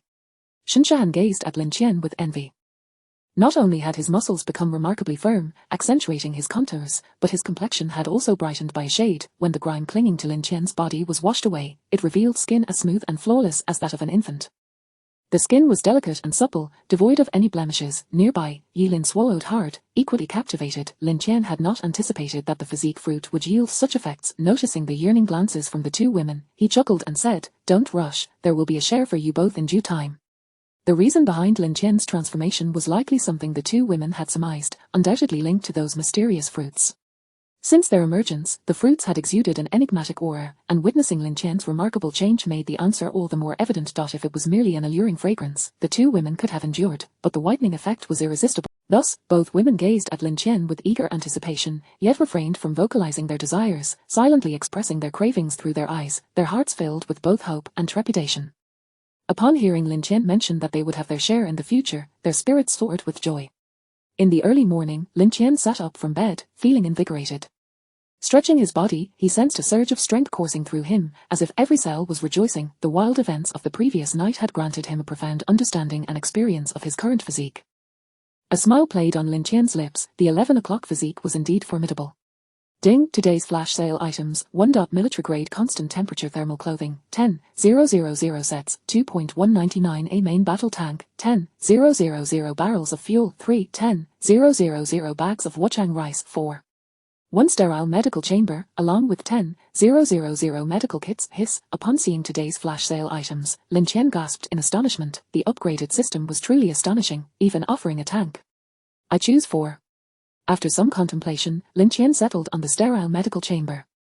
He was not lacking in clothing or food, and as for a tank, what would he even do with that? Besides, he was no Superman. It was wise to have some assurance in case of injury or illness. As for a doctor, Lin Tian recalled that there was a surgeon in the neighborhood who should prove useful in critical moments. Ding! Flash sale successful. With the system's notification, a sterile medical chamber, approximately 10 square meters in size, materialized in the system space. Its design was minimalist and futuristic, and as Lin Tian surveyed the array of instruments within, he was instantly filled with a sense of security. An operating table, shadowless lamps, various medical apparatus, and many mysterious devices that Lin Tian could not comprehend were all present. Not bad, not bad, Lin Tian expressed his satisfaction with this flash sale. He then hurriedly opened the Remol page. Sterile medical chamber, 10 million each. Damn, that is exorbitantly priced. However, what a bargain. 1 yuan for a flash sale is simply a bug in the system. Slap, slap, Lin Tian roused the 2 women. Wake up, little sleepyheads, it's time to get to work. The 2 women groaned softly, gradually awakening, their eyes still hazy, yet, moments later, they regained some lucidity, their faces radiating a unique brilliance, akin to flowers nourished by rain, glowing with vitality. Darling, how did you suddenly become so? Shinshahan blushed, recalling that by the end of yesterday, she had nearly lost consciousness, completely unaware of when she had fallen asleep. Woof, woof, Yilin chimed in agreement. What? Wasn't he impressive before? Lin Tian teased them, a mischievous smile gracing his face. Of course not, you've always been amazing. Shinshan playfully wrapped her arms around Lin Tian's, resting her head on his shoulder. Lin Tian affectionately ruffled her hair and said, all right, we have tasks to accomplish today. They had only scavenged a third of the rooms in this building yesterday, and there was still much ground to cover. We must quicken our pace today, Lin Tian murmured. Through the physique fruit and genetic potion, Lin Tian realized that the system would likely require substantial recharges in the future. After some thought, he summoned the other women as well. Previously, he had playfully dubbed them the female labor army, but with the physique fruit and genetic potion, it was conceivable that they could indeed form an elite force. After leaving 2 at the entrance of the hallway for vigilance, Lin Tian called the rest to join him. Upon their arrival, the women gazed at Lin Tian, who had grown both stronger and more handsome, their eyes glinting with predatory admiration, particularly from Li Wei. Initially, she had sought to ingratiate herself with Lin Tian for a better life. However, now, gazing at his boyish good looks, she felt her heart skip a beat. Her gaze held not just admiration but also a hint of infatuation and longing. Lin Tian surveyed the women, who immediately lowered their heads slightly. All right, do you all understand? We must not overlook any cash, gold, or jewelry. Lin Tian, indifferent to their thoughts, issued his command directly. Yes, sir, the harmonious voices of the women responded in unison. Since their previous hot pot meal, they seemed to have been revitalized. Although they were unclear why Lin Tian had tasked them with scavenging for cash and valuables in this apocalyptic world, they executed his orders without hesitation. Enough dawdling, let's get moving. The women trailed behind Lin Tian, swiftly flooding into each room he opened, meticulously searching every nook and cranny. Observing their industrious figures, Lin Tian nodded in approval. This task was indeed suited for women. They were thorough and detail-oriented. Many inconspicuous items hidden in corners were uncovered by the women, such as rings concealed at the bottom of vases, necklaces wedged between sofa cushions, and coins tucked away in drawer corners. As Li Wei rummaged through the rooms, she occasionally stole glances at Lin Tian. Her eyes betrayed an unmistakable curiosity and infatuation, and she yearned to understand the source of Lin Tian's newfound strength and allure. Gazing at his tall stature and resolute visage, she silently vowed to claim this man for herself. This man, she was determined to have. In the supermarket. Brother Wen, isn't it about time? Zhao Xiaolong looked at his elder brother with anticipation. Indeed, Brother Wen, it has been 2 days already. The garage is in utter chaos, a Liu Deong chimed in. Not only have we lost many able-bodied men, but nearly everyone is injured, he added coldly. Zhao Wen raised his head, a calculating glimmer flashing in his eyes. After a brief silence, he finally nodded slightly and declared, all right, let us commence our actions. Chapter 53, The Garage. The Inferno Garwan had his own considerations. Initially, he contemplated waiting a bit longer, but his underlings had been cooped up for over 10 days, and he could not continue to restrain them. Moreover, the group in the garage was now so weak that they struggled even to walk or speak. Garwin feared that if they did not commence their action soon, they might perish entirely. Upon hearing their leader announce the start of their operation, his subordinates' eyes sparkled with excitement as they eagerly rubbed their fists together. At last, it was happening. Observing their reactions, a slight smile crept upon Garwin's lips. Clearing his throat, he proclaimed, "Listen closely, everyone, this operation must be executed swiftly and decisively. We must strike hard and show no mercy." Garwin intended to subdue everyone in the garage in one fell swoop. Only by instilling a profound fear in them could he hope to maintain control. "Brother Wen, what if they resist fiercely?" one individual queried, laced with concern. This man was among the more recent additions to their ranks, lacking the ruthlessness of the seasoned thugs. Garwin let out a cold chuckle, fixing his gaze on the man until he squirmed under the intensity of it, before responding, "Anyone who dares to resist shall be dealt with mercilessly.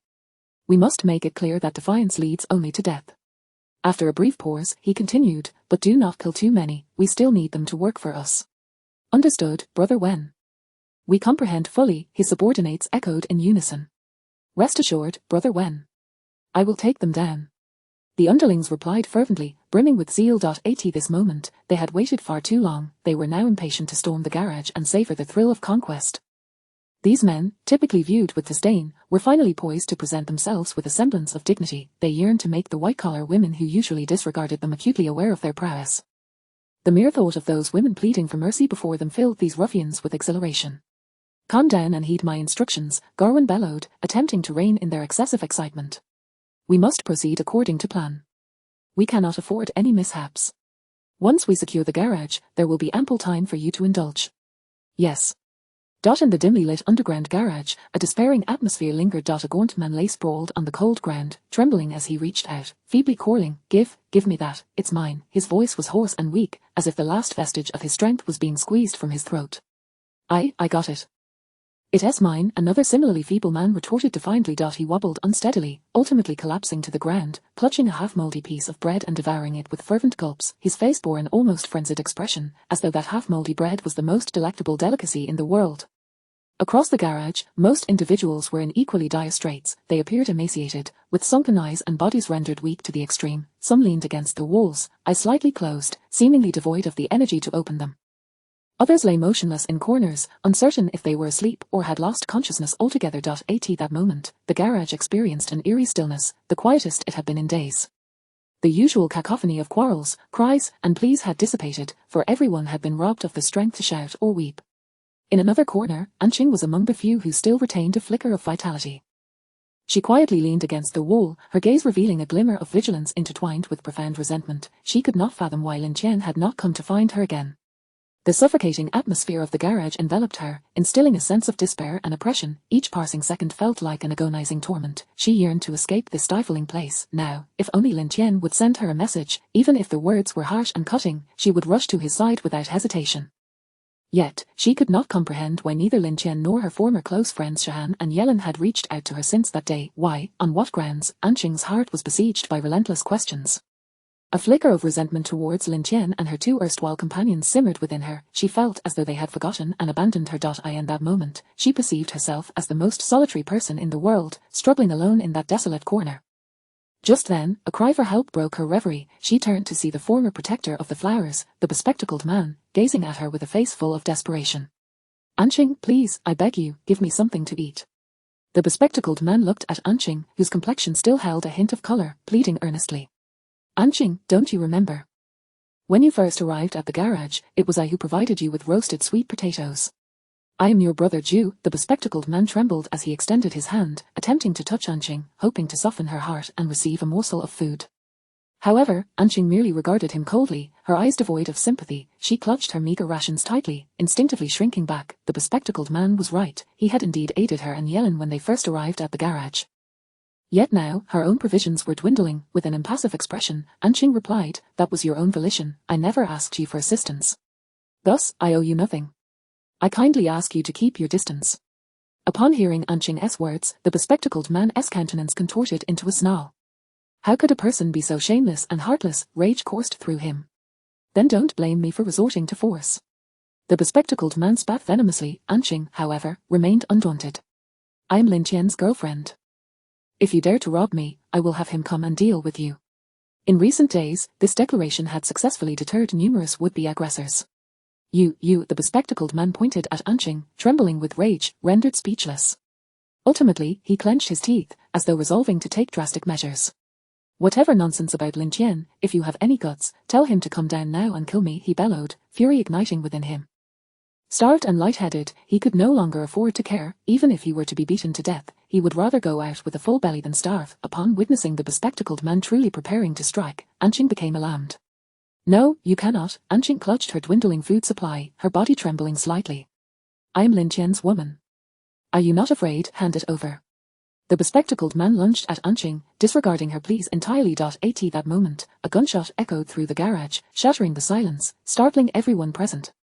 Those who still managed to draw breath, regardless of their actions, immediately halted, their eyes wide with terror as they turned towards the source of the gunfire. Chapter 54. The climax approaches. Gao Wen brandished a small cannon, flanked by a dozen or so underlings.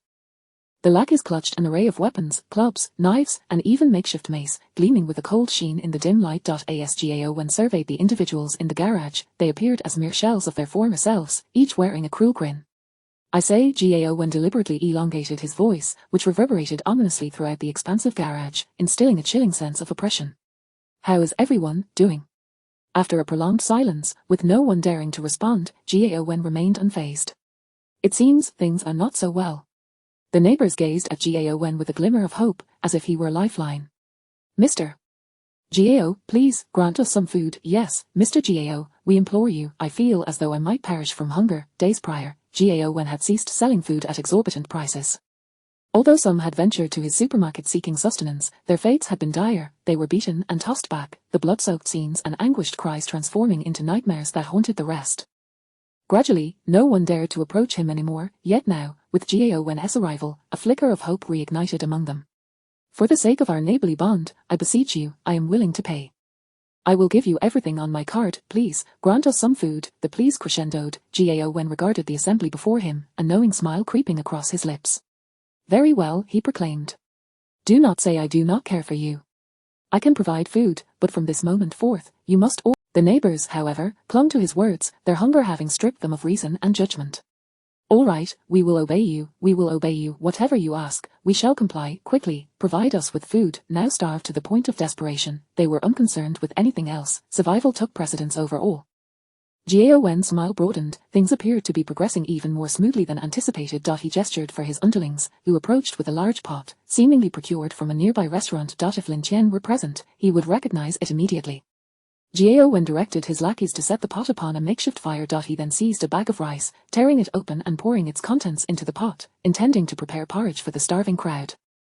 One must bait a hook to catch fish, and these individuals were on the brink of death. They could wait no longer. Let us agree on this. Having consumed my food, you shall heed my words henceforth.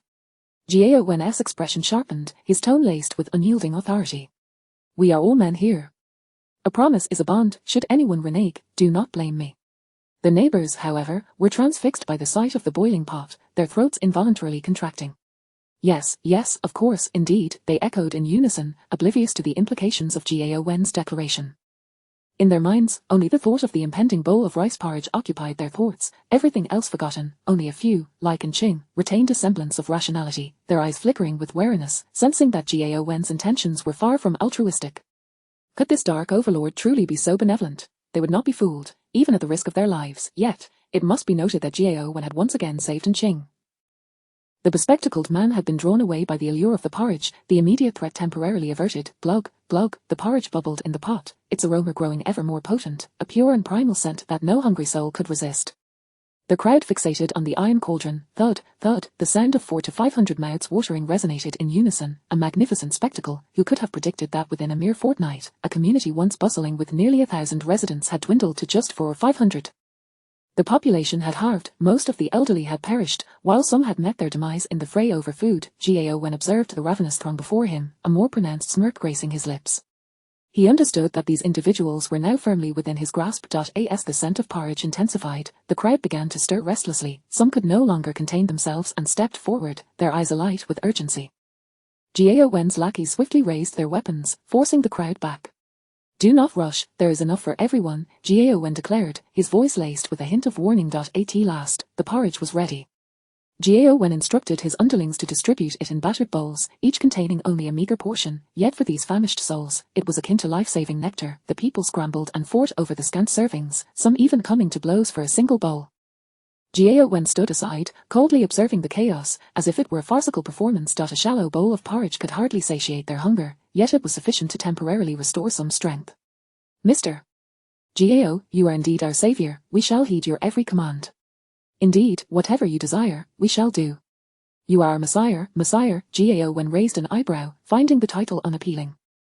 To him, the term reeked of sanctity and selfless devotion, qualities he did not possess. He had no desire to be anyone's savior. What he sought was absolute power, ensuring these people would obey him without question, to ascend as the sovereign of this post-apocalyptic microcosm, to become the unparalleled king. However, donning the mantle of a savior could prove advantageous, as it would secure their unwavering loyalty to his cause. Gao Wen nodded, declaring loudly, "Excellent, from this moment forth, you are all mine. Now, I require you to clear the snow outside and open a path to the outside world." The neighbors, upon hearing Gao Wen's words, wore expressions of bewilderment. What, clear snow? This notion struck them as utterly insane. In recent days, many had attempted to shovel snow and forge a path to the outside, all ending in failure. The frigid temperatures, plunging below zero, could claim a life within the span of an hour. Unlike the relative warmth inside, where a few campfires could maintain a barely survivable temperature, the outdoors was a realm where death by freezing was a real threat. Seeing the reluctance etched across their faces, Gao Wen's countenance darkened, his eyes flashing with a fierce intensity. "What? Have you already forgotten your earlier words?" The crowd exchanged glances, uncertainty rife among them. What had they just promised? Chapter 55, the target police station. "Mr. Gao, it's simply too cold outside. Stepping out would be tantamount to death." "We cannot venture out," spoke Uncle Tian, the security guard, his lips cracked and dry, though fear flickered in his eyes. A stubborn resolve was evident. He had previously attempted to clear the snow, but nearly perished in the frigid air. On that occasion, he had barely stepped out of the garage when the sub-zero temperatures pierced his body like countless steel needles. He felt his blood beginning to congeal. Had he not returned in time, he would have become a frozen corpse in the snow. After all, in such extreme cold, venturing outside was equivalent to suicide, with no hope for survival. As soon as Uncle Tian finished speaking, several others nodded in agreement, murmuring their concurrence. "Indeed, Mr. Gao, others have tried before, but all have failed. Moreover, the snow continues to fall, we can't clear it faster than it accumulates. Mr. Gao, you have undoubtedly saved our lives, but you cannot expect us to go out and meet our demise." Exactly, the ranks of dissenters grew, their voices rising in protest. With 400 to 500 of us gathered, what did we have to fear from a mere handful? However, Gao Wen was prepared. He had anticipated that matters would not be so straightforward. "Everyone, listen to me," Gao Wen raised his voice, attempting to overshadow the clamor.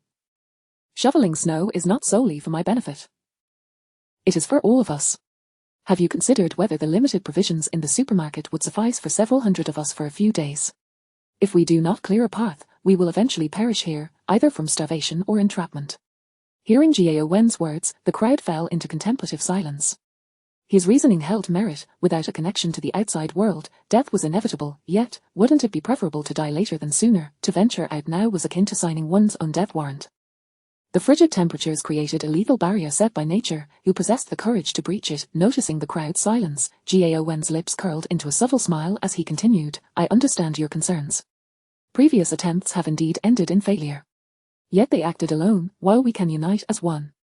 Gao Wen's gaze was resolute as he addressed the crowd. "We can take turns going out, each person working for just half an hour. Moreover, we are not truly shoveling snow. We are digging tunnels." His eyes brightened with determination as he elaborated on his plan. "We can excavate a snow cave beneath the accumulated snow. This way, our passage will not be buried by fresh snowfall, and the cave will shield us from wind and cold, alleviating fears of freezing to death." As Gao Wen articulated his vision, the crowd's eyes glimmered with newfound hope. Digging a snow cave, it was indeed an unconventional idea, yet it appeared feasible. Some began to mentally calculate, if they worked in shifts, perhaps they could carve out a path through the icy wasteland. Their once dull expressions of despair began to flicker with sparks of optimism. Seeing the shift in sentiment, Gao Wen seized the moment, saying, "Not far from the community lies the Yonghui supermarket, which holds ample supplies. And now, perhaps others from neighboring communities have already begun their own endeavors. If we do not act swiftly, we risk losing everything." His voice brimmed with temptation, akin to a devil whispering in their ears, awakening their most primal desires. In this time of acute food scarcity, the sight of the supermarket's overflowing shelves appeared as a vision of paradise to the neighbors. Ultimately, they were swayed by Gao Wen's words. Mr. Gao is right, as long as we unite, solutions will outnumber difficulties. Yes, let us proceed. Mr. Gao, what should we do now? The crowd responded enthusiastically, their gazes fixed upon Gao Wen, as if he had become the savior leading them out of despair. Gao Wen's lips curled in satisfaction at his own eloquence. To have so effortlessly commanded their obedience and utilized them for his own purposes was the optimal outcome. All right, everyone, listen to my instructions. Over the past several days, Gao Wen had meticulously devised a plan of action. Digging snow caves was a clever stratagem that had occupied his thoughts. Of course, it was not that others were incapable of devising such ideas, but under the strain of hunger, their brains were starved of blood, leaving little energy for complex strategizing.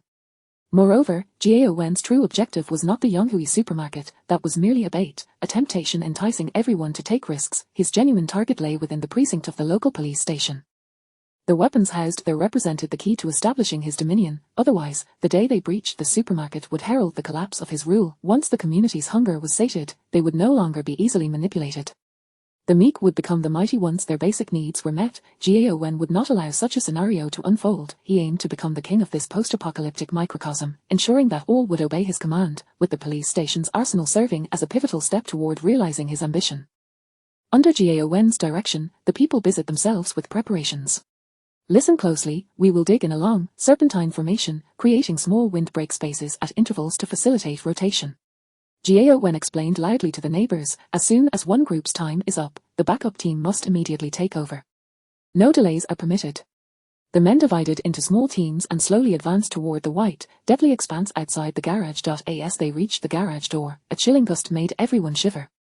Thick layers of snow had effectively sealed the entrance, yet familiarity with the community allowed them to ascertain the general direction. The women, too, busied themselves within the garage, scavenging for anything that could provide warmth.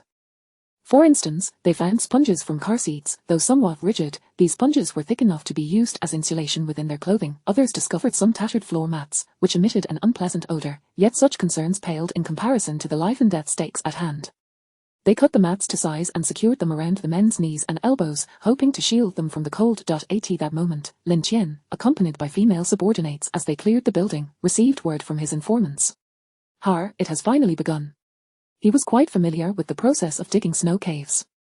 In his previous life, he had been the most proactive in this endeavor, and fortunately, he had narrowly escaped disaster. Dig away, take your time, Lin Tian thought, unperturbed. If they truly managed to excavate, the community would not have experienced such horrific events in his past life. Sure enough, when the neighbors had dug approximately 50 meters without even reaching the community gate, disaster struck, the snow cave collapsed. Chapter 56 The Butterfly Effect. Despair tinged with hope is far more devastating than mere despair. It is akin to pursuing a fleeting glimmer of light in the darkness. Just as one believes it is within grasp, they are mercilessly thrust back into a more profound abyss. Such a disparity can obliterate all defenses within a person's heart. Douglas MacArthur once remarked, "I can endure the darkness if I have never seen the light." At this moment, several women surrounded Gao Wen. "Brother Wen, I implore you, save my husband." "Yes, Brother Wen, hurry and send someone to dig him out. He is still alive." "Please, Mr. Gao Wen, feeling agitated, tugged at his hair, utterly bewildered. He had never anticipated such a predicament. How could the snow cave collapse? The snow, so light, how could it cave in? Just moments ago, while everyone was digging the snow cave, an unexpected collapse occurred, burying a few unfortunate souls within. With only a high school education, Gao Wen could not comprehend why the snow cave had fallen. Yet, such details paled in significance. What mattered now was that he faced a severe crisis of trust. If mishandled, the authority he had painstakingly built would shatter in an instant, and his plans would dissipate like smoke. "You lot, go and rescue them." Gao Wen pointed at several men. Regardless of the circumstances, the priority was to retrieve the trapped individuals. Otherwise, the very people who had just obediently followed his commands would lose all faith in him. However, the men he had indicated stood frozen, exchanging hesitant glances, their eyes filled with doubt. Who could say whether another mishap might occur? If they too were buried, who would come to their aid? Seeing them immobile, Gao Wen's expression darkened, a flicker of menace crossing his gaze. "What? Do you wish to defy my orders?" His voice rose, laden with a threatening undertone, yet the men remained inert, heads bowed, unwilling to meet his gaze. Gao Wen gestured to his subordinates behind him, who promptly stepped forward, encircling the hesitant men. "Do not make me repeat myself." At that moment, Gao Wen resembled a volatile tyrant. The unfortunate men, glancing at the weapons in the hands of the surrounding ruffians, steeled themselves, grasping their tools and trudging towards the collapsed snow cave. Fortunately, this time luck was on their side. No further accidents occurred, and they successfully rescued the buried individuals, who emerged shaken but unharmed. A collective sigh of relief swept through the crowd, yet the incident had etched a profound shadow in their hearts, fracturing the trust they had in Gaon, much like the snow cave that had caved in. Noting the flicker of doubt in the eyes of the crowd, Gaon hastily launched into a speech. Ladies and gentlemen, while we have encountered an unforeseen event, fortunately, no one was injured. It was merely a false alarm.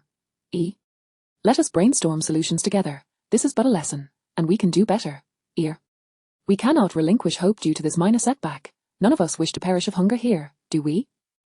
As he spoke, he paced among the crowd, attempting to make eye contact with each person, striving to re-establish a connection. Mr. Gao, I believe we can find some materials for support, suddenly interjected a bespectacled man. Though his voice was soft, he had proposed a solution. Gao's eyes brightened. Continue. The man adjusted his glasses, a hint of nervousness in his demeanor. I suggest we use car hoods as a roof. These hoods are quite sturdy and can bear a certain amount of pressure. We can place them above the snow cave to provide support, thereby reducing the risk of further collapse. Gaon nodded slightly, a look of appreciation dawning in his eyes. What is your name? The bespectacled man smiled. I am Zhu Kang, a graduate student from Jinghai University. A graduate student?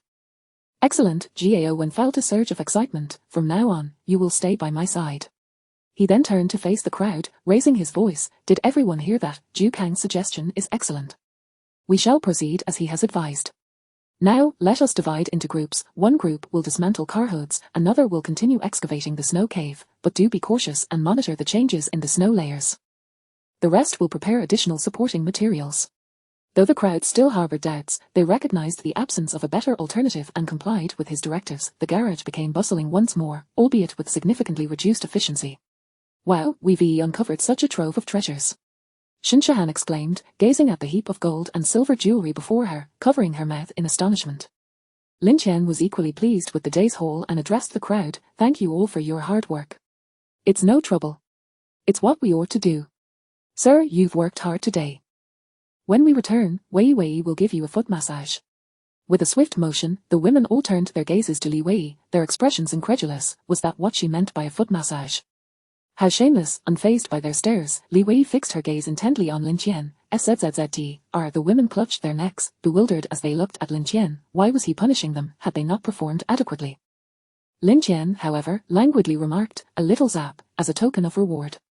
The women were left dumbfounded. What, brother, are you a devil? They cast resentful glances at Lin Tian but dared not voice their complaints. All right, everyone, go about your business. Lin Tian waved his hand, dispersing the women. They should not assume that a day's toil granted them the liberty to disregard decorum. They ought to consider their ages. Afterward, Lin Tian carried a bag of gold and silver home, with Shinshahan and Yilin on either side, linking their arms with him. Darling, you must be tired. Let me give you a proper massage when we get home. I'll massage your feet. I'll massage your shoulders. I'll give you a SZZZT. The two women fell silent. Once back in the room, the two began preparing dinner while Lin Tian spread the bag of gold and silver on the table. Recharge. Ding, recharge successful. Account balance. 257,329 yuan. The balance had surged by over 200,000, more than double that of yesterday. Gazing at the string of numbers, Lin Tian felt a swell of satisfaction. Indeed, many hands make light work, he mused. I'll have 2 vitality fruits. Ding, purchase successful. Account balance. 57,329 yuan. As the system's prompt echoed, 2 vitality fruits radiating a mysterious glow appeared in his hands. Lin Tian consumed them one after the other. The fruits melted in his mouth, instantly transforming into a warm current that coursed through his body. He then summoned the system panel. Host, Lin Tian, Vitality, 13 skills, none store, click to view. As expected, his vitality had increased by 2 points. Previously, Lin Tian had worried that consuming more might diminish the effects. Yet, it was evident that each fruit consistently elevated his vitality by 1 point. Subsequently, Lin Tian switched on the television, eager to see the current state of the garage. It should be in complete disarray by now. In his previous life, the turning point in the garage's chaos had occurred with the collapse of the snow cave. The neighbors, having traversed the spectrum from hope to despair, had descended into madness, clashing violently with Gaon and his crew. Suddenly, Lin Tian paused, his gaze sharpening. Why is it so quiet? Chapter 57.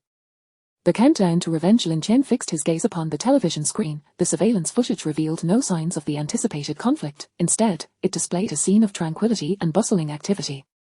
The neighbors were busily engaged in their tasks, as if the recent collapse of the snow cave had never occurred. What on earth is happening? Lin Tian suddenly felt a wave of panic wash over him for the first time since his rebirth.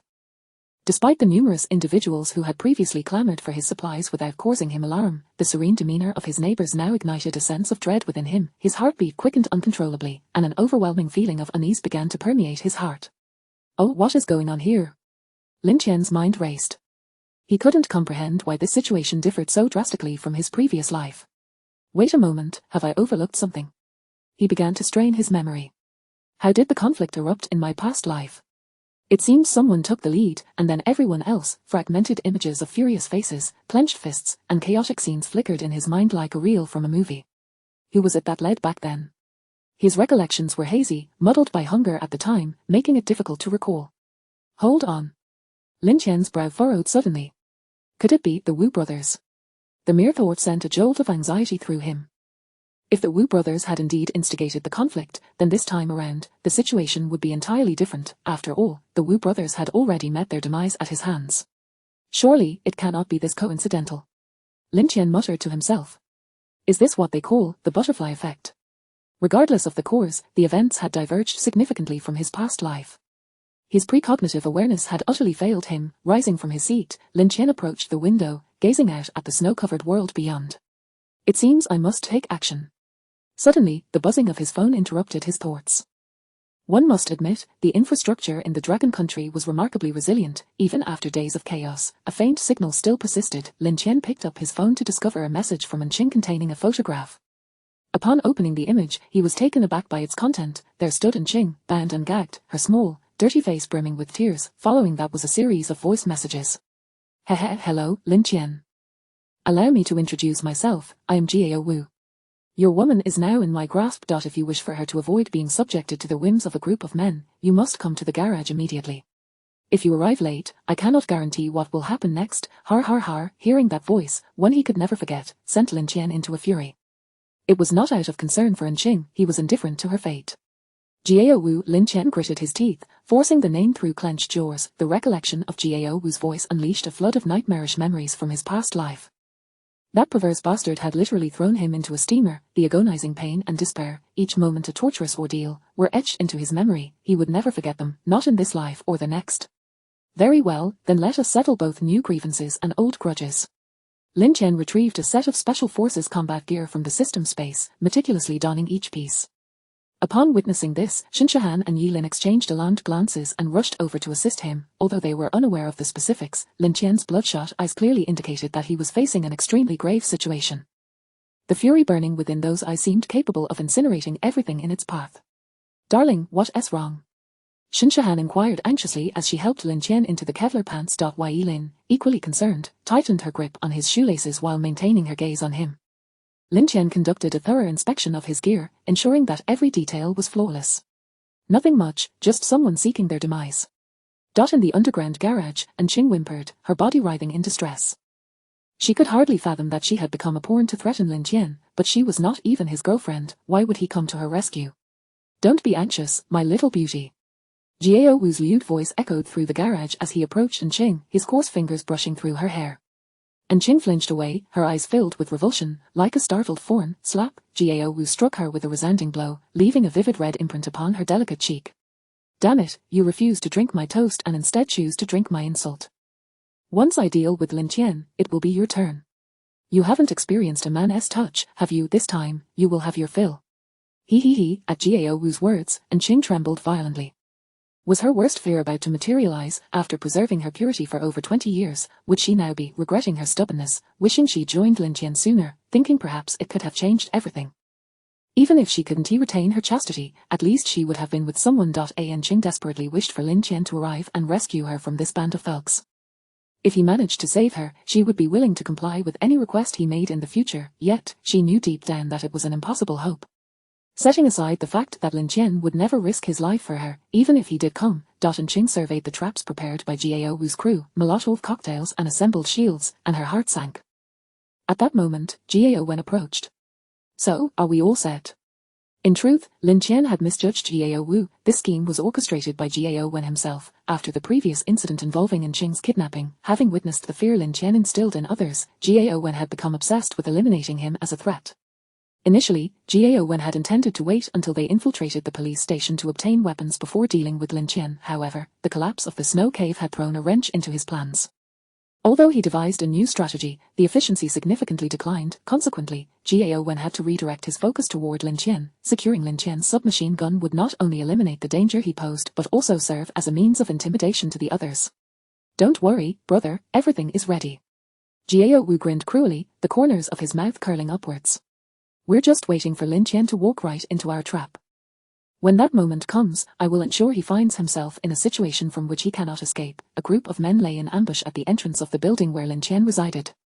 They were not brazenly waiting for him with submachine guns, but rather concealed themselves behind various obstacles and traps. Unbeknownst to them, Lin Tian was monitoring their every move through the surveillance footage. Their meticulously crafted traps, which they believed to be foolproof, were laid bare before him. Even their conversations were crystal clear to him. If Jiao Wen and his crew had set up an ambush at the supermarket entrance, they might have had a chance of catching Lin Tian off guard. However, their choice to lie in wait at the underground entrance of Lin Tian's building was an egregious error. Little did they realize that this particular underground garage boasted the highest concentration of surveillance cameras, capturing nearly every angle without blind spots. At that moment, Qing spotted the bespectacled man following Jiao Wen, and a flicker of hope ignited within her. She struggled fiercely, directing her pleading gaze at him while emitting muffled cries. It was as if she were silently beseeching, Ju, please save me. Ju Kang hesitated for a moment upon seeing her but ultimately approached Jiao Wu. Qing's heart raced with excitement. Perhaps she truly had a chance at salvation. Ju Kang adjusted his glasses and addressed Jiao Wu. Brother Wu, once you're finished playing, could you har, everyone will have their turn. Jiao Wu replied expansively. Thank you, Brother Wu. He. The surrounding men joined in laughter, their eyes fixated on Qing. The raw, lecherous gaze sent chills down her spine, extinguishing the hope that had just ignited within her. Just then, a sound echoed from the corridor. Instantly, tension gripped the group. Chapter 58. The final strike. Jiao Wen gestured for silence, and everyone held their breath. That was an assault rifle. To claim indifference would be disingenuous. Jiao Wu, holding Qing hostage, leaned against a load-bearing wall. I never expected you to be a man of sentiment and loyalty. Soon, I shall savor your woman right before your eyes. A twisted smile crept across Jiao Wu's face. A flicker of anger flashed in Qing's eyes as she struggled desperately, but Jiao Wu tightened his grip. Yet, amidst her fury, she felt an overwhelming sense of gratitude. She could hardly believe that Lin Tian had truly come to rescue her. In my next life, I shall grant you the opportunity to pursue me, she silently vowed. Jiao Wen was also concealed behind Zhao Xiaolong and Zhao Xiaohu. The two men held up a shield fashioned from car doors, their muscular arms taut, veins bulging on their foreheads. The group held their breath, fixated on the corridor entrance, not daring to blink. However, after waiting in vain, no one emerged. The garage was so silent that only the sound of their anxious breathing could be heard. Jiao Wu's brow furrowed, growing increasingly impatient. Lin Tian, you coward, are you too afraid to come out? He shouted towards the corridor, his voice echoing through the empty garage, yet receiving no reply. If you do not show yourself soon, I shall carve a few marks on your woman's face. Jiao Wu tightened his grip on the knife, the blade hovering dangerously close to Qing's cheek, causing her to tremble violently with fear. Still, the corridor remained silent. Jiao Wen's expression darkened, an unsettling feeling gnawed at him, though he could not pinpoint its source, the disquiet only spreading deeper within him. Time ticked by. HMPH, what a spineless man. Suddenly, Jiao Wu sneered, a look of disdain in his eyes, and the tension in his body slackened slightly. He released his hold on Qing, who collapsed to the ground, her eyes devoid of any sparkle. The group collectively exhaled in relief. It seems we overestimated Lin Tian. Ju Ken adjusted his glasses, a slight smile gracing his lips. He is nothing remarkable. Liu Dayong shook his pants. Indeed, even if he came down with a gun, I would not fear him. What a coward. A mere fright has rendered him mute. I thought he was formidable, but this is truly laughable. The group exchanged jibes, the earlier terror long forgotten. Jiao Wen too felt a sense of relief, his taut nerves easing somewhat. Just then, a tremendous crash echoed from the corridor. Boom! Instantly, everyone tensed up again, their previously relaxed nerves now stretched to their limits. Jiao Wu hurriedly ducked behind the load-bearing wall, pressing his body tightly against it. Jiao Wen drew his small steel cannon, aiming at the corridor entrance. Others swiftly grabbed their weapons, some hiding behind obstacles while others leaned against one another, their bodies trembling involuntarily, as the garage was once again enveloped by a suffocating atmosphere of tension.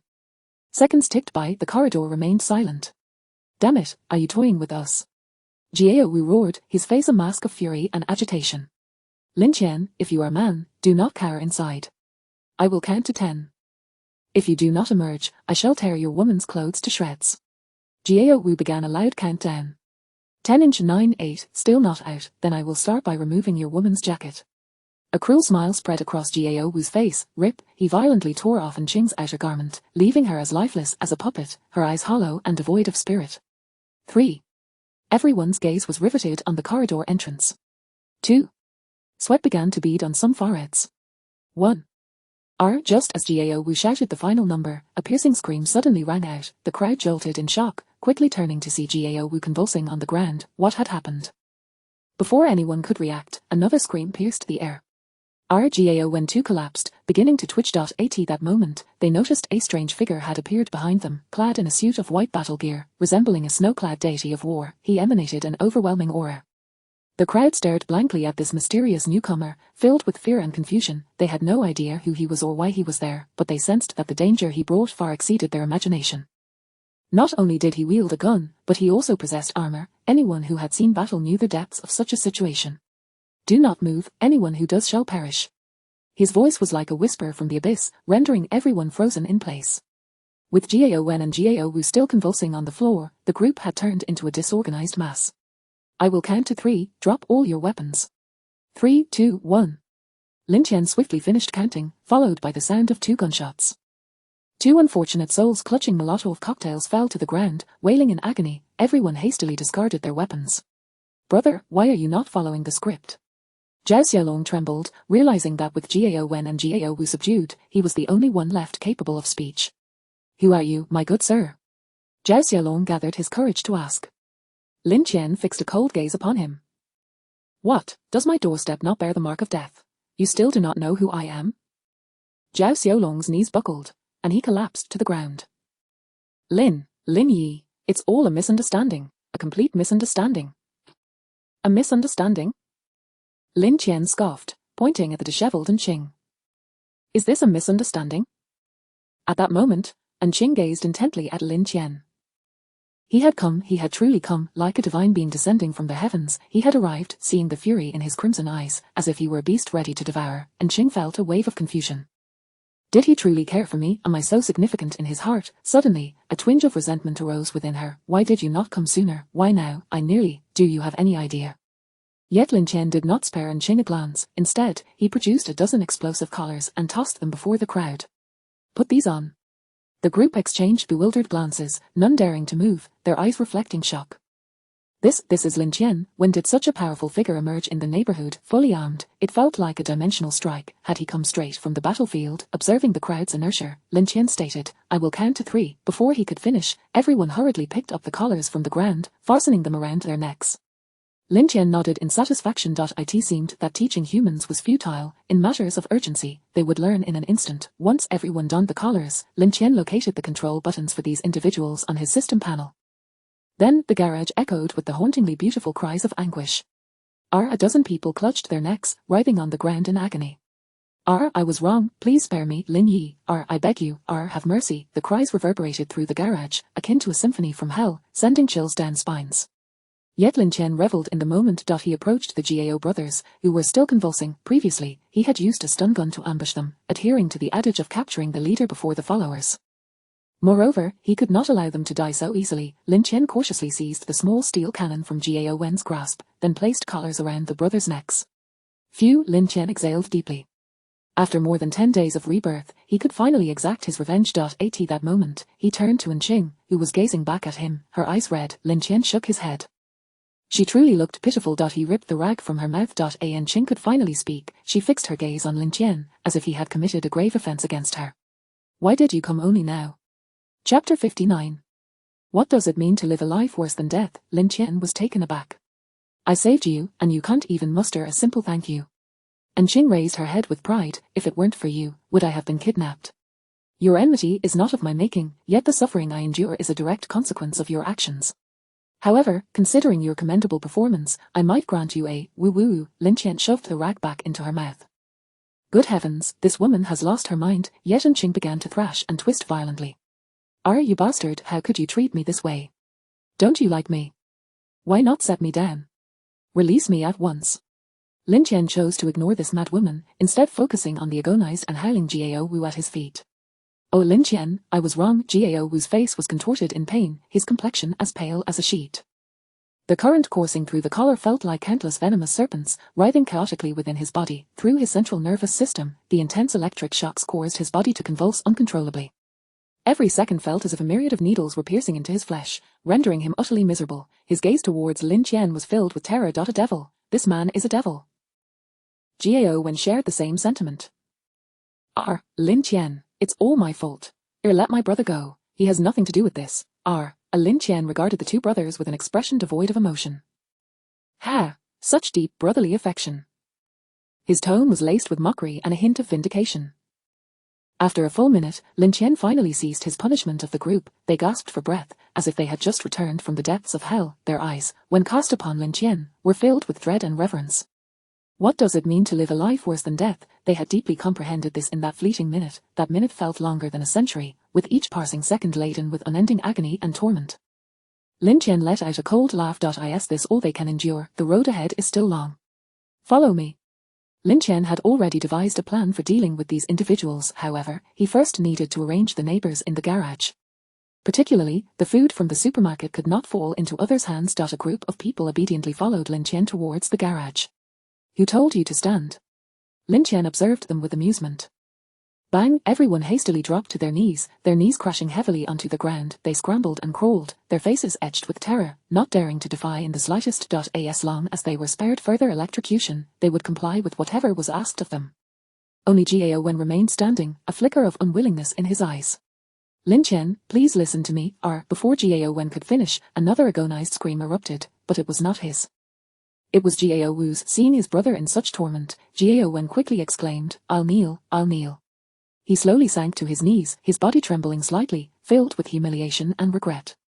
He loathed his own impulsiveness and foolishness, despising himself for provoking such a formidable enemy as Lin Tian. Subsequently, Lin Tian led the group towards the garage. At that moment, Shinshahan, Yilin, Li Wei, and others emerged from the hallway. Just earlier, they had cooperated with Lin Tian to create disturbances in the corridor to draw the attention of Gao Wen and his cohort. Meanwhile, Lin Tian, leveraging his superior physical prowess, had climbed to another unit, circumventing the enemy from behind. Seizing the element of surprise, he had drawn his stun gun and taken down the Gao brothers in quick succession. With their leader incapacitated, the remaining tasks became significantly simpler. The women gazed at Lin Tian's retreating figure, their eyes sparkling with admiration. This, indeed, was their master. His strength and intelligence instilled in them an overwhelming sense of security and pride. In this uncertain apocalypse, having such a powerful man to rely on was their fortune. Shortly thereafter, Shinshahan glanced at the disheveled Ching and, after a moment's deliberation, approached her. She tore the rag from Ching's mouth and began to untie her bindings. How could he do this? Ching still wore a look of grievance, incessantly muttering about Lin Tian. I already said I could give him a chance to pursue me. How could he? Before she could finish, the rag was stuffed back into her mouth. Shinshahan shot Ching a disdainful look, her expression cold as she walked away. After a while, Yilin came over. Unlike her minor rift with Shinshahan, she still shared a sisterly bond with Ching. If she could bring Ching into their fold, life would likely be easier for her. Yilin similarly removed the rag from Ching's mouth and began to untie her. How could they both behave like this? Ching's eyes were red. She hadn't expected Shinshahan to treat her in such a manner. If I don't receive an apology, I certainly won't. Before she could finish speaking, the rag returned to her mouth. Yilin also left with a frigid expression. If they presented such a version of Ching to Lin Tian, she might end up suffering even more. The agonizing screams of the men from earlier resonated painfully in her mind. Ching was utterly dumbfounded. In the center of the garage, the neighbors sat anxiously huddled together. Moments ago, the harrowing screams had echoed like a sinister melody from the depths of hell. Each face was marked with terror, their eyes betraying anxiety and confusion. They were oblivious to what would transpire next or the fate that awaited them. Just then, they spotted a white stranger approaching. Behind him trailed a group of dejected individuals, their faces marred by fear. This group kept their heads down, too afraid to meet the neighbors' eyes, let alone stand.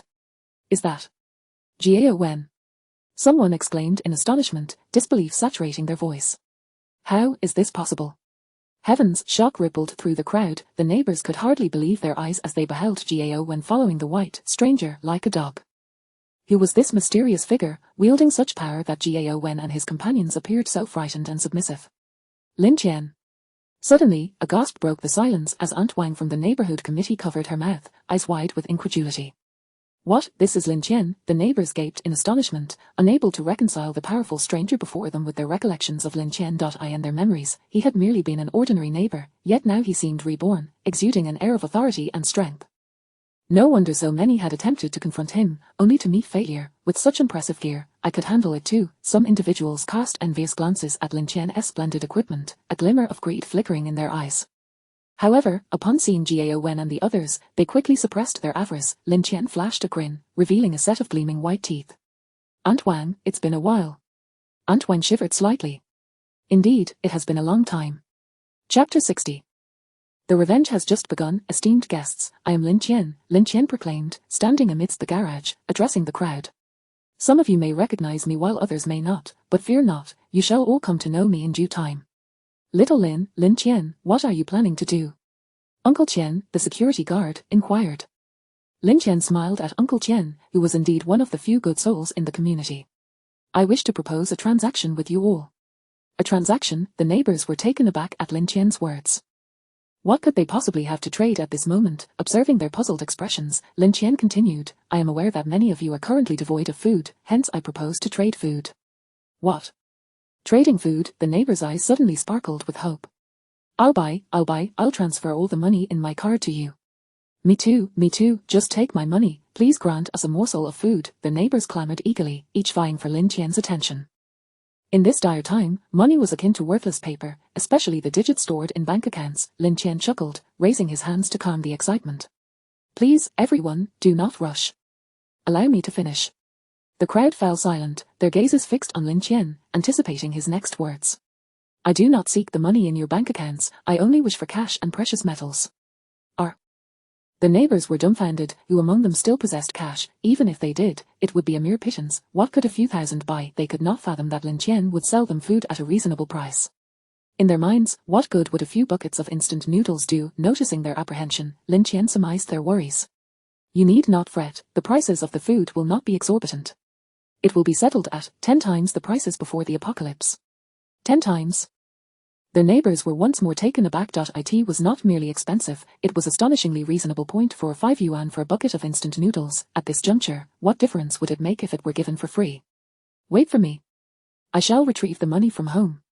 The neighbors hurriedly turned, and the advantage of living on the lower floors became evident. Without elevators, the higher one lived, the more arduous the descent. Little Lin, you are truly a good person. It was a misunderstanding with the auntie. Please do not hold a grudge against her, Auntie Wang from the neighborhood committee said, lowering her gaze. She was utterly terrified. Even Gao Wen and his gang had been subdued by Lin Tian, and Auntie Wang's son cowered behind her, unwilling to meet Lin Tian's gaze. Lin Tian flashed a smile at the mother and son duo. Patience, your turn shall come. Turning back to the crowd, he called out, as for the residents of Building 3, you need not bother. Lin Tian scratched his nose. Building 3 was, in fact, the very building he resided in, thoroughly looted by him already. Rest assured, I will compensate you. Upon hearing this, the residents of Building 3 felt a wave of relief wash over them. Then Lin Tian addressed the crowd once more. Dr. Tang Wanru, may I ask which of you is Dr. Tang? Please, stay. Among the throng, Tang Wanru halted, uncertain why Lin Tian singled her out. Mr. Lin, I am Tang Wanru. What is it that you require? Lin Tian turned his gaze towards her. A woman in her 30s, exuding an air of intellectual elegance befitting her profession, her eyes betraying a hint of confusion and anxiety. Do not be frightened, Dr. Tang. I have a favor to ask of you, and rest assured, I shall offer appropriate compensation. Tang Wanru blinked in surprise before nodding. Mr. Lin, please speak. I will do my utmost if it lies within my capabilities. Instead of replying, Lin Tian lowered his head to observe the Gao brothers. Lin Tian, I was wrong. I should not have kidnapped your woman. It is all my fault, I deserve to die. Gao Wen's eyes were filled with desperation. But my brother has no part in this, I implore you to spare him. Just release my brother, and I shall comply with your every demand. Beside him, Gao Wu felt immense pain watching his brother demean himself so. When had his brother ever behaved in such a manner? Even when a gun was pointed at his head, he had never uttered a word of submission. It was all his fault for provoking this devil. With that thought, Jiao Wu crawled to Lin Tian's feet, clutching his pant leg. It is entirely my fault, my brother is innocent. I am blind to the truth, I was brazen and foolish. I beg you, release my brother. As Jiao Wu spoke, he slapped his own face in despair. No, no, it is my fault, he is not to blame. Jiao Wen also crawled to Lin Tian's feet, pleading pitifully. Where was the regal demeanor of the neighborhood tyrants now? The arrogance that once defined them had evaporated, replaced by unending fear and humility. Witnessing this scene, Tang Wanru's eyes shone with a flicker of light. What had Lin Tian done to instill such terror in these two brothers? At that moment, Lin Tian turned his attention to the rest of the crowd. Master Lin, I was wrong.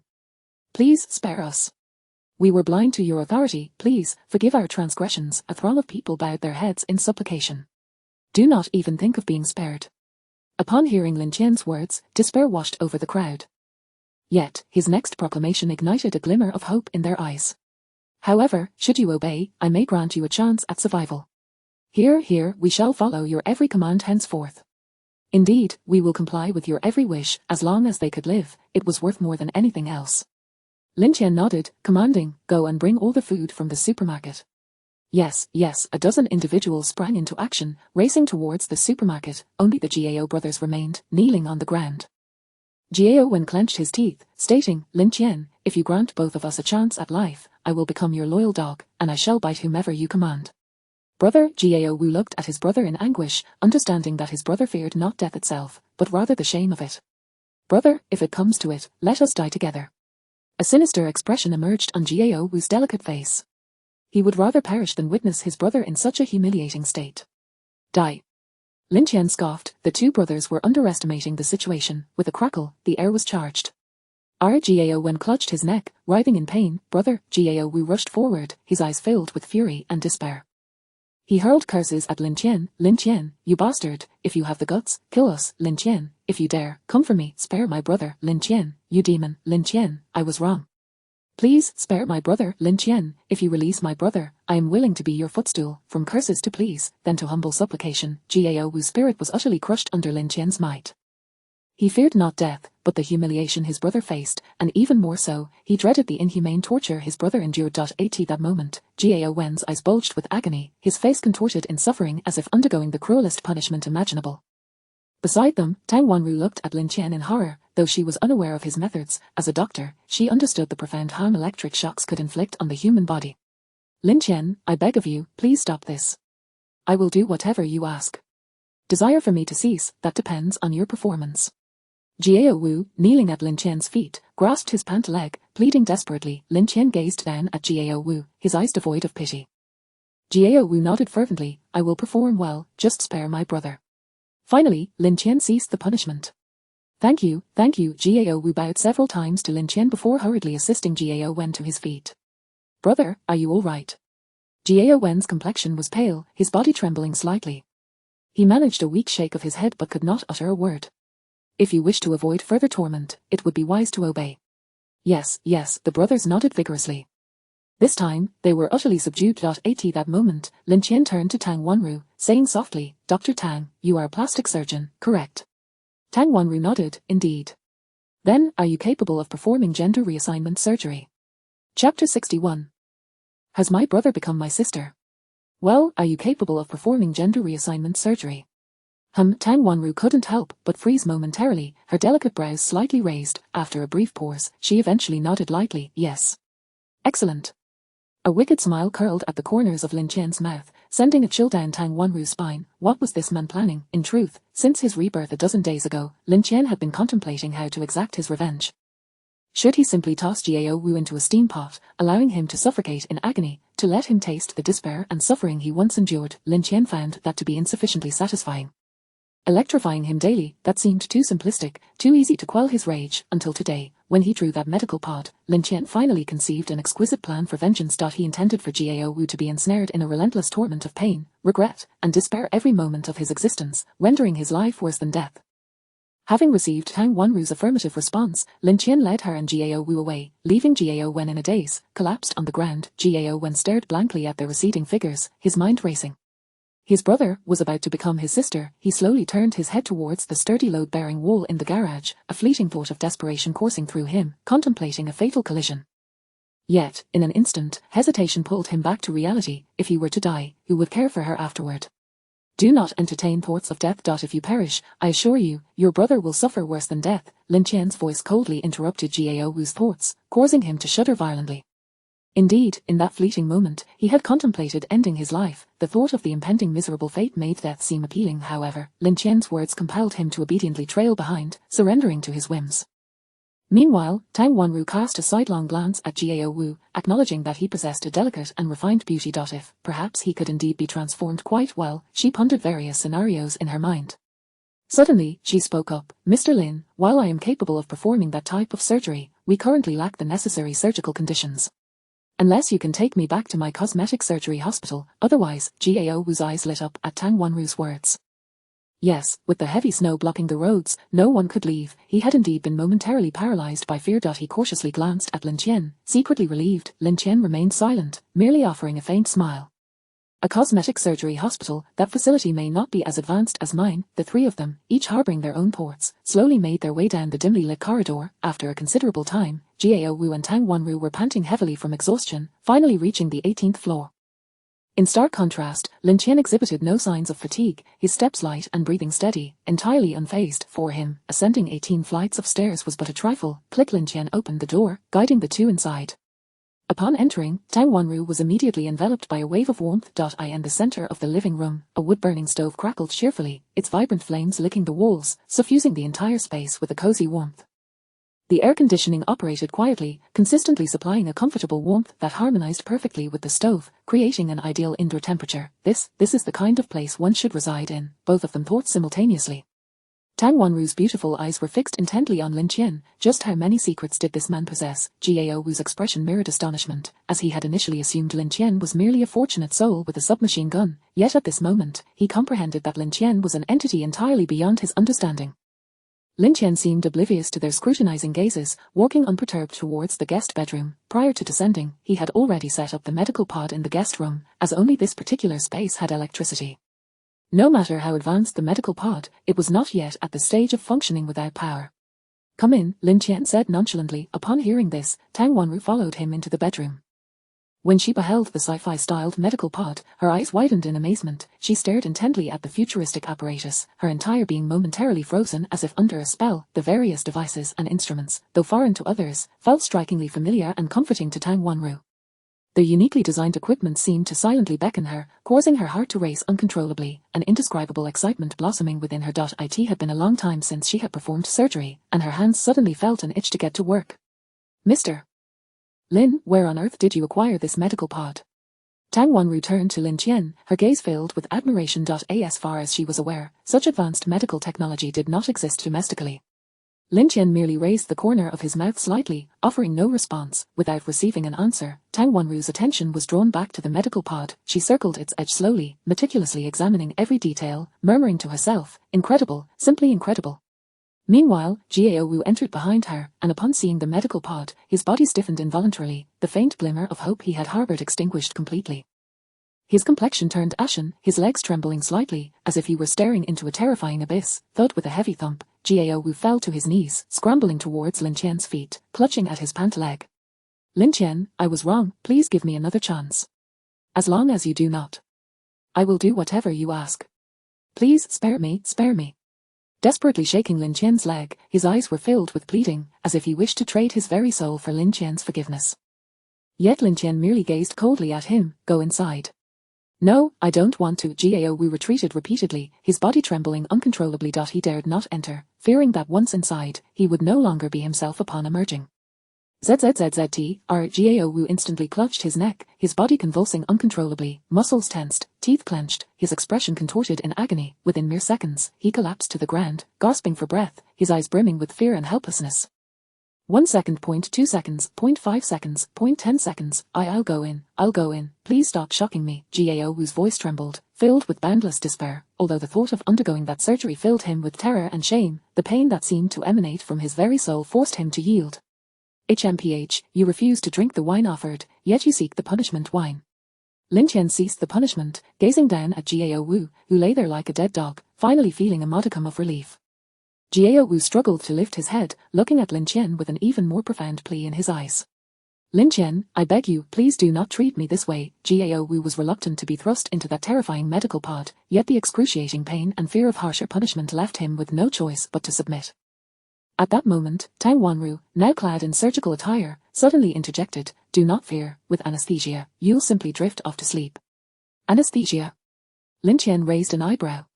I never mentioned using anesthesia. Tang Wanru paused momentarily, a chill creeping into her heart. She glanced at Lin Tian, then at the kneeling Jiao Wu, hesitatingly suggesting, Mr. Lin, if we do not use anesthesia, the pain during the procedure may prove unbearable for him. Lin Tian's lips curled into a cruel smile, the suffering he once inflicted upon me pales in comparison to this pain. He must be fully conscious to feel every moment of fear and despair. Jiao Wu, overhearing their conversation, trembled violently, his eyes wide with terror. He wished to struggle and flee, but Lin Tian's foot pressed down on him, rendering him immobile. Despairing, Jiao Wu looked at Lin Tian, muttering, no, please, don't, I beg you, you cannot treat me this way, devil. Chapter 62, please, be human, whimper. On the operating table, Jiao Wu's limbs were firmly restrained, his head ensnared by a peculiar apparatus, rendering him utterly immobile. Yet, he strained with all his might, attempting to escape the nightmarish confinement that enveloped him. The metallic clamps that held him captive were deeply embedded in his flesh, drawing forth crimson trails of blood, but he paid them no heed. The instinct for survival compelled him to struggle with every ounce of his strength. Whimper, Jiao Wu gazed at Lin Tian, his eyes brimming with a desperate plea, an abyss of remorse. Given another chance, he would never provoke Lin Tian again. This man was truly terrifying. His gaze followed Lin Tian intently, as if imploring him for a sudden act of mercy, a reprieve from his torment. However, Lin Tian remained impassive, coldly observing the unfolding scene. Beside them, Tang Wanru's eyes flickered with sympathy. Is it really necessary to forego anesthesia? Such a procedure without anesthesia was akin to a death sentence. Particularly concerning were the facial and lower body regions, the most vulnerable and densely innervated areas of the human form. The mere thought of enduring such a torment without numbing was chilling. Tang Wanru sought any sign of wavering on Lin Tian's face, but he exhibited no hint of hesitation, instead uttering a more chilling command, take out 2 of his ribs. His waist is a bit too broad. This is unlike a woman. What? Tang Wanru was taken aback, clearly shocked by Lin Tian's cruel demand. Must we really forego anesthesia? She instinctively glanced at Jiao Wu, whose complexion had shifted from pale to ashen, his eyes filled with despair and terror.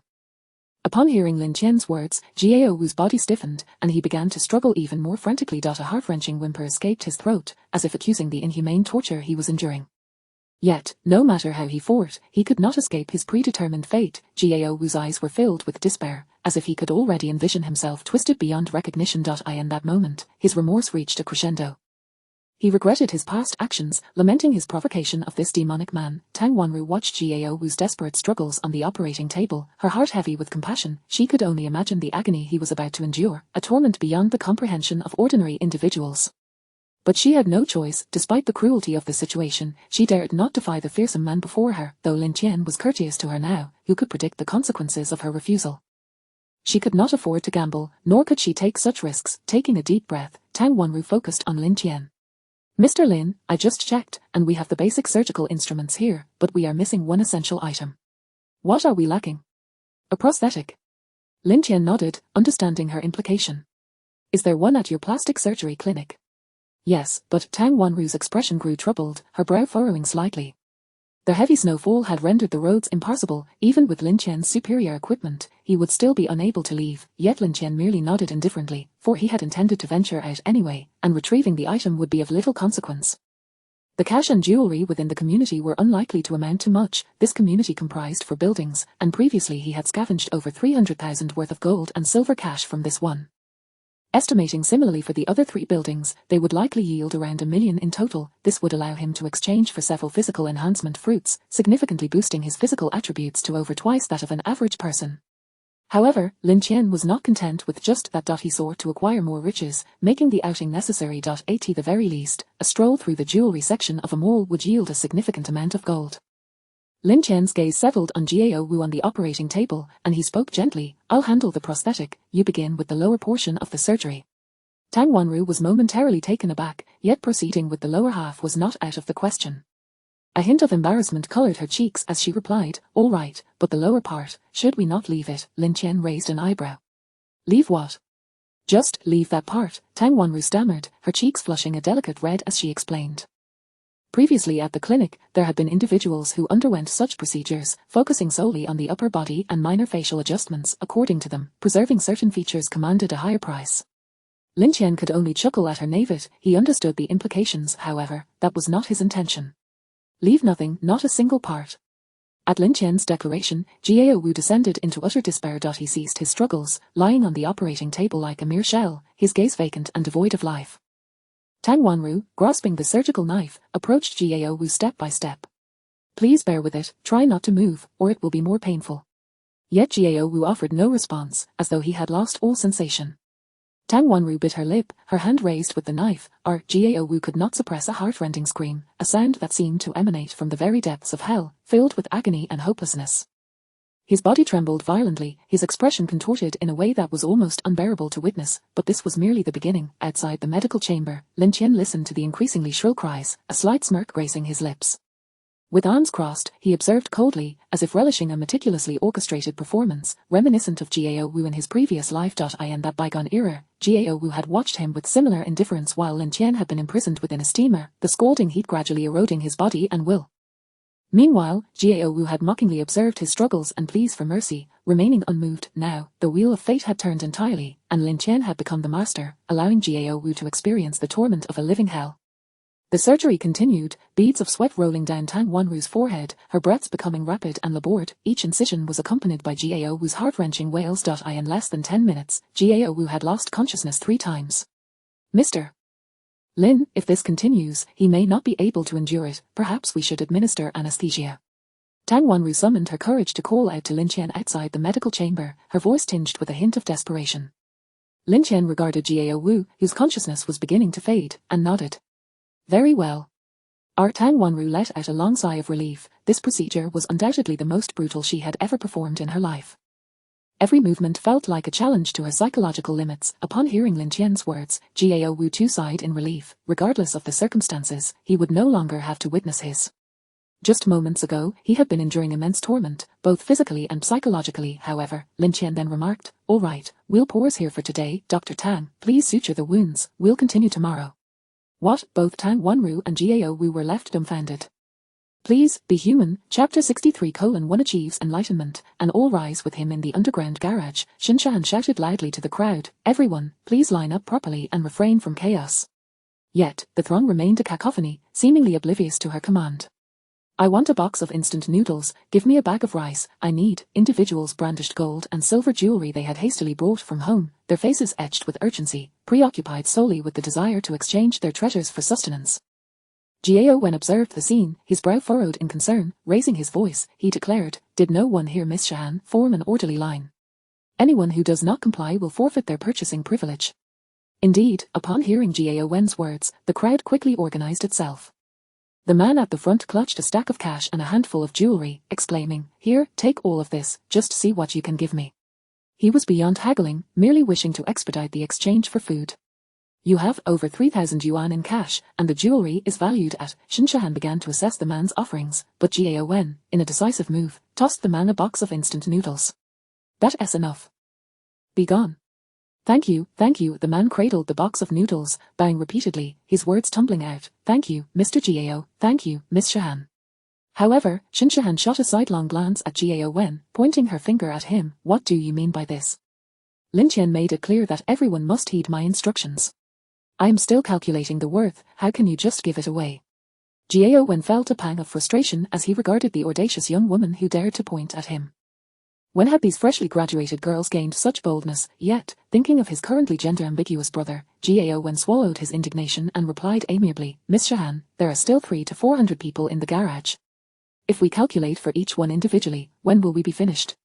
Hearing Jiao Wen's reasoning, Shinshan pondered for a moment, acknowledging the validity of his point. She responded with a nasal tone before continuing, "You should have consulted me first." Jiao Wen felt a wave of discomfort but acquiesced, yes, I was in the wrong. It won't happen again." Observing the once mighty figure now humbled before her, Shinshan's expression softened slightly. "Make sure it doesn't happen again." Yes. Subsequently, the pace of food exchanges quickened considerably. On the other side of the garage, Yilin stood with her arms crossed, her gaze icy as she regarded the Zhao brothers, Zhao Xiaolong and Zhao Xiaohu, along with several others. She slightly raised her chin, a mocking smile gracing her lips. "You lot, come here." Yilin gestured towards the Zhao brothers and their companions, her voice low yet imbued with an undeniable authority. Trembling, Zhao Xiaolong and Zhao Xiaohu approached, their hearts heavy with regret. Who could have foreseen that this woman would become Lin Tian's partner? The most unbearable thought was that they had been the ones to stuff her into a sack and deliver her to him. The very notion made them wish they could slap themselves senseless. "Miss Yi, what do you require of us?" Zhao Xiaolong's voice quivered, beads of sweat forming on his brow. Yilin scoffed, her gaze slicing through the group like a knife. "You were the ones who stuffed me into that sack. I am not mistaken, am I?" Zhao Xiaolong forced a smile, hastily explaining, "Miss Yi, you must understand, were it not for us, you would not be living so comfortably now, would you? So, I should be thanking you." Yilin's eyes turned even colder, her voice rising in pitch. Comfortable living, did they have any inkling of how she had fared in recent days? Sensing her displeasure, the group quickly shook their heads. No, no, no. As she surveyed those who had once tormented her, a wave of vindictive pleasure surged within Yilin. She sneered, "Now you know fear. When you stuffed me into that sack, did you ever consider that today might come?" The group lowered their heads, unable to meet her gaze. "Kneel," Yilin suddenly commanded, her voice ringing out.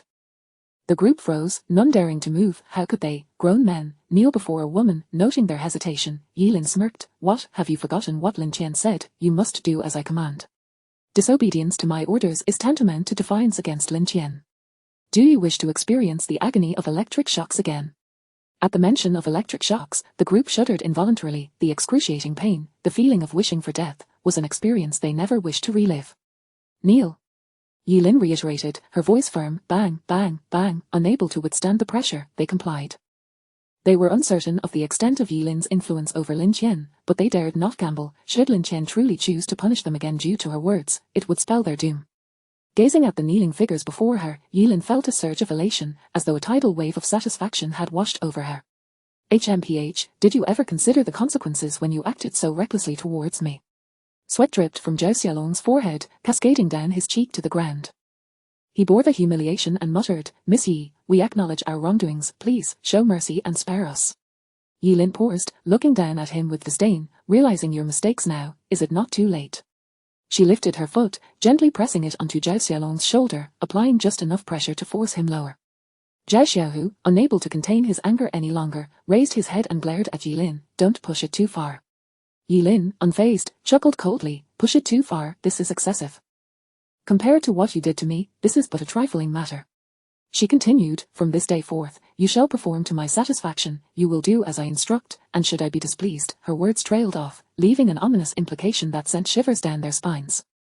Zhao Xiaolong gritted his teeth and, with humiliation, replied, "Yes, Miss Yi. We will certainly heed your commands."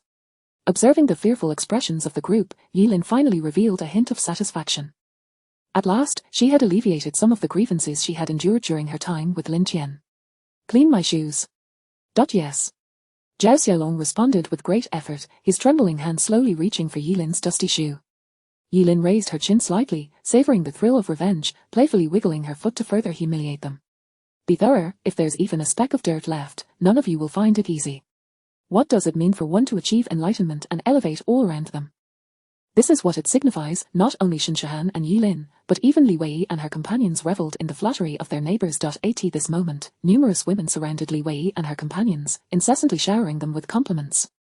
This is what one might term spousal diplomacy. None were foolish. To secure a stable existence in the garage henceforth, one must heed Lin Tian's preferences, and ingratiating oneself with the women around Lin Tian was undoubtedly a shortcut. Li Wei and her companions, basking in the adulation of others, gradually felt a sense of superiority. They were grateful for having aligned themselves with Lin Tian early on. In a corner, the now unbound Qing fixated her gaze on those women, observing their triumphant demeanour and the accolades they received, her expression a tapestry of envy, jealousy, resentment, and regret. Muttering to herself, she repeated, "No, he's mine. He likes me, only me." Chapter 64, Tang Wanru's initiative. When Lin Tian returned to the garage, he happened upon a scene where the women were vying for favour. Upon noticing Lin Tian's approach, Yilin hastily removed her shoes from Zhao Xiaolong's head. Just moments ago, she had been flaunting her power, uncertain of whether Lin Tian would impose any punishment upon her. Perhaps among all the women present, only Shinshahan had the standing to command such authority. However, despite Yilin's swift actions, she could not evade Lin Tian's keen gaze. His enhanced physique at level 13 was not merely a testament to brute strength. Yet, Lin Tian said nothing, merely casting a stern look at Yilin. This terrified her. She instinctively clutched her neck, only exhaling in relief once the imagined sting failed to materialize. When she glanced at Lin Tian again, she couldn't help but feel a flicker of admiration in her eyes. Women are invariably drawn to strength. If the apocalypse could be likened to a primordial jungle, Lin Tian stood at the pinnacle of mating rights. Naturally, he harbored his own intentions. Firstly, Zhao Xiaolong and his brother were adversaries from his previous life, the very ones who had cast him into the steamer. He was contemplating how to deal with these two brothers, which is why he chose not to address Yilin's little stunt. Moreover, if he wished to manage such a multitude and potentially establish his own dominion in the apocalypse, Lin Tian believed it essential to delineate a hierarchy. In times of chaos, one must wield strict measures. To advocate for equality and communal sharing in the apocalypse would surely lead to disastrous outcomes. Furthermore, power is derived from the grassroots. Only by allowing those around him to reap the benefits of their allegiance would they grow more devoted and strive harder in his service. At that moment, the throng finally noticed Lin Tian, and the previously raucous garage fell into a hushed silence. All eyes turned toward him, filled with reverence, anticipation, and trepidation. Although Lin Tian uttered no words, his mere presence rendered speech unnecessary. He stood there quietly, prompting all to lower their gazes, unwilling to meet his eyes. Only Shinshahan and Yilin gazed at him with an added intensity of warmth and pride. This was their man. Shinshahan bit her lip slightly, her eyes brimming with affection for Lin Tian. While Yilin displayed an expression of infatuation, her gaze reflecting both admiration and a hint of fear. Recalling her earlier display of bravado, she felt a twinge of apprehension, yet in that moment, gazing upon Lin Tian's commanding presence, she felt an overwhelming sense of security. Lin Tian approached Shinshahan and gently inquired, "So, how much cash and valuables have we collected so far?" Shinshahan promptly pointed toward several partially opened boxes, saying, "We currently have over 100,000 in cash, along with these pieces of jewelry." She looked at the pile of gold and silver ornaments on the table, uncertain of their total worth. Lin Tian nodded in satisfaction, pleased with the current haul. He intended to venture out again, seeking further enhancement. Who knew what dangers awaited him outside? "Excellent, keep it up," he commended, and as he gathered a bag of cash and valuables, he turned to depart. Beside him, Jiao Wen could no longer contain himself, stammering, "Mr. Lin, how is my brother doing?" Given the prevailing circumstances, Jiao Wen felt compelled to address Lin Tian with the respectful title, laden with significance. Lin Tian cast a cold glance at Jiao Wen, remarking, "Rest assured, he is not dead yet. As long as you perform well, there will come a day when you two siblings reunite." Siblings? Jiao Wen swallowed hard, a bitter expression crossing his face. "I understand, sir. Please, rest assured that I will handle everything." Upon hearing Jiao Wen's words, Lin Tian chose not to linger further and turned to leave. Back in his room, Tang Wanru had just emerged from a long-awaited bath, having gone too long without one in the apocalypse. Now cleansed of the grime, she appeared alluring, her damp hair cascading loosely over her shoulders, a few strands brushing against her slightly flushed cheeks, enhancing her charm. Clad in a loose white bathrobe, tied loosely at her waist, she revealed vast expanses of fair skin, her subtly visible collarbone and elongated neck exuding an irresistible allure. Whether intentional or not, it was hard to say. As Lin Tian entered, he found her enjoying the hot pot he had rewarded her with. The steam enveloped her visage, rendering her ethereal, akin to a fairy in a mystical realm. Upon noticing Lin Tian's arrival, a flicker of surprise sparked in Tang Wanru's eyes, swiftly replaced by a captivating smile. "Mr. Lin, you're back," she greeted, her voice soft and melodious. Lin Tian nodded slightly, his gaze lingering briefly upon her before striding toward the sofa to unveil the cash and valuables he had brought. Women only served to slow his response time. Meanwhile, Tang Wanru watched him with curiosity, observing as Lin Tian closed his eyes, seemingly engaged in some operation. Moments later, he transferred the wealth into the system, which indicated a total value exceeding 500,000. Without hesitation, he exchanged the amount for 5 physique fruits. These fruits emitted a peculiar glow, as if they contained boundless power. Lin Tian took one and placed it in his mouth, instantly unleashing a surge of energy within him. His body trembled slightly, muscles taut, every cell greedily absorbing the fruit's essence. As he swallowed each fruit, he distinctly felt his physical attributes, strength, speed, endurance, skyrocket. Once the final fruit's energy was fully assimilated, his physique reached level 18, an unprecedented sense of power flooding his being. Tang Wanru observed quietly, her admiration deepening as she witnessed the transformation. Though she knew not the specifics, the mysterious fruit was evidently extraordinary. Moreover, Lin Tian now radiated an even more formidable aura. She slowly approached him, slightly turning to reveal more of the enticing neckline of her robe, and softly said, "Mr. Lin, your presence is even more awe-inspiring now." Lin Tian glanced at her, offering a nonchalant nod. Millimeter. Tang Wanru gently bit her lip. Mr. Lin, should you require any assistance in the future, do not hesitate to command me. I shall exert my utmost efforts. The warmth of the hot water, the comfort, the hot pot, such once banal comforts had transformed into precious luxuries in Tang Wanru's eyes. She yearned never to return to the underground garage. Gazing upon Lin Tian's increasingly powerful figure, she understood the necessity of clinging tightly to this man, not merely for survival but to retain a semblance of dignity and hope in this apocalypse. Yet Lin Tian remained largely indifferent to Tang Wanru's thoughts. After savouring the changes brought by his enhancement, he left without hesitation. However, just before exiting, he paused, turning to Tang Wanru. By the way, where did you place that prosthetic you mentioned? Chapter 65. The treasure hunt. In a room located on the second floor, several burly men were busily engaged in their tasks. They dismantled the aluminum alloy windows of the room, and instantly, a chilling gust of wind surged in like a roaring tide, filling the space with a bone-chilling atmosphere. Nevertheless, these individuals paid no heed to the biting cold as they hastily tossed several car hoods out of the window. At that moment, the heavy snowfall reached nearly the height of the window, and the hoods lay flat upon the thick blanket of snow. Thus, when they ventured outside, they need not fear becoming ensnared in the deep snow. A rudimentary snow dock was completed. Well done. Lin Tian's calm voice echoed within the room. It was nothing at all. The men quickly waved their hands in modesty. One of the burly men wiped the sweat from his brow, lifted his gaze to Lin Tian, and said, Mr. Lin, as per your instructions, the snow dock has been constructed. What shall we do next? You have no further business here. You may all return, Lin Tian replied, his expression devoid of emotion. Understood. The group dared not defy Lin Tian's command, nodding in agreement. Although Lin Tian had not specified the purpose of constructing the dock, it was evident that it was intended for an exit. Could it be he has a way to leave? After the men departed, someone murmured softly. Surely not. Not only is the outside temperature lethal, but with nearly 3 meters of snow, how could one possibly traverse that? Some doubted the feasibility, concluding that no matter how extraordinary Lin Tian was, unless he could fly, escape was impossible. Perhaps he has some tools. Like skis or the such, another suggested, and the group brightened at the thought, deeming it a highly plausible scenario. After all, they possessed assault rifles and bulletproof vests. Surely a pair of skis would not be out of reach. Everyone was convinced that Lin Tian must have a plan for escape, otherwise, why would he have them construct the snow dock? The more they pondered, the more exhilarated they became. At that moment, they felt as if they were stranded on a deserted island, long besieged by the apocalyptic ice and snow, with their sense of helplessness and despair growing day by day. If someone could venture out and procure supplies, perhaps their lives would improve, even if just marginally. In this hellish environment, even the slightest enhancement felt like a lifeline. Upon returning, they shared this news with those around them, as Lin Tian had not instructed them to keep it a secret. Word spread quickly, and soon the entire garage was abuzz with excitement. The previously oppressive atmosphere shattered as people emerged from their corners, congregating to discuss animatedly. Is it true? Does Lin Tian really have a way out? What do you think, Mr. Lin will bring back food, medicine. Regardless of what it is, as long as it's something new, we will have hope. Amidst the crowd's anticipation, Lin Tian was meticulously preparing for his final endeavor in the room. Once everything was ready, he stood up, inhaled deeply, and made his way to the makeshift snow dock. As he stepped outside, the cold wind sliced against his face like a sharp blade, the frigid air penetrating his clothing. Yet, for someone endowed with an 18-point physique, it was a tolerable discomfort. With a mere thought, the snowmobile he had previously dispatched materialized beside him. Its main body was a greyish-white, glinting coldly under the sunlight as if it were the exclusive vehicle of this icy realm.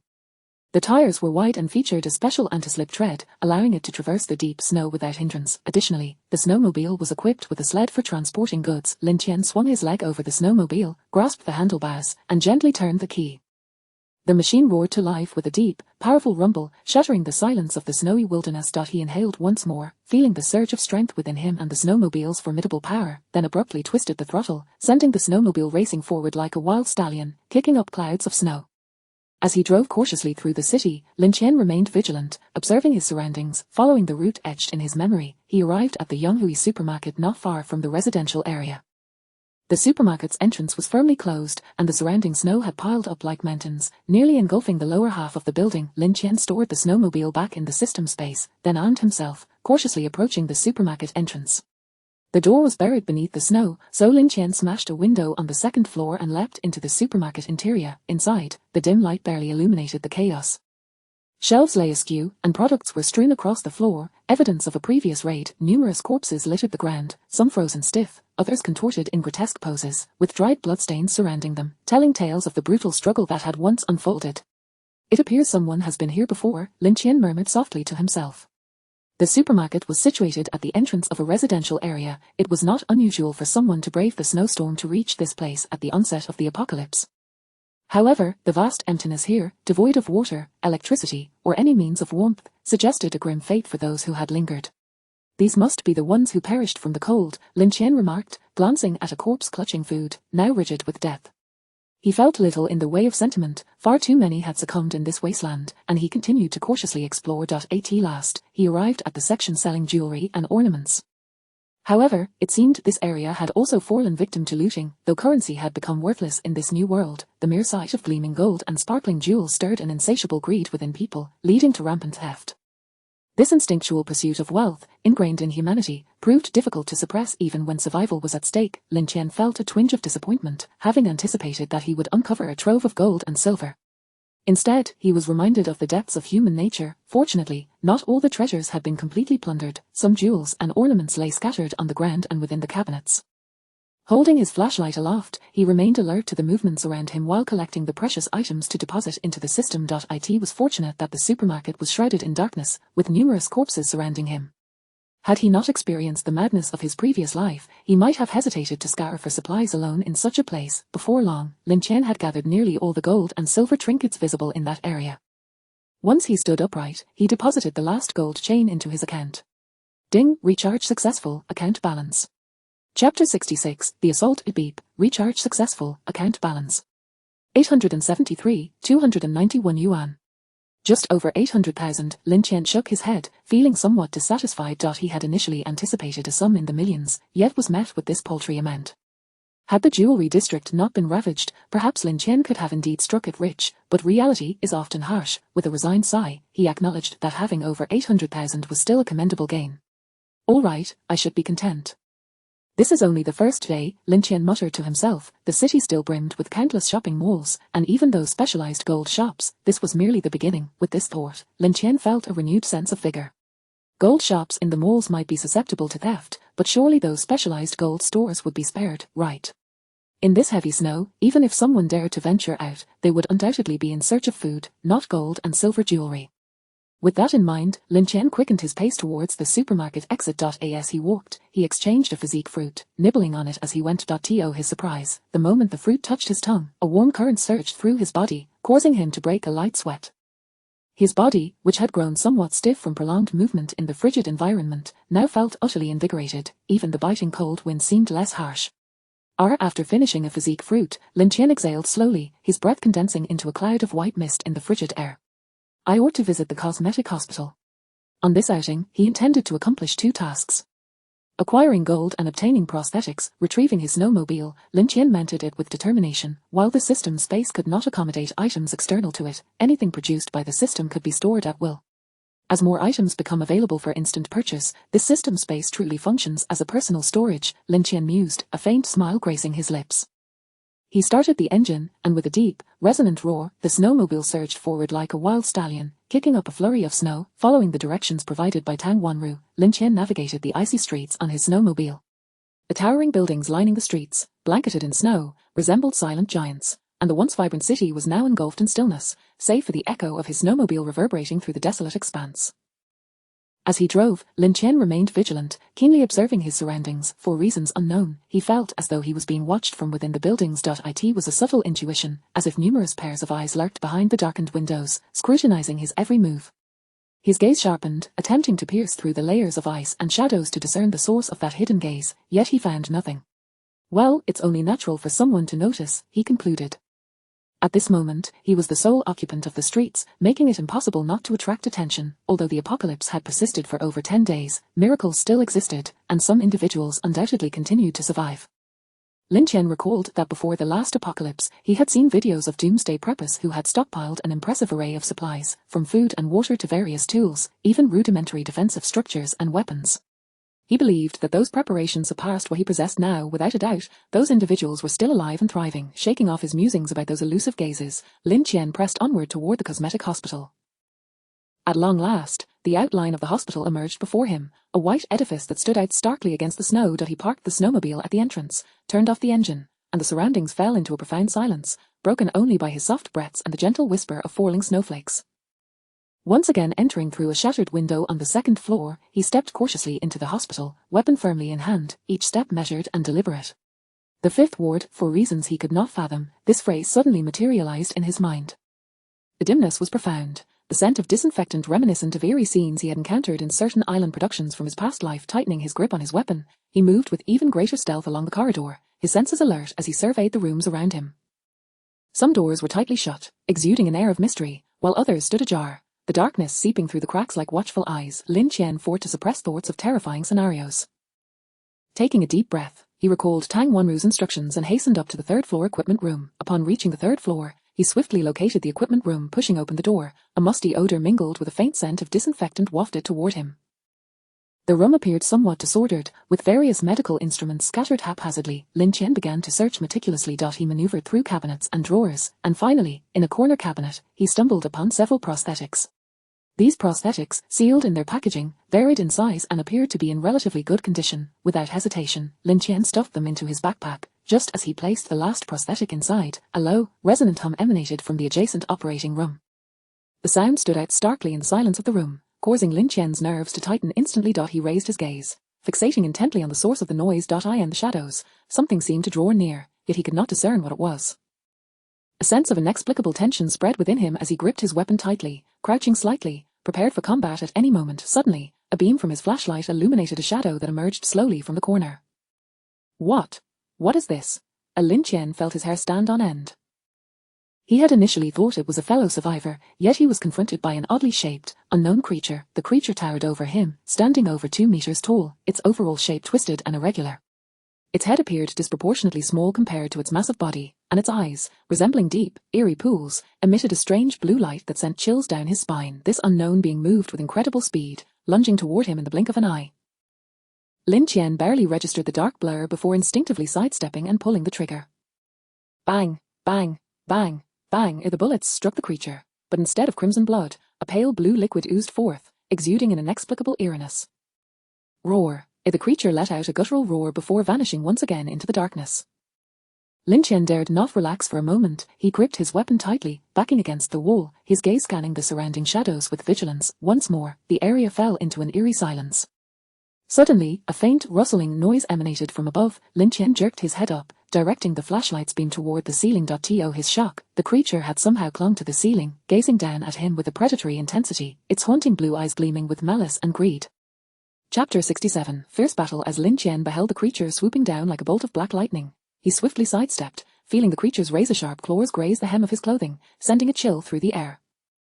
Seizing the moment, Lin Tian executed a roll to distance himself from the beast, raising his weapon and unleashing a rapid succession of shots. Tat tat tat tat. The bullets sparked in the darkness, all aimed at the creature. Yet, the beast was remarkably agile, twisting in midair to evade the majority of the projectiles, with only a few striking it and splattering faint blue droplets. Upon landing, the creature showed no signs of pause, lunging once more, its claws bared, toward Lin Tian. As he retreated, he switched his weapon to melee mode, drawing forth a sharp dagger. Just as the creature lunged at him, he took a decisive step forward, sidestepping its frontal assault while simultaneously plunging the dagger into its side. The blade grazed the creature's tough exterior, leaving merely a shallow white mark, as if it had only scratched an itch. Infuriated by the attack, the monster let out a more ferocious roar, sweeping its powerful arm. Lin Tian quickly ducked, feeling the rush of wind as the limb whizzed past his head and crashed heavily into an adjacent apparatus, obliterating it instantly. Seizing the opportunity, he rolled to the side, positioning himself behind the creature, and aimed for the joint with his dagger. This time, the blade found purchase, the faint blue fluid oozing down the edge. However, the creature, cunning as it was, suddenly curled into a massive metallic ball and rolled toward Lin Tian. Caught off guard, he was struck head-on, sending him sprawling backward to the ground. Pain radiated through his body as if his bones had shattered, yet he gritted his teeth, enduring the agony to rise once more. In that moment, the creature charged at him again, and a fierce determination flickered in Lin Tian's eyes. And no longer would he evade. He surged forward to meet the beast. As he neared, he flickered like a phantom, deftly avoiding its attack while driving his dagger deep into its abdomen. With a powerful slice, a long gash appeared, and a torrent of the creature's pale blue liquid erupted forth. The monster emitted a pained howl, thrashing wildly, taking advantage of the chaos. Lin Tian leaped back and retrieved a grenade from his system space, pulling the pin and hurling it at the beast. Boom! A resounding explosion erupted beneath the creature, the force of the blast toppling it to the ground, its form rendered mangled and twitching before finally falling still. Gasping for breath, Lin Tian was drenched in sweat, his clothing clinging to him, and multiple injuries marred his body. Fortunately, clad in body armor, most of his wounds were mere abrasions and bruises from the impact. This is no place to linger. He knew what other monsters might be lurking. In his previous life, he had never even left the neighborhood, utterly oblivious to what transpired beyond. The recent creature attack had starkly illuminated the dangers of this apocalyptic world, far beyond his previous imaginings. Suppressing the pain, he packed his backpack and hastened toward the exit. At that moment, Lin Tian was oblivious to the slight movement of the creature's finger behind him. It wasn't until he exited the hospital that he exhaled deeply, panting heavily. He wiped the blue liquid from his face, feeling a wave of nausea wash over him. Damn it, I'm fortunate I fortified myself beforehand. Otherwise, I might have truly met my demise. Who could have anticipated that in this apocalypse, monsters would still exist? Initially, Lin Tian believed that fully armed, coupled with physical capabilities nearly double that of an average person, he would fearlessly confront any special forces he might encounter. Yet, reality had played a cruel joke on him. He revved the snowmobile, racing back with the wind at his back. As he sped along, he mentally replayed the battle against the creature, contemplating the flaws in his combat performance. One could say it was all flawed. I possess strength, yet I lack the knowledge of how to wield it effectively. Lin Tian was deeply dissatisfied with his earlier display. Reflecting on the fierce confrontation, he recognized that his attacks had been overly reckless, with defensive maneuvers that were chaotic and instinctual, resulting in multiple injuries. It seems I must diligently refine my combat skills. I cannot rely solely on physical prowess and weaponry. Lin Tian resolved within himself. Upon returning to the garage, he would devise a systematic training regimen to enhance his combat acumen. He aimed not only to practice close combat techniques but also to improve his accuracy with ranged weapons and learn to anticipate enemy movements, enabling him to strike first or evade in a timely manner. While Lin Tian once believed that the system would be sufficient for him to carve out a niche in this desolate world, the emergence of the creature had sounded a clarion call. At that moment, he realized his understanding of this apocalypse was woefully inadequate. In his previous life, he had not ventured beyond his neighborhood, completely unaware of the events unfolding outside. He had thought that with the advantages granted by the system, he could effortlessly navigate various challenges, yet, the sudden appearance of that bizarre creature ruthlessly shattered his illusions. He recalled the creature's peculiar form, its impenetrable shell, the eerie pale blue blood, and its unimaginable speed and power. This unprecedented monstrosity might merely be the tip of the iceberg. Damn it, I could always hide away. Lin Tian contemplated the doomsday fortress he had previously drawn, envisioning a secluded valley where he could shelter with his female troops. After all, a fortress of over 10,000 square meters must require some upkeep. While pondering his future path, an alarming intuition surged within him. As he maneuvered the snowmobile, he executed a swift evasive maneuver. Whoosh, something seemed to whiz past him moments later. A tremendous sound echoed. Bang, a gunshot. However, this shot did not resemble that of a handgun or submachine gun. Shit, a sniper. Lin Tian jolted with alarm. Someone was targeting him. Is it really that dangerous out here? He steered the snowmobile in erratic serpentines, adrenaline surging through his veins. His armor might not withstand a sniper's bullet. Bang, bang, bang, more shots rang out. Yet due to Lin Tian's agile movements or the sniper's lackluster aim, none found their mark. As he continued to navigate the snowmobile through the snowy terrain, he widened his eyes, scanning the surroundings. Yet all he could see was a vast expanse of white, snowflakes swirling down, obscuring any sign of life. Damn it, who is it? Lin Tian cursed inwardly. Being targeted by a sniper was no trivial matter. He dared not let his guard down, continuing to frantically twist the throttle of the snowmobile, making his trajectory increasingly unpredictable. Finally, after passing through an intersection, the inexplicable sense of alertness subsided, and Lin Tian let out a long breath. Another inexplicable premonition, he muttered to himself. Earlier at the cosmetic hospital, it had been this very intuition that alerted him to the creature. It could be said that this premonition had saved him twice. Is this an added effect of the physical enhancement fruit, or is it something else entirely? Lin Tian pondered, frowning. Regardless, it serves as a highly beneficial asset. Chapter 68. A bountiful harvest, darling, you're back? Upon seeing Lin Tian return, Shun Shahan hurriedly approached and wrapped her arms around his earlier. She had heard in the underground parking garage that Lin Tian had possibly gone out. How is it outside now? Shun Shahan inquired, her face etched with concern. Beside her, Yilin and Tang Wanru were equally curious. Lin Tian sighed and recounted the situation outside to the women, feeling there was no need to conceal anything. However, when he mentioned the monster, all three women gasped in shock, their faces betraying a look of terror. How is that possible? Shinshahan exclaimed, her eyes wide with disbelief. Snowfall was understandable. An ice age could be accepted, but a monster? What on earth was that? What exactly is going on in your hospital? Yilin fixed her gaze intently on Tang Wanru. To her, it seemed that since Tang Wanru had worked in that hospital, she might know something regarding the appearance of this monster. Tang Wanru appeared perplexed, furrowing her brow as she strained to recall any details from her time at the hospital. I don't remember any unusual patients her voice trembled slightly, clearly rattled by Lin Tian's description of the creature. Our hospital is merely a standard cosmetic surgery facility, not some underground clinic. I've never heard of anything strange occurring. Tang Wanru then focused on the blue spots on Lin Tian's body, saying, Is this the blood of that monster? Lin Tian nodded, responding, later, Dr. Tang, you should take this for testing to ascertain precisely what it is. Tang Wanru numbly nodded in agreement. Blue blood, a blue-blooded creature. Shinshahan clutched Lin Tian's hand tightly, as if this simple act could provide her some comfort. What happened next? How did you manage to escape that monster? She looked at Lin Tian, her eyes brimming with worry. Lin Tian gently patted her hand, reassuring her, it took quite a bit of effort. That monster was indeed formidable. However, I am not one to be trifled with. I battled it fiercely for quite some time until I finally found the right moment to deliver a fatal blow, which ultimately ended it. The eyes of the three women sparkled with admiration, feeling a sense of pride by association. Shinshahan held Lin Tian's hand even tighter, her eyes shining with pride and admiration. You are truly remarkable. If it were me, I would have likely been captured by that monster long ago. I certainly wouldn't possess the courage and skill you have.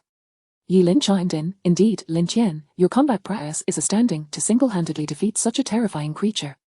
Lin Tian chuckled, then added, however, on my way back, I encountered someone attempting to assassinate me with a sniper rifle. The expressions of the three women shifted instantly, as they realized just how perilous the outside world had become, far more dangerous than they had imagined. Tang Wanru's eyes widened in astonishment. A sniper? Were they trying to rob you? Lin Tian nodded, considering it highly probable the shooter likely had his sights set on Lin Tian's snowmobile. In this apocalyptic world, transportation was exceedingly challenging. The harsh weather and myriad obstacles rendered ordinary vehicles nearly useless. Having a snowmobile signified a relatively convenient mode of travel, allowing one to more efficiently seek food and other survival necessities, thus offering a glimmer of hope for survival. Otherwise, no matter how much food one had stockpiled at home, it would eventually run out. When that time came, without the ability to venture out for new supplies, one would be left to await their fate. Shinshahan grasped Lin Tian's arm tightly, her face a mask of concern. Are you all right? Were you injured? Her gaze scanned Lin Tian's body, anxious to avoid discovering any wounds. Lin Tian gently patted her hand, reassuring her, Don't worry, I'm fine. Yilin furrowed her brow and remarked, This is far too frightening. What will we do in the future? Outside, there are not only those strange monsters, but also individuals with ill intentions. It feels as though danger lurks everywhere. Lin Tian nodded, resolving to avoid going out whenever possible. It was too perilous. After recounting his experiences to the three women, Lin Tian retrieved a collection of prosthetics from his backpack, varying in size, clinking together as he did so. The faces of the three women flushed instantly, particularly Tang Wanru, who felt somewhat embarrassed since she had not yet had an in-depth interaction with Lin Tian. Dr. Tang, I wasn't certain what you might need, so I brought a variety. Do you think they'll suffice? Lin Tian asked, his gaze inquiring. Tang Wanru nodded. Oh why yes, this will do. Immediately, she hurriedly gathered the prosthetics. At that moment, Shinshahan produced a cloth pouch, presenting it to Lin Tian as if it were a treasure. This is the cash and jewelry I collected from the neighbors. Lin Tian glanced over it, and subsequently deposited everything into the system. An entire bag of items vanished in an instant. Shinshahan and Yilin had grown accustomed to such occurrences, yet Tang Wanru was left wide-eyed, her expression one of disbelief. This was all beyond her imagination. Tang Wanru opened her mouth, wanting to say something, but ultimately remained silent, being a wise woman who understood what questions were appropriate to ask and which were not. Ding! Recharge successful. Account balance 327, 366 yuan. His account had increased by over 500,000, aligning closely with Lin Tian's earlier estimations. Previously, he had already amassed over 500,000, and now with the additional amount, his total exceeded 1 million, matching his previous calculations quite well.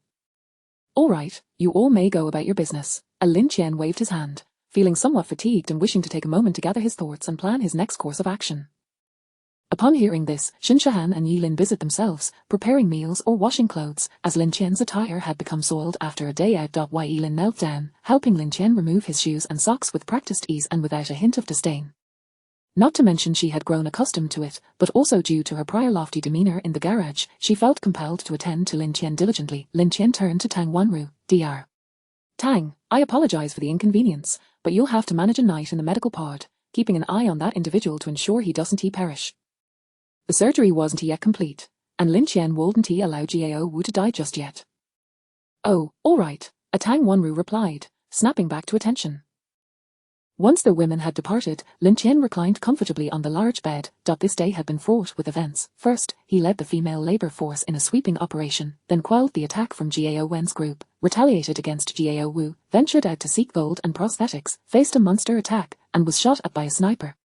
One event after another, it was truly overwhelming. After a leisurely period of ease, the shift to such a hectic pace left Lin Tian flustered. He exchanged for a fruit of vitality and began to consume it. As the fruit entered his mouth, a warm current flowed through his body, gradually spreading to his limbs. However, it was uncertain whether it was due to his enhanced physical constitution or mere acclimatization. Lin Tian felt that the warmth was not as intense as it had initially been. Having finished one, Lin Tian summoned the system interface. His vitality reached 20 points, precisely double that of an average person. He proceeded to consume a second and then a third, but just as he was about to eat the third, the system suddenly sent a notification. Chapter 69: The Evolution of Two Women. Ding. A maximum of 10 physique fruits can be consumed daily. Exceeding this limit will render them ineffective. Damn. Upon hearing the system's notification, Lin Tian was taken aback. Was there even a limit to this? Furthermore, had he already consumed 10 today? After careful calculation, he realized that he had eaten 2 after exploring the building, then 5 before heading out, 1 in the supermarket, and just now, another 2.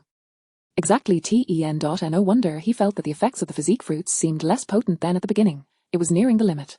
Lost in thought, Lin Tian unexpectedly drifted off to sleep. The day's thrilling experiences had been overwhelmingly intense and exhausting, pushing both his body and mind to their limits. The moment he relaxed, drowsiness surged over him like a tidal wave, swiftly engulfing him. When he awoke again, he felt a warm presence enveloping him. Lin Tian opened his eyes to find 2 women gently tending to his hands and feet. After a long day, he had indeed worked up quite a sweat.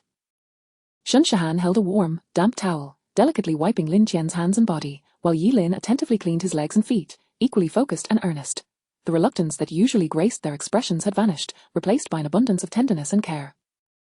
Seeing their thoughtful ministrations, Lin Tian's lips curled into a smile. Shinshahan was the first to notice that he had awakened. She paused her actions, her eyes filled with concern, and softly inquired, "You're awake? How do you feel? You slept so soundly and were quite sweaty, so I thought I'd help you feel more comfortable." Yilin also lifted her head and chimed in, "Yes, you must be exhausted from the day. You should rest well." Lin Tian shifted slightly, feeling more refreshed than when he first awoke, and replied with a smile, "I feel much better." As he attempted to sit up, Shinshahan gently restrained him, saying, "Just relax. If you need anything, let me know. Would you like some water?" Lin Tian gazed at the 2 women with a bemused smile. Upon hearing his words, their faces flushed crimson, and they could not help but burst into laughter.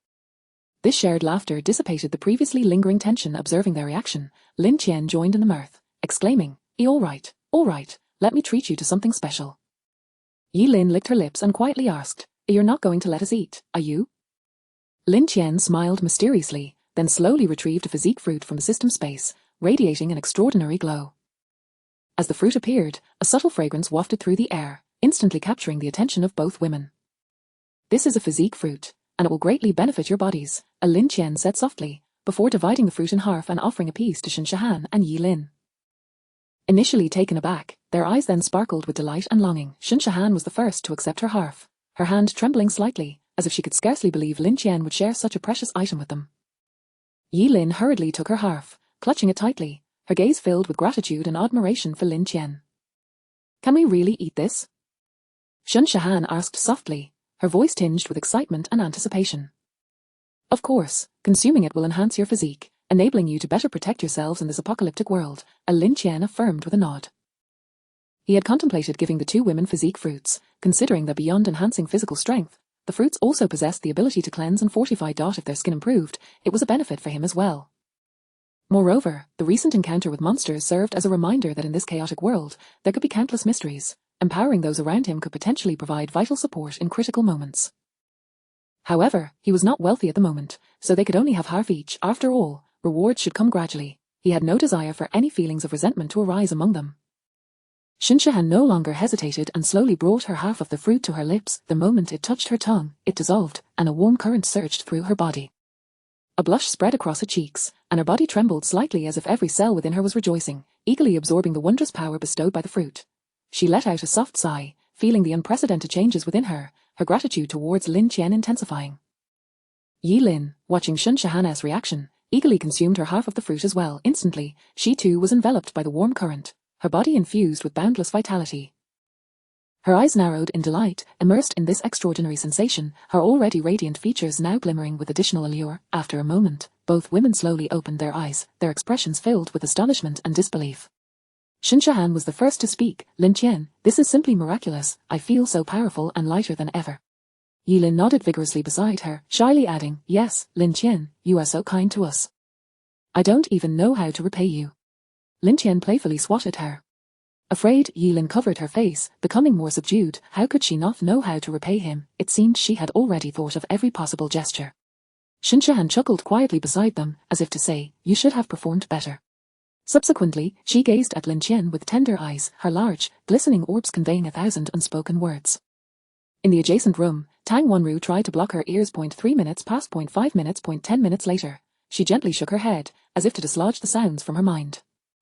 20 minutes later, having shifted her posture, she curled her legs up, becoming a tight ball. 30 minutes in, Tang Wanru was astonished. 40 minutes later, she could no longer endure.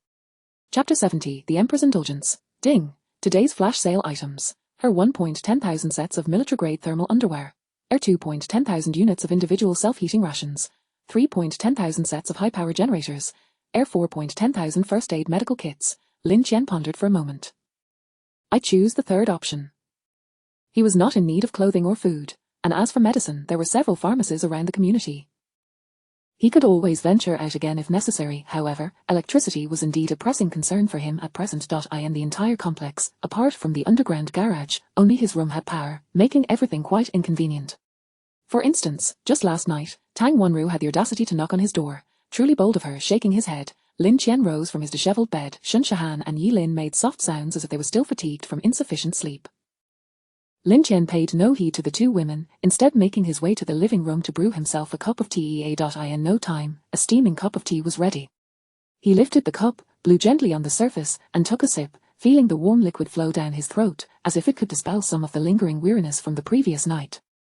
At that moment, Tang Wanru also emerged, her eyes bearing the heavy shadows of fatigue, lending a haggard touch to her otherwise exquisite features. She cast a resentful glance at Lin Tian, vexed that he had rejected her plea to join the fray yesterday. How infuriating.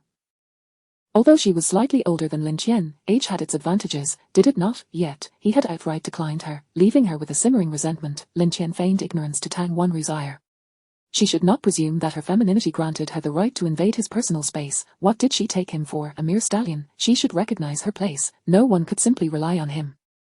After a while, Shinshahan and Yi Lin emerged as well. Both women appeared invigorated. Shinshahan sported a perky ponytail, exuding vitality and charm, while Yi Lin let her hair cascade down, adding a touch of languid beauty.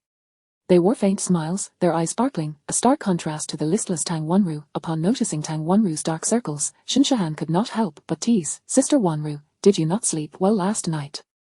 Those bags under your eyes are quite pronounced. Did you have a nightmare? Yi Lin chimed in. Indeed, Sister Wanru, you look rather worn out. Tang Wanru shot them an annoyed glare and retorted, isn't it all due to certain individuals? HMPH. Her words were, of course, directed at Lin Tian for his refusal to accompany her into battle the previous day. Lin Tian merely smiled wryly at her remark, choosing not to engage further. With such an attitude, she truly believed herself to be someone of significance. The two women shared a knowing smile, having felt their vanity significantly boosted by Lin Tian's rejection of Tang Wanru. Clearly, not everyone could be considered their sister. Exchanging glances, Shinshahan and Yi Lin concealed a flicker of pride in their eyes, grateful that they had allied with Lin Tian early on. Although their beginnings were somewhat twisted, the outcome was ultimately favorable. Soon, the two began preparing breakfast, intent on nourishing Lin Tian, who had been so exhausted the previous day. Before long, the enticing aroma of breakfast filled the entire room. Shinshahan and Yi Lin nestled close to Lin Tian, each linking an arm with him. My dear, pay no mind to Sister Wanru, come and enjoy breakfast. We've specially prepared a feast for you today, Shinshahan said playfully, her voice infused with sweetness and affection. Lin nodded eagerly, gently shaking Lin Tian's arm. Yes, yes, this is a carefully crafted meal just for you. You must eat well. Lin Tian found himself escorted to the dining table, where an array of exquisite dishes lay spread out before him, steaming fried eggs, golden and crispy youtiao, and fragrant kanji wafting invitingly. The two women had procured a bounty of food from the supermarket. Though it could not rival Lin Tian's flash sale system, it certainly offered a delightful variety. They had initially planned a sumptuous dinner the night before, but alas, Lin Tian had fallen asleep, prompting them to put extra effort into breakfast this morning.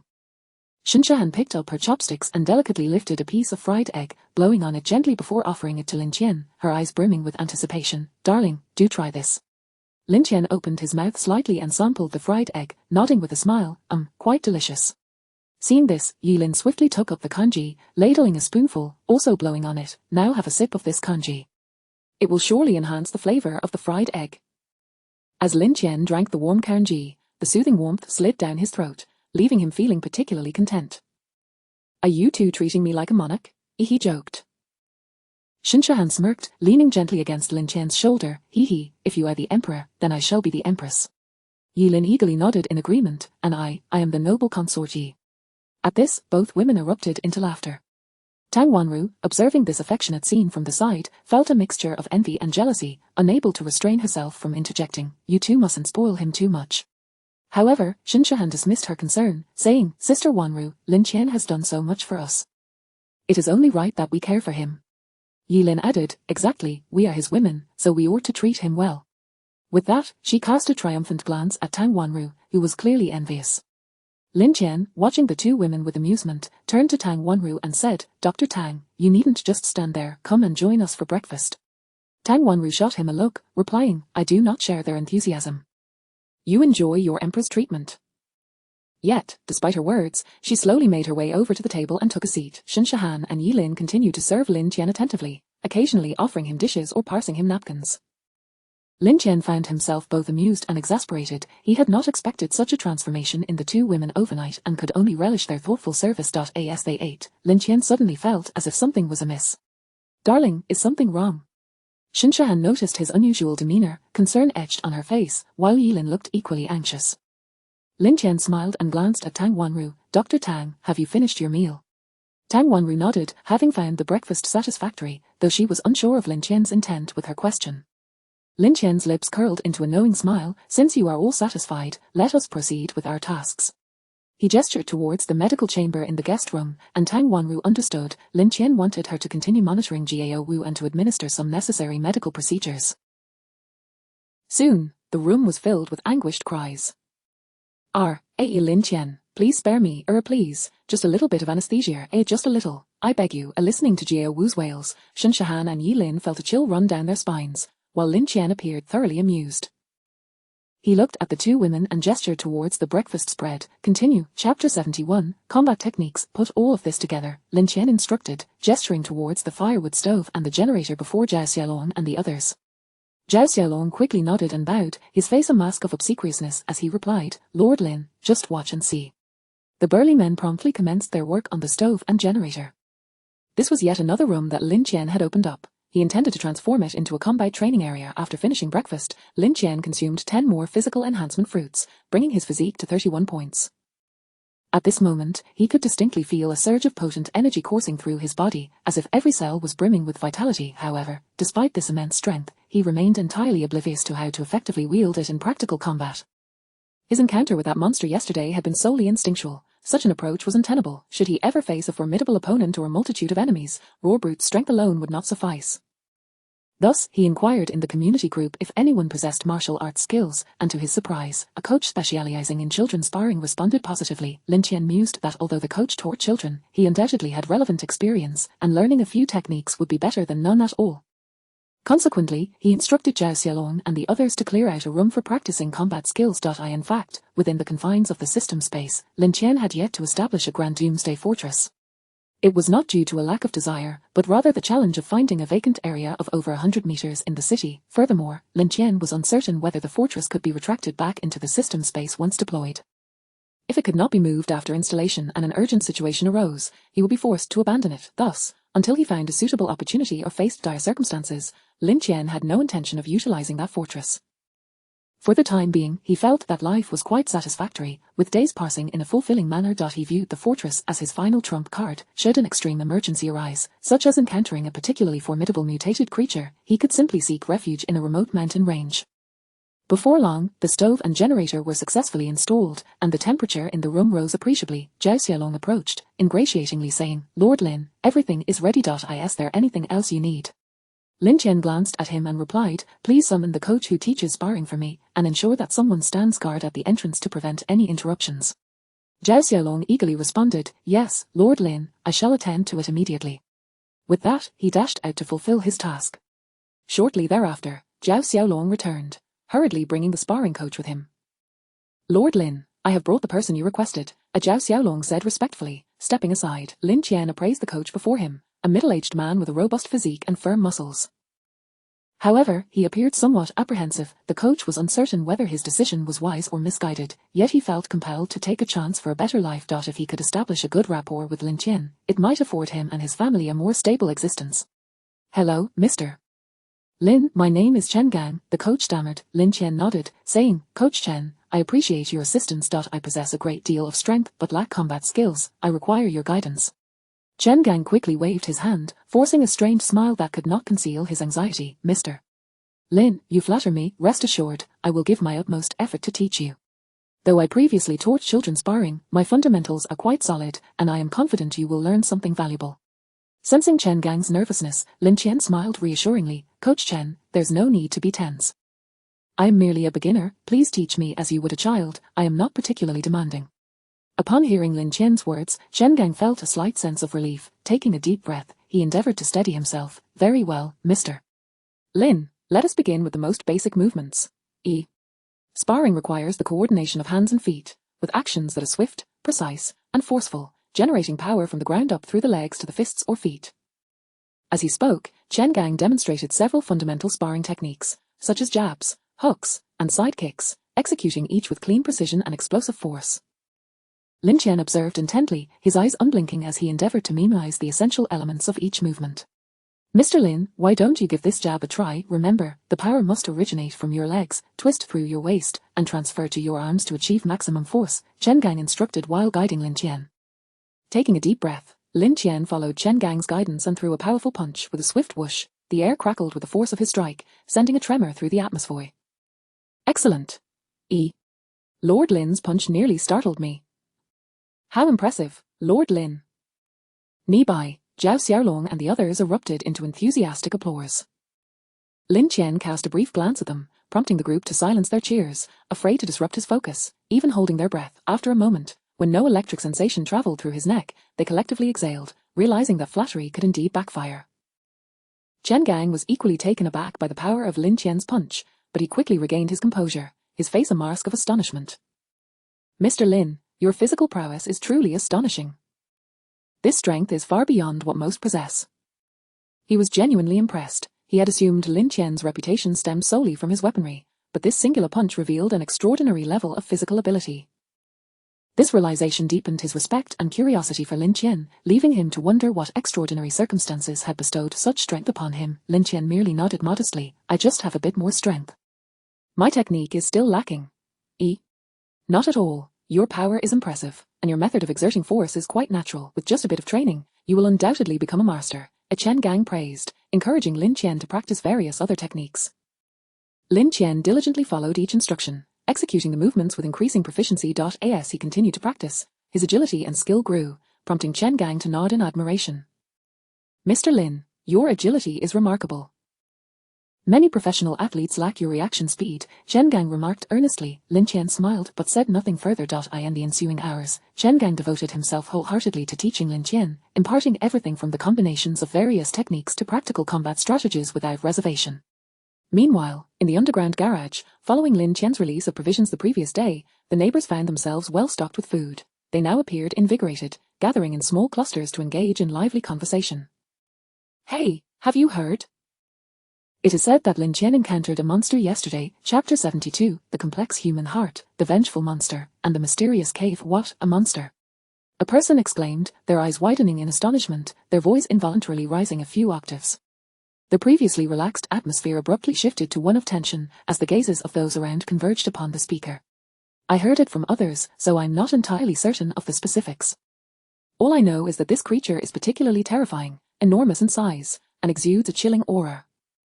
The one who first broached the subject animatedly described the monster, gesturing as if he had witnessed it firsthand. Lin Tian had no intention of concealing this matter. It was not a treasure or a fortuitous encounter, thus there was no need for subterfuge. Naturally, he did not deliberately propagate the tale, but it spread organically among the three women nearby once they became aware. Is it true?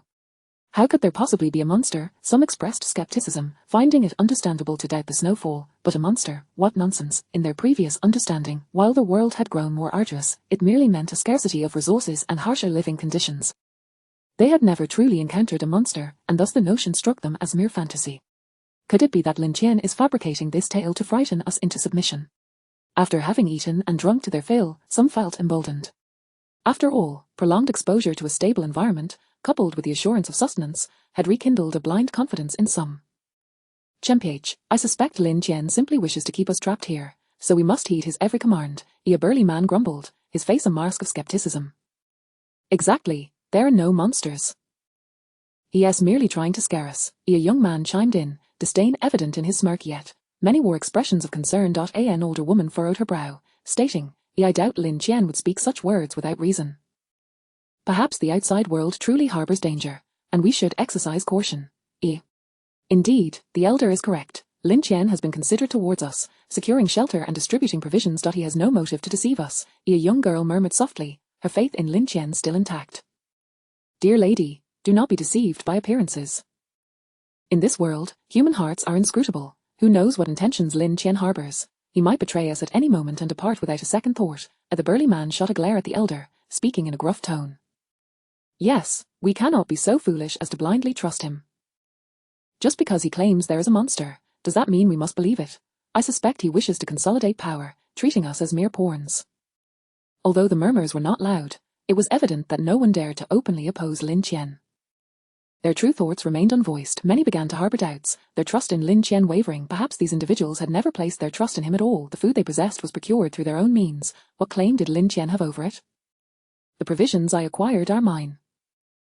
Why should I regard them as his charity? Furthermore, the prices were exorbitant, tenfold the cost prior to the apocalypse, sheer extortion. Many believed Lin Tian merely flaunted his superior equipment, and in a fair fight, the outcome could be quite different. Some even entertained nefarious thoughts. One individual, clutching a can of beer, took several swigs before whispering, HMPH, I reckon Lin Tian isn't as formidable as he seems. We should seize an opportunity to snatch his gear. Then this territory would belong to us, and we could assume the mantle of leadership, commanding others to obey. A man adorned with an ear stud scoffed, what if he proves difficult to handle? Nevertheless, we can observe him closely, waiting for a moment when he is alone to strike. As long as our plan is meticulous, success is assured. If worst comes to worst, we could resort to theft. I doubt he sleeps in that armor.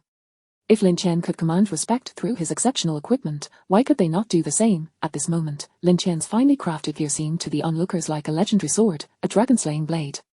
It appeared that whoever possessed it could command the world, and none would dare defy them. Meanwhile, as some indulged in their fantasies, amidst the swirling snow, a creature, neither entirely human nor beast, was silently approaching. If Lin Tian were present, he would undoubtedly recognize it as the very creature he had slain in the cosmetic surgery clinic. Yet, how had it returned to life? Even more astonishing was the fact that the wounds it had once suffered were now completely healed, exhibiting no signs of past injuries. As the creature advanced, it extended its neck, seemingly sniffing the air. Near Jinghai City, within an unnamed mountain, the interior had been completely hollowed out. Inside the cave, one could still glimpse faded, peeling slogans in traditional characters, remnants from the mid-20th century. These slogans bore the weight of time, their colors faded, yet still evoking a sense of the fervor and passion of days gone by. However, the atmosphere within the cave now stood in stark contrast to that bygone fervor. In one cabin, a well-to-do woman cradled a chihuahua, seated upon a rather comfortable sofa, petting the dog while expressing her dissatisfaction. Oh dear, how can we possibly remain cooped up here any longer? It's absolutely maddening. A man, reclining in a nearby chair with his leg crossed, a cigar perched between his fingers, furrowed his brow slightly at her complaints and replied languidly, Oh come now, do refrain from your incessant whining. I've heard that the heavy snowfall has yet to cease. You have food and clothing, and that should suffice. Upon hearing this, the woman's temper flared, and she raised her voice. The snow has persisted for over 10 days. How many must perish out there? The man, growing impatient, waved his hand dismissively. As falling from his cigar, he cast a glance at the woman and said, "I do not concern yourself with the affairs of others." Yet the woman was relentless, pacing back and forth while clutching her chihuahua, continuing to grumble. "GMPH, I simply feel stifled. Every day is nothing but eating and sleeping. Soon enough, we shall be driven to madness." The man took another drag from his cigar and replied slowly, "The authorities have stated that once the snow ceases, we shall be able to exit." The woman frowned and retorted, "Who knows how much longer this will last?" This dreadful weather, and not only in this cave, but in others, the situation was similar. After days of confinement, many felt as though they might suffocate. Familiar faces, including celebrities and performers, could be found among them. At the heart of the mountain, a vast cavern was filled with various monitoring devices. Several individuals clad in white lab coats were sweating profusely, their expressions tense as they fixated on the screens of the instruments. Report to the leadership.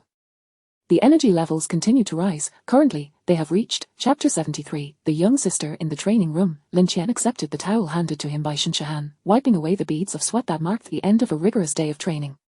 Chen Gang gazed at Lin Tian with a mixture of awe and admiration, exclaiming, "Mr. Lin, I have taught numerous students, yet individuals with your exceptional physical prowess are as rare as phoenix feathers and unicorn horns."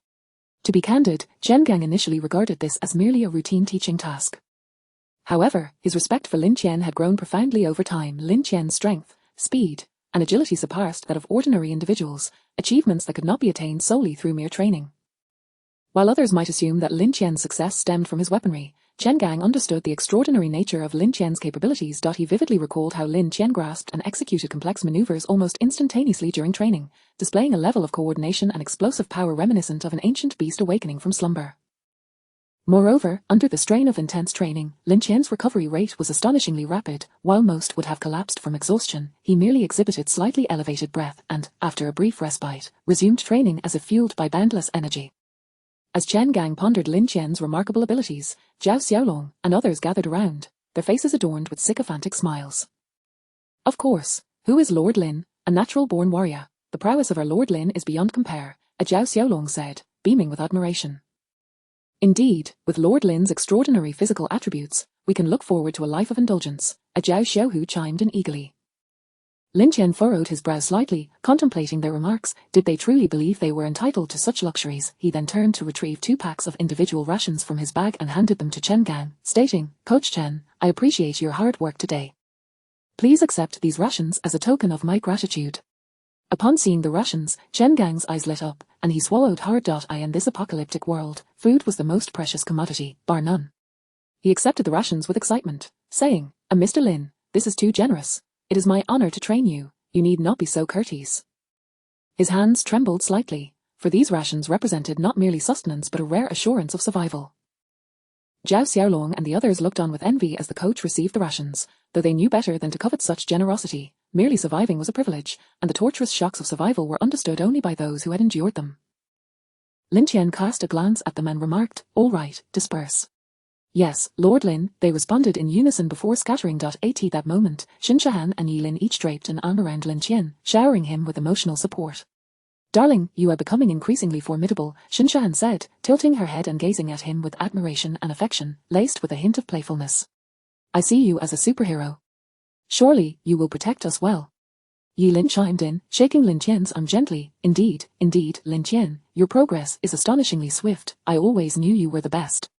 Shinshahan continued, "By the way, darling, after such a lengthy training session, you must be exhausted. I have prepared hot water for you. Go take a bath and unwind." Yi Lin nodded eagerly. Yes. After your bath, we will give you a massage to ensure you feel utterly relaxed." Thus, Lin Tian indulged in royal treatment. Upon emerging from the bathroom, the 2 women began to massage him. This was not merely a ploy to curry favor. The coach had also advised it. After extensive exercise, it was advisable to alleviate lactic acid buildup in the body. The 2 women had Lin Tian lie on the bed while Shinshahan poured some warm essential oil into her palms, rubbing it together before gently applying it to Lin Tian's back. Starting at his shoulders, she pressed along either side of his spine, kneading with just the right amount of pressure to ease the tension in his muscles that had tightened from training. Yi Lin, not to be idle, sat at Lin Tian's feet, gently lifting them and meticulously massaging the pressure points on the soles. Under the attentive care of the two women, Lin Tian felt his fatigue dissipate, as if every cell in his body rejoiced. In truth, he could have easily dispensed with such elaborate measures. A single fruit of physical enhancement would suffice to banish all exhaustion and restore him to peak condition. However, Lin Tian had already consumed 10 such fruits that day, and besides, why not relish the indulgence? After enjoying this pampering, Lin Tian felt invigorated as he made his way to the adjacent room. Jiao Wu lay on the operating table, groaning in agony, his expression one of utter despair. He felt as if his chest had become burdensome, while below, he felt an unsettling emptiness, a sensation he found profoundly disconcerting. Lin Tian approached, observing Jiao Wu's disheveled state, unable to suppress a teasing remark. Jiao Wu, your appearance is quite distinctive. What is the matter? Still adjusting to your new physique? Jiao Wu shot Lin Tian a resentful glance, silently questioning if Lin Tian could adapt under the same circumstances. Lin Tian merely raised an eyebrow, amused by Jiao Wu's fiery spirit. Zizlar aer. A Jiao Wu's agonized scream echoed throughout the room. I was wrong, spare me. I beg you, spare me, please, no. Jiao Wu's face was contorted in pain, beads of sweat cascading down his forehead as his body convulsed uncontrollably. After several agonizing seconds, Lin Tian finally ceased the punishment, stating coolly, initially, there will be some discomfort. It will pass in time. Consider it a unique form of cultivation, a path of hardship leading to sweetness. Do you remember? He fixed his gaze on Jiao Wu. I'll remember, Jiao Wu gasped, breathing heavily, though this time he was markedly more compliant, daring not to express even the slightest hint of discontent. Tang Wanru, observing from the sidelines, felt an icy chill creeping up from her toes to her heart. She could hardly fathom Lin Tian's ruthlessness. Even in Jiao Wu's state, he showed no mercy. What grudges could possibly exist between them? Lin Tian turned to Tang Wanru and inquired, Dr. Tang, how much longer will the surgery take? After pondering for a moment, she replied, a few more days. The two primary areas have been completed. What remains is the facial reconstruction and vocal cord adjustment. Yes, and you mentioned the need to remove 2 ribs. Upon hearing Tang Wanru's words, Jiao Wu trembled involuntarily, his face paling to a ghastly shade. He longed to end his existence right then and there, yet bound to the operating table, he was utterly powerless. Lin Tian, observing Jiao Wu's expression, felt a sense of satisfaction. The more agonizing Jiao Wu's experience, the more pleased he became. What did it mean to suffer a fate worse than death? This was merely the beginning. Lin Tian's gaze remained cold as he regarded Jiao Wu. Just wait until you rise from that operating table. Little sister. Chapter 74. Skill fruit. Ding. Today's flash sale items. 1. Efficient snow melting agent. 10,000 bags. 2. Pure drinking water. 10,000 barrels. 3. An armed helicopter, fuel in abundance. 4. An A-grade skill fruit. 4. I choose 4. What is there to hesitate about? Just close your eyes and make a selection. Ding, flash sale successful. In an instant, a fruit appeared in the system space, exuding an aura even more mysterious than that of the physical enhancement fruit. This fruit radiated a faint luminescence, its skin displaying a profound purple-black hue, with peculiar patterns swirling upon its surface, resembling ancient, enigmatic runes. Why, it looks incredible. Lin Tian quickly navigated to their mall page and located the exchange list. A-grade skill fruit. 10 million yuan each. What the hell? Lin Tian was astounded. The price of this skill fruit was an astonishing 10 million, a full 10 million, that would be enough to exchange for 100 physical enhancement fruits. Yet, in an instant, Lin Tian found this exorbitant price rather reasonable. After all, this was a skill. 100 physical enhancement fruits would merely elevate one's physical capabilities to 10 times that of an ordinary person. For instance, if a normal person could exert a force of 50 kilograms with a punch, 10 times that would be 500 kilograms. While that sounds impressive, it is, in essence, just that. However, skills are an entirely different matter. If he were to acquire a skill that allowed him to spit water or breathe fire, wouldn't that be extraordinary? The more he contemplated, the more exhilarated he became, his mind already painting vivid scenarios of possessing various miraculous skills. Imagine acquiring a teleportation ability. In this apocalyptic world, evading danger or swiftly reaching a destination would be effortless. Those who wished him harm would find themselves bewildered, as he vanished without a trace before they could react. Or perhaps gaining a skill to manipulate thunder and lightning would be even more formidable. With a mere flick of his wrist, dazzling bolts of lightning could erupt from his fingertips, instantly reducing his foes to charred remnants. Just the thought sent shivers of excitement through him. As Lin Tian mused, he rubbed his hands together, his gaze filled with anticipation as he looked once more at the A-grade skill fruit radiating its mysterious aura in the system space. Since encountering that monstrous creature the other day, an unsettling feeling had lingered within him. He couldn't quite pinpoint the source of this unease. The creature's appearance was too bizarre, its speed astonishing, its strength beyond imagination, and it seemed to possess some unfathomable special abilities. Although he managed to cope through sheer physical prowess and some equipment, the process was perilous, and he had narrowly escaped serious injury on several occasions. Thus, the previous day, he sought out his instructor to practice martial arts techniques, hoping to enhance his self-preservation skills in the face of unknown dangers. The emergence of this A-grade skill fruit undeniably instilled new hope within him. Taking a deep breath, Lin Tian endeavored to calm his racing heart, then retrieved the enigmatic fruit from system space. As soon as the fruit left the confines of the system, it emitted an even more intense glow. The purple-black skin shimmered, and the strange pattern seemed to pulse gently. Without further hesitation, Lin Tian opened his mouth and slowly placed the A-grade skill fruit inside. The moment the fruit entered his mouth, it transformed into a refreshing liquid that flowed down his throat. The taste was peculiar, neither distinctly sweet nor bitter, but Lin Tian had no time to ponder these details. He focused solely on the impending transformation within his body. In an instant, a powerful surge of energy surged from his abdomen, rapidly spreading through his limbs like a violent tide. Lin Tian felt as if every meridian in his body had been struck by an electric current, tingling and swollen. He couldn't help but groan softly, yet managed to steady himself. At the same time, an intense pain and burning sensation assaulted his eyes, as if flames were igniting within his eye sockets or countless needles were piercing his eyeballs. Lin Tian clenched his eyes shut, tears streaming uncontrollably down his face, his hands pressed tightly against his eyes in a futile attempt to alleviate the excruciating pain.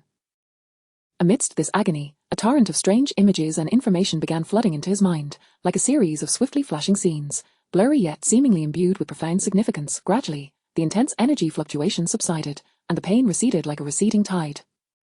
Lin Tian slowly opened his eyes, only to find the world before him transformed. What once appeared ordinary now seemed extraordinarily vivid and clear.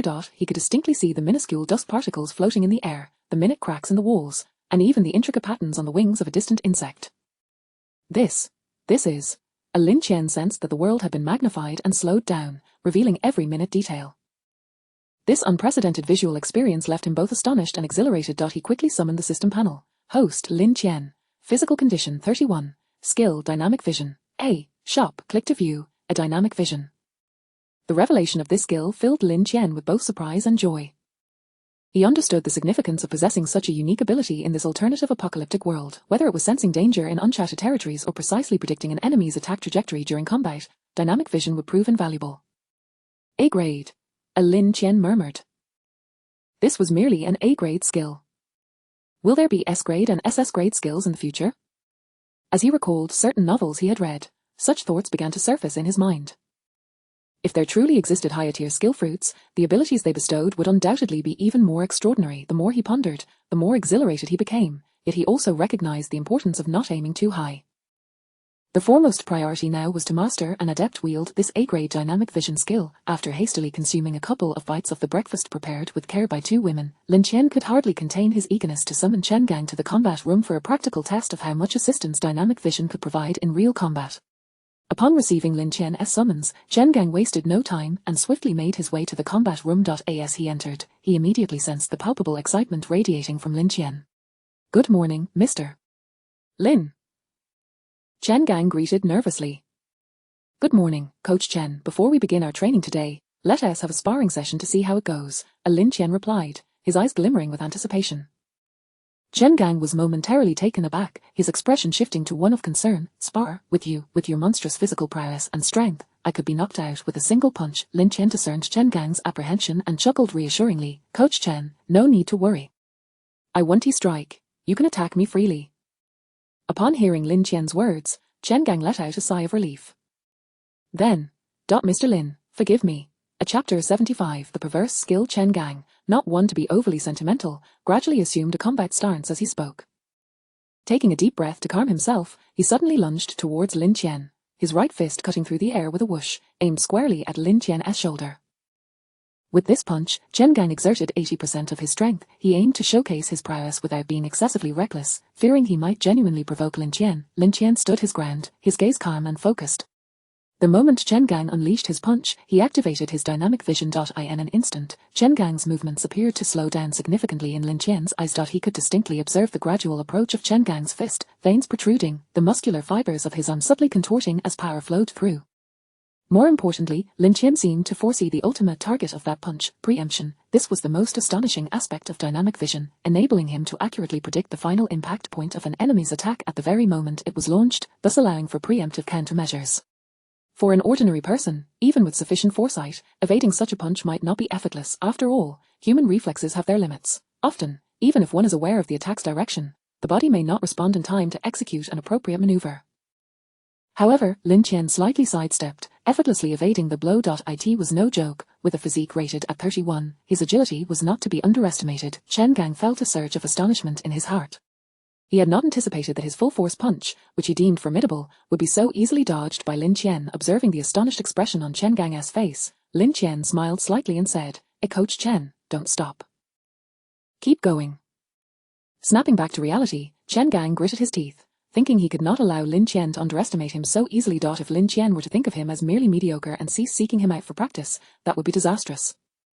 Thus, he swiftly adjusted his state and launched a left hook aimed at Lin Tian's abdomen. Lin Tian remained unperturbed. This time, he not only tracked the trajectory and endpoint of Chen Gang's punch but also noted the subtle shift in Chen Gang's center of gravity and the minute adjustments in his footwork as he threw the punch. A flaw, this was yet another remarkable manifestation of dynamic vision, allowing him to discern the inadvertent vulnerabilities revealed throughout the entirety of the enemy's attack in real time. Lin Tian glided backward as if propelled by the wind, causing Chen Gang's left hook to miss once more. Chen Gang found it increasingly unbelievable that he had missed twice in a row. Although he was merely a coach of Sonder for children, he was still a professional, having won numerous provincial and municipal awards. Yet here was Lin Tian, a novice who had only learned the basics of Sonder for a day, effortlessly evading his consecutive assaults, which dealt a significant blow to Chen Gang's pride. He couldn't help but feel a pang of regret, silently chastising himself for perhaps being too complacent and not pushing himself to the limit, yet he was also aware that he had indeed exerted 70 to 80% of his strength.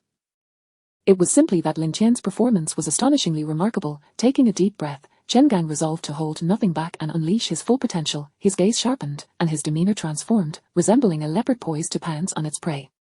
He feigned a strike aimed at Lin Tian's head, only to swiftly change tactics, executing a low sweeping kick aimed at Lin Tian's lower body. The speed of this sweep was astounding, carrying tremendous force and whipping up a gust of wind that stirred the dust from the ground.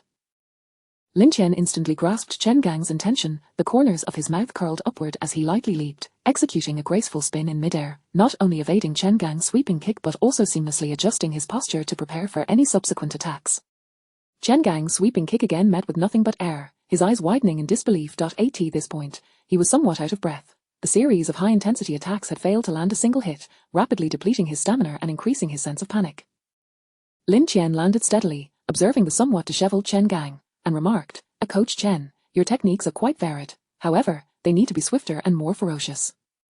Upon hearing Lin Tian's words, Chen Gang felt a wave of frustration wash over him.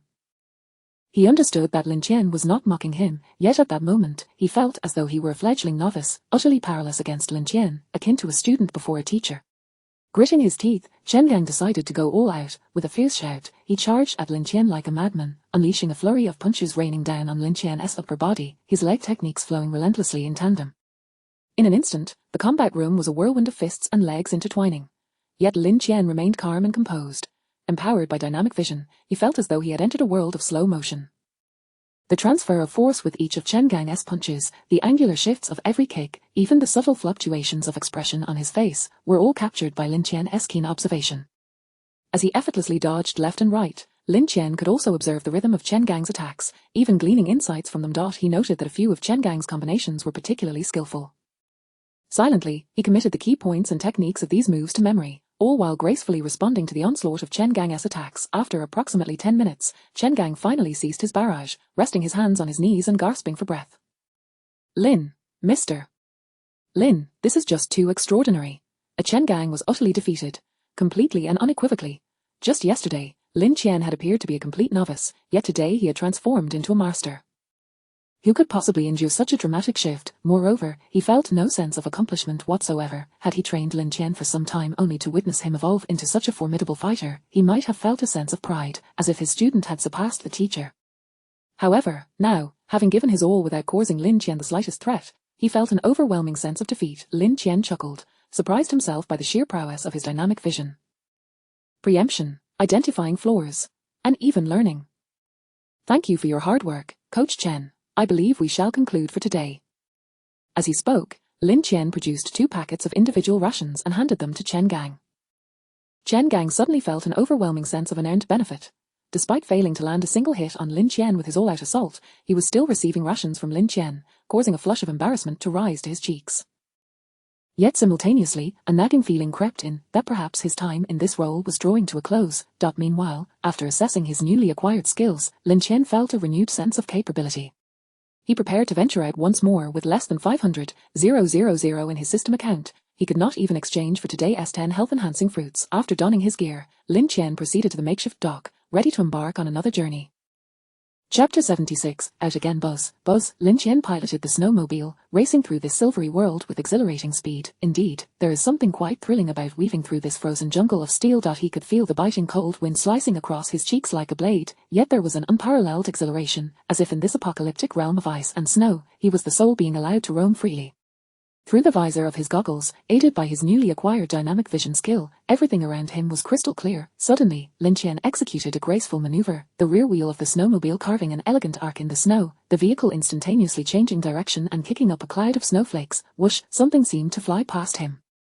With his dynamic vision, Lin Tian swiftly discerned that it was a bullet. Immediately afterward, bang, a gunshot rang out. Lin Tian glanced in the direction from which the bullet had come, a smirk slowly forming at the corners of his mouth. Found you, he could hardly forget the last time he had nearly been assassinated. On that occasion, while traversing this icy expanse, an unforeseen bullet had zipped past him, almost claiming his life. At that moment, amidst the vast white snow, he had been utterly oblivious to the bullet's origin, but now, equipped with dynamic vision, everything was different. Following the trajectory of the bullet, Lin Tian's gaze locked onto a room several hundred meters away.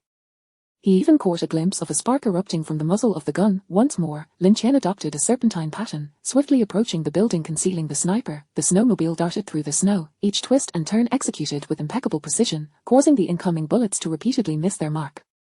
Thanks to his dynamic vision, Lin Tian could clearly perceive the trajectory of the bullets, allowing him to make precise evasive maneuvers in advance. His eyes glinted with a cold, murderous intent. In this apocalyptic chaos, mercy was the most extravagant luxury. Only through violence could one truly stand firm. Before long, Lin Tian arrived at the base of the building. He ascended to the 2nd floor and crashed through a window. Inside the living room, 2 lifeless bodies lay intertwined, devoid of vitality. Lin Tian cast a fleeting glance, paying them little mind, before hastening to the sniper's floor. Upon reaching his target level, he refrained from kicking down the door hastily. He knew if the adversary was lying in wait with a rifle. Even with dynamic vision, Lin Tian lacked confidence in dodging bullets at such close range. Thus, he prepared to deliver a decisive blow. He retrieved a tactical grenade, pulled the pin, and hurled it toward the door. Boom! The door was instantly obliterated. Before the smoke could clear, Lin Tian swiftly tossed another grenade inside. This time, the explosion reverberated within the room, sending forth a deafening roar, engulfing the entire space in flames and thick smoke. The sniper, initially hidden in a corner, poised to deliver a lethal strike when Lin Tian entered, was taken aback by Lin Tian's ruthless decisiveness. He was blasted by the shockwave, sustaining injuries, and dropping his sniper rifle, collapsing into a pool of blood, his breath faint. Lin Tian kicked aside the splintered doorframe and strode into the room. It was then he noticed that, besides the barely breathing sniper, there was a woman, presumably the sniper's wife. Upon seeing Lin Tian enter, the woman fell to her knees in terror, pleading, "Please, spare us. We had no choice. We only wanted to survive." The sniper struggled to lift his head, his eyes filled with desperation. "Brother, please spare me. I was wrong. I won't dare again." Lin Tian stood there, his expression as frigid as the surrounding ice and snow. "You do not truly comprehend your wrongdoing. You only fear the consequences." With that, he drew his pistol and aimed at the 2 on the ground. Bang bang. The gunshots echoed in the silent room. The couple's eyes widened, their faces etched with terror and despair, slowly collapsing to the floor. Lin Tian holstered his pistol, picked up the sniper rifle from the ground, and found several rounds of ammunition in the room before turning to exit. An eye for an eye. Since the adversary had not sought to torture him but merely aimed for his life, he would not inflict unnecessary torment in return. He was no sadist. As for whether there were any other survivors in the building, Lin Tian was unaware and uninterested in discovering. Lin Tian navigated the snowmobile towards another renowned shopping center, the Wonder Plaza. Upon his arrival, the sight before him caused him to pause momentarily. The mall's entrance was tightly shut, yet faint flickers of light could be seen through the glass. Lin Tian's heart raced. He had not anticipated the presence of others here, however. Upon reflection, it made sense. Wonder Plaza is typically situated near residential areas, and in times of desperation, there would always be those who exhibit an intense survival instinct, gathering here in search of refuge and resources. After a moment's hesitation, Lin Tian resolved to investigate. Once again entering through a broken window, a wave of warmth, tinged with a faint burnt odor, greeted him. His eyes were drawn to the roaring fire pit in the center of the hall, around which several individuals were seated, their faces marked by fatigue and vigilance. These people were roasting items from the mall, evidently attempting to keep warm in this frigid apocalypse. Lin Tian's arrival instantly captured their attention. A burly man with a face full of blubber seemed to be the ringleader, sizing Lin Tian up with a disdainful gaze. Beside him, a few lackeys erupted into laughter, with one particularly scrawny individual jeering, "Hey, where did this kid come from, toting a toy gun? Who are you trying to scare?" Had it been a handgun, they might have felt a twinge of fear, but a sniper rifle. An assault rifle, surely, that was absurd. Who could possibly possess such weaponry? Lin Tian furrowed his brow, unwilling to engage in idle chatter with these fools. Without further ado, he swiftly drew his pistol. Bang! The bullet whizzed past the scrawny lackey's feet, igniting sparks upon impact. The sudden gunfire rendered the entire hall silent, the faces of those who had been laughing moments ago draining of color. The lackeys, paralyzed by fear, fell to their knees with a thud. They could hardly fathom that Lin Tian would actually fire a shot, and his marksmanship was clearly no jest. The so-called ringleader was likewise stunned, the contempt vanishing from his face, replaced by sheer terror and panic. He stammered, "A brother, don't be impulsive. Impulsiveness is the devil." Chapter 77. The bank heist. Upon witnessing the trepidation etched on the faces of those around him, Lin Tian chose not to impose further difficulties upon them. Ever since capturing Jiao Wu, the malevolence that had once consumed him had considerably dissipated. He was neither a saint nor a mindless killer. There was no need to extinguish a life merely due to a transgression. With a cold glance directed at the group, they involuntarily shivered, and when they looked back at Lin Tian, they perceived him as a deity of war from a frozen realm. His icy gaze seemed capable of penetrating their very souls, eliciting a profound sense of dread from the depths of their hearts. Among the crowd, a scrawny, rat-like minion was overwhelmed with regret. His legs trembled slightly, beads of cold sweat adorned his forehead, and he dared not meet Lin Tian's eyes, resorting instead to furtive glances before hastily lowering his head, terrified of further inciting the wrath of this harbinger of doom. Lin Tian disregarded these individuals, striding directly toward the jewelry section of the mall. Upon entering the jewelry area, Lin Tian immediately discerned that it had been largely ransacked. The once lavish display cases, brimming with exquisite adornments, now appeared desolate, with remnants of violent destruction still visible on the glass. Lin Tian felt a twinge of frustration, resigned to scavenging what remained of others' leftovers. He yearned to return with his submachine gun and demand that the culprits surrender their gold. However, upon reflection, he deemed such an approach excessively brutish. What difference was there between that and outright robbery? Shaking off these futile musings, Lin Tian commenced his search for the remaining gold. Truly, this is Wonder Plaza, he mused internally, as he picked up a fallen gold necklace from the ground. The purity of the gold here surpassed that of Yonghui supermarket by several magnitudes. Within moments, amidst the myriad of brand name counters, he had accumulated over 1 million in gold. It was only after depositing all the gold into his system that Lin Tian finally stood up from the jewelry section, stretching his somewhat stiff and sore body. He glanced at his system balance, 396 yuan. Nearly 3 million, Lin Tian murmured softly, a subtle smile curving the corners of his mouth. If he were to convert all of this into physical enhancement fruits, it would elevate his physical prowess to approximately 50 points. Coupled with dynamic vision, he suddenly felt an unsettling sense of strength surging within him. Suddenly, Lin Tian's gaze sharpened. Pufar, he noticed a bank nestled in a corner of the first floor, and an audacious idea blossomed in his mind. A bank heist. The mere thought thrilled him. Before the apocalypse, he had often fantasized about robbing banks, hijacking planes, and blowing up schools. Even post-apocalypse, the notion of robbing a bank had crossed his mind, though most banks, usually located on the ground floor, had long been buried under the snow. This bank, situated within the mall, perfectly catered to his mischievous whims. Lin Tian swiftly approached the bank's entrance, first surveying his surroundings with caution to ensure no hidden dangers lurked. Once satisfied, he retrieved his submachine gun from his back, checked the magazine, and unleashed a barrage of gunfire upon the bank's roll-up door. Tat tat tat, the bullets collided with the door, showering sparks, and the lock was swiftly obliterated. Lin Tian advanced, gripping the edges of the roll-up door with both hands, and yanked it upwards with force, the door rising slowly amidst a cacophony of screeching metal. Crouching low and holding his submachine gun at the ready, Lin Tian cautiously entered the bank. Inside, there were neither living souls nor corpses. He proceeded to unleash another volley of shots at the massive iron door leading deeper into the bank. To his surprise, the door proved remarkably resilient. The bullets merely left shallow dents, failing to shatter it as he had anticipated. Furrowing his brow, Lin Tian realized that the bank's door was sturdier than he had imagined. He unfastened a grenade from his waist, removed the safety pin, and deftly tossed it into the gap between the iron door and the floor. With a tremendous boom, the iron door remained utterly unmoved. What the hell? Lin Tian exclaimed, astonished. Even a grenade had failed to budge the bank's entrance. He then retrieved another grenade, this time aiming it at the bulletproof glass. The grenade landed precisely within the transaction slot beneath the glass. Another deafening boom ensued, and the powerful shockwave shattered the bulletproof glass into countless shards, scattering debris in all directions. Lin Tian grinned with satisfaction. After all, bulletproof glass was not impervious to grenades. Once the smoke cleared slightly, Lin Tian hastily ventured into the bank's interior. He arrived at the work area behind the counter, opening drawer after drawer and safe after safe, only to find the counters completely barren, devoid of even a single coin. It dawned on Lin Tian that the outbreak of the apocalypse had coincided with the New Year holiday, resulting in the bank being closed, and all the cash had likely been relocated. After all, banks do not leave cash unattended during non-operational hours. They typically rely on armored vehicles for transport, delivering funds in the morning and retrieving them at night. Damn it! Lin Tian cursed under his breath, frustrated by the effort expended for naught. However, having experienced the thrill of robbing a bank, he considered it a guilty pleasure. Just as he began to feel disheartened, he spotted 2 ATMs within the bank.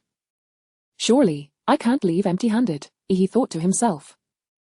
Resolutely, he raised his submachine gun once more and unleashed a hail of bullets upon the protective casing of the ATMs until it bore numerous holes. He then forcefully smashed open the machine, revealing a modest amount of cash inside, just over 100,000 yuan from the 2 ATMs combined. Well, I suppose that's something, Lin Tian mused as he deposited the cash into his system, his balance finally surpassing 3 million, restoring some equilibrium to his mood. Meanwhile, in the Grand Hall of Wonder Plaza, a group of individuals huddled together, trembling in fear. It was sheer brutality. The scene was unimaginably violent, with submachine guns and grenades. They were all civilians, unaccustomed to such chaos. The onlookers were petrified by Lin Tian's violent display, scarcely daring to breathe. Among them, a burly man who had previously exuded an air of intimidation began to scheme, his eyes darting as he approached his companions. Do you want money or your life? The bully demanded of one terrified individual. I want my life, the man stammered in reply. Then hand over all your money. Why? Why? The bully retorted, his eyes widening. Can't you see that esteemed gentleman over there is busy hoarding gold and robbing banks? Surely, it would be wiser to surrender voluntarily than to face the consequences. The robbed individual, upon hearing this, nodded in reluctant agreement. It made sense. He proceeded to produce half of the gold and silver trinkets he had collected in the mall, reasoning that they were essentially a stroke of good fortune and a means to avert disaster. The bully, satisfied with this contribution, continued his collection, gathering varying amounts from each person, soon amassing a substantial stash of valuables. At that moment, Lin Tian emerged from the bank, his expression dark and brooding. After such an arduous effort, he had only managed to acquire a mere 100,000 yuan, and understandably, his mood was far from pleasant. His high expectations had set him up for disappointment, considering it was a bank, and yet he had only reaped a paltry sum. Seeing Lin Tian's grim demeanor, the bully involuntarily shuddered but quickly felt relieved at his own quick thinking. He hastened to approach Lin Tian, presenting a bag filled with gold. Sir, this is a token of appreciation from my brothers, he offered. Lin Tian paused, then opened the bag for a look. Wow, these folks are quite astute. At Chapter 78, the monster strikes. Upon exiting the Wonder Plaza, Lin Tian promptly deposited the gold offerings received from the others into the system. Ding! Recharge successful. Account balance, 287,359 yuan, 5 million. With the account balance surpassing the 5 million mark, Lin Tian's spirits soared. He subsequently exchanged for a physique fruit, consuming it to instantly replenish his strength, eradicating any fatigue or discomfort. He then mounted his snowmobile and made his way home. Meanwhile, in the underground parking garage. Hey, did you hear that? It seems like there's some noise. A young man, his eyes betraying a hint of unease, murmured. He leaned slightly forward, straining his ears to discern the faint sound, attempting to identify its source. It's just the wind, another middle-aged man replied nonchalantly. With the relentless snowfall and the howling north wind, some noise was hardly surprising. No, it doesn't sound like wind. The young man furrowed his brow, scanning the dimly lit garage, yet failing to locate the origin of the sound. At that moment, another individual stepped forward, stating, I heard it too. It seems to be coming from that corner, akin to something dragging a heavy object. Sure. Listen closely, the person urged, making a gesture for silence. Instantaneously, the group fell silent. Creak, creak. Now, it appeared that everyone could hear it. The noise resembled a rusted chain being dragged across the floor, or perhaps massive claws scraping against the concrete surface. What is that sound? Someone shuddered involuntarily. Who is it? Stop pretending to be spooky, another person bellowed, attempting to muster courage. Exactly, frightening someone could lead to dire consequences. Enough of this nonsense, come out quickly.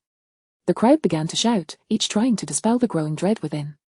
Strangely, the sound ceased abruptly, as though intimidated by their collective bravado. Sighs of relief were exchanged, and the taut nerves began to ease. Phew, I thought something truly sinister was lurking about. Indeed, that was terrifying. Probably just some mischievous kid. Just then, the sound returned unexpectedly, louder and more chilling than before. Everyone's hearts raced, their bodies instinctively drawing closer together. Hugh, get out here at once. Stop fooling around, whose child is this?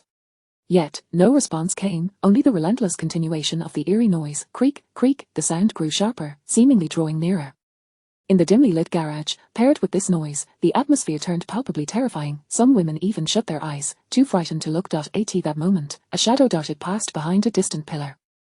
The figure moved with such swiftness that it vanished in the blink of an eye, leaving one to question their own senses. What was that? Someone exclaimed, their eyes wide with alarm. This exclamation shattered the oppressive silence, and all gazes turned towards the direction of the shadow, but only darkness met their eyes. The atmosphere of fear rapidly permeated the garage. Could it be a monster? Suddenly, someone recalled Lin Tian's previous mention of encountering a creature at the cosmetic surgery hospital. This notion struck the group like a thunderbolt, plunging them into deeper panic. Surely not. Didn't Lin Tian say he had killed that monster? A young man questioned skeptically, a hint of accusation in his gaze. Just boasting. Perhaps he was merely scared off by it. A middle-aged woman scoffed, her tone sharp and accusatory. Exactly. Who knows what truly transpired back then? What do we do now? Panic ensued, with some voices tinged with the tremors of impending tears.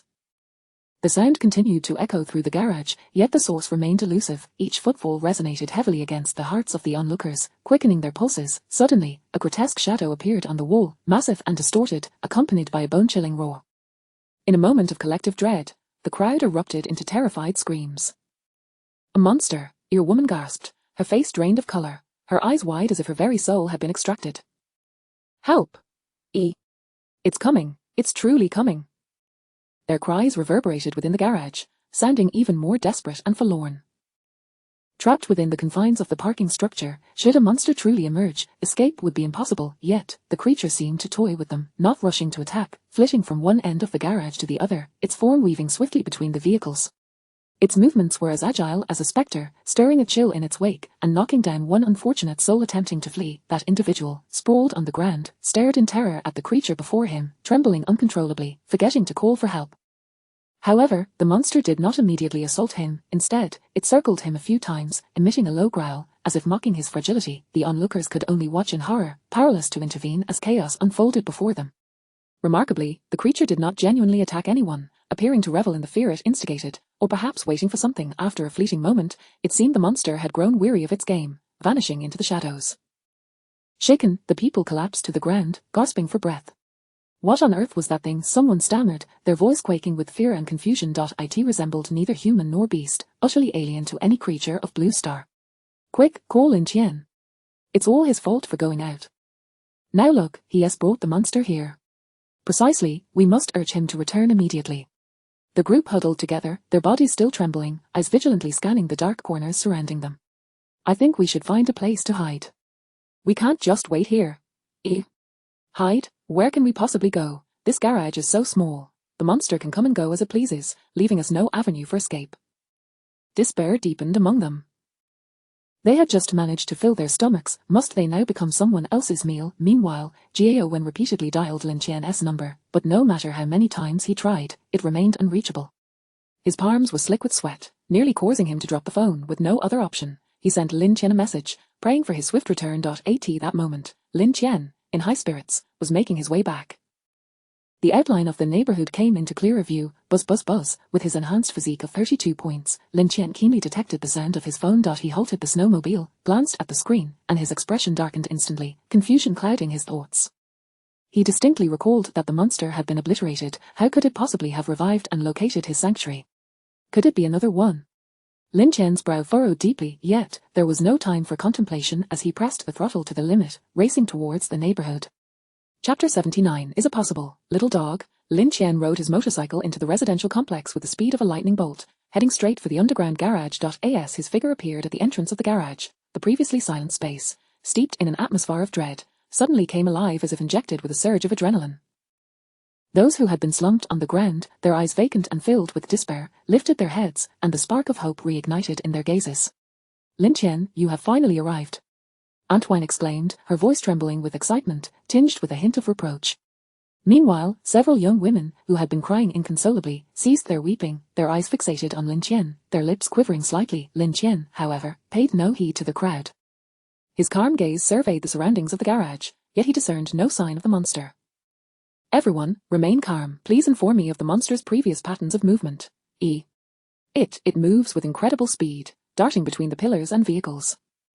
"It's nearly impossible to see." Before the individual could finish, Lin Tian suddenly turned around. "I found you." To his surprise, the unidentified monster revealed an unexpected expression of humanity, as if in disbelief that Lin Tian had managed to detect its presence. Nevertheless, the creature did not retreat. Instead, it charged directly at Lin Tian. In the blink of an eye, the adversary stood before him, yet Lin Tian remained unfazed, a faint smile gracing his lips as he effortlessly sidestepped the monster's assault. The creature, missing its target, was taken aback. It had not anticipated that Lin Tian could evade its swift strike so easily. Anger surged within the monster's eyes, which had originally sparkled with an eerie blue light, now reflecting its fury as it emitted a low growl from its throat, venting its frustration. Utilizing his dynamic vision, Lin Tian observed the monster's every move with clarity. The creature lunged once more, its sharp claws slicing through the air with a whistling sound, aimed directly at Lin Tian's throat.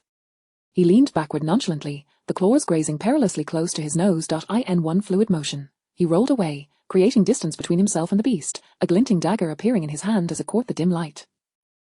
Witnessing Lin Tian's composure only fueled the monster's rage. It began to whirl around him at a frantic pace, attempting to conjure numerous illusions to disorient him, yet, to Lin Tian, these phantoms were mere child's play.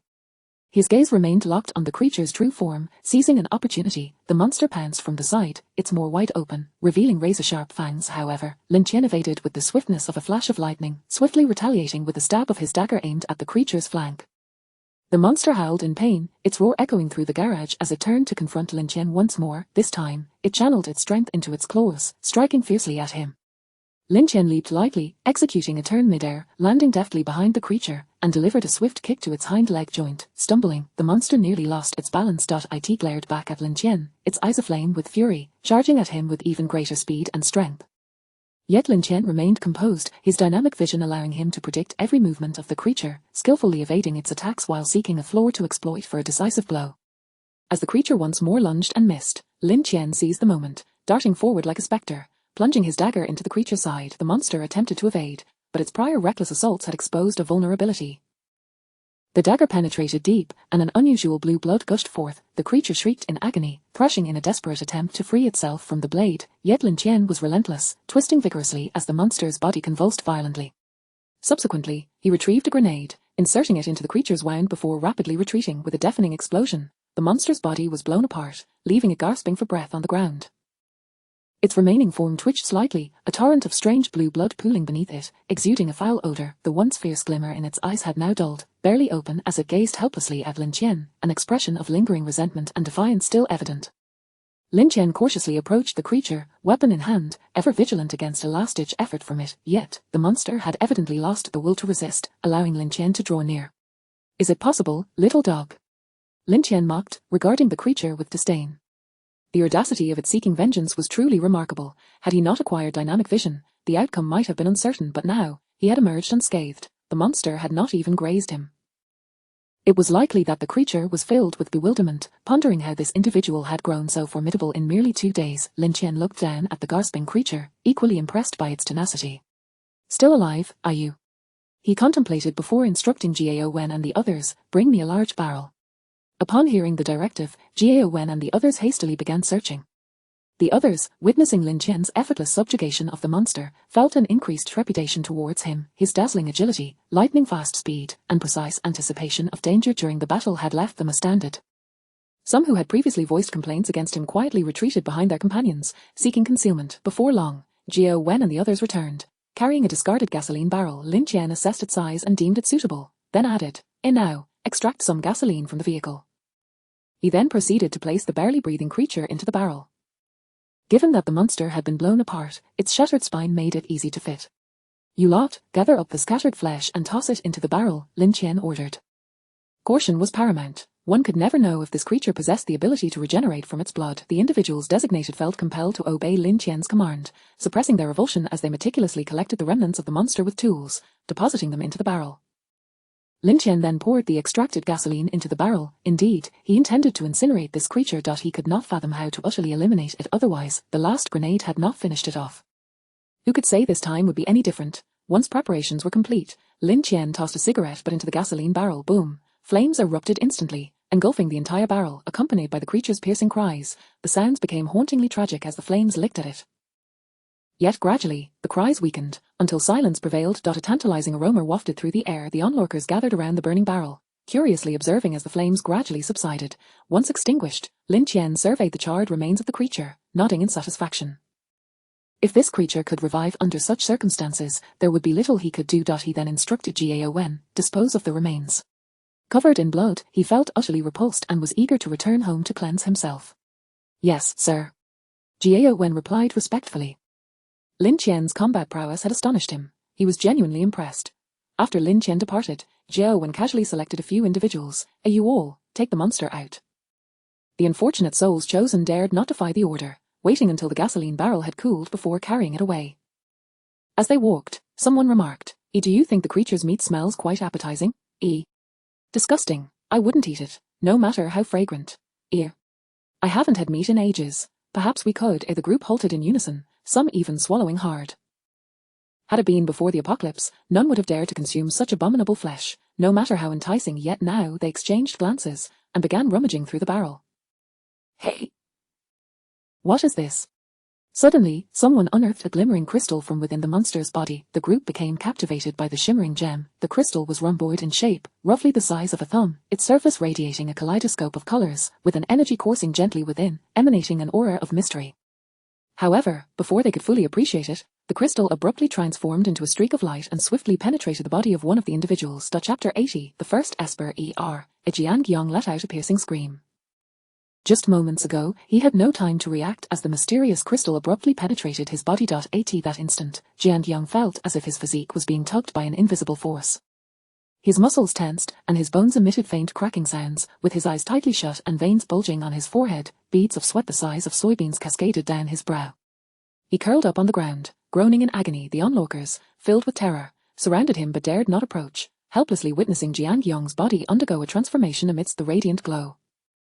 They observed as his previously ordinary form began to swell, muscles bulging at a visible rate while a faint halo shimmered on the surface of his skin. Suddenly, Jiang Yang violently opened his eyes, a blinding light shooting forth from them, and with a mighty roar, he leapt from the ground. At that moment, he exuded an aura that was profoundly different from before, radiating a powerful and enigmatic energy.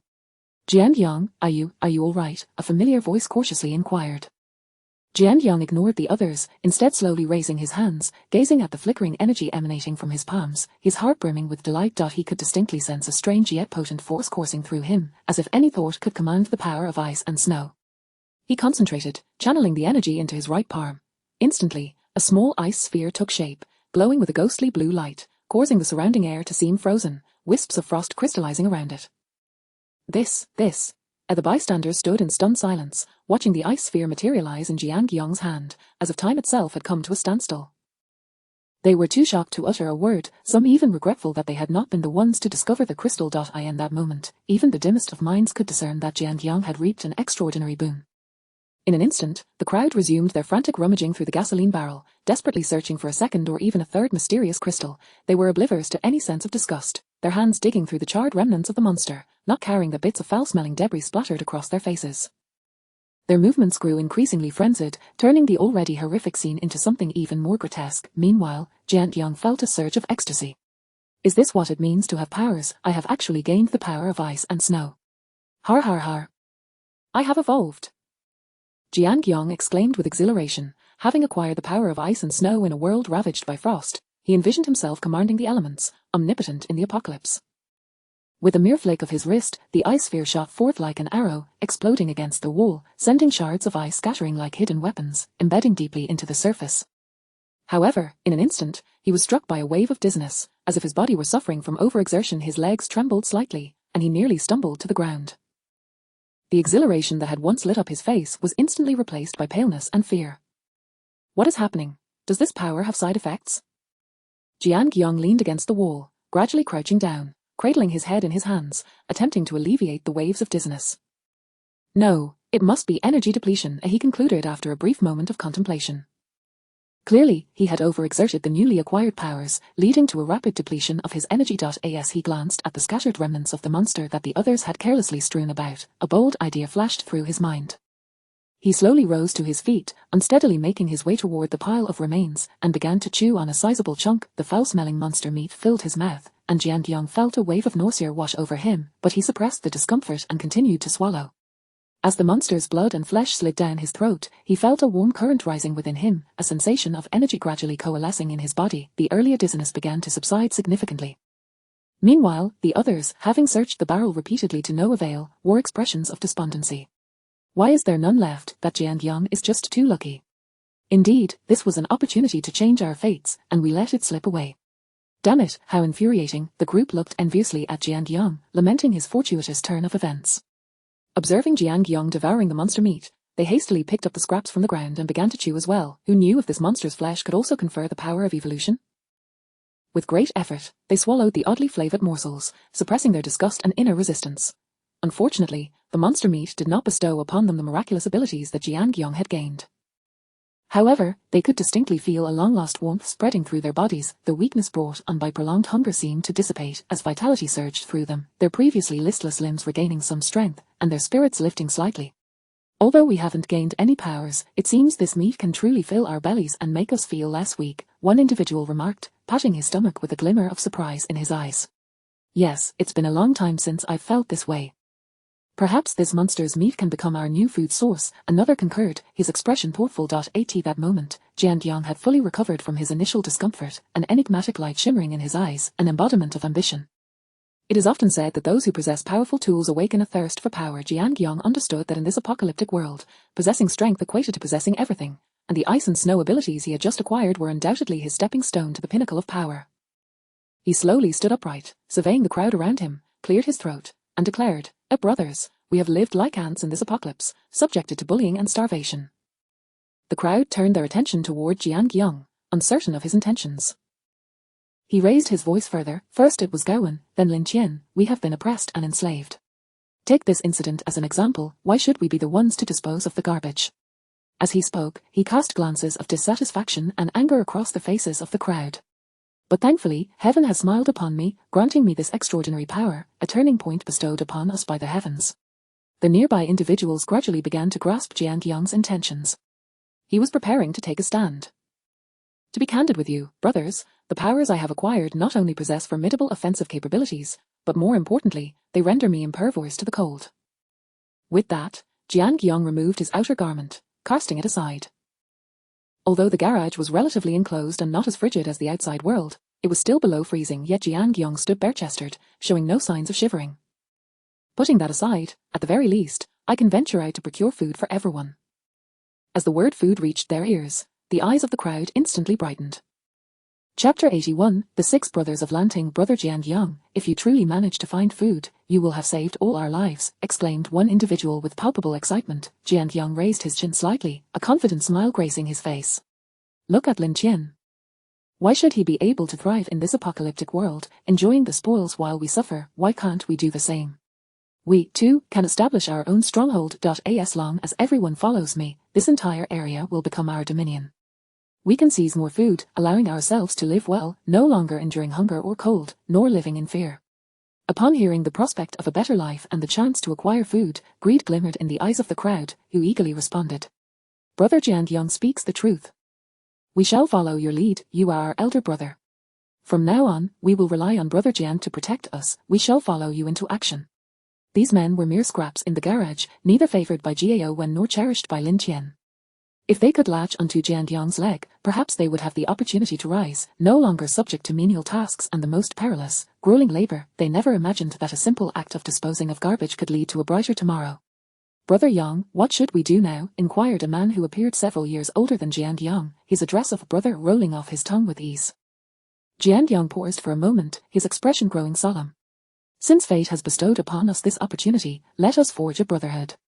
A good man requires the support of 3 allies. Jiang Yong understood that achieving success was impossible alone. The other 5 instantly concurred. Very well, let us swear brotherhood. Jiangyang, you shall be our elder brother. Indeed, elder brother. Jiangyang hastily replied, no, let us adhere to the order of age. All right, we shall follow your lead. The group was not overly sentimental. The title of elder brother was inconsequential compared to the essence of brotherhood. The 6 stood solemnly in a circle in the dimly lit corner of the garage, permeated by a foul stench, as a unique oath-taking ceremony was about to commence. Jiangyang spoke first, his voice steady and powerful. Today, although we find ourselves in the direst of circumstances, our fates are intertwined, and heaven has granted us this bond. In the pursuit of survival and great endeavors, we vow to become brothers here, to share both joy and hardship, life and death together. In unison, they proclaimed, to share joy and hardship, life and death together. Subsequently, Zhao Gang, the eldest among them, picked up a sharp shard of metal from the side and lightly grazed it across his index finger, crimson droplets seeping forth. He raised his finger to his chest, his gaze resolute, and declared, I, Zhao Gang, pledge my blood as an oath to treat my brothers with utmost sincerity, to never abandon nor betray. Should I falter, may heaven and earth condemn me. One by one, they followed suit, each slicing their fingers to pledge their blood. When it was Jiangyang's turn, he summoned a thread of ice and snow ability to his fingertip and pierced it lightly. I, Jiangyang, though endowed with abilities, shall never forget the bond of brotherhood. I will lead you all to break through this apocalyptic darkness and share in prosperity. Should I harbor any treachery, may this ability turn against me, leading to my utter ruin. With that, he allowed his droplet of blood to fall to the ground, mingling with those of the others. Then, the 6 knelt together before the garage wall. From this day forth, we shall be known as the 6 Brothers of Lanting. The community was named Shui Pan Lanting, thus they adopted the name. Big brother, a second brother, a third brother, Jiangyang was the 3rd in rank. The group bowed before the cold wall, swearing their oath, we do not seek to be born on the same day, in the same month, or in the same year, but we do wish to die on the same day, in the same month, and in the same year. We shall share fortune and adversity together. Should we violate this oath, may heaven and earth condemn us. Once the simple ceremony concluded, Zhao Gang, the eldest, turned to Jiangyang and asked, Third brother, what should our next step be? Though Zhao Gang held the title of elder brother, he understood who truly held the authority. Jiangyang pondered for a moment before replying, I believe we should lay low for a while. Lin Tian is powerful. If danger arises, we can use him as a shield. Jiangyang, despite having acquired abilities, had not yet grown arrogant enough to believe he could rival Lin Tian. After all, even that monster had been effortlessly dispatched by Lin Tian. What chance did he have? Of course, that is only the present. Once my powers grow stronger, the future may hold different possibilities, Jiangyang mused inwardly. The others, upon hearing Jiangyang's words, nodded in agreement. The one who stands out gets shot first. Who knows what dangers lurk in this apocalypse? For now, hiding behind Lin Tian is a prudent strategy. Third brother speaks wisely, chimed Qian Feng, the 6th brother. Jiangyang smiled and continued, during the day, you will provide cover for me while I search for supplies. I will utilize this ability. Moving through the ice and snow will be more convenient, allowing me to uncover resources buried beneath the frost. You all remain vigilant for any unusual occurrences within this garage. Should anything arise, notify me immediately. Also, be clever and ensure Lin Tian and his group remain unaware of our unusual activities. Jiangyang's expression was serious. His brotherhood with these men also served a purpose of secrecy. Only by binding their interests together could they prevent any leaks. If Lin Tian were to discover his abilities, would he not be captured and dissected for research? To speak candidly, he had indeed snatched an opportunity from Lin Tian, having stumbled upon it after that monster had been slain by Lin Tian. Third brother, do not worry. We shall guard our secret well, Zhao Gang vowed earnestly. We are now all in the same boat. None will act foolishly. Yes, big brother, I trust you. Jiangyang nodded slightly. In the coming days, I will explore more ways to utilize my abilities and see if I can enhance them. Third brother, do you think it's possible for this ability to evolve? Like in novels, where one level ascends to the next, growing ever more powerful, inquired the 4th brother with curiosity. I am uncertain, but I have a feeling it is possible. After using my abilities earlier, I felt dizzy, likely from overexertion. This indicates my control is not yet proficient, which also means there is considerable room for improvement, Jiangyang replied thoughtfully. Third brother, you must enhance your abilities swiftly. Once you grow formidable, we will no longer need to fear Lin Tian, the 6th brother said, his face brimming with anticipation. Indeed, that day is not far off, Jiangyang assured with determination. The group set their plans into motion, and Jiangyang adjusted his clothing, took a deep breath, and resolutely stepped out into the icy expanse beyond the garage. Uncertain if it was due to his ice and snow abilities, he found himself traversing the snow as though it were solid ground. Inside the garage, Zhao Gang feigned nonchalance as he fiddled with some discarded tools. His eyes, however, darting warily around the surroundings. The second and fourth brothers appeared to engage in casual conversation in the corner while discreetly monitoring every sound near the garage. However, Qian Feng, the sixth brother, seemed distracted. His eyes flickered nervously, glancing furtively at the others, and when their attention waned, he stealthily moved toward a concealed corner deep within the garage. Chapter 82, A Monumental Secret. Mr. Gao, I urgently need to meet Mr. Lin. I possess a monumental secret that I must reveal to him, Qian Feng whispered, lowering his voice as he spoke to Gao Wen. Lacking Lin Tian's contact information, he had no choice but to seek Gao Wen's assistance as an intermediary. Upon hearing Qian Feng's words, Gao Wen raised an eyebrow, his gaze imbued with scrutiny and skepticism. First, tell me what this monumental secret is, he replied leisurely, finding it hard to conceive of any significant revelation while they were all trapped in this dilapidated underground space.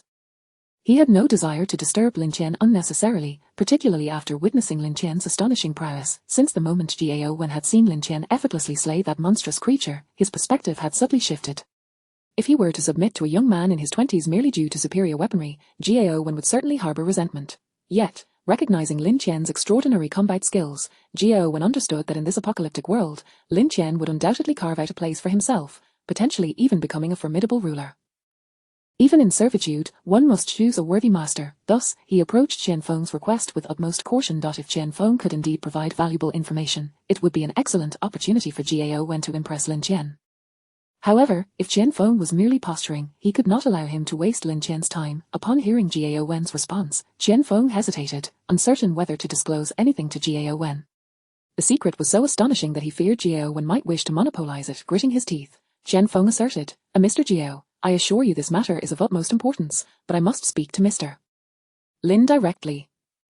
Gao Wen frowned, realizing that Qian Feng did not trust him, which ignited a flicker of irritation within him.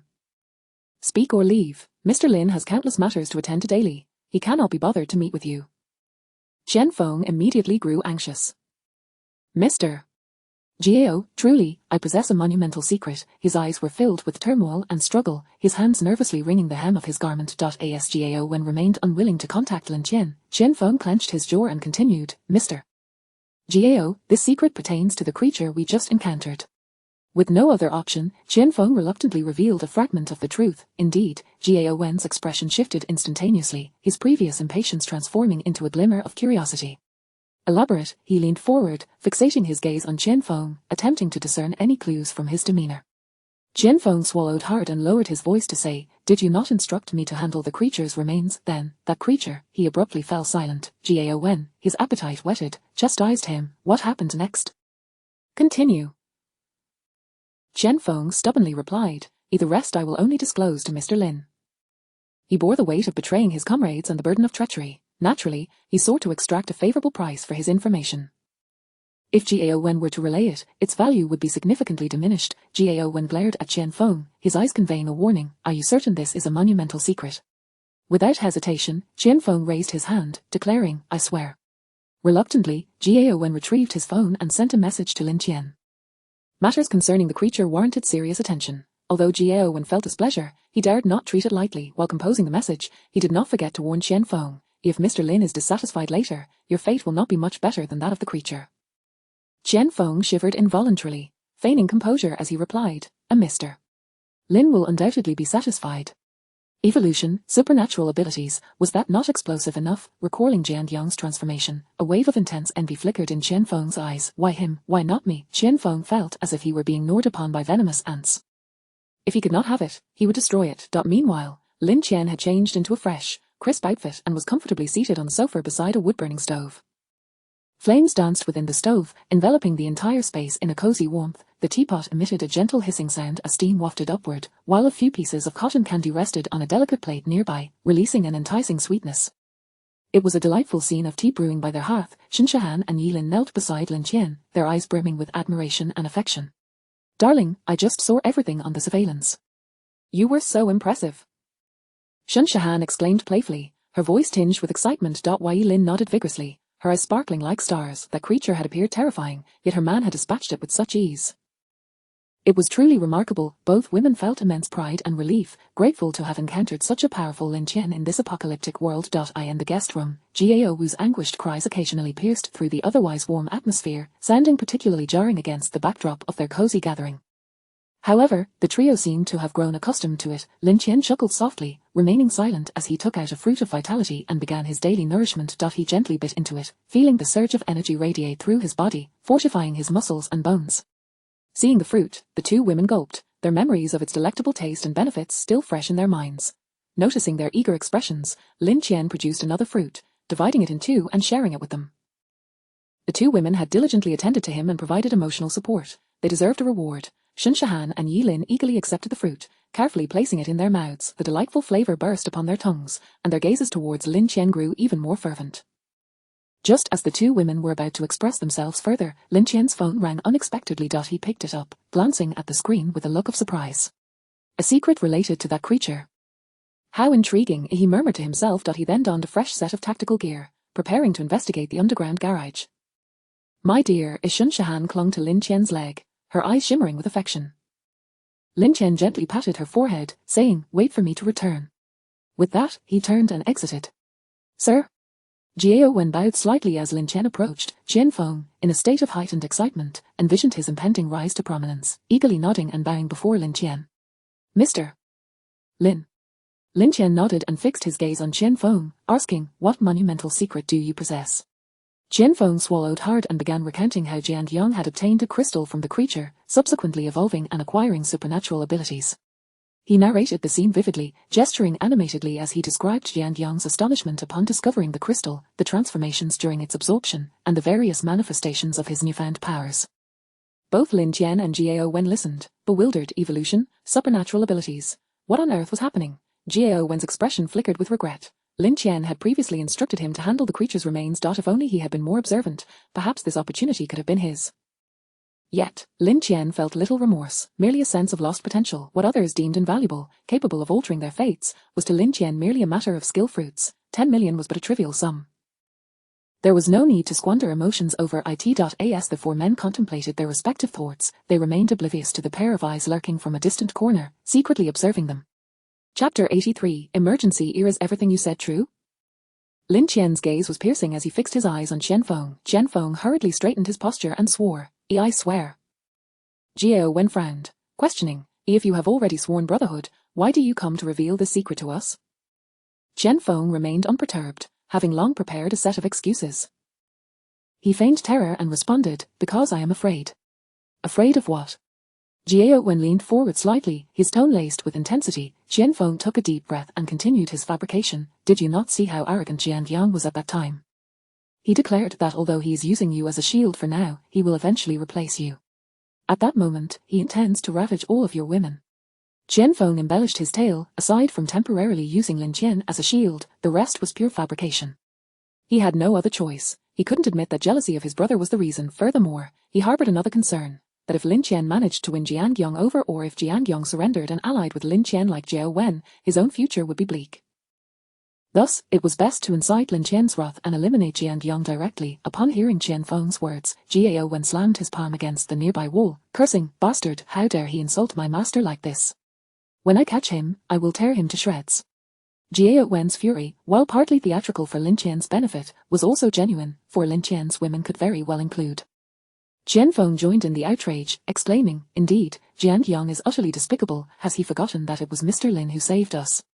If it weren't for Mr. Lin's timely intervention, we might have perished at the hands of that monster. Qian Feng's face was contorted with righteous indignation, as if Jiang Yang were the most heinous of criminals.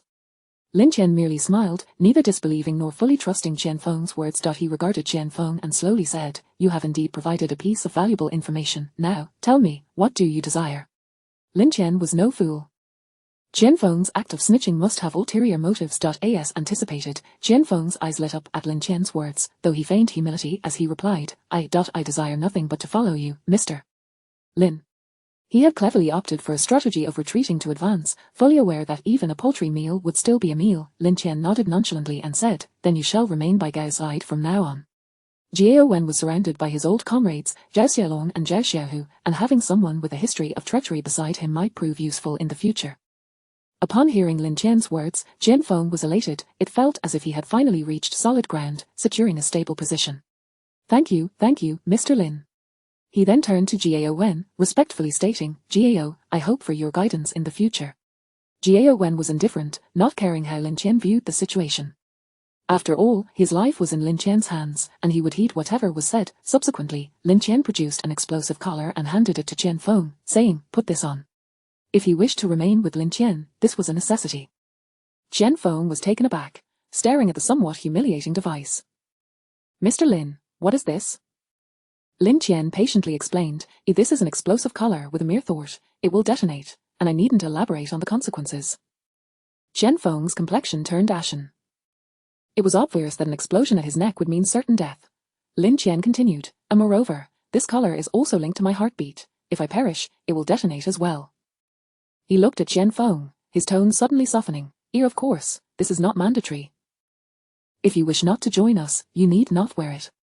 Yet, Jian Feng discerned the underlying menace in Lin Tian's gentle words. If he wished to join Lin Tian's faction, wearing the collar was non-negotiable. At that moment, he found himself engulfed in a tumult of inner conflict and struggle. On one hand, he understood that donning the collar meant surrendering his life entirely to Lin Tian, akin to a captive slave devoid of freedom and dignity. On the other hand, he realized that refusing to wear it would not end well for him, as Lin Tian would not easily forgive someone who knew secrets and came to betray him. Having completely severed ties with Jian Yang, returning was tantamount to a dead end. After a painful internal struggle, Jian Feng gritted his teeth, forcing a semblance of a flattering smile and tremblingly declared, Mr. Lin, I am willing to wear it. I believe that following you is my only chance of survival in this apocalypse. Having said that, he slowly extended his trembling hands, accepting the collar that resembled the scythe of death, and cautiously placed it around his neck. Lin Tian nodded in satisfaction. Then, once Jiang Yang returns, notify me.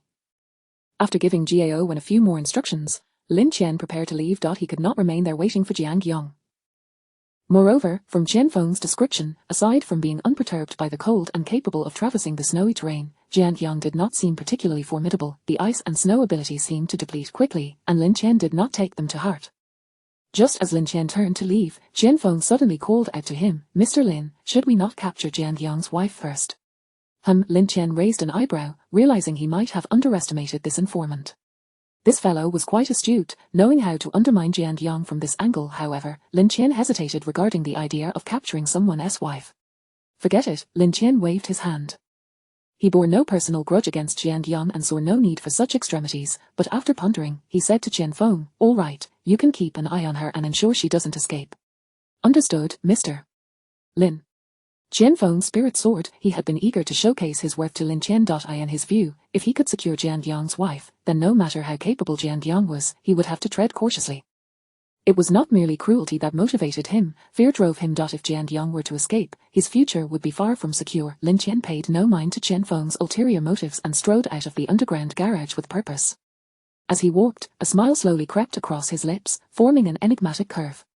How intriguing, monsters, supernatural powers, this apocalypse is becoming increasingly fascinating. Upon returning to his room, Shinshahan and Yilin immediately surrounded him. The two women had just cleaned themselves and now exuded an enticing fragrance. Darling, you have finally returned, we were getting anxious waiting for you, Shinshahan pouted. While Yilin chimed in, playfully scolding, indeed. Slap, slap, the two women playfully covered their faces, settling down. Just as Lin Tian was about to speak, a sudden cry for help erupted from the guest room.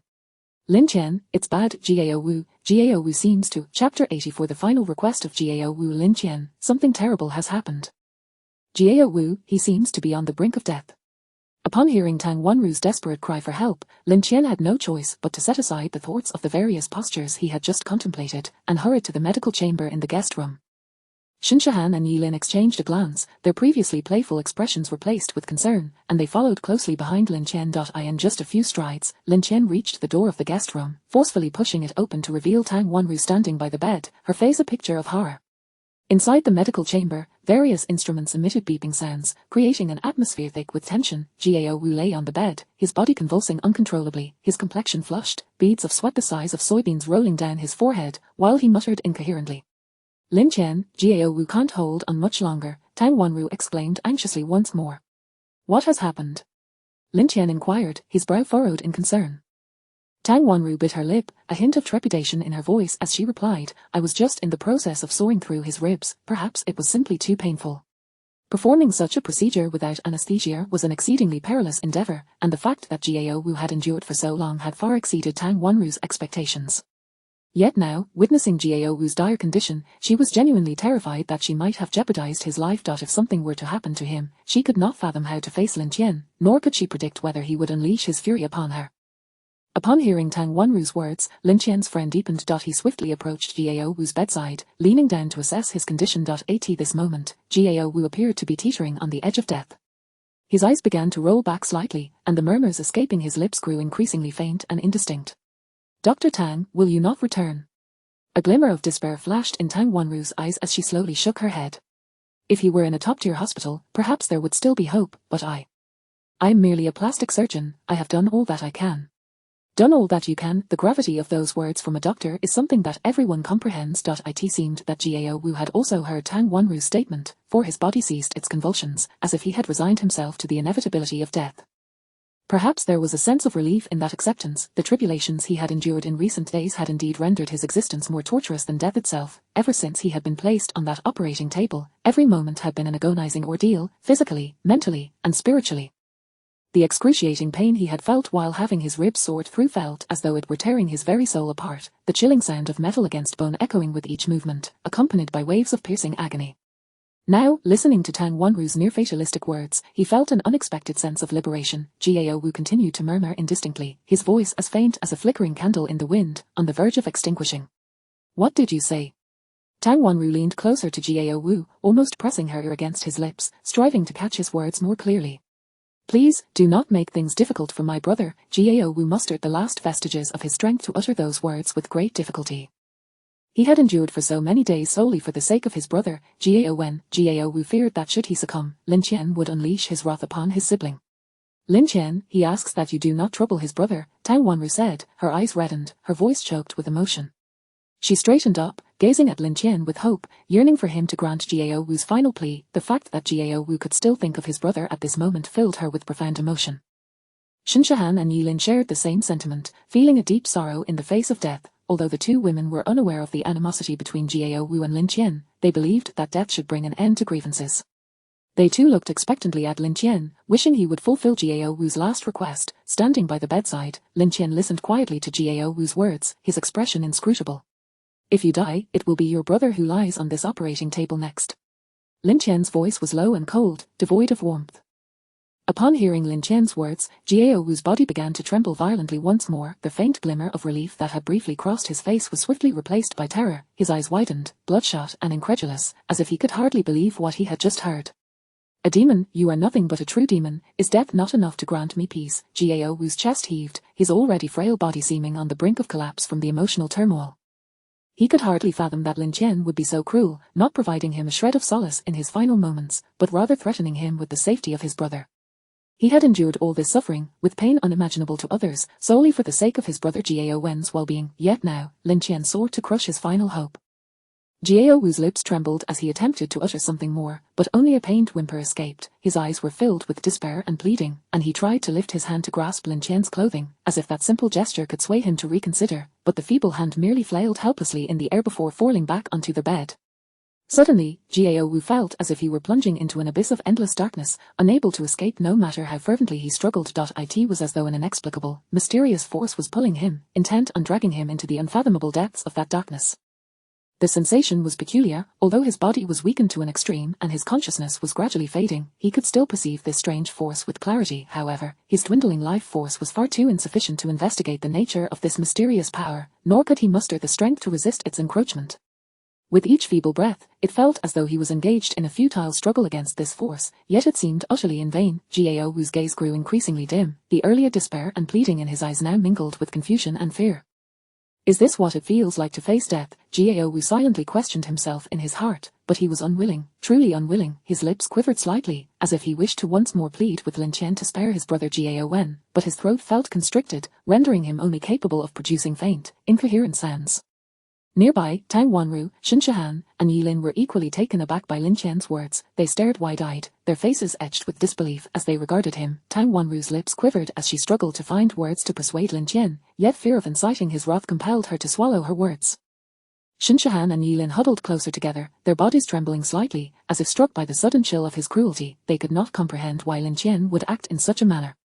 To them, it appeared that Jiao Wu had already been tortured to the brink of death. Why, then, deliver such a brutal blow in his final moments? Yet they dared not speak out in plea, for Lin Tian was their god. At that moment, Lin Tian regarded the ailing Jiao Wu on the operating table, his eyes filled with defiance and despair, his countenance still shrouded in an impenetrable coldness. Is it painful? It should be painful. Subsequently, he exchanged for a fruit of vitality, extending it toward Tang Wanru. Feed this to him. Chapter 85, A Blessing in Disguise. Tang Wanru gazed at the fruit that Lin Tian had suddenly produced, momentarily taken aback. She had not anticipated such an item would be revealed. A flicker of uncertainty crossed her eyes, but it was swiftly replaced by astonishment. The enigmatic fruit before her, radiating a resplendent glow, was undoubtedly no ordinary object. Perhaps it truly held the power to save Jiao Wu's life. Both Xin Shihan and Yilin shared the same expression of joy, for they recognized the fruit. It dawned on them that Lin Tian's earlier words had merely been a ploy to spur Jiao Wu's will to survive. With this miraculous fruit, Jiao Wu might indeed rekindle the spark of life. Xin Shihan and Yilin exchanged glances, their eyes brimming with hope and relief. Tang Wanru hurriedly reached out to take the vitality fruit, cradling it delicately as though it were a rare treasure.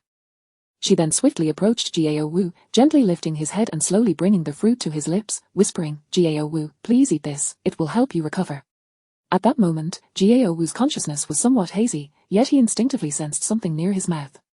He parted his lips slightly, and the vitality fruit slid down his throat. In his mind, Jiao Wu was grappling with an endless, inexplicable abyss of darkness and coldness. Just as he was on the verge of being entirely consumed by this shadowy void, a sudden warmth began to spread from his throat. This warmth was akin to the gentle rays of the winter sun, instantly dispelling the chill and gloom within his body, flowing rapidly through his limbs and core. Wherever this warmth traveled, Jiao Wu could distinctly feel his once faltering bodily functions gradually reviving.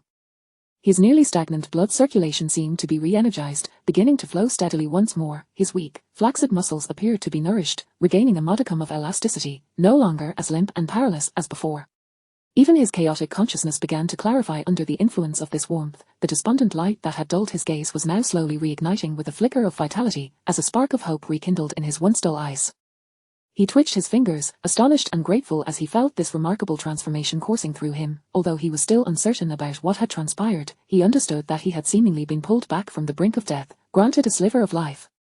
Tang Wanru, Xin Shihan, and Yilin anxiously observed Jiao Wu, their hearts swelling with joy as they noticed his previously lifeless body beginning to respond. Tang Wanru was overwhelmed with emotion, tears brimming in her eyes as she gently clasped Jiao Wu's hand, murmuring, "Jiao Wu, this is wonderful. You are going to be all right, you must recover." After a few minutes, the various instruments within the medical chamber ceased their incessant beeping. The devices that had previously emitted warning sounds and flashing lights now fell silent, seemingly acknowledging Jiao Wu's improving condition, which lent a sense of calm and tranquility to the atmosphere. Jiao Wu's once pallid complexion began to regain a hint of color, and his convulsions gradually subsided. He slowly opened his eyes, initially clouded with confusion, as if he were still striving to extricate himself from the murky depths of his mind. As his vision cleared, he focused on Lin Tian outside the medical chamber, a peculiar expression dawning in his eyes. "Thank you." Jiao Wu managed to utter with great difficulty. Lin Tian raised an eyebrow. "Thank you, how amusing." In truth, Lin Tian had not expected the vitality fruit to actually pull Jiao Wu back from the brink of death. Initially, he had approached the situation with a sense of reckless hope, uncertain whether the fruit would have any effect on Jiao Wu. To his astonishment, a miracle unfolded before him. Jiao Wu's condition had indeed begun to show significant signs of improvement. It seemed he had gained yet another means of survival. Observing Jiao Wu's gradual recovery, Lin Tian addressed Tang Wanru, stating, "Since he is not dead, let us proceed." His tone was as nonchalant as if discussing an utterly mundane matter, showing no trace of emotion despite Jiao Wu's recent brush with death. With that, he turned and walked away. What did it matter that he had half a rib sword? Tang Wanru quivered with fear. A monster. He was indeed a monster. She could scarcely comprehend how Lin Tian could be so cold and unfeeling. Jiao Wu had only just returned from the precipice of death, his body still exceedingly frail. To subject him to the agony of rib removal was tantamount to pushing him towards the brink once more. Xin Shihan and Yilin also wore expressions of terror. They huddled together, their bodies trembling involuntarily. Lin Tian's ruthlessness had once again exceeded their expectations. However, in an instant, both women felt a sense of relief. Compared to Jiao Wu's plight, their earlier tribulation seemed trivial. The two quickly followed Lin Tian out, treading cautiously behind him. Upon hearing Lin Tian's words, Jiao Wu shuddered involuntarily. He had believed that Lin Tian's act of saving him signified forgiveness, yet he was unprepared for the torment that awaited him. A solitary tear glistened in the corner of Jiao Wu's eye. At that moment, as Lin Tian turned away, a tiny black hole appeared at the tip of Jiao Wu's finger, only to vanish almost immediately, unnoticed by anyone. This black hole seemed to materialize out of thin air, exuding a mysterious and eerie aura. The instant it manifested, a faint yet peculiar energy emanated from it, brushing against the edge of the surgical table, causing the surrounding air to ripple slightly. However, this subtle anomaly was fleeting, vanishing as abruptly as it had appeared. Jiao Wu himself was momentarily taken aback. He was unaware of the nature of this black hole, only feeling a gentle tingling sensation at his fingertip before it disappeared.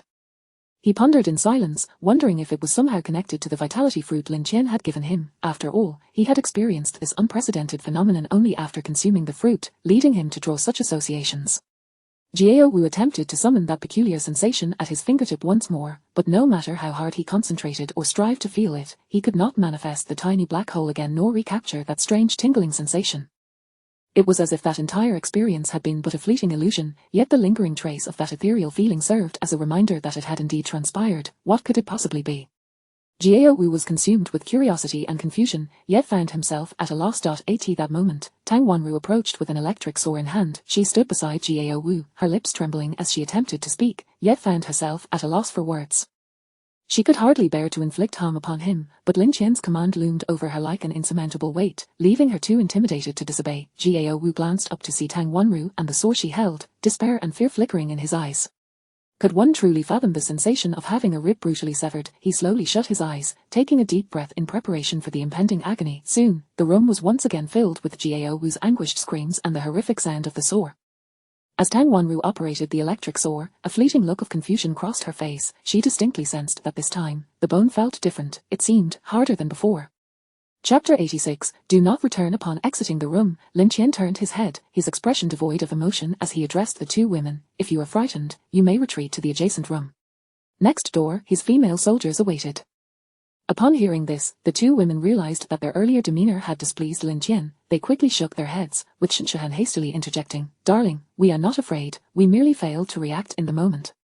We will be good, so please do not be upset. Her voice bore a hint of appeasement, striving to mend Lin Tian's impression of them. At this moment, Shinshahan was filled with regret, chastising herself for not controlling her expression, which had incited Lin Tian's displeasure. The thought of losing his favor in this apocalyptic world filled her with dread. After all, her fondness and dependence on him had deepened with each passing day. She could not bear the thought of leaving his side, having grown accustomed to being enveloped in his presence, relishing the comfort of his aura, and obeying his commands. Such sensations brought her both solace and satisfaction. Yilin nodded in agreement, adding, Indeed, darling, we shall remain right here, going nowhere. We will do as you instruct. Her feelings for Lin Tian were complex, oscillating between fear and admiration, and then back to fear. He was an enigma, impossible to decipher, leaving her in perpetual uncertainty about how he might present himself in the next moment. Lin Tian narrowed his eyes slightly, scrutinizing the two women as if his gaze could pierce their thoughts, making them feel as though they were being pricked by unseen needles. After a brief silence, he spoke slowly, In this desolate world, only those who obey will find a path to survival. He intended to make it clear to the two women that there was no room for error in his presence. Absolute obedience was paramount. The two women nodded fervently, responding in unison, Yes, darling, we understand, we will certainly be obedient. Then, they wrapped their arms around Lin Tian, resuming the interrupted activities. Meanwhile, amidst the swirling snowstorm, Jianqiang strode cheerfully toward the residential complex, burdened by a large sack of food. Upon closer inspection, one would notice that the snow bore no trace of his footprints. This bizarre scene would leave any onlooker agape, defying the very laws of physics, yet Jianqiang appeared blissfully unaware, continuing his light-footed march through the tempest. His countenance radiated contentment, the corners of his mouth curling upward, as if the harshness of the wintry landscape were merely a commonplace side to him. Earlier, he had perused the Yonghui supermarket adjacent to the complex. Although it had suffered a wave of looting, there remained a bountiful supply of goods, and he had filled his sack with provisions. Among them were chocolates for his beloved wife, and he envisioned the surprise that would bring joy to her face, warming his heart. He had also procured beers and delicacies for his 5 comrades, imagining the lively scene of camaraderie as they gathered to drink and feast, filling him with anticipation. In the midst of the storm, Jianqiang felt no fatigue. Instead, he brimmed with energy. He sensed an enigmatic energy pulsating within the blizzard, a peculiar sensation akin to myriad delicate currents dancing through the air, teasing his perceptions. Moreover, he seemed capable of channeling this mysterious energy into his body.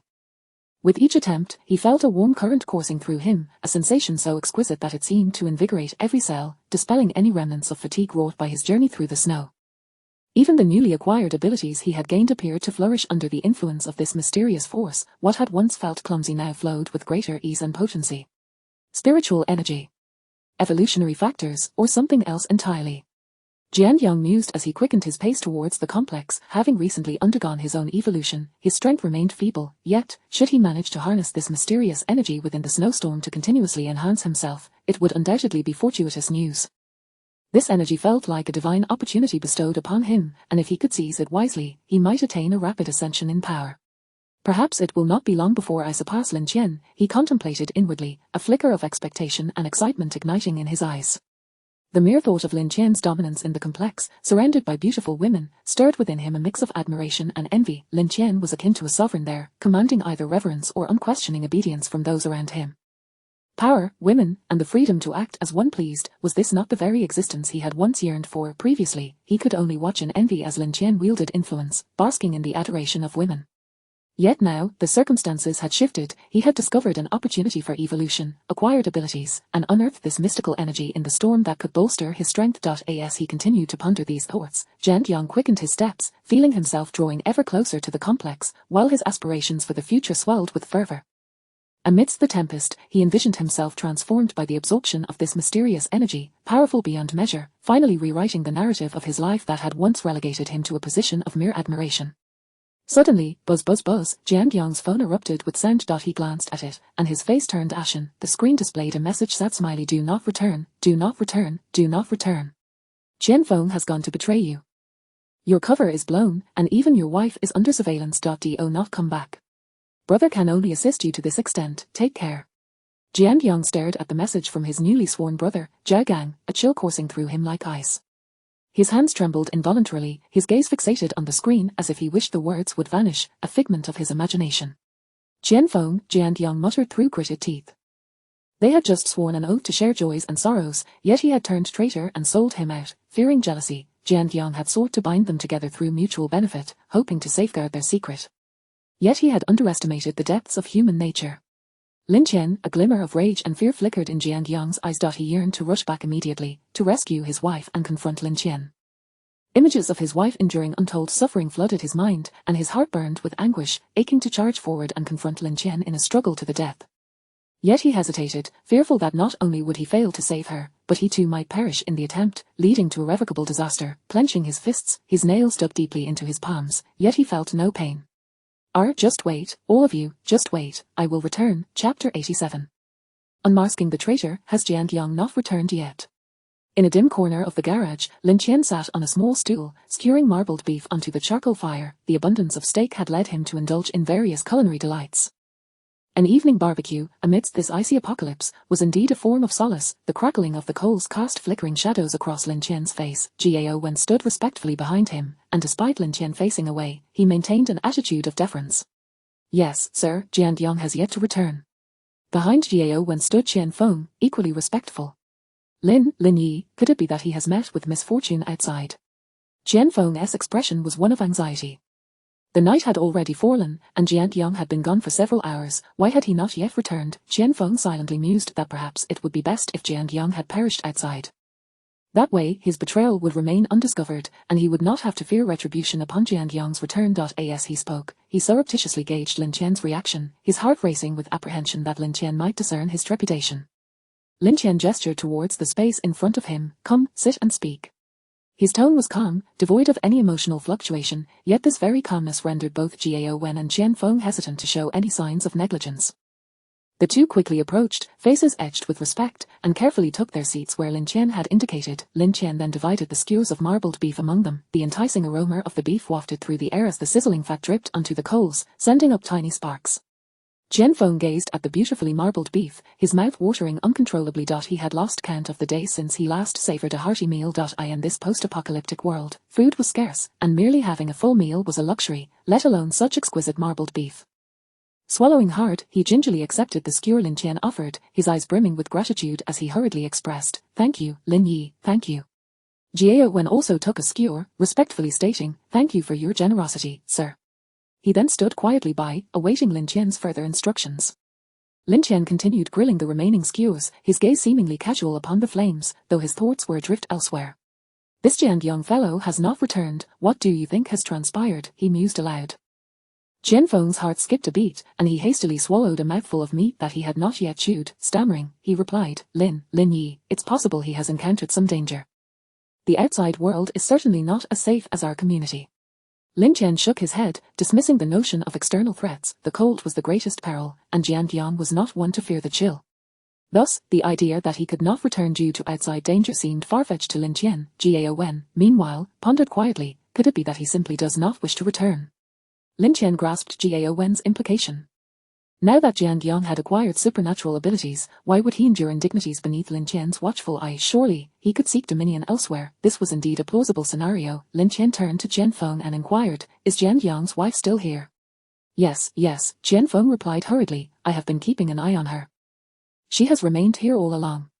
He dared not show any slackness in this matter. If anything went awry, his fate would be dire. Lin Tian furrowed his brow. If Jiangyang intended to flee, he would hardly abandon his wife. However, if that were not the case, only one possibility remained. He looked back at Qian Feng. "When you went to inform, did anyone else notice?" Upon hearing this, Qian Feng's heart sank.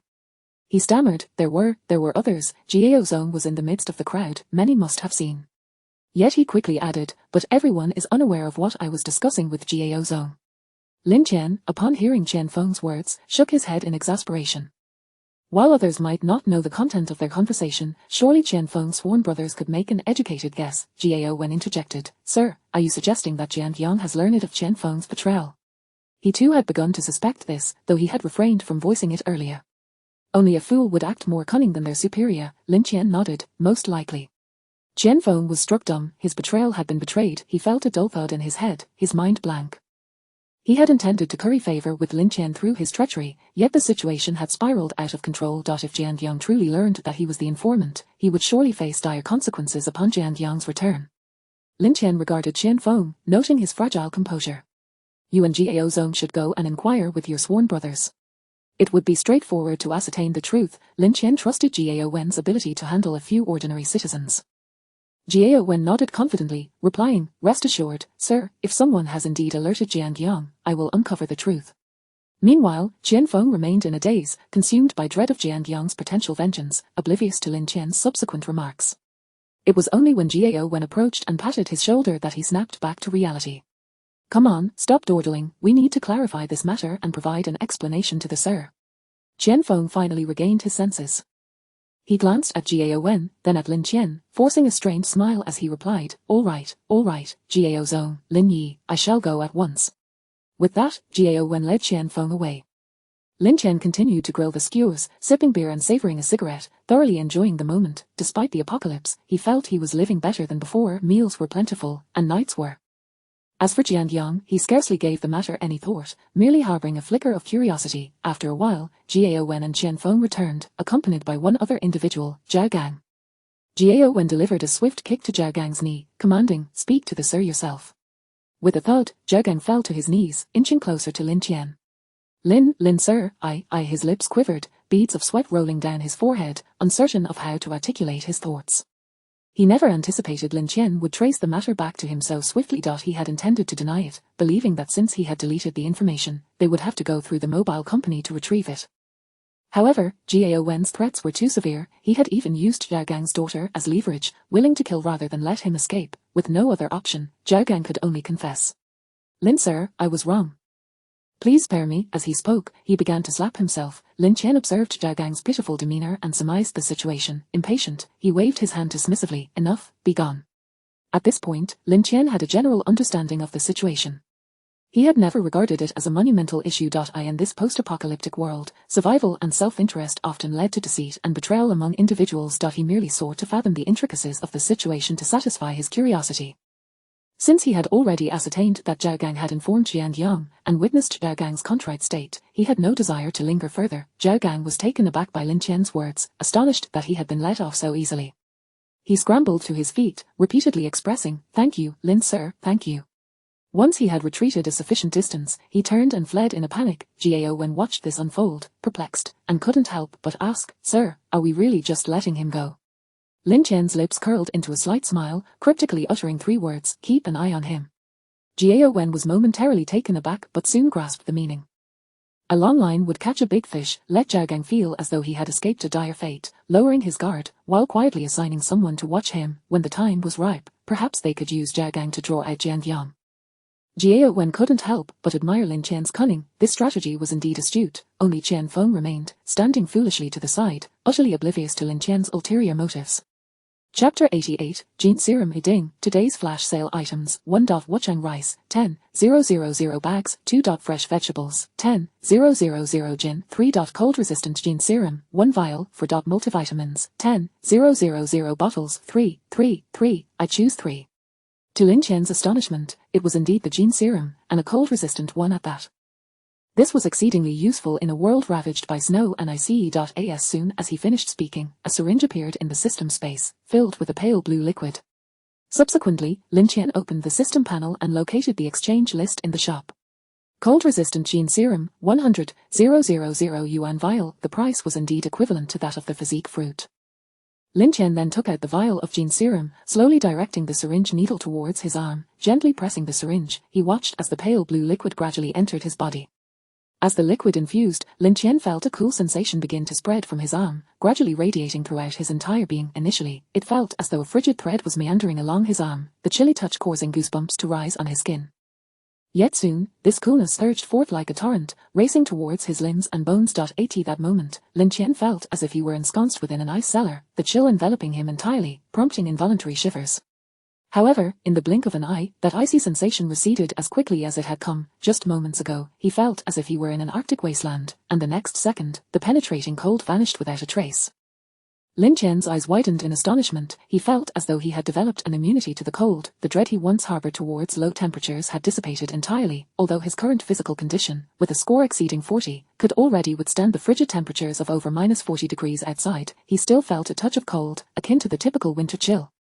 However, at this moment, Lin Tian believed that he would no longer feel cold upon venturing outside again, yet this was merely the effect of the Jin Serum on him. Contemplating others, he decided to conduct an experiment.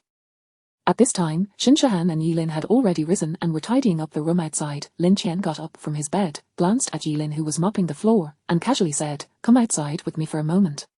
Yilin was taken aback by Lin Tian's sudden request, unsure of his intentions. Nevertheless, she quickly donned a thick coat and followed him into the hallway. "What's wrong?"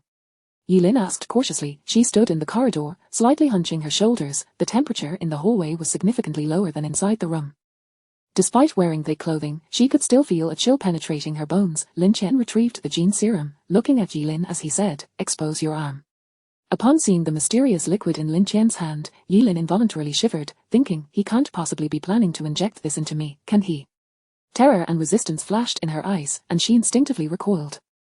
Noticing Yilin's reaction, Lin Tian frowned. Seeing his displeasure, Yilin's heart sank. She quickly revealed her arm. "Go inside and call Shahan out," Lin Tian said curtly. Truly ungrateful, did she think he would harm her? He merely wished to test the effects of the Jin Serum on an ordinary person, which would be beneficial for everyone, yet Yilin's response only added to his frustration. Upon hearing Lin Tian's words, Yilin quietly sighed in relief. Although she had provoked Lin Tian's displeasure, at least she wouldn't have to be the test subject. She could always make it up to him later that night to ease his irritation. She then went inside to summon Shinshahan. Shortly after, Shinshahan emerged, also clad in thick clothing. Her face bore a look of confusion as she regarded Lin Tian, unaware of why he had called her out. Yilin curiously followed behind, eager to see what Lin Tian was holding. "Expose your arm," Lin Tian instructed Shinshahan as well. Shinshahan hesitated for a moment but complied without a hint of doubt, revealing her arm. She trusted Lin Tian not to harm her, and despite a lingering sense of apprehension regarding the enigmatic liquid, she chose to cooperate. She watched as Lin Tian injected the mysterious liquid into her body. As the needle pierced her skin, Shinshahan couldn't help but shudder slightly, not due to pain, but rather the unsettling unknown that sent shivers down her spine. She observed the pale blue liquid slowly coursing through her veins, her heart racing with a mix of anxiety and curiosity, pondering what changes this substance would bring upon her. As the liquid flowed, she felt a coolness beginning to spread from her arm. This sensation was unlike the usual cold. It seemed to possess a unique, more profound invasion, causing her body to involuntarily tremble. Gradually, the chill enveloped her entire being, akin to countless icy fingers wandering beneath her skin, stimulating every nerve until she felt as though she were trapped in an ice cellar, the cold penetrating to her very core. Lin stood nearby, her eyes wide in fear and concern, anxiously watching Shinshahan. Initially, she had been curious, but witnessing Shinshahan's distress filled her with relief. She silently congratulated herself for narrowly avoiding this ordeal, grateful she didn't have to endure such an unknown torment. After a moment, Shinshahan's shivering gradually subsided, and she began to breathe heavily, beads of sweat forming on her forehead. The icy sensation slowly faded, replaced by an unprecedented sense of refreshment, as if some mysterious force had purged her body of impurities. She slowly raised her head, her eyes reflecting a mixture of confusion and astonishment as she softly murmured, I feel somewhat different. Lin Tian chuckled. Of course, it was different. Remove your clothing, one piece at a time, he instructed, needing to ascertain just how effective the serum was against the cold. Shinshahan hesitated briefly but then began to unbutton her down jacket. She harbored an unshakable trust in Lin Tian. Despite her internal confusion and embarrassment, she complied. As she peeled off the thick down jacket, she instinctively wanted to shiver, yet the anticipated cold did not assail her. Instead, she found herself surprised by the ambient air surrounding her. She had expected an immediate chill, but instead, only a gentle coolness brushed against her skin, starkly contrasting her previous experiences in such low temperatures. It was a bit cool, but not excessively so. She then removed her sweater, followed by her pants. Finally, she felt a slight chill, though it was not unbearable, more akin to the gentle breeze of early spring, the coolness merely lingering lightly on her skin. However, when she was left in only her undergarments, she could no longer suppress a shiver. Shinshahan lifted her gaze, her eyes filled with inquiry and shock, seemingly awaiting an explanation from Lin Tian regarding her peculiar transformation. All done, let's head inside, Lin Tian gestured, having gained a general understanding of the serum's effects. It could essentially enable an ordinary person to endure the harsh cold outside. Dressed in her undergarments, Shinshahan gathered her discarded clothes and followed Lin Tian. Lin Tian, what on earth is going on? Shinshahan couldn't help but inquire. Lin Tian smiled as he explained, this is a cold-resistant gene serum. It enhances your ability to withstand cold temperatures. Upon hearing this, Shinshahan's eyes lit up. No wonder I felt so little cold earlier. Lin Tian, you truly are incredible. She refrained from questioning the origins of the serum, opting instead to praise him directly. In her mind, Lin Tian was an omnipotent being. As long as she followed him, she was certain she could survive in this post-apocalyptic world. Lin, of course, overheard this and felt a wave of regret wash over her. She berated herself for having been so timid earlier. Had she known the serum possessed such miraculous properties, she would have been the first to step forward and try it. Without delay, she hastily removed her clothing, revealing her fair, smooth arms. I wanted to.